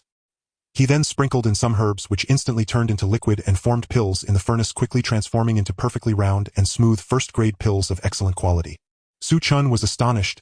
Based on this alchemical technique alone, he could be considered at least a 4th-grade alchemist. This is my signature skill, the 8 Desolations alchemy method. I thought it would be lost, forever buried with me. You can consider it a bargain for you, kid. Su Weichang lamented. At the end of his lifespan, he originally wanted to spend this ordinary life with Su Chen. With Su Chen embarking on the path of cultivation, this life was destined to be extraordinary. No one would willingly abandon everything and return to a mundane existence after entering the path of cultivation. Su Chen earnestly went through the alchemical technique that Su Weichang had just demonstrated in his mind. Blue flames flickered in his hand, branching out into the 8 directions as he placed the pre-prepared herbs inside. A day later, Su Chen looked at the pills that had appeared in the alchemy furnace. Su Weichang also observed the pills within. Su Chen sighed. Alchemy doesn't seem to be such a difficult task after all. He succeeded in his first attempt at alchemy. Su Weichang said nothing and disappeared from Su Chen's sight, leaving Su Chen unaware of where he had gone. In any case, he hadn't seen the old man for several days. During these days, Su Chen had been continuously refining pills. In just 3 days, he successfully crafted 2nd-grade pills. With the pills, his cultivation speed increased significantly. A week passed. Su Chen continued to refine pills, while absorbing the effects of the pills, raising his cultivation to the 4th level of gathering spirit. When the herbs left by the old man were depleted, Su Chen had no choice but to descend the mountain and begin searching for more herbs. At the foot of the mountain, Su Chen suddenly frowned. There's a smell of blood. He was highly sensitive to the scent of blood. Something must have happened in the village. In this life, the villagers had shown much kindness to Su Weichong and Su Chen had a good impression of these simple villagers. Sensing that the village might be in danger, Su Chen wasted no time and rushed directly towards the village. Inside the village, it was just as Su Chen had suspected. A gang of horse bandits had invaded this area and discovered the village. The leader of the bandits was a vicious man with a bald head and a scar on his face resembling a centipede, a truly frightening sight. He wielded a huge 9-ringed broadsword dripping with fresh blood. The villagers trembled in fear. These bandits were all martial artists, and the villagers stood no chance against them, left to be slaughtered. "Boss, there's a pretty little girl here." One of the bandits with a horse-like face grabbed a delicate girl by her hair, leering with a wicked smile. Xiao Fong. Niu Dashan's son rushed forward the moment he saw a Fong being captured attempting to fight the bandit, but he was kicked aside into a pile of grass, rendered unconscious. "Pa! A hero saving a beauty. Don't you know your own strength?" The bandit with the horse face laughed heartily. A Fong was filled with despair. Captured by this group of vicious bandits, she was sure to face unimaginable torment. The bandit's laughter abruptly ceased. He clutched his neck tightly, blood gushing forth, splattering onto A Fong. The bandit with the horse face fell dead.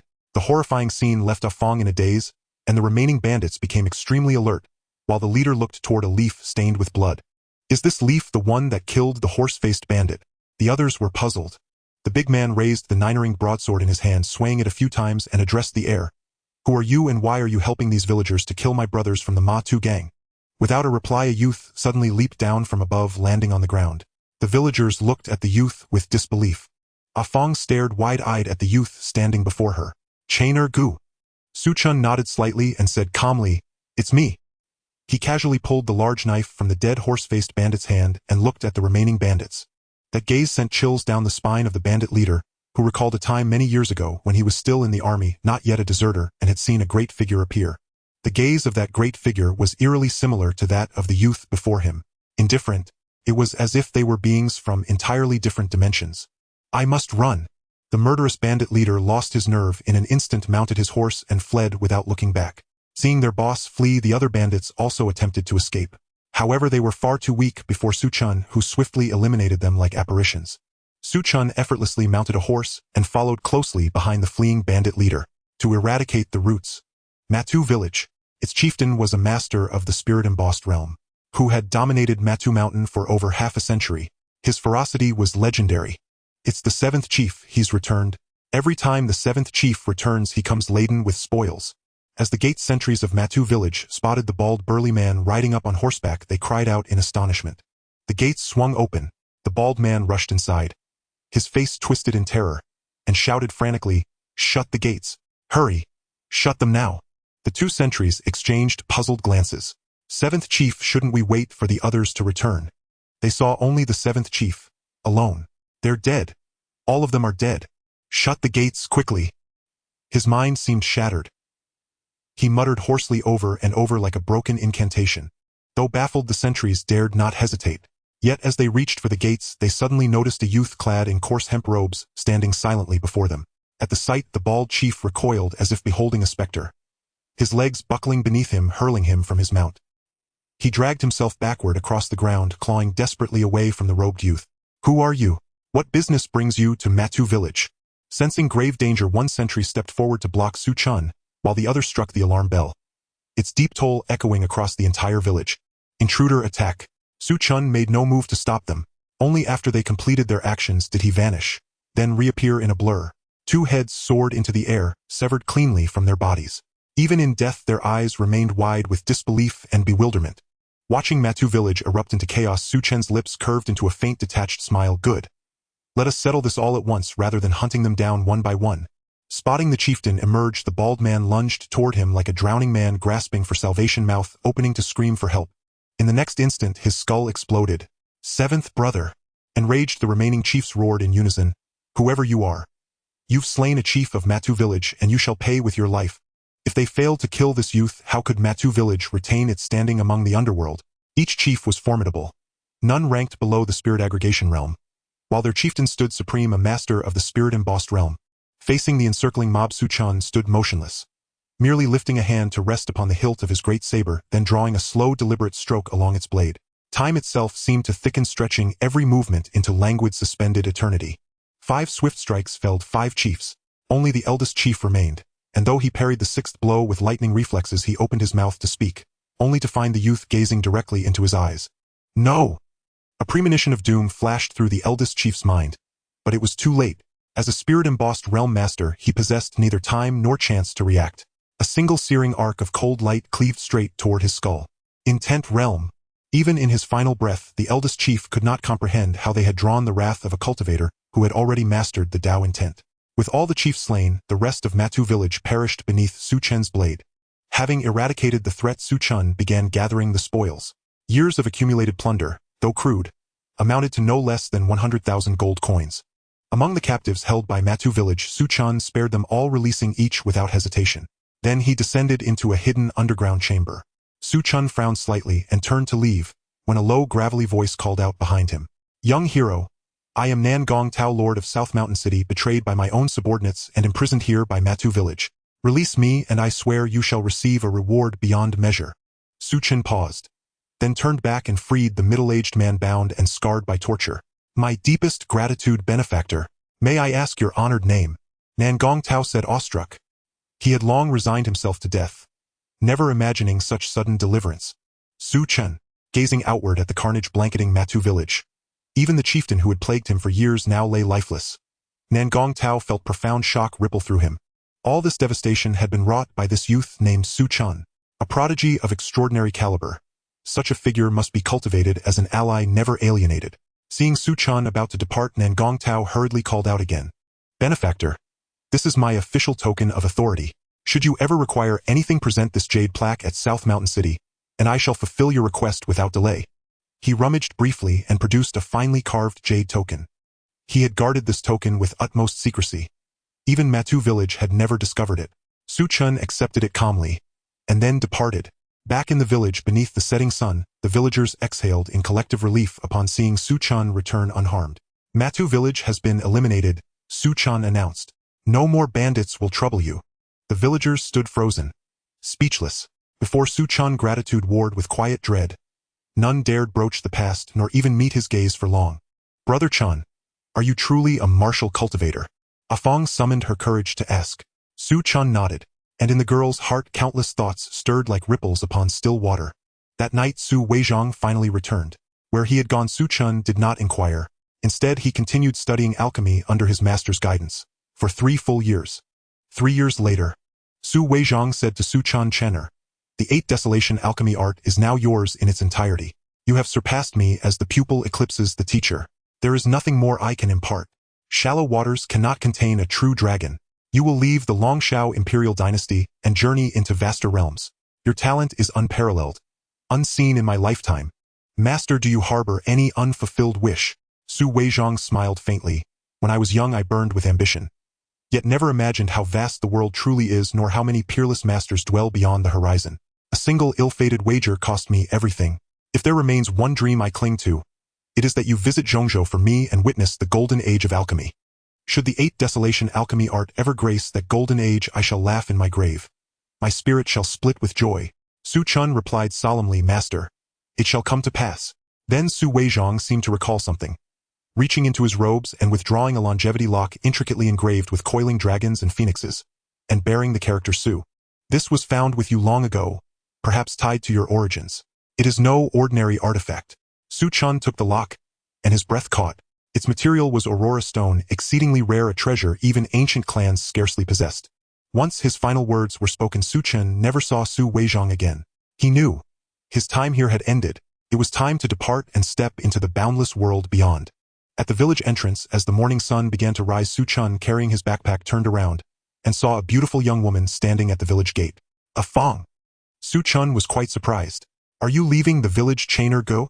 Afong smiled faintly, her smile strained. Su Chen nodded slightly. I know you are a martial artist, Chainer Go. My parents have also said that one day you would leave the village. Afong said, lowering her head. Su Chen remained silent. He was no longer the cowherd Su Chen. Afong, thank you, and also to Uncle Wang and Aunt Wang. I have already notified Lord Nangong, and soon someone will come to take you to the city, where you will live a life of luxury and abundance. Afang's big eyes filled with tears. Chainer go, can I hug you? Su Chen nodded, not refusing. Afong pleaded. This isn't what I want, Chainer go. I want to leave with you. Please take me with you. Su Chen shook his head. The world of martial artists is not suitable for ordinary people. Fong lacks the aptitude for martial arts, and cannot become a martial artist. Su Chen spoke softly. Afong, in 100 years of life, I am merely a passerby.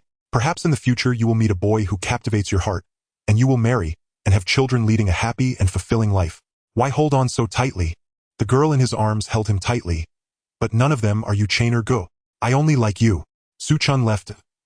He knocked Afong unconscious, sent her home, and then embarked on his path of leveling up and making a name for himself. Nangong Tao will protect Afang's family, ensuring they live without worry.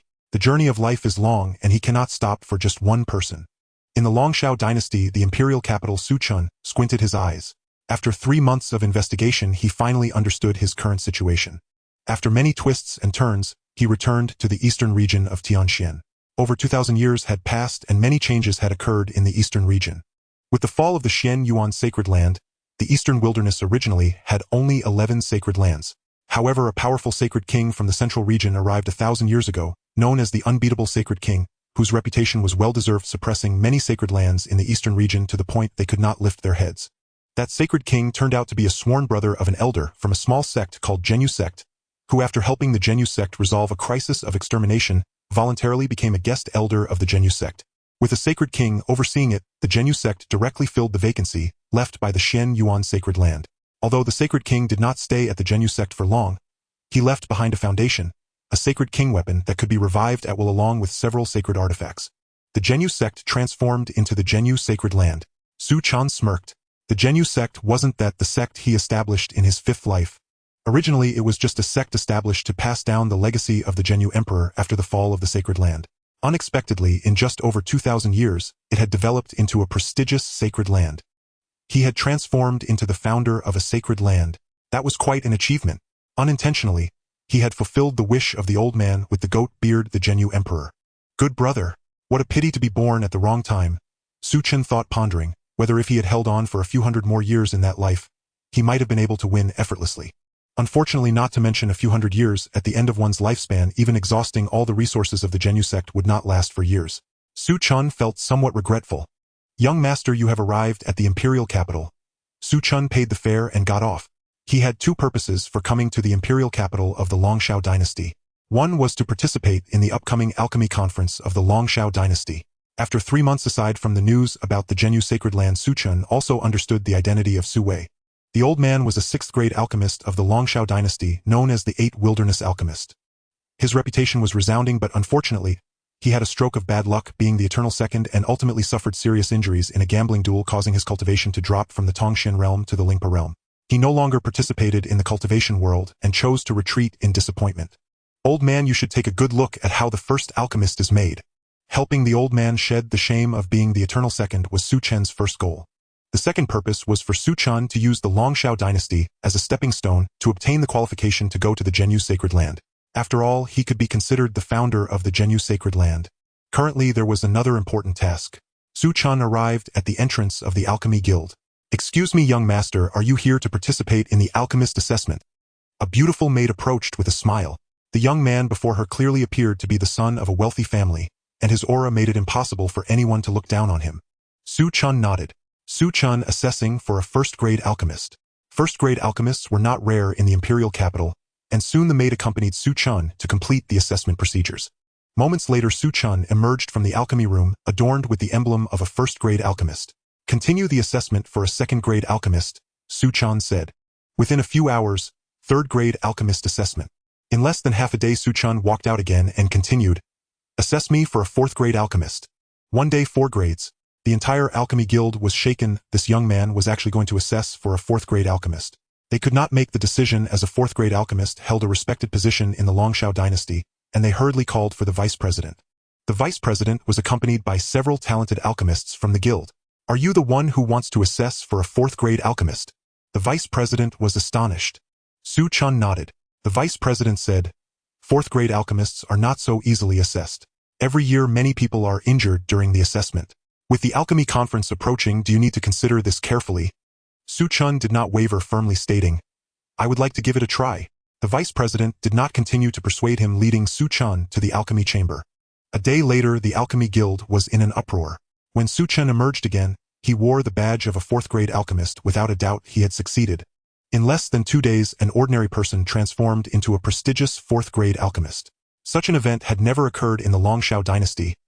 It was a miracle that would be recorded in the history of the alchemy guild. The vice president felt a sense of admiration and a desire to cherish talent. Young brother, do you have a master? Su Chen thought of the old man and nodded, saying, I am a disciple of the 8 wilderness alchemist. What was that you just said? The vice president's eyes widened in disbelief. Everyone in the alchemy guild was stunned, questioning whether they had heard wrong. The 8 wilderness alchemist. Isn't he the legendary alchemist of the Longshao dynasty? He had already disappeared for 200 years without any news. Hiss. So you are a disciple of the alchemist king. No wonder, no wonder. Everyone's expression towards Su Chen instantly changed. A 6th-grade alchemist, a king-level alchemist, was not to be found in the entire Longshao dynasty, let alone the second-ranking 8 wilderness alchemist. It is normal for a disciple of the Danwang to pass the 4th-grade alchemist examination in one breath. As everyone was looking for excuses for Su Chen, he suddenly spoke up. Old senior, I want to take the assessment for a 5th-grade alchemist. The vice president looked at Su Chen, realizing he wasn't joking, and his expression became serious. Are you sure? What is your level of confidence? Su Chen replied, over 50%. In reality, it was 99%, but Su Chen didn't want to discourage the old man with black hair in front of him. 50% is already quite low for an alchemy assessment. Normally, having a 2 or 3% chance is considered lucky. The assessment for a 5th-grade alchemist is extremely complex. Generally, one needs to apply for qualification from the Sacred Association. However, we at the Alchemist Guild still have an emergency quota available, so there's no need to apply to the Sacred Association. Young brother, you are a disciple of the 8 desolate Danwang. We will not be stingy with this quota.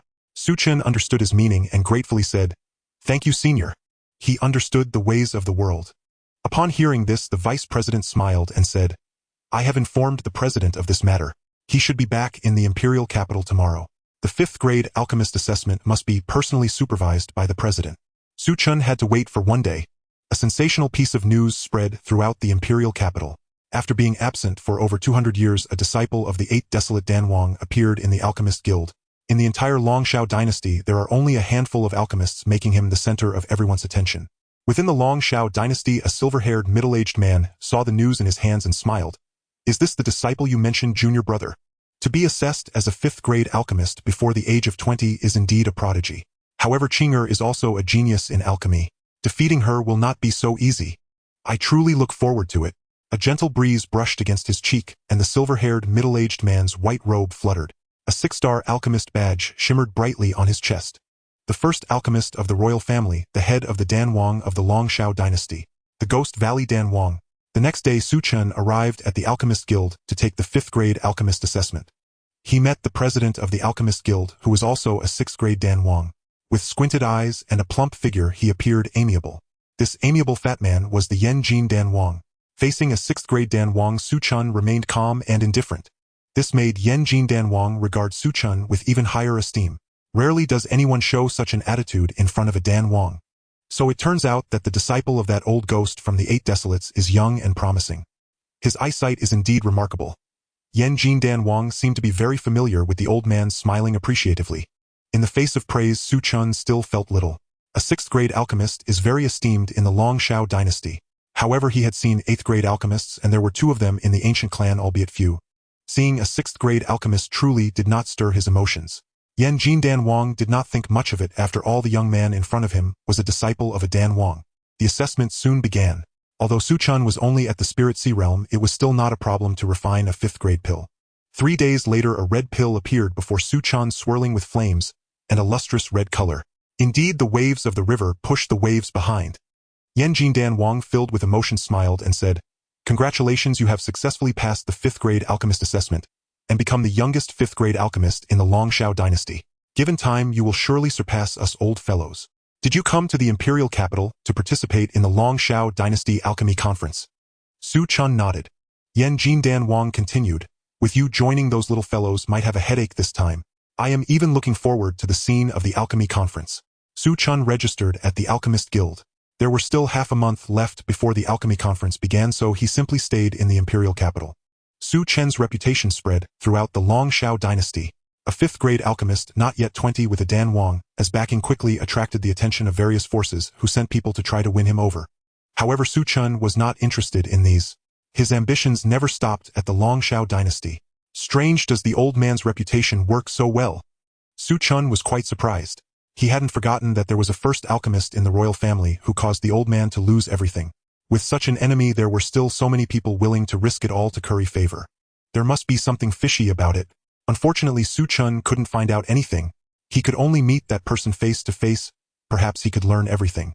The good news was that no one bothered him and he didn't have to be chased around. Soon it was time for the alchemy conference to start. Su Chen also met the alchemy genius of the Long Shao dynasty. Most of the alchemy geniuses of the Long Shao dynasty were third-grade alchemists, with very few being fourth-grade. The appearance of one person instantly attracted everyone's attention.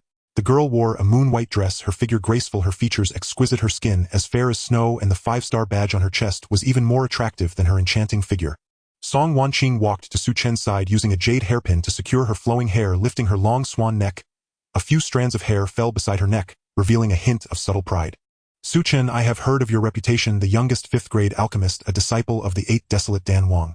My master says you will be my greatest rival, and will compete with me for first place in the alchemy conference. Su Chen, I Song Wanqing tell you that I will defeat you just like my master defeated the 8th desolate Dan Wang. Su Chen did not pay much attention to what Song Wanqing babbled. His gaze was attracted by someone. On the stage among the many alchemists, a silver-haired, middle-aged man was also looking at Su Chen, smiling kindly at him. Su Chen was familiar with that gaze. It was the gaze reserved for a junior. Su Chen thought to himself, it seems the old man is also a person with a story. Seeing Su Chen's indifferent demeanor, Song Wanqing raised her eyebrows, and her chest heaved. Su Chen, did you hear what I said? Su Chen looked at the girl who had suddenly turned fierce from her gentle appearance. Who am listening, you can continue. Song Wanqing felt an immense humiliation. Since learning of Su Chen's news, she had regarded him as her greatest enemy, not hesitating to say so much, even issuing a challenge. Unexpectedly, the person she cared about paid no attention to what she had said. Su Chen, I will definitely defeat you. Song Wanqing stamped her foot, snorting coldly. Su Chen replied, oh. Song Wanqing exploded with anger and lunged at Su Chen. Su Chen felt utterly speechless. He sidestepped to avoid Song Wanqing's furious strike. Miss, this is our first meeting. Isn't the progress a bit too fast? Song Wanqing gazed at his face, suppressing the urge to tear him apart. The alchemy competition was about to begin, and the announcement inviting contestants to enter rang out. Song Wanqing calmed herself. Such a self-indulgent fellow. She was a noble alchemist. How could she get her hands dirty like a crude martial artist? She intended to defeat Su Chen in the alchemy competition and wash away her previous shame. Watching Song Wanqing leave in a fury, Su Chen thought women were truly strange creatures. It seems she is indeed a disciple of the Ghost Valley Pill King. He speculated before entering the alchemy competition himself. The alchemy competition was straightforward. Each participant randomly drew a recipe starting from the first grade, then second grade and third grade. This was a knockout round that tested the alchemist's skill and adaptability, as the methods for crafting each type of pill varied.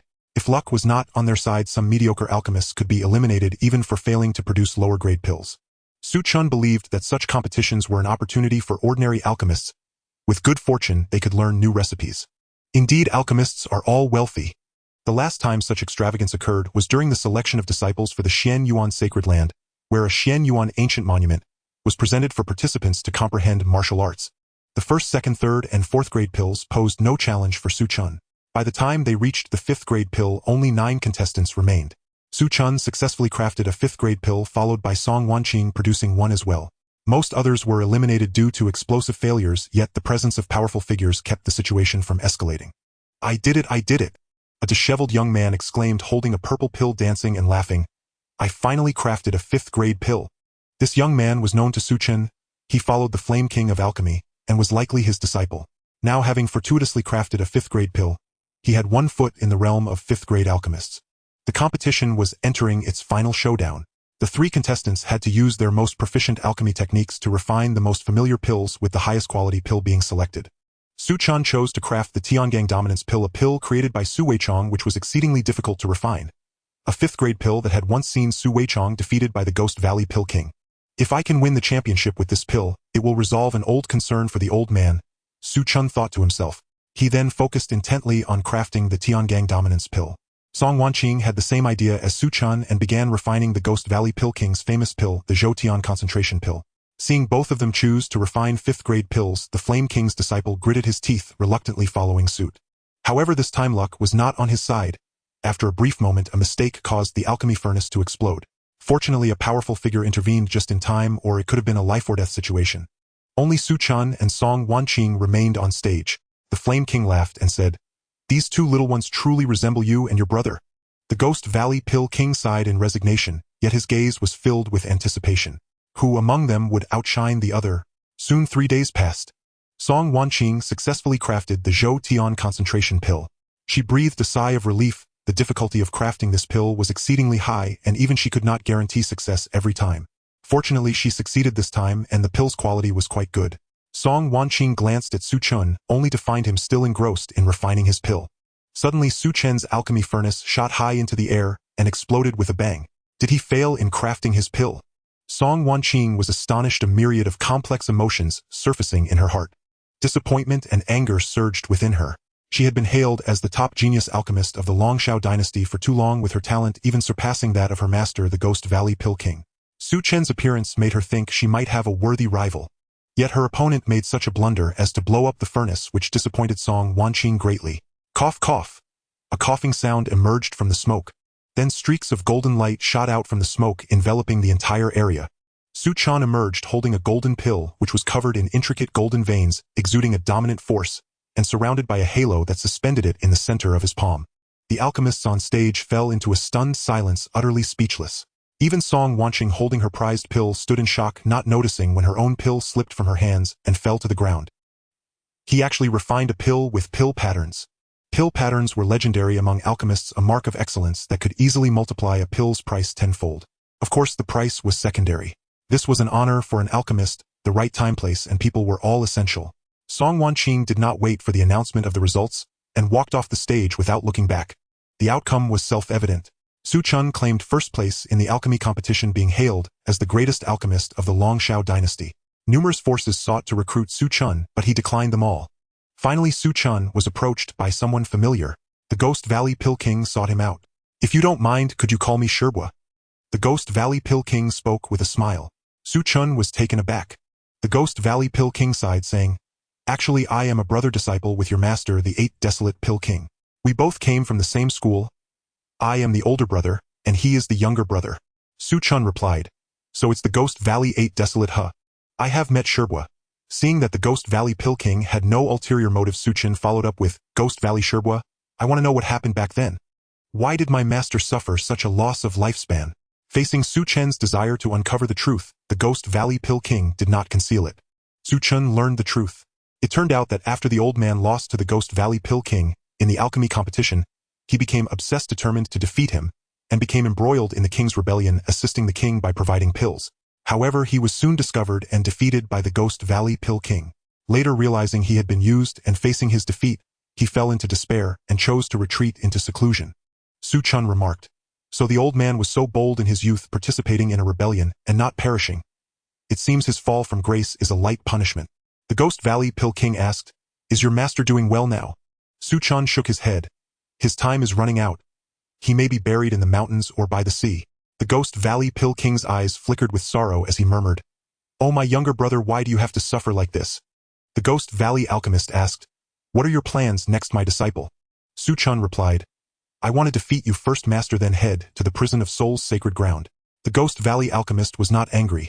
Instead, he laughed heartily. "Good, I will await that day. The prison of Soul's sacred ground is also commendable.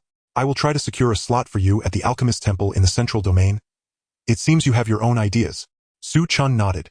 The Alchemist Temple is one of the sacred places for alchemy in the central domain. It is theoretically more prestigious. However, Su Chen held a greater regard for the prison of Soul's sacred ground. For the next 3 years, Su Chen practiced in the imperial capital. Due to his identity as an alchemist, Su Chen lacked no resources for cultivation, and his cultivation successfully broke through to the spirit soul realm. Su Chen sought out the Ghost Valley Alchemist. The Ghost Valley Alchemist was not surprised by Su Chen's arrival and smiled, saying, "Are you ready?" Su Chen nodded. In this battle, there would be only one observer. Song Wanqing observed her master. and the young man named Su Chen, together both refining pills, simultaneously competing against each other. Perhaps this is the true genius. Song Wonking's lips curled into a bitter smile. She had heard the Ghost Valley alchemists say that true alchemical geniuses resided in those sacred alchemy places possessing talents far beyond hers. She prided herself on not being inferior to those alchemical prodigies. Yet now she was like a frog at the bottom of a well. Su Chen successfully refined a 6th-grade pill, and his technique astonished the Ghost Valley alchemist. The quality of both their pills was superb. The Ghost Valley alchemist smiled, saying, "I have lost." Su Chen was much younger than him. Having reached this level of alchemical mastery, the future was undoubtedly limitless. "Su Chen, my nephew, are you really not considering going to the alchemist temple?" The Ghost Valley alchemist expressed his regret, for if Su Chen's talent went to the alchemist temple, he would surely receive better training. Although the prison of Soul's sacred ground was good, it could not compare to the depth of the alchemist temple. Unfortunately, Su Chen was resolute in joining the prison of Soul's sacred ground and could only refuse. When Su Chen left the prison of Soul's dynasty beside Song Wanqing, no one knew that a pill refining competition had taken place here, ultimately resulting in the defeat of the first alchemist of the Longshao dynasty, the Ghost Valley alchemist. "Master, I want to go to the central domain," Song Wanqing said earnestly. She wished to see a broader world. The Ghost Valley alchemist lowered his eyelids and softly said, "Good, we should also leave the Longshao dynasty. I owe nothing to the Longshao dynasty." Su Chen left the Longshao dynasty and directly headed to the prison of Soul's sacred ground, arriving there a year and a half later, just as the sacred ground was recruiting disciples. Age 21. "Sorry, our prison of Soul's sacred ground requires candidates to be under 20, said the elder responsible for disciple recruitment without even looking up. "Actually, I am an alchemist," Su Chen replied. The elder in charge of the assessment looked surprised, lifting his head to see a young man in a white robe casually taking out a chest badge to wipe it. The chest badge displayed 6 shining stars under the sunlight.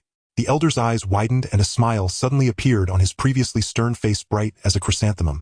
"A 6th-grade alchemist, you are the alchemist lord. Such a young alchemist lord." Looking at the elder, who was grinning foolishly, Su Chen casually hung the badge on his chest and asked, "Elder, can I participate in the assessment?" "Assessment? What assessment?" The elder slammed the table. "You are already a disciple of our prison of Soul's sacred ground, an inner disciple at that. I will report this to the sacred ground immediately. Surely an elder will come out to accept you as a true disciple." Others, the assessment elder noticed the looks of others and waved his hand, saying, "What are you looking at? If you are also a 6th-grade alchemist, don't say 21. Even if you were 50 years old, we would still accept you into the prison of Soul's sacred ground." Soon an elder rushed to notify the sacred ground, and in a short while Su Chen was taken inside the sacred ground. Compared to over 2,000 years ago, the prison of Soul's sacred ground had changed significantly. An old man with a youthful face and white hair immediately tore through space to appear beside Su Chen and directly reached out to pat him. "Ah, a 7-aperture Linglong body. Your bone age is indeed 21, it truly a rare alchemical genius who appears once in 100 years. Soon another wave of tremors in the void occurred, and a man in a black robe appeared carrying a sword case on his back. The youthful old man saw the newcomer and immediately cursed. "He Xiaokai, what are you doing at the sword hiding peak?" The man in the black robe responded leisurely, "This little guy has a 7-aperture Linglong body. Training with him will yield twice the result with half the effort. Our sword hiding peak lacks such talents. Little guy, do you want to practice swordsmanship? Do you want to become a sword cultivator, wielding your sword across thousands of miles, carefree in the world?" The youthful old man scoffed, "Nonsense. You all are poor as church mice, even needing to buy spiritual wine on credit. You can only rely on deceit. You want this alchemical genius to work for your sword hiding peak. Dream on. Dream on." The old man turned to Su Chen and said, "As long as you are willing to join my alchemist hall, the disciples of the sword hiding peak will be your servants." The man in the black robe's expression darkened, immediately exuding a chilling aura, as the old man calmly took out a spirit contract, causing the man in the black robe to leave in defeat. Soon another powerful figure arrived. The old man did not waste words. "Knife Hall. Have you repaid the spirit stones you owe from last month?" "Law Enforcement Hall. Do you believe that next month my alchemist hall will cancel all discounts on pills for the law enforcement hall?" "Spirit Martial Peak. Next time you practice martial skills, don't come to collaborate with my alchemist hall." "Holy Master. That doesn't matter, and next time if you have no spirit stones, don't come to beg me." The master of the prison of souls pinched his nose. He was merely passing by. He passed quietly and left quietly. Su Chen watched the fierce old man who single-handedly debated with powerful figures, making them leave in defeat, and couldn't help but smile. From prison of Soul's sect to prison of Soul's sacred ground, being scolded by the alchemist hall has never changed. He became the disciple of the old man known as the 10,000 Manifestations Alchemist, the head of the Alchemist Hall, and the chief alchemist of the Prison of Soul's Sacred Ground. In a single day, he transformed, dramatically jumping 3 ranks to become a true disciple. The young talents of the Prison of Soul's Sacred Ground learned the news. If it were anyone else, they would have to test just how capable this newly inducted true disciple was, as many inner talents were eagerly eyeing their own promotions. However, once they learned that this newly promoted true disciple came from the Alchemist Hall, all discontent was dispelled, leaving only one thought to befriend him. What the hell? Why do they want to be promoted to true disciples? Isn't it just for better cultivation resources? Where do cultivation resources come from? From the Alchemist Hall. Who wouldn't want to hold onto a big leg? Even the true disciples in the Order of the Sacred Ground were stirred, personally bringing gifts to visit and congratulating the emergence of the new true disciple. Su Chen suddenly realized. Indeed, in the cultivation world, a bit of talent was still necessary. Being an alchemist was far more enjoyable than being a rough and unrefined warrior. Su Chen entered the Alchemy Hall. Although the Genyu Sacred Land had only been established for 1,000 years, it still possessed a deep foundation. The pill formulas left behind by Feng Bubi and those accumulated over a millennium within the sect were not few. Su Chen learned alchemy under the guidance of the Wanxiang alchemy master. Frequently, both true disciples and ranked disciples from the Sacred Land would visit, brewing tea and discussing the talents of the world. Brother Su, Li Chen said, rubbing his hands together, his eyes eagerly fixed on Su Chen. When will you finish refining the yin-yang harmonizing pill you promised me? Su Chen's face darkened. He vaguely regretted attempting to experiment with some peculiar things, and now he couldn't find a moment's peace. As per the usual, help me with a task. Li Chen nodded repeatedly. No problem. Whatever Brother Su commands, I will immediately take care of it. If I can't do it, I still have the support of 800 sword cultivators from the Cangjin Peak. Su Chen wondered if this was truly the bloodline of the Li family. Su Chen said quietly, it seems that the Kongyu Valley may have the heavenly fire about to emerge. Upon hearing this, Li Chen turned expressionless and intended to leave without looking back. Competing for heavenly fire. What a joke, this is truly life-threatening. Watching Li Chen turn to leave, Su Chen narrowed his eyes and smiled. 2 opportunities to help refine pills. Li Chen paused but took a few steps forward. Su Chen unhurriedly took a sip from his teacup and said leisurely, 3 opportunities to help, and I can waive the contribution you owe to the Alchemy Hall. Li Chen stepped back a few paces and sat down again. I will follow Brother Su to the death. It's just a little heavenly fire. Who dares to compete with Brother Su? He'll chop them down. Li Chen declared with great enthusiasm. Su Chen had great confidence in Li Chen's strength. After all, he represented the Cangjin Peak and was a ranked disciple of the Genyu Sacred Land. With Li Chen's addition, Su Chen employed his old tricks, recruiting several powerful true disciples. With a call to arms, many talented individuals from the Genyu Sacred Land were willing to join Su Chen in contending for the heavenly fire. Heavenly fire, a coveted item for alchemists. There were only a few alchemists in the Sacred Land who possessed heavenly fire. In this life, Su Chen had diligently researched alchemy and would naturally not let the heavenly fire slip by. In the Kongyu Valley, many forces had already arrived with alchemists dressed in brocade and white robes, wearing alchemy emblems, rushing here, accompanied by various talented individuals who had come to offer invitations. Li Chen whispered beside Su Chen, I didn't expect people from the Qingyu Sacred Land and the Taichu Sacred Land to arrive. Those 2 fellows are both ranked true disciples of their respective sacred lands, and their strength is on par with mine. Su Chen also noticed the Qingyu and Taichu Sacred Lands, both led by young alchemists followed by young champions, among whom were 2 exceptionally powerful presences, undoubtedly the best of the younger generation. Besides the Qingyu Sacred Land and the Taichu Sacred Land, the Alchemy Sacred Association from the eastern region also dispatched a young alchemical genius gathering some martial arts talents to vie for the heavenly fire. These 3 major forces were the ones Su Chen needed to pay the most attention to. The 3 forces had also noticed Su Chen. Each side wanted to compete for the heavenly fire. Soon a ghostly blue aurora appeared in the sky above the Kongyu Valley, a breathtaking spectacle. A ghostly blue snow began to fall in the entire silent Kongyu Valley. As the snowflakes touched the ground, flames spontaneously ignited, and the entire world seemed to transform into the depths of the 9 nether hell. Someone couldn't help but step into the Kongyu Valley first, but after taking only a few steps, ghostly blue flames erupted from their body, accompanied by a bone-chilling scream, and the person was instantly reduced to ashes. Seeing this, Su Chen's expression grew solemn. The power of this heavenly fire was even stronger than he had imagined. A half-step to the transcendence level expert perished without a trace. Su Chen distributed fire avoidance pills to the Sacred Land's disciples, then took out a pearl he had specifically asked from the Wanxiang alchemy master. This fire avoidance pill could significantly weaken the heavenly fire's influence. The other 3 major forces had their own methods and also stepped into the Kongyu Valley. Inside the Kongyu Valley, the environment was eerie, and occasionally one could see some bones. The bones that remained in such conditions must have belonged to extraordinarily powerful beings when they were alive. As they delved deeper, Su Chen sensed that the air in this place possessed a special capability to corrode one's soul. It seems the heavenly fire emerging from the Kongyu Valley should be the nine nether profound fire. The alchemical geniuses from the other three major forces also recognized this heavenly fire. The talented individuals from the Alchemy Sacred Association and the Taichu Sacred Land turned without a second glance, leading their people away. As the Sword Path Alchemy Sacred Association and the Taichu Sacred Land departed, Su Chen asked Su Chen, "Brother Su, this is the nine nether profound fire, a notorious fierce fire that devours its master. Should we still compete for it?" Every owner of the nine nether profound fire has without exception been devoured by it. Su Chen nodded. "We will compete. Heavenly fire is something one can encounter but not seek. If we give up this time, we don't know when we will have the chance to encounter it again. Moreover, even if they encounter it, it doesn't guarantee they can compete for it. This time the only opponents were the Qingyu Sacred Land, and the odds of competing for the heavenly fire were still substantial. At the deepest part of the valley, a flickering ghostly blue flame hovered in midair, surrounded by many fire spirits hidden nearby. Although these fire spirits were troublesome, they were no match for the Zhenyu Sacred Land and Qingyu Sacred Land. Under the siege of the two sacred lands' talents, they soon retreated step by step until they vanished without a trace. After clearing the fire spirits, the talents from the Zhenyu Sacred Land and Qingyu Sacred Land looked at each other without saying a word. Then they directly engaged in battle once again, inadvertently blocking each other, leaving only Su Chen and the alchemical genius from the Qingyu Sacred Land. Su Chen smiled at the alchemical genius from the Qingyu Sacred Land. "Will you withdraw from the competition on your own, or shall I help you make that decision?" "I have heard of your name, Su Chen," Bai Qingyu replied solemnly. "We are both alchemists, so let's settle this like alchemists." Su Chen replied, "All right." He then threw a punch, catching Bai Qingyu off guard, striking him in the face.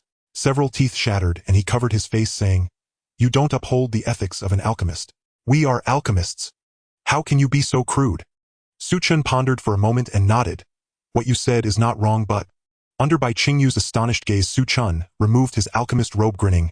"Now I am just a martial artist." Bai Qingyu was dumbfounded.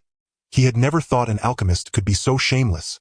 "Su Chen, you are unworthy of being an alchemist." Bai Qingyu howled in agony. With his cultivation at the third level of the spirit realm, how could he possibly be Su Chen's opponent?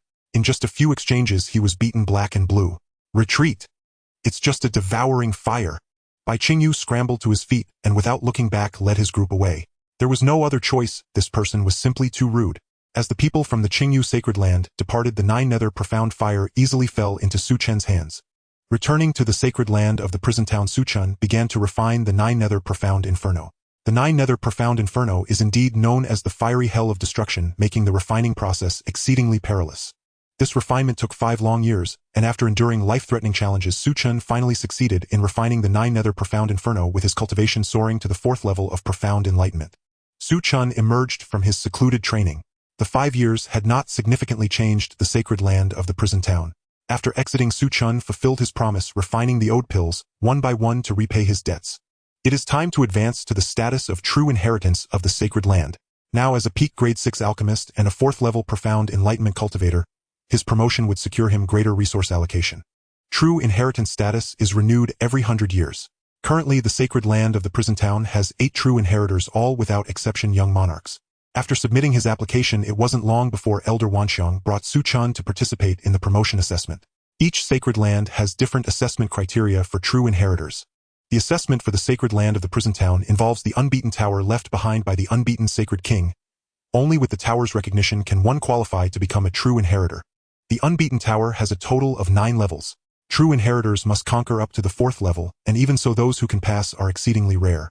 In 1,000 years, only the current sacred lord has reached the 7th level of the unbeaten tower. "Hey, come play." As soon as Su Chen entered the unbeaten tower, he heard a series of crisp, melodious voices. Beautiful women with enchanting figures swayed their hips and playfully called out to him. Su Chen even found that, with a thought, the faces of these women changed according to his imagination. Su Chen mused, "The brothel is where one finds true happiness." With a blank expression, Su Chen moved past them and entered the next level. He found himself suddenly stripped of all his cultivation. Terrifying beasts surrounded him, about to tear him apart. Su Chen casually picked up a long sword from a fallen warrior in the battlefield. Without the slightest fear, he began to fight against the beasts. Soon he was the only one left standing. Covered in blood, Su Chen entered the next level. In the outside world, his promotion assessment drew curious glances from the sacred land. Li Chen watched as the levels of the unbeaten tower jumped again and exclaimed, "Brother Su truly hides his strength. I wonder how far he can go." He remembered that he had only reached the 5th level. Before long, the unbeaten tower shook again.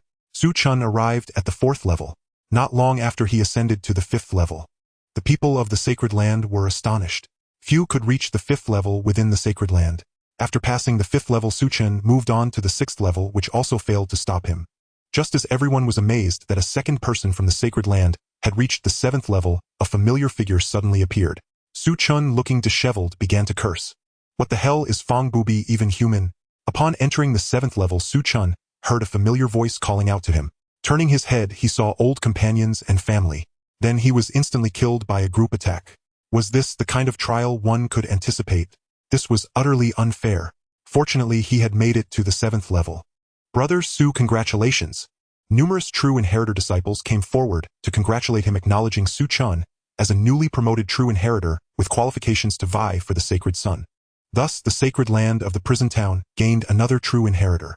Su Chen's residence was also moved to the peak of the true inheritor disciples, now accompanied by maidservants and bodyguards along with an elder to protect him, ascending to new heights. 3 months later, Elder Wanxiang summoned the Alchemy Hall disciples. A year from now, the top 10 alchemy sacred lands will jointly hold an alchemy conference offering ancient soul secret arts and legendary alchemy formulas as rewards. In such a prosperous era, how could our prison town Alchemy Hall remain indifferent? Elder Wanxiang declared proudly, "I will select 10 individuals to accompany me to the central domain for the alchemy conference. This time, as long as one achieves a good rank at the conference, I will reward them handsomely." The crowd exchanged glances. The alchemy conference held by the top 10 alchemy sacred lands would undoubtedly attract countless alchemy talents. With countless alchemy talents gathering a convergence of stars, no one wished to miss out on such a grand occasion.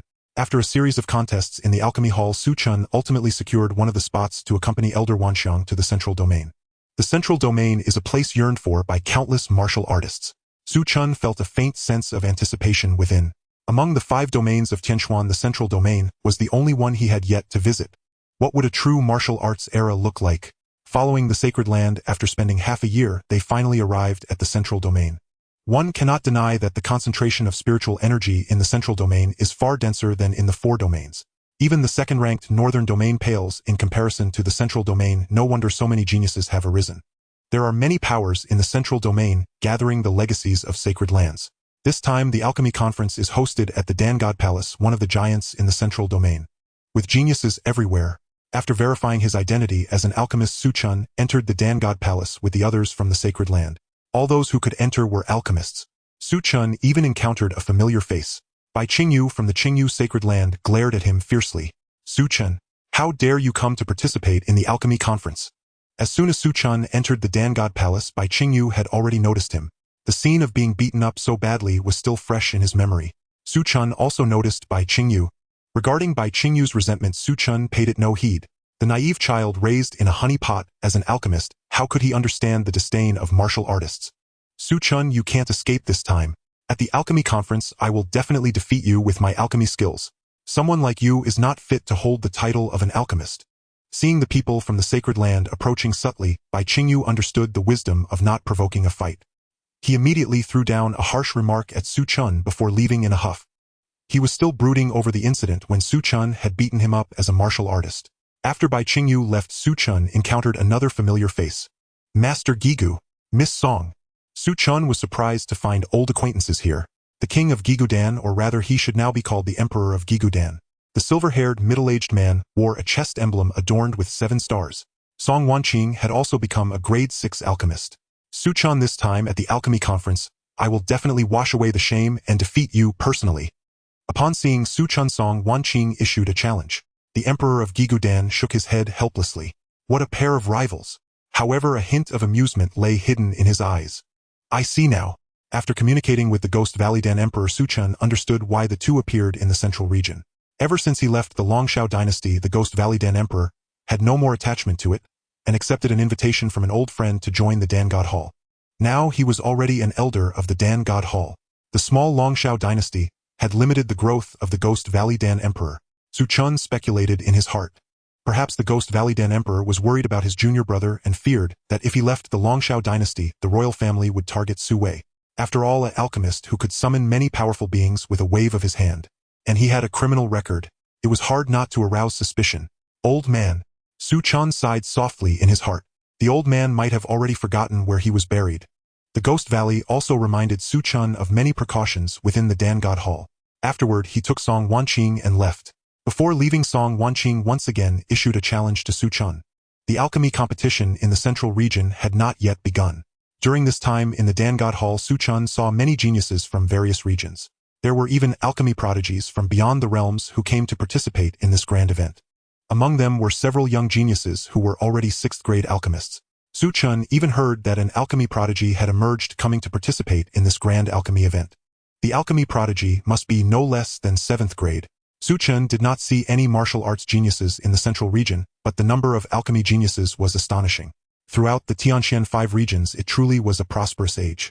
Su Chen began to enter seclusion. He wanted to refine a 7th-grade pill before the alchemy competition began. Upon learning of Su Chen's determination, the Wanshang Danzun spared no effort in supporting him, personally teaching Su Chen how to use the Jiuyou Xianming fire to refine pills.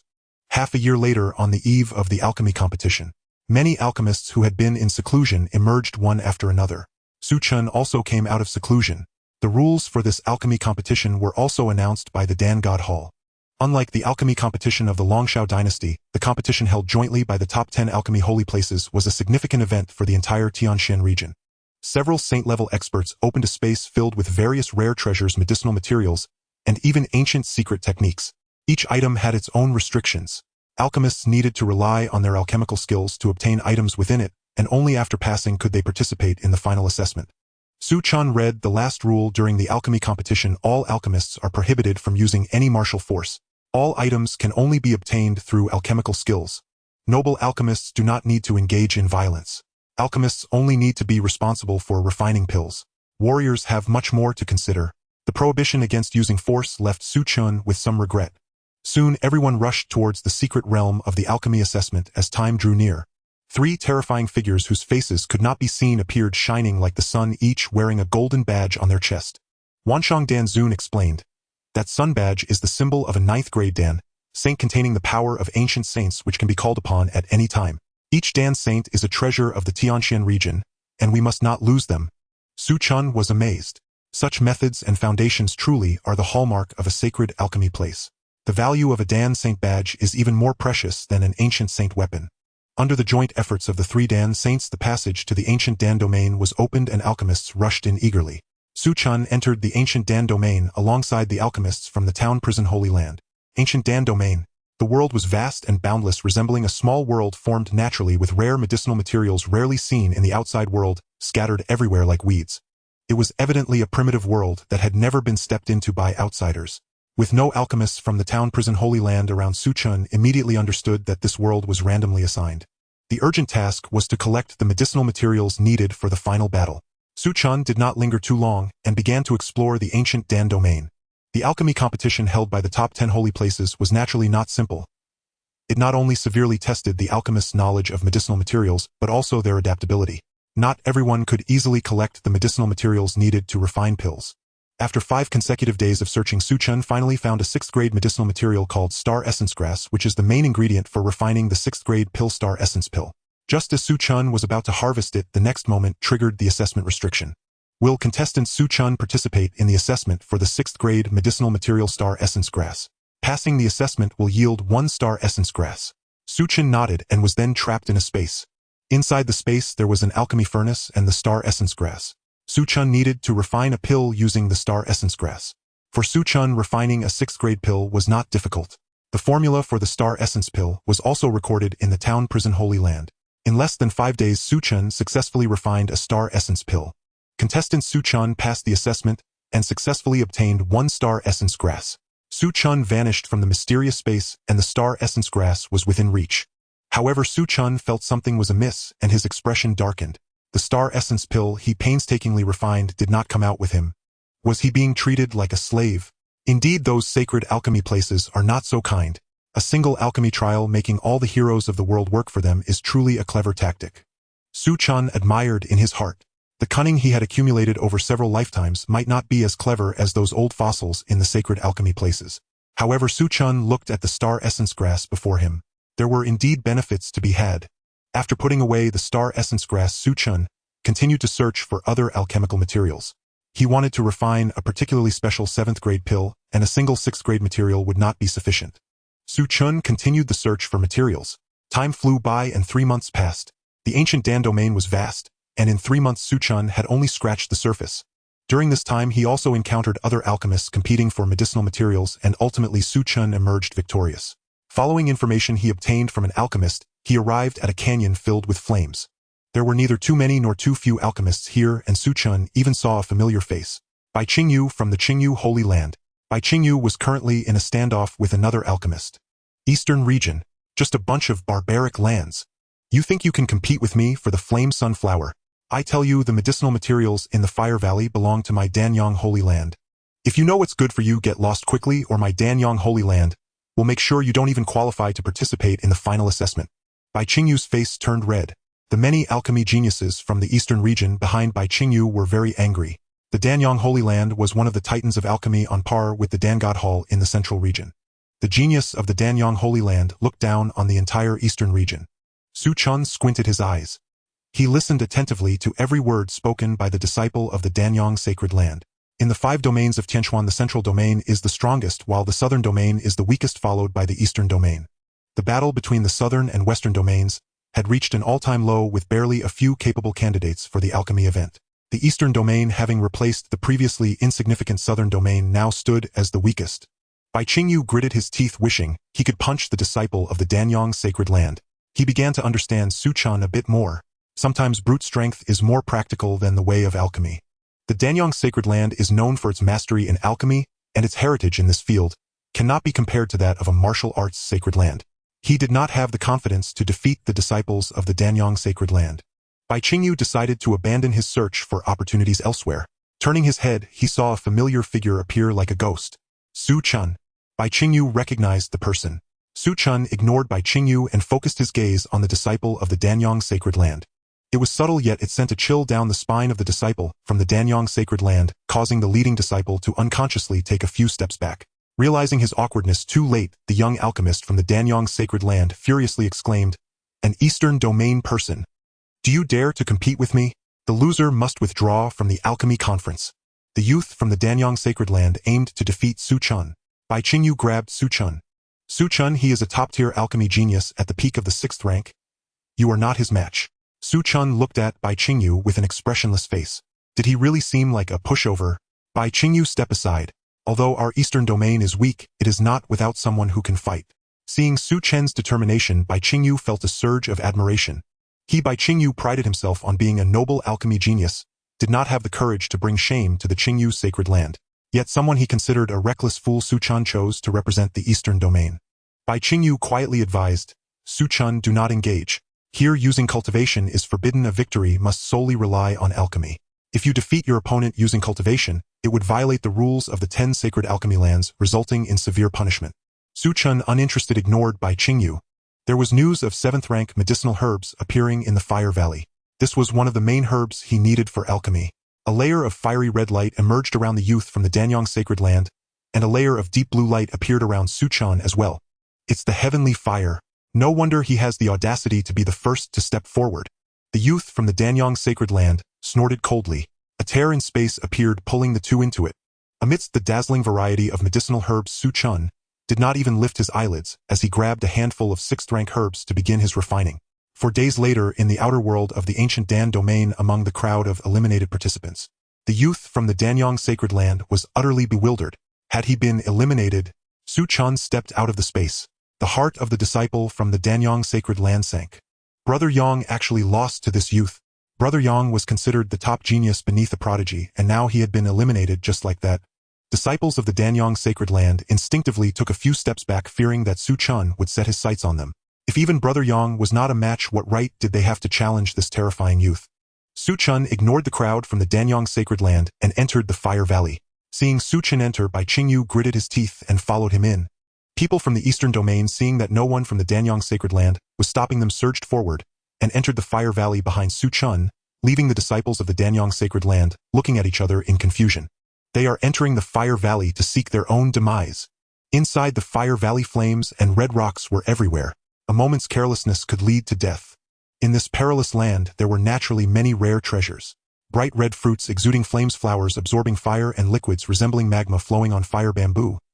These were all rare treasures of the 5th and 6th ranks and the targets for most people. Seeing Su Chen show no interest in these treasures, not even glancing at them, Bai Qing, you couldn't help but ask, "Su Chen, your goal isn't the 7th rank herbs, is it? If so, I advise you to abandon that thought. The Danyang sacred land is not as simple as you imagine. This generation has produced a prodigious alchemist who has already stepped into the 7th rank. He is one of the favorites to win this alchemy conference." Bai Qingyu regretted speaking, forcing a bitter smile as he continued, "The foundation of the alchemy sacred land is far deeper than that of our martial arts sacred lands. I just want to remind you that being eliminated over momentary pride is not worth it." Su Chen glanced at Bai Qingyu. This guy, although a bit verbose, was soft-hearted and somewhat sincere. However, he still retained the demeanor of a genius. Su Chen replied calmly, "How do you know that I am still a 6th rank alchemist?" Bai Qingyu was taken aback for a moment, regaining his senses only to find Su Chen had vanished. He thought for a moment, realizing he hadn't been mistaken. Su Chen's alchemist badge was indeed still at the 6th rank. Bai Qingyu, as they ventured deeper into the Fire Valley, the flames became increasingly terrifying. Su Chen arrived at the center, where the flames of the central Fire Valley were golden yellow, creating a terrifyingly high temperature that seemed to melt everything. In the center of the swirling flames was a palm-sized, brilliantly golden-patterned spiritual mushroom, every inch of it exquisitely crafted, resembling a perfect piece of art carved from gold. Su Chen knew that this was his target, the Yen-Yang golden mushroom. Beside the Yen-Yang golden mushroom sat a woman meditating. The woman had a delicate face, and unlike the traditional white robe, she wore a long red robe with 7 shining stars on her chest. Her long red hair was tied in a high ponytail flowing behind her. Yan Zhaoxi also noticed Su Chen, and seeing the 6-star emblem on his chest, furrowed her brows. What happened to Yang Wang? How could he allow a 6th rank alchemist to enter here? Yan Zhaoxi's brows relaxed as she addressed Su Chen. No matter who you are, since you can make it this far, Yang Wang must have been eliminated by you. Your alchemy may not be as simple as 6 ranks. However, if you wish to compete for the Yen-Yang golden mushroom, I advise you to think carefully. You won't be my opponent, and you shouldn't stop here. Yan Zhaoxi was very proud. At not yet 30 years old, as a 7th grade alchemist, she indeed had the right to be proud. 2 months ago, perhaps Su Chen would have chosen to avoid her brilliance. Now Su Chen's gaze was calm, and his tone was unequivocal. I want this Yen-Yang golden mushroom. Yan Zhaoxi narrowed her phoenix eyes and sighed, what a pity. Both of them would not give up on the Yen-Yang golden mushroom, and a battle was inevitable. As the spatial rift reappeared, the figures of Su Chen and Yan Zhaoxi vanished. Faced with a genius like Yan Zhaoxi in the realm of alchemy, Su Chen would not let his guard down. Both chose to refine 7th grade pills. A month later, outside the ancient Dan domain, Yang Wang saw a familiar red figure appear in the elimination zone. He rubbed his eyes. Upon opening them again, a face as beautiful as a flower was close at hand. Meeting Yan Zhaoxi in a different location, Yang Wang would be very happy. But this was in the elimination zone. Before Yang Wang could understand what was happening, a pink fist came crashing down. Yan Zhaoxi was very angry. To her dismay, she had actually failed. This infuriated Yan Zhaoxi, or her goal upon entering the world this time was to win first place in the 5 regions alchemy competition, yet she couldn't even get past the elimination round. Yang Wang became Yan Zhaoxi's punching bag without knowing why. Su Chen opened his eyes and found himself in a familiar environment. In the contest with Yan Zhaoxi, he was ultimately the victor. After another month, Su Chen successfully obtained the Yen-Yang golden mushroom. Having acquired the Yen-Yang golden mushroom, a 7th grade medicinal herb, Su Chen did not stop his steps. He knew that to win relying solely on the Yen-Yang golden mushroom was too precarious. He continued to search for the remaining 7th grade herbs. Soon the news of the defeat of the genius Yan Zhaoxi from the Danyang Holy Land spread throughout the ancient Dan domain, causing numerous forces to tremble. The name Su Chen emerged like a dark horse, entering the ears of the top alchemists from various holy lands. No one dared to underestimate Su Chen nor the eastern region. The term alchemy genius was a recognition of Su Chen. 6 months later, the ancient Dan domain suddenly trembled as beams of light that pierced through heaven and earth appeared, landing on many remaining contestants. Su Chen opened his eyes, and the scene before him transformed into a vast white jade platform. Familiar and unfamiliar faces gathered in this place. Congratulations to all for successfully passing the elimination round. Next is the final battle of the alchemy competition. You need to use the herbs obtained from the ancient Dan domain to refine the most proud elixirs you can. The elixir with the highest grade and score will win. The voice of the Dan sage echoed from the sky. Su Chen found a refining room, entered, and began to concoct elixirs. The elixir he intended to refine was an extremely close to 8th grade pill, called the 5 Elements Transformation Pill, which required 5 different 7th grade herbs. Unfortunately, even with the yen-yang golden mushroom, Su Chen had only obtained 3 7th grade 5 elements herbs. He had yet to find the remaining 2. 3 herbs are enough. Although it was not a complete 5 elements transformation pill, it was still considered outstanding among 7th grade elixirs. Su Chen had his own thoughts, and the other alchemy geniuses were not far behind. In an instant, various phenomena reached the heavens. Above the sky, several great alchemists were observing everyone's every move. It has been a while since I have seen so many geniuses in the realm of alchemy emerge. Not only those old antiques who hide away their talents, but a decent young fellow from the eastern region has also appeared, actually defeating the Yen Zhaoxi of the Danyang Holy Land. TSK. Zhaoxi was just careless. If she had shown her true strength, that boy would have been eliminated long ago. Haha, what a big old fellow, still holding a grudge against a junior. Defeat is defeat. That young fellow from the eastern region is not simple. If I am not mistaken, his physique should be the 7-aperture Linglong body. The 7-aperture Linglong body. This physique is already rare. The last time I heard about it was about 1700 years ago. 1700 years ago, was it the one from the Zhang Su family? It is a pity. If that one from the Su family had not died, perhaps there would be an additional sacred land lineage in the central domain, but he attracted someone he should not have. That young fellow from the eastern region seems to be named Su Chen. The crowd fell silent, and after a while someone murmured, this matter is a bit tricky. A month later, most alchemists had completed their elixirs. Only a handful remained on the field. Magnificent phenomena of alchemy appeared. Various alchemical techniques showcased the profundity of the art. Suddenly there was a loud bang. The alchemy furnace before Su Chen exploded. The massive commotion attracted the attention of many alchemical geniuses present. It seems someone has failed in their alchemy. It must be that one from the eastern region. It seems his victory over Yen Zhaoxi was merely luck. Failure means elimination. It seems there is one less contender to compete with me. Su Chen's commotion attracted attention for a moment, but in the blink of an eye, everyone once again focused intently on their alchemy. No one noticed that in the originally dusty place, 8 fire dragons were exhaling flames, transforming into a fiery furnace enveloping a single elixir. Su Chen did not fail. Outside the arena, the commotion caused by Su Chen's explosion of the furnace startled everyone. An explosion of the furnace meant a failure in alchemy. A failure in alchemy equated to elimination. However, as the smoke cleared, the crowd was astonished by Su Chen's actions. The alchemy emperor of Gigu smiled lightly, saying, "I knew this kid wouldn't fail so easily.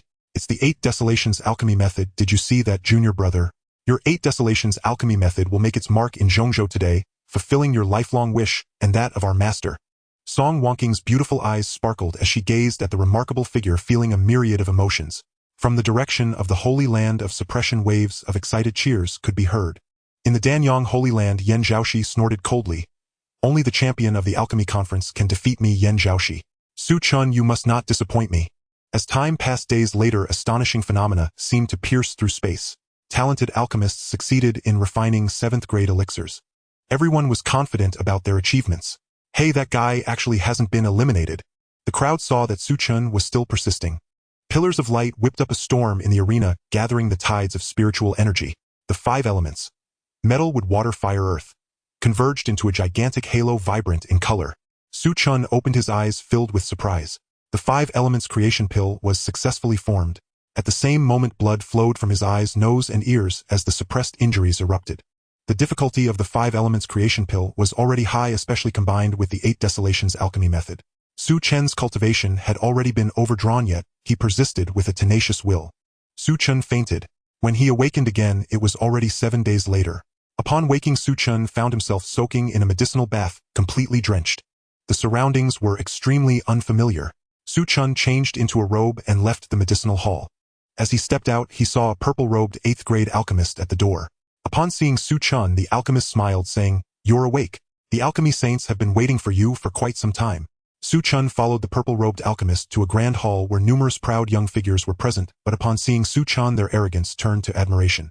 An elderly man with white hair, dressed simply yet adorned with a golden badge depicting a radiant sun, gazed at Su Chen with appreciation in his eyes, saying, "Young Su, congratulations on becoming the champion of this alchemy conference. From now on, no alchemist from the 5 domains will fail to recognize you. Do you wish to become an honorary elder of my Dan God Palace?" In the face of an invitation from a Dan Saint, Su Chen nodded, saying, "I am greatly honored."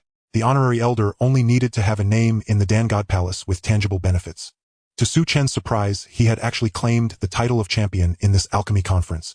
He stood out among countless prodigies. Years of inner cultivation stirred within him. First, in the alchemy conference, the rewards were naturally abundant, allowing him to enter the Dan-God Palace and select an ancient secret method, gaining insights into the alchemical techniques of various great masters. Su Chen stayed there for 3 years. During these 3 years, Su Chen optimized the 8 Desolations alchemy technique, benefiting from the teachings of the Dan Saints, and improved his alchemical skills further. Although he had not yet entered the 8th grade, he faced no possibility of failure in refining 7th grade elixirs. It's time to return to the Eastern Domain. Being in the Dan-God Palace was indeed wonderful, but it was ultimately not his home. Upon learning that Su Chen was about to return to the Eastern Domain, many elders and prodigies from the Dan-God Palace came to see him off. Su Chen, are you really going back to the holy land of suppression? With your alchemical talent, staying in the Dan-God Palace would lead to greater achievements and higher accomplishments in the future. Song Wanqing spoke, trying to persuade him to stay. Su Chen shook his head, saying, "The holy land of suppression has treated me well. Now that the holy land is still developing and lacks alchemists, how could I, Su Chen, turn a blind eye? To cultivate in Zhongzhou, this set of alchemical skills is naturally to repay the holy land. The rivers and lakes are vast, and if fate allows we shall meet again." Su Chen left, returning to the Eastern Domain with the people from the Holy Land of Suppression. The people of the Dan-God Palace watched Su Chen and the others from the Holy Land of Suppression leave, feeling complex emotions. They did not understand why Su Chen would give up the opportunity to further his studies in the Dan-God Palace, choosing instead to return to the Eastern Domain where alchemy was far behind. However, they respected Su Chen's choice. Such demeanor may truly represent a real alchemist. Su Chen departed from the Central Domain. Yet he left behind a legend in the Central Domain. A month later, in a spatial tunnel, the Dan Emperor Wanxiang still bore a complex expression filled with emotion. He never expected that the champion of this alchemy conference would actually be from the Eastern Domain. He initially only wanted to take Su Chen to Zhongzhou to witness the flourishing of alchemy and meet various prodigies. To his comfort, Su Chen still cherished the bonds with the Holy Land. Even if he became renowned in Zhongzhou when faced with the invitations from the various great alchemical Holy Lands, he resolutely chose to return to the Eastern Domain and to his sect. Having such a disciple in my holy land of suppression is indeed a fortuitous event. The ancestors must be smiling down. The Dan Emperor Wanxiang muttered to himself. Suddenly the spatial tunnel trembled violently. Wanxiang Dan Emperor sensed a crisis and shouted to everyone, "Enemy attack! There are attackers!" Horrifying auras revived from the ship. The spatial tunnel was torn open by a pair of enormous hands, and terrifying eyes peered through the tunnel at the people on the ship as if viewing mere ants. The saint is a holy being. Su Chen looked up at the terrifying figure, his heart trembling. That kind of horrifying aura was not unfamiliar to him. The saint was an entity that had entered the holy realm, tearing open the void tunnel with bare hands. "Hand over the Su bloodline, and in consideration of the undefeated Holy King, I shall grant you a way out. Otherwise..." The terrifying killing intent shattered the spatial tunnel, and a thunderous voice echoed through the heavens. "Today this place shall be your burial ground." Wanxiang Dan Emperor's expression suddenly changed upon hearing this as he shouted, "You are outrageous. Su Chen is a disciple of my holy land of suppression. No matter who you are, you will not make me hand over my disciple. Summon the holy artifact." Accompanied by Wanxiang Dan Emperor's furious shout, the elders stationed around simultaneously summoned mysterious runes, and a holy bow imbued with sacred power appeared in Wanxiang Dan Emperor's hand. "The holy radiance bow. If a holy radiant saint were to return, perhaps I would still retreat, but now it is merely a damaged holy artifact." A massive hand raised and crushed the arrow that tore through space. Facing the people of the holy land of suppression, his gaze was cold. "Since you refuse to hand over the Su bloodline, then you shall all die together." "Damn!" Su Chen suddenly recalled what Su Weichong had once said. Su Chen was picked up by him from the snow, and he had a longevity lock on him engraved with the character for Su. Su Chen knew that the longevity lock was not ordinary, yet he had never paid it any mind nor sought out his origins. Now it seemed this was a detail he had overlooked. "Very deadly. Is this how this life ends? I truly feel a bit unwilling." Su Chen felt bitterness in his heart. Just as the giant hand was about to cover the entire ship, a beam of light descended from the heavens, piercing through the giant palm. The sudden change caused Su Chen to focus, and he saw that it was a golden holy spear. The golden holy spear emanated a familiar yet foreign aura. Old ghost song, "How dare you, a dignified saint, bully the small and attack the successor of my Genu sacred land." A middle-aged man clad in golden armor descended from the sky, waving the golden holy spear, which emitted a buzzing sound in response. Su Chen looked up at the middle-aged man. He bore a resemblance to an old acquaintance, yet he was not that person. Holy Master! Su Chen recognized him. The disciples and elders of Genyu Sacred Land also recognized him. Song Jun recognized him as well. Song Jun sealed the blood in his palm, his expression grave as he asked, "Genyu Holy Master, how could you be here?" A golden holy spear and golden armor. Without exception, they were all Holy King artifacts. Moreover, they were all fully revived Holy King artifacts. Even he felt the situation was tricky. Although the Genyu Holy Master had not yet entered the Saint Realm with the enhancement of 2 fully revived Holy King artifacts, his combat power absolutely crushed that of an ordinary saint. Song Jun still did not understand why the Genyu Holy Master would appear here. Unfortunately, the Genyu Holy Master was not one for small talk.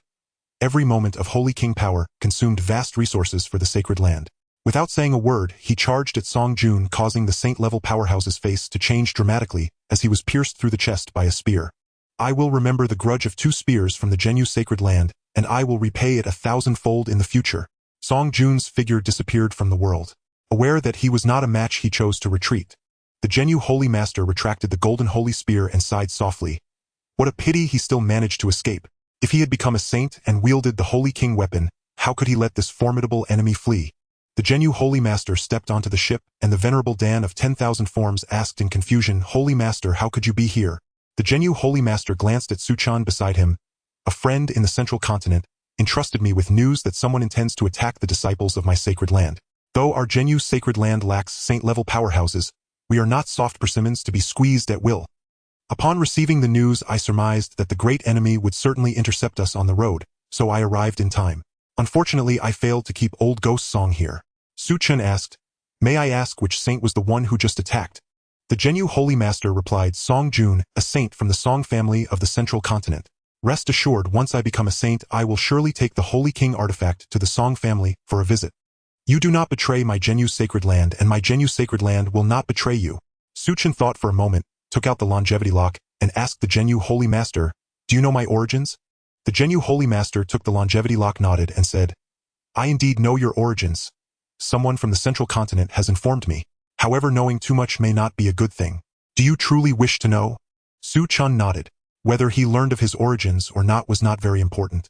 What mattered was that Su Chen wanted to see how many enemies he would face in this life. He remembered the Song family of the Central Continent. Su Chen had always held grudges.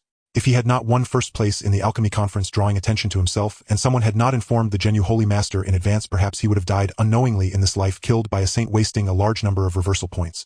Just thinking about it was frustrating. The Genyu Holy Master sighed and said, "Your origins are a long story starting from your ancestors 1700 years ago." Su Chen then understood his origins in this life.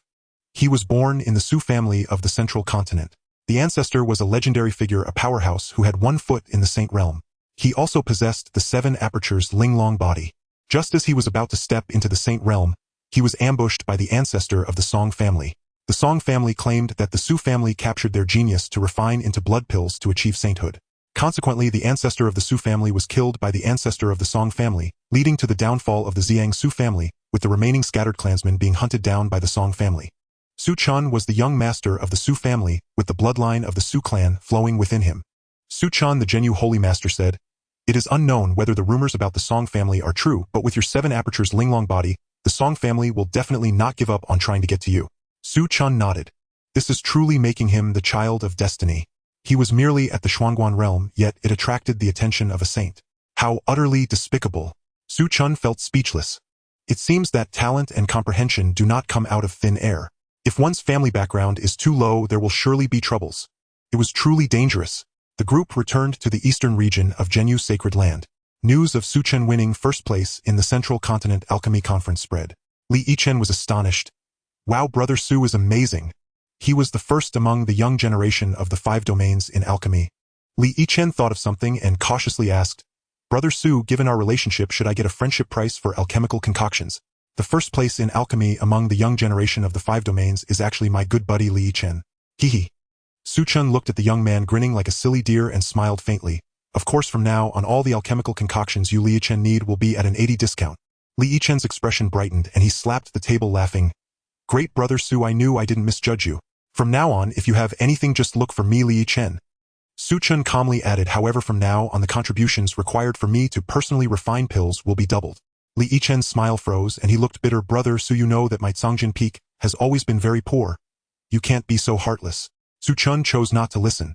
Li Yichen drank in silence, thinking that he would have to visit Wanhuifeng less often in the future. Time passed quickly and 30 years went by. Su Chen remained at Zhenyu Sacred Land. On this day, Zhenyu Sacred Land was shaken. A terrifying aura rose like a blazing sun, and terrifying gazes from the eastern region turned towards Zhenyu Sacred Land. Su Chen looked up, squinting his eyes. It is the aura of a saint. The Holy Master has finally taken this step. Zhenyu Sacred Land has its first saint. Su Chen's heart was filled with immense joy and countless emotions. After over 2,000 years, a promise once thought impossible to fulfill had finally come to pass. The first saint belonging to the legacy of Zhenyu Sacred Land has appeared. The Zhenyu Sacred Sect had finally produced its own sage. That very day, Su Chen witnessed the Zhenyu Sect Master wielding a Saint King artifact, tearing open the heavens barehanded and departing for Zhongzhou. He knew the Sect Master was heading to Zhongzhou to confront the Song clan. A sage armed with a Saint King artifact was undeniably terrifying, unmatched under heaven so long as no Saint King emerged. Across the 5 realms, Saint Kings were exceedingly rare, and behind the Zhenyu Sacred Sect stood Feng Bubi himself. Even those possessing power beyond the Saint King tier would hesitate before acting. A year later, news arrived from Zhongzhou. The Zhenyu Sect Master had descended upon the Song clan, wielded the Saint King artifact, and slain 2 of their sages, shocking the entire Zhongzhou region. In the end, the Zhenyu Sect Master returned to the Zhenyu Sacred Sect in disarray, muttering bitterly, "Bah, Zhongzhou. Who the hell cares about your Zhongzhou if you won't let me in? Fine. So what if I killed 2 sages and eradicated an entire sage tier clan, daring to banish the sage himself from Zhongzhou?" Su Chen's facial muscles twitched. After venting his grievances, the sect master turned to Su Chen. "Young Su, the Song clan has been annihilated by this master. Though I brought back neither heads nor corpses, those old Zhongzhou masters are far too petty. Had they not intervened, I'd have retrieved the severed heads and bodies of those 2 elder Song ghosts to forge you a pill refining furnace, and perhaps a weapon worthy of your hand." Su Chen for a moment couldn't tell whether he or the sect master had suffered total annihilation. Su Chen bowed deeply. "I am profoundly grateful, Master, for avenging this disciple's blood-deep grudge." The sect master beamed with pride. "If the Zhenyu Sacred Sect cannot even protect its own alchemist, then should I perish and descend into the 9th spring, I shall face our founding patriarchs and ancestral sages with unbearable shame. After this battle, any who dare covet the Zhenyu Sacred Sect must first consider whether they can withstand the might of a Saint King artifact." Su Chen felt deep satisfaction. The founding patriarch now held him in high esteem. With the Song clan eradicated, Su Chen's latent peril had vanished. He need no longer fear being ambushed by a sage the moment he stepped outside. Time flowed swiftly. Centuries passed.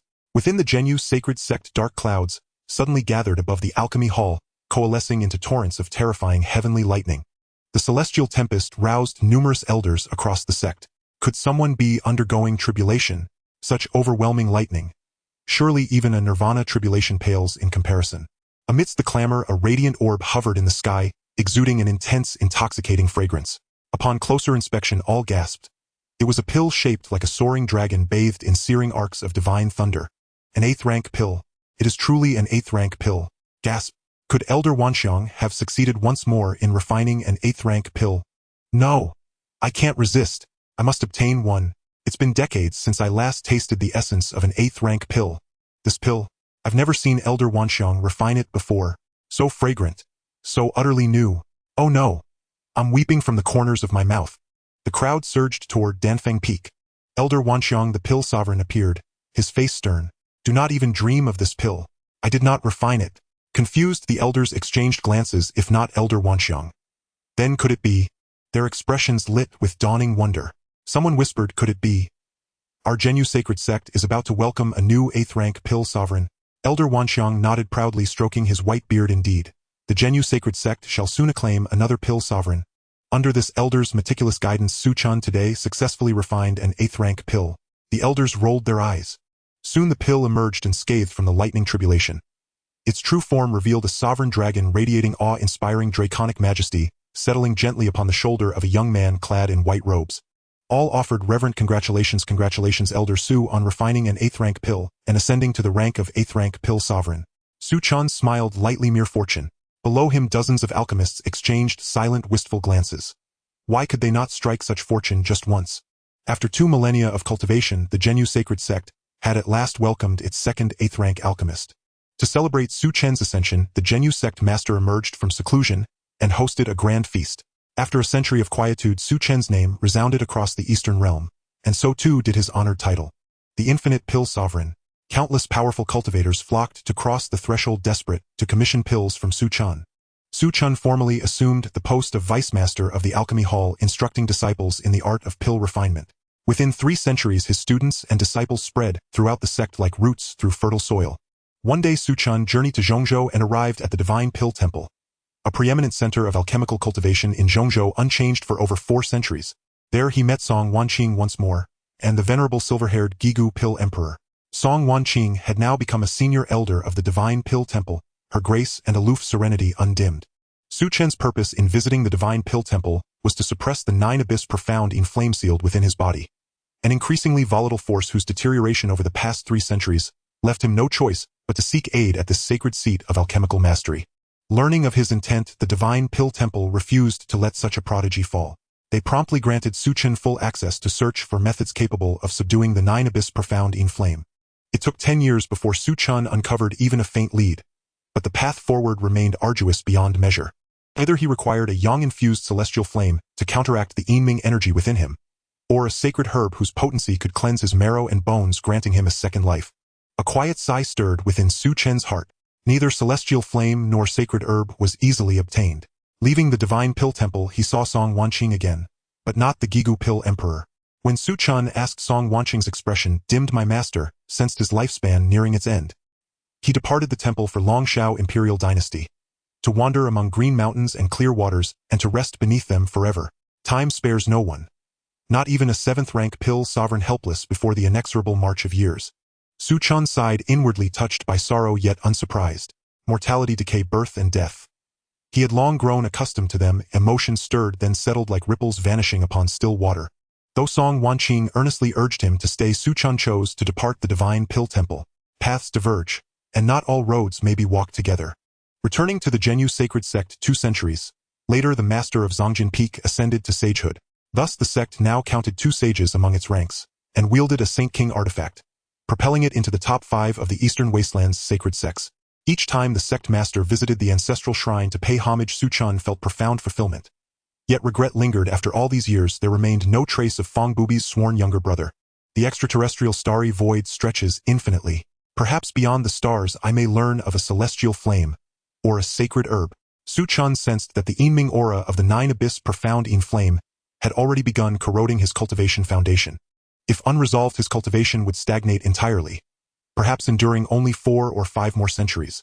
Born of the flame, doomed by the flame, the 8th century dawned upon the Zhenyu Holy Land, where a third 8th-rank pill sovereign emerged, ushering in an era of unprecedented prosperity. That same year, Su Chen received intelligence an ancient sage's ruin had surfaced beyond the mortal realms, and its former occupant had been a pill sovereign of the highest echelon, one who commanded a celestial flame. Beyond the mortal realms lay a fractured cosmos teeming with 10,000 races, perilous beyond measure. Su Chen knew with grim certainty that this was his final chance. All mortals must die, he murmured inwardly.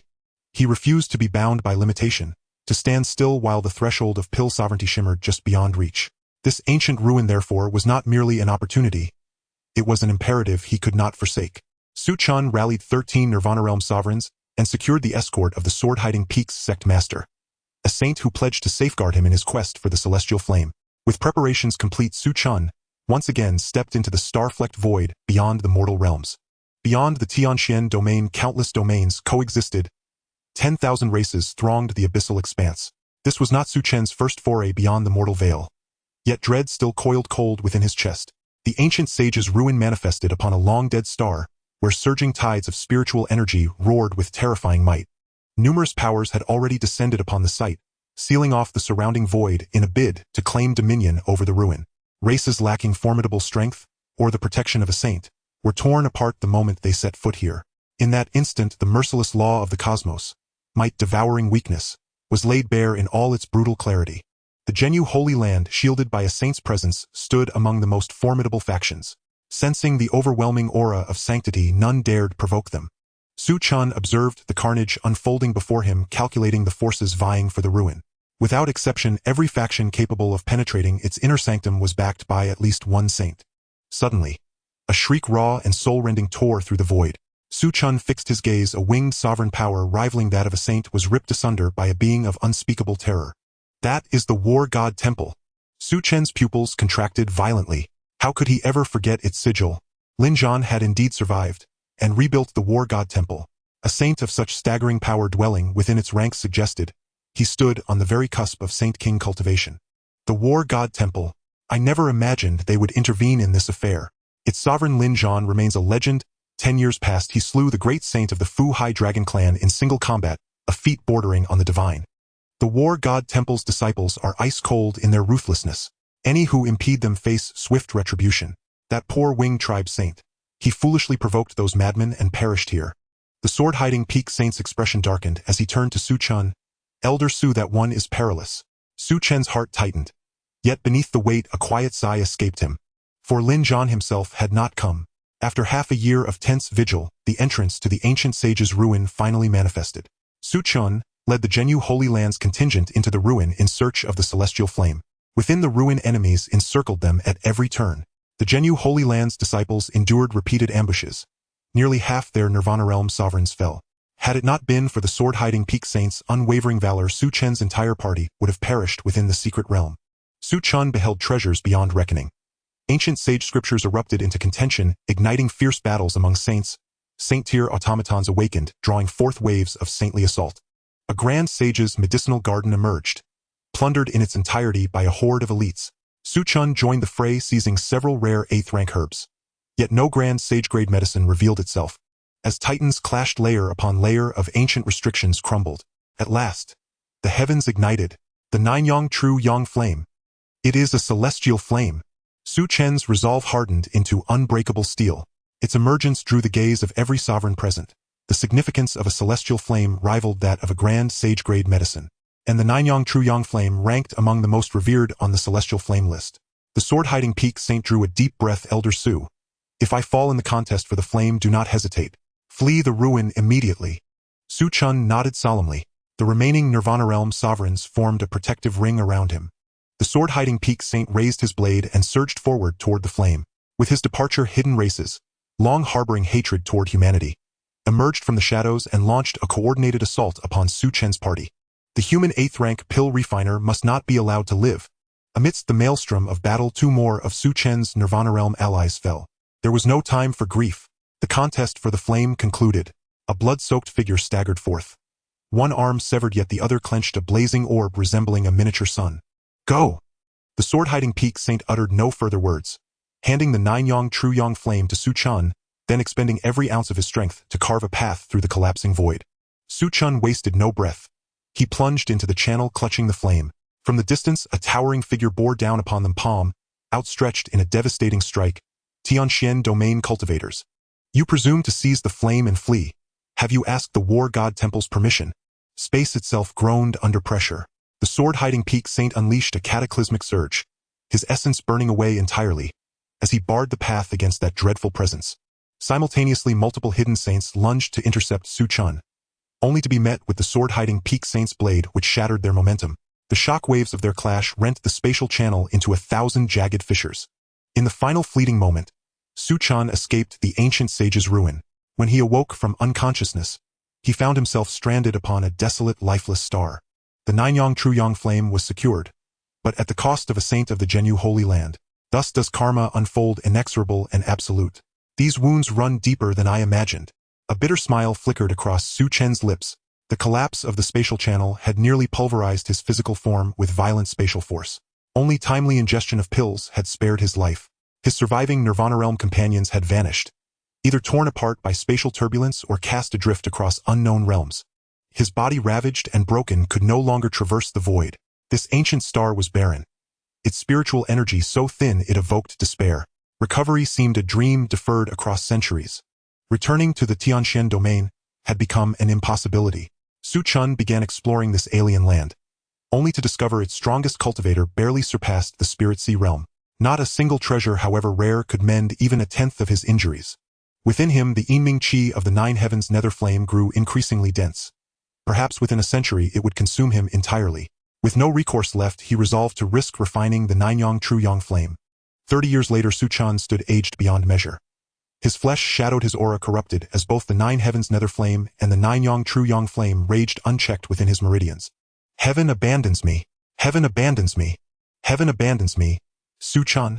Bitter fury burned in his heart. He had been but one step away, yet this land's spiritual energy was too feeble to sustain the simultaneous suppression of 2 diametrically opposed celestial flames.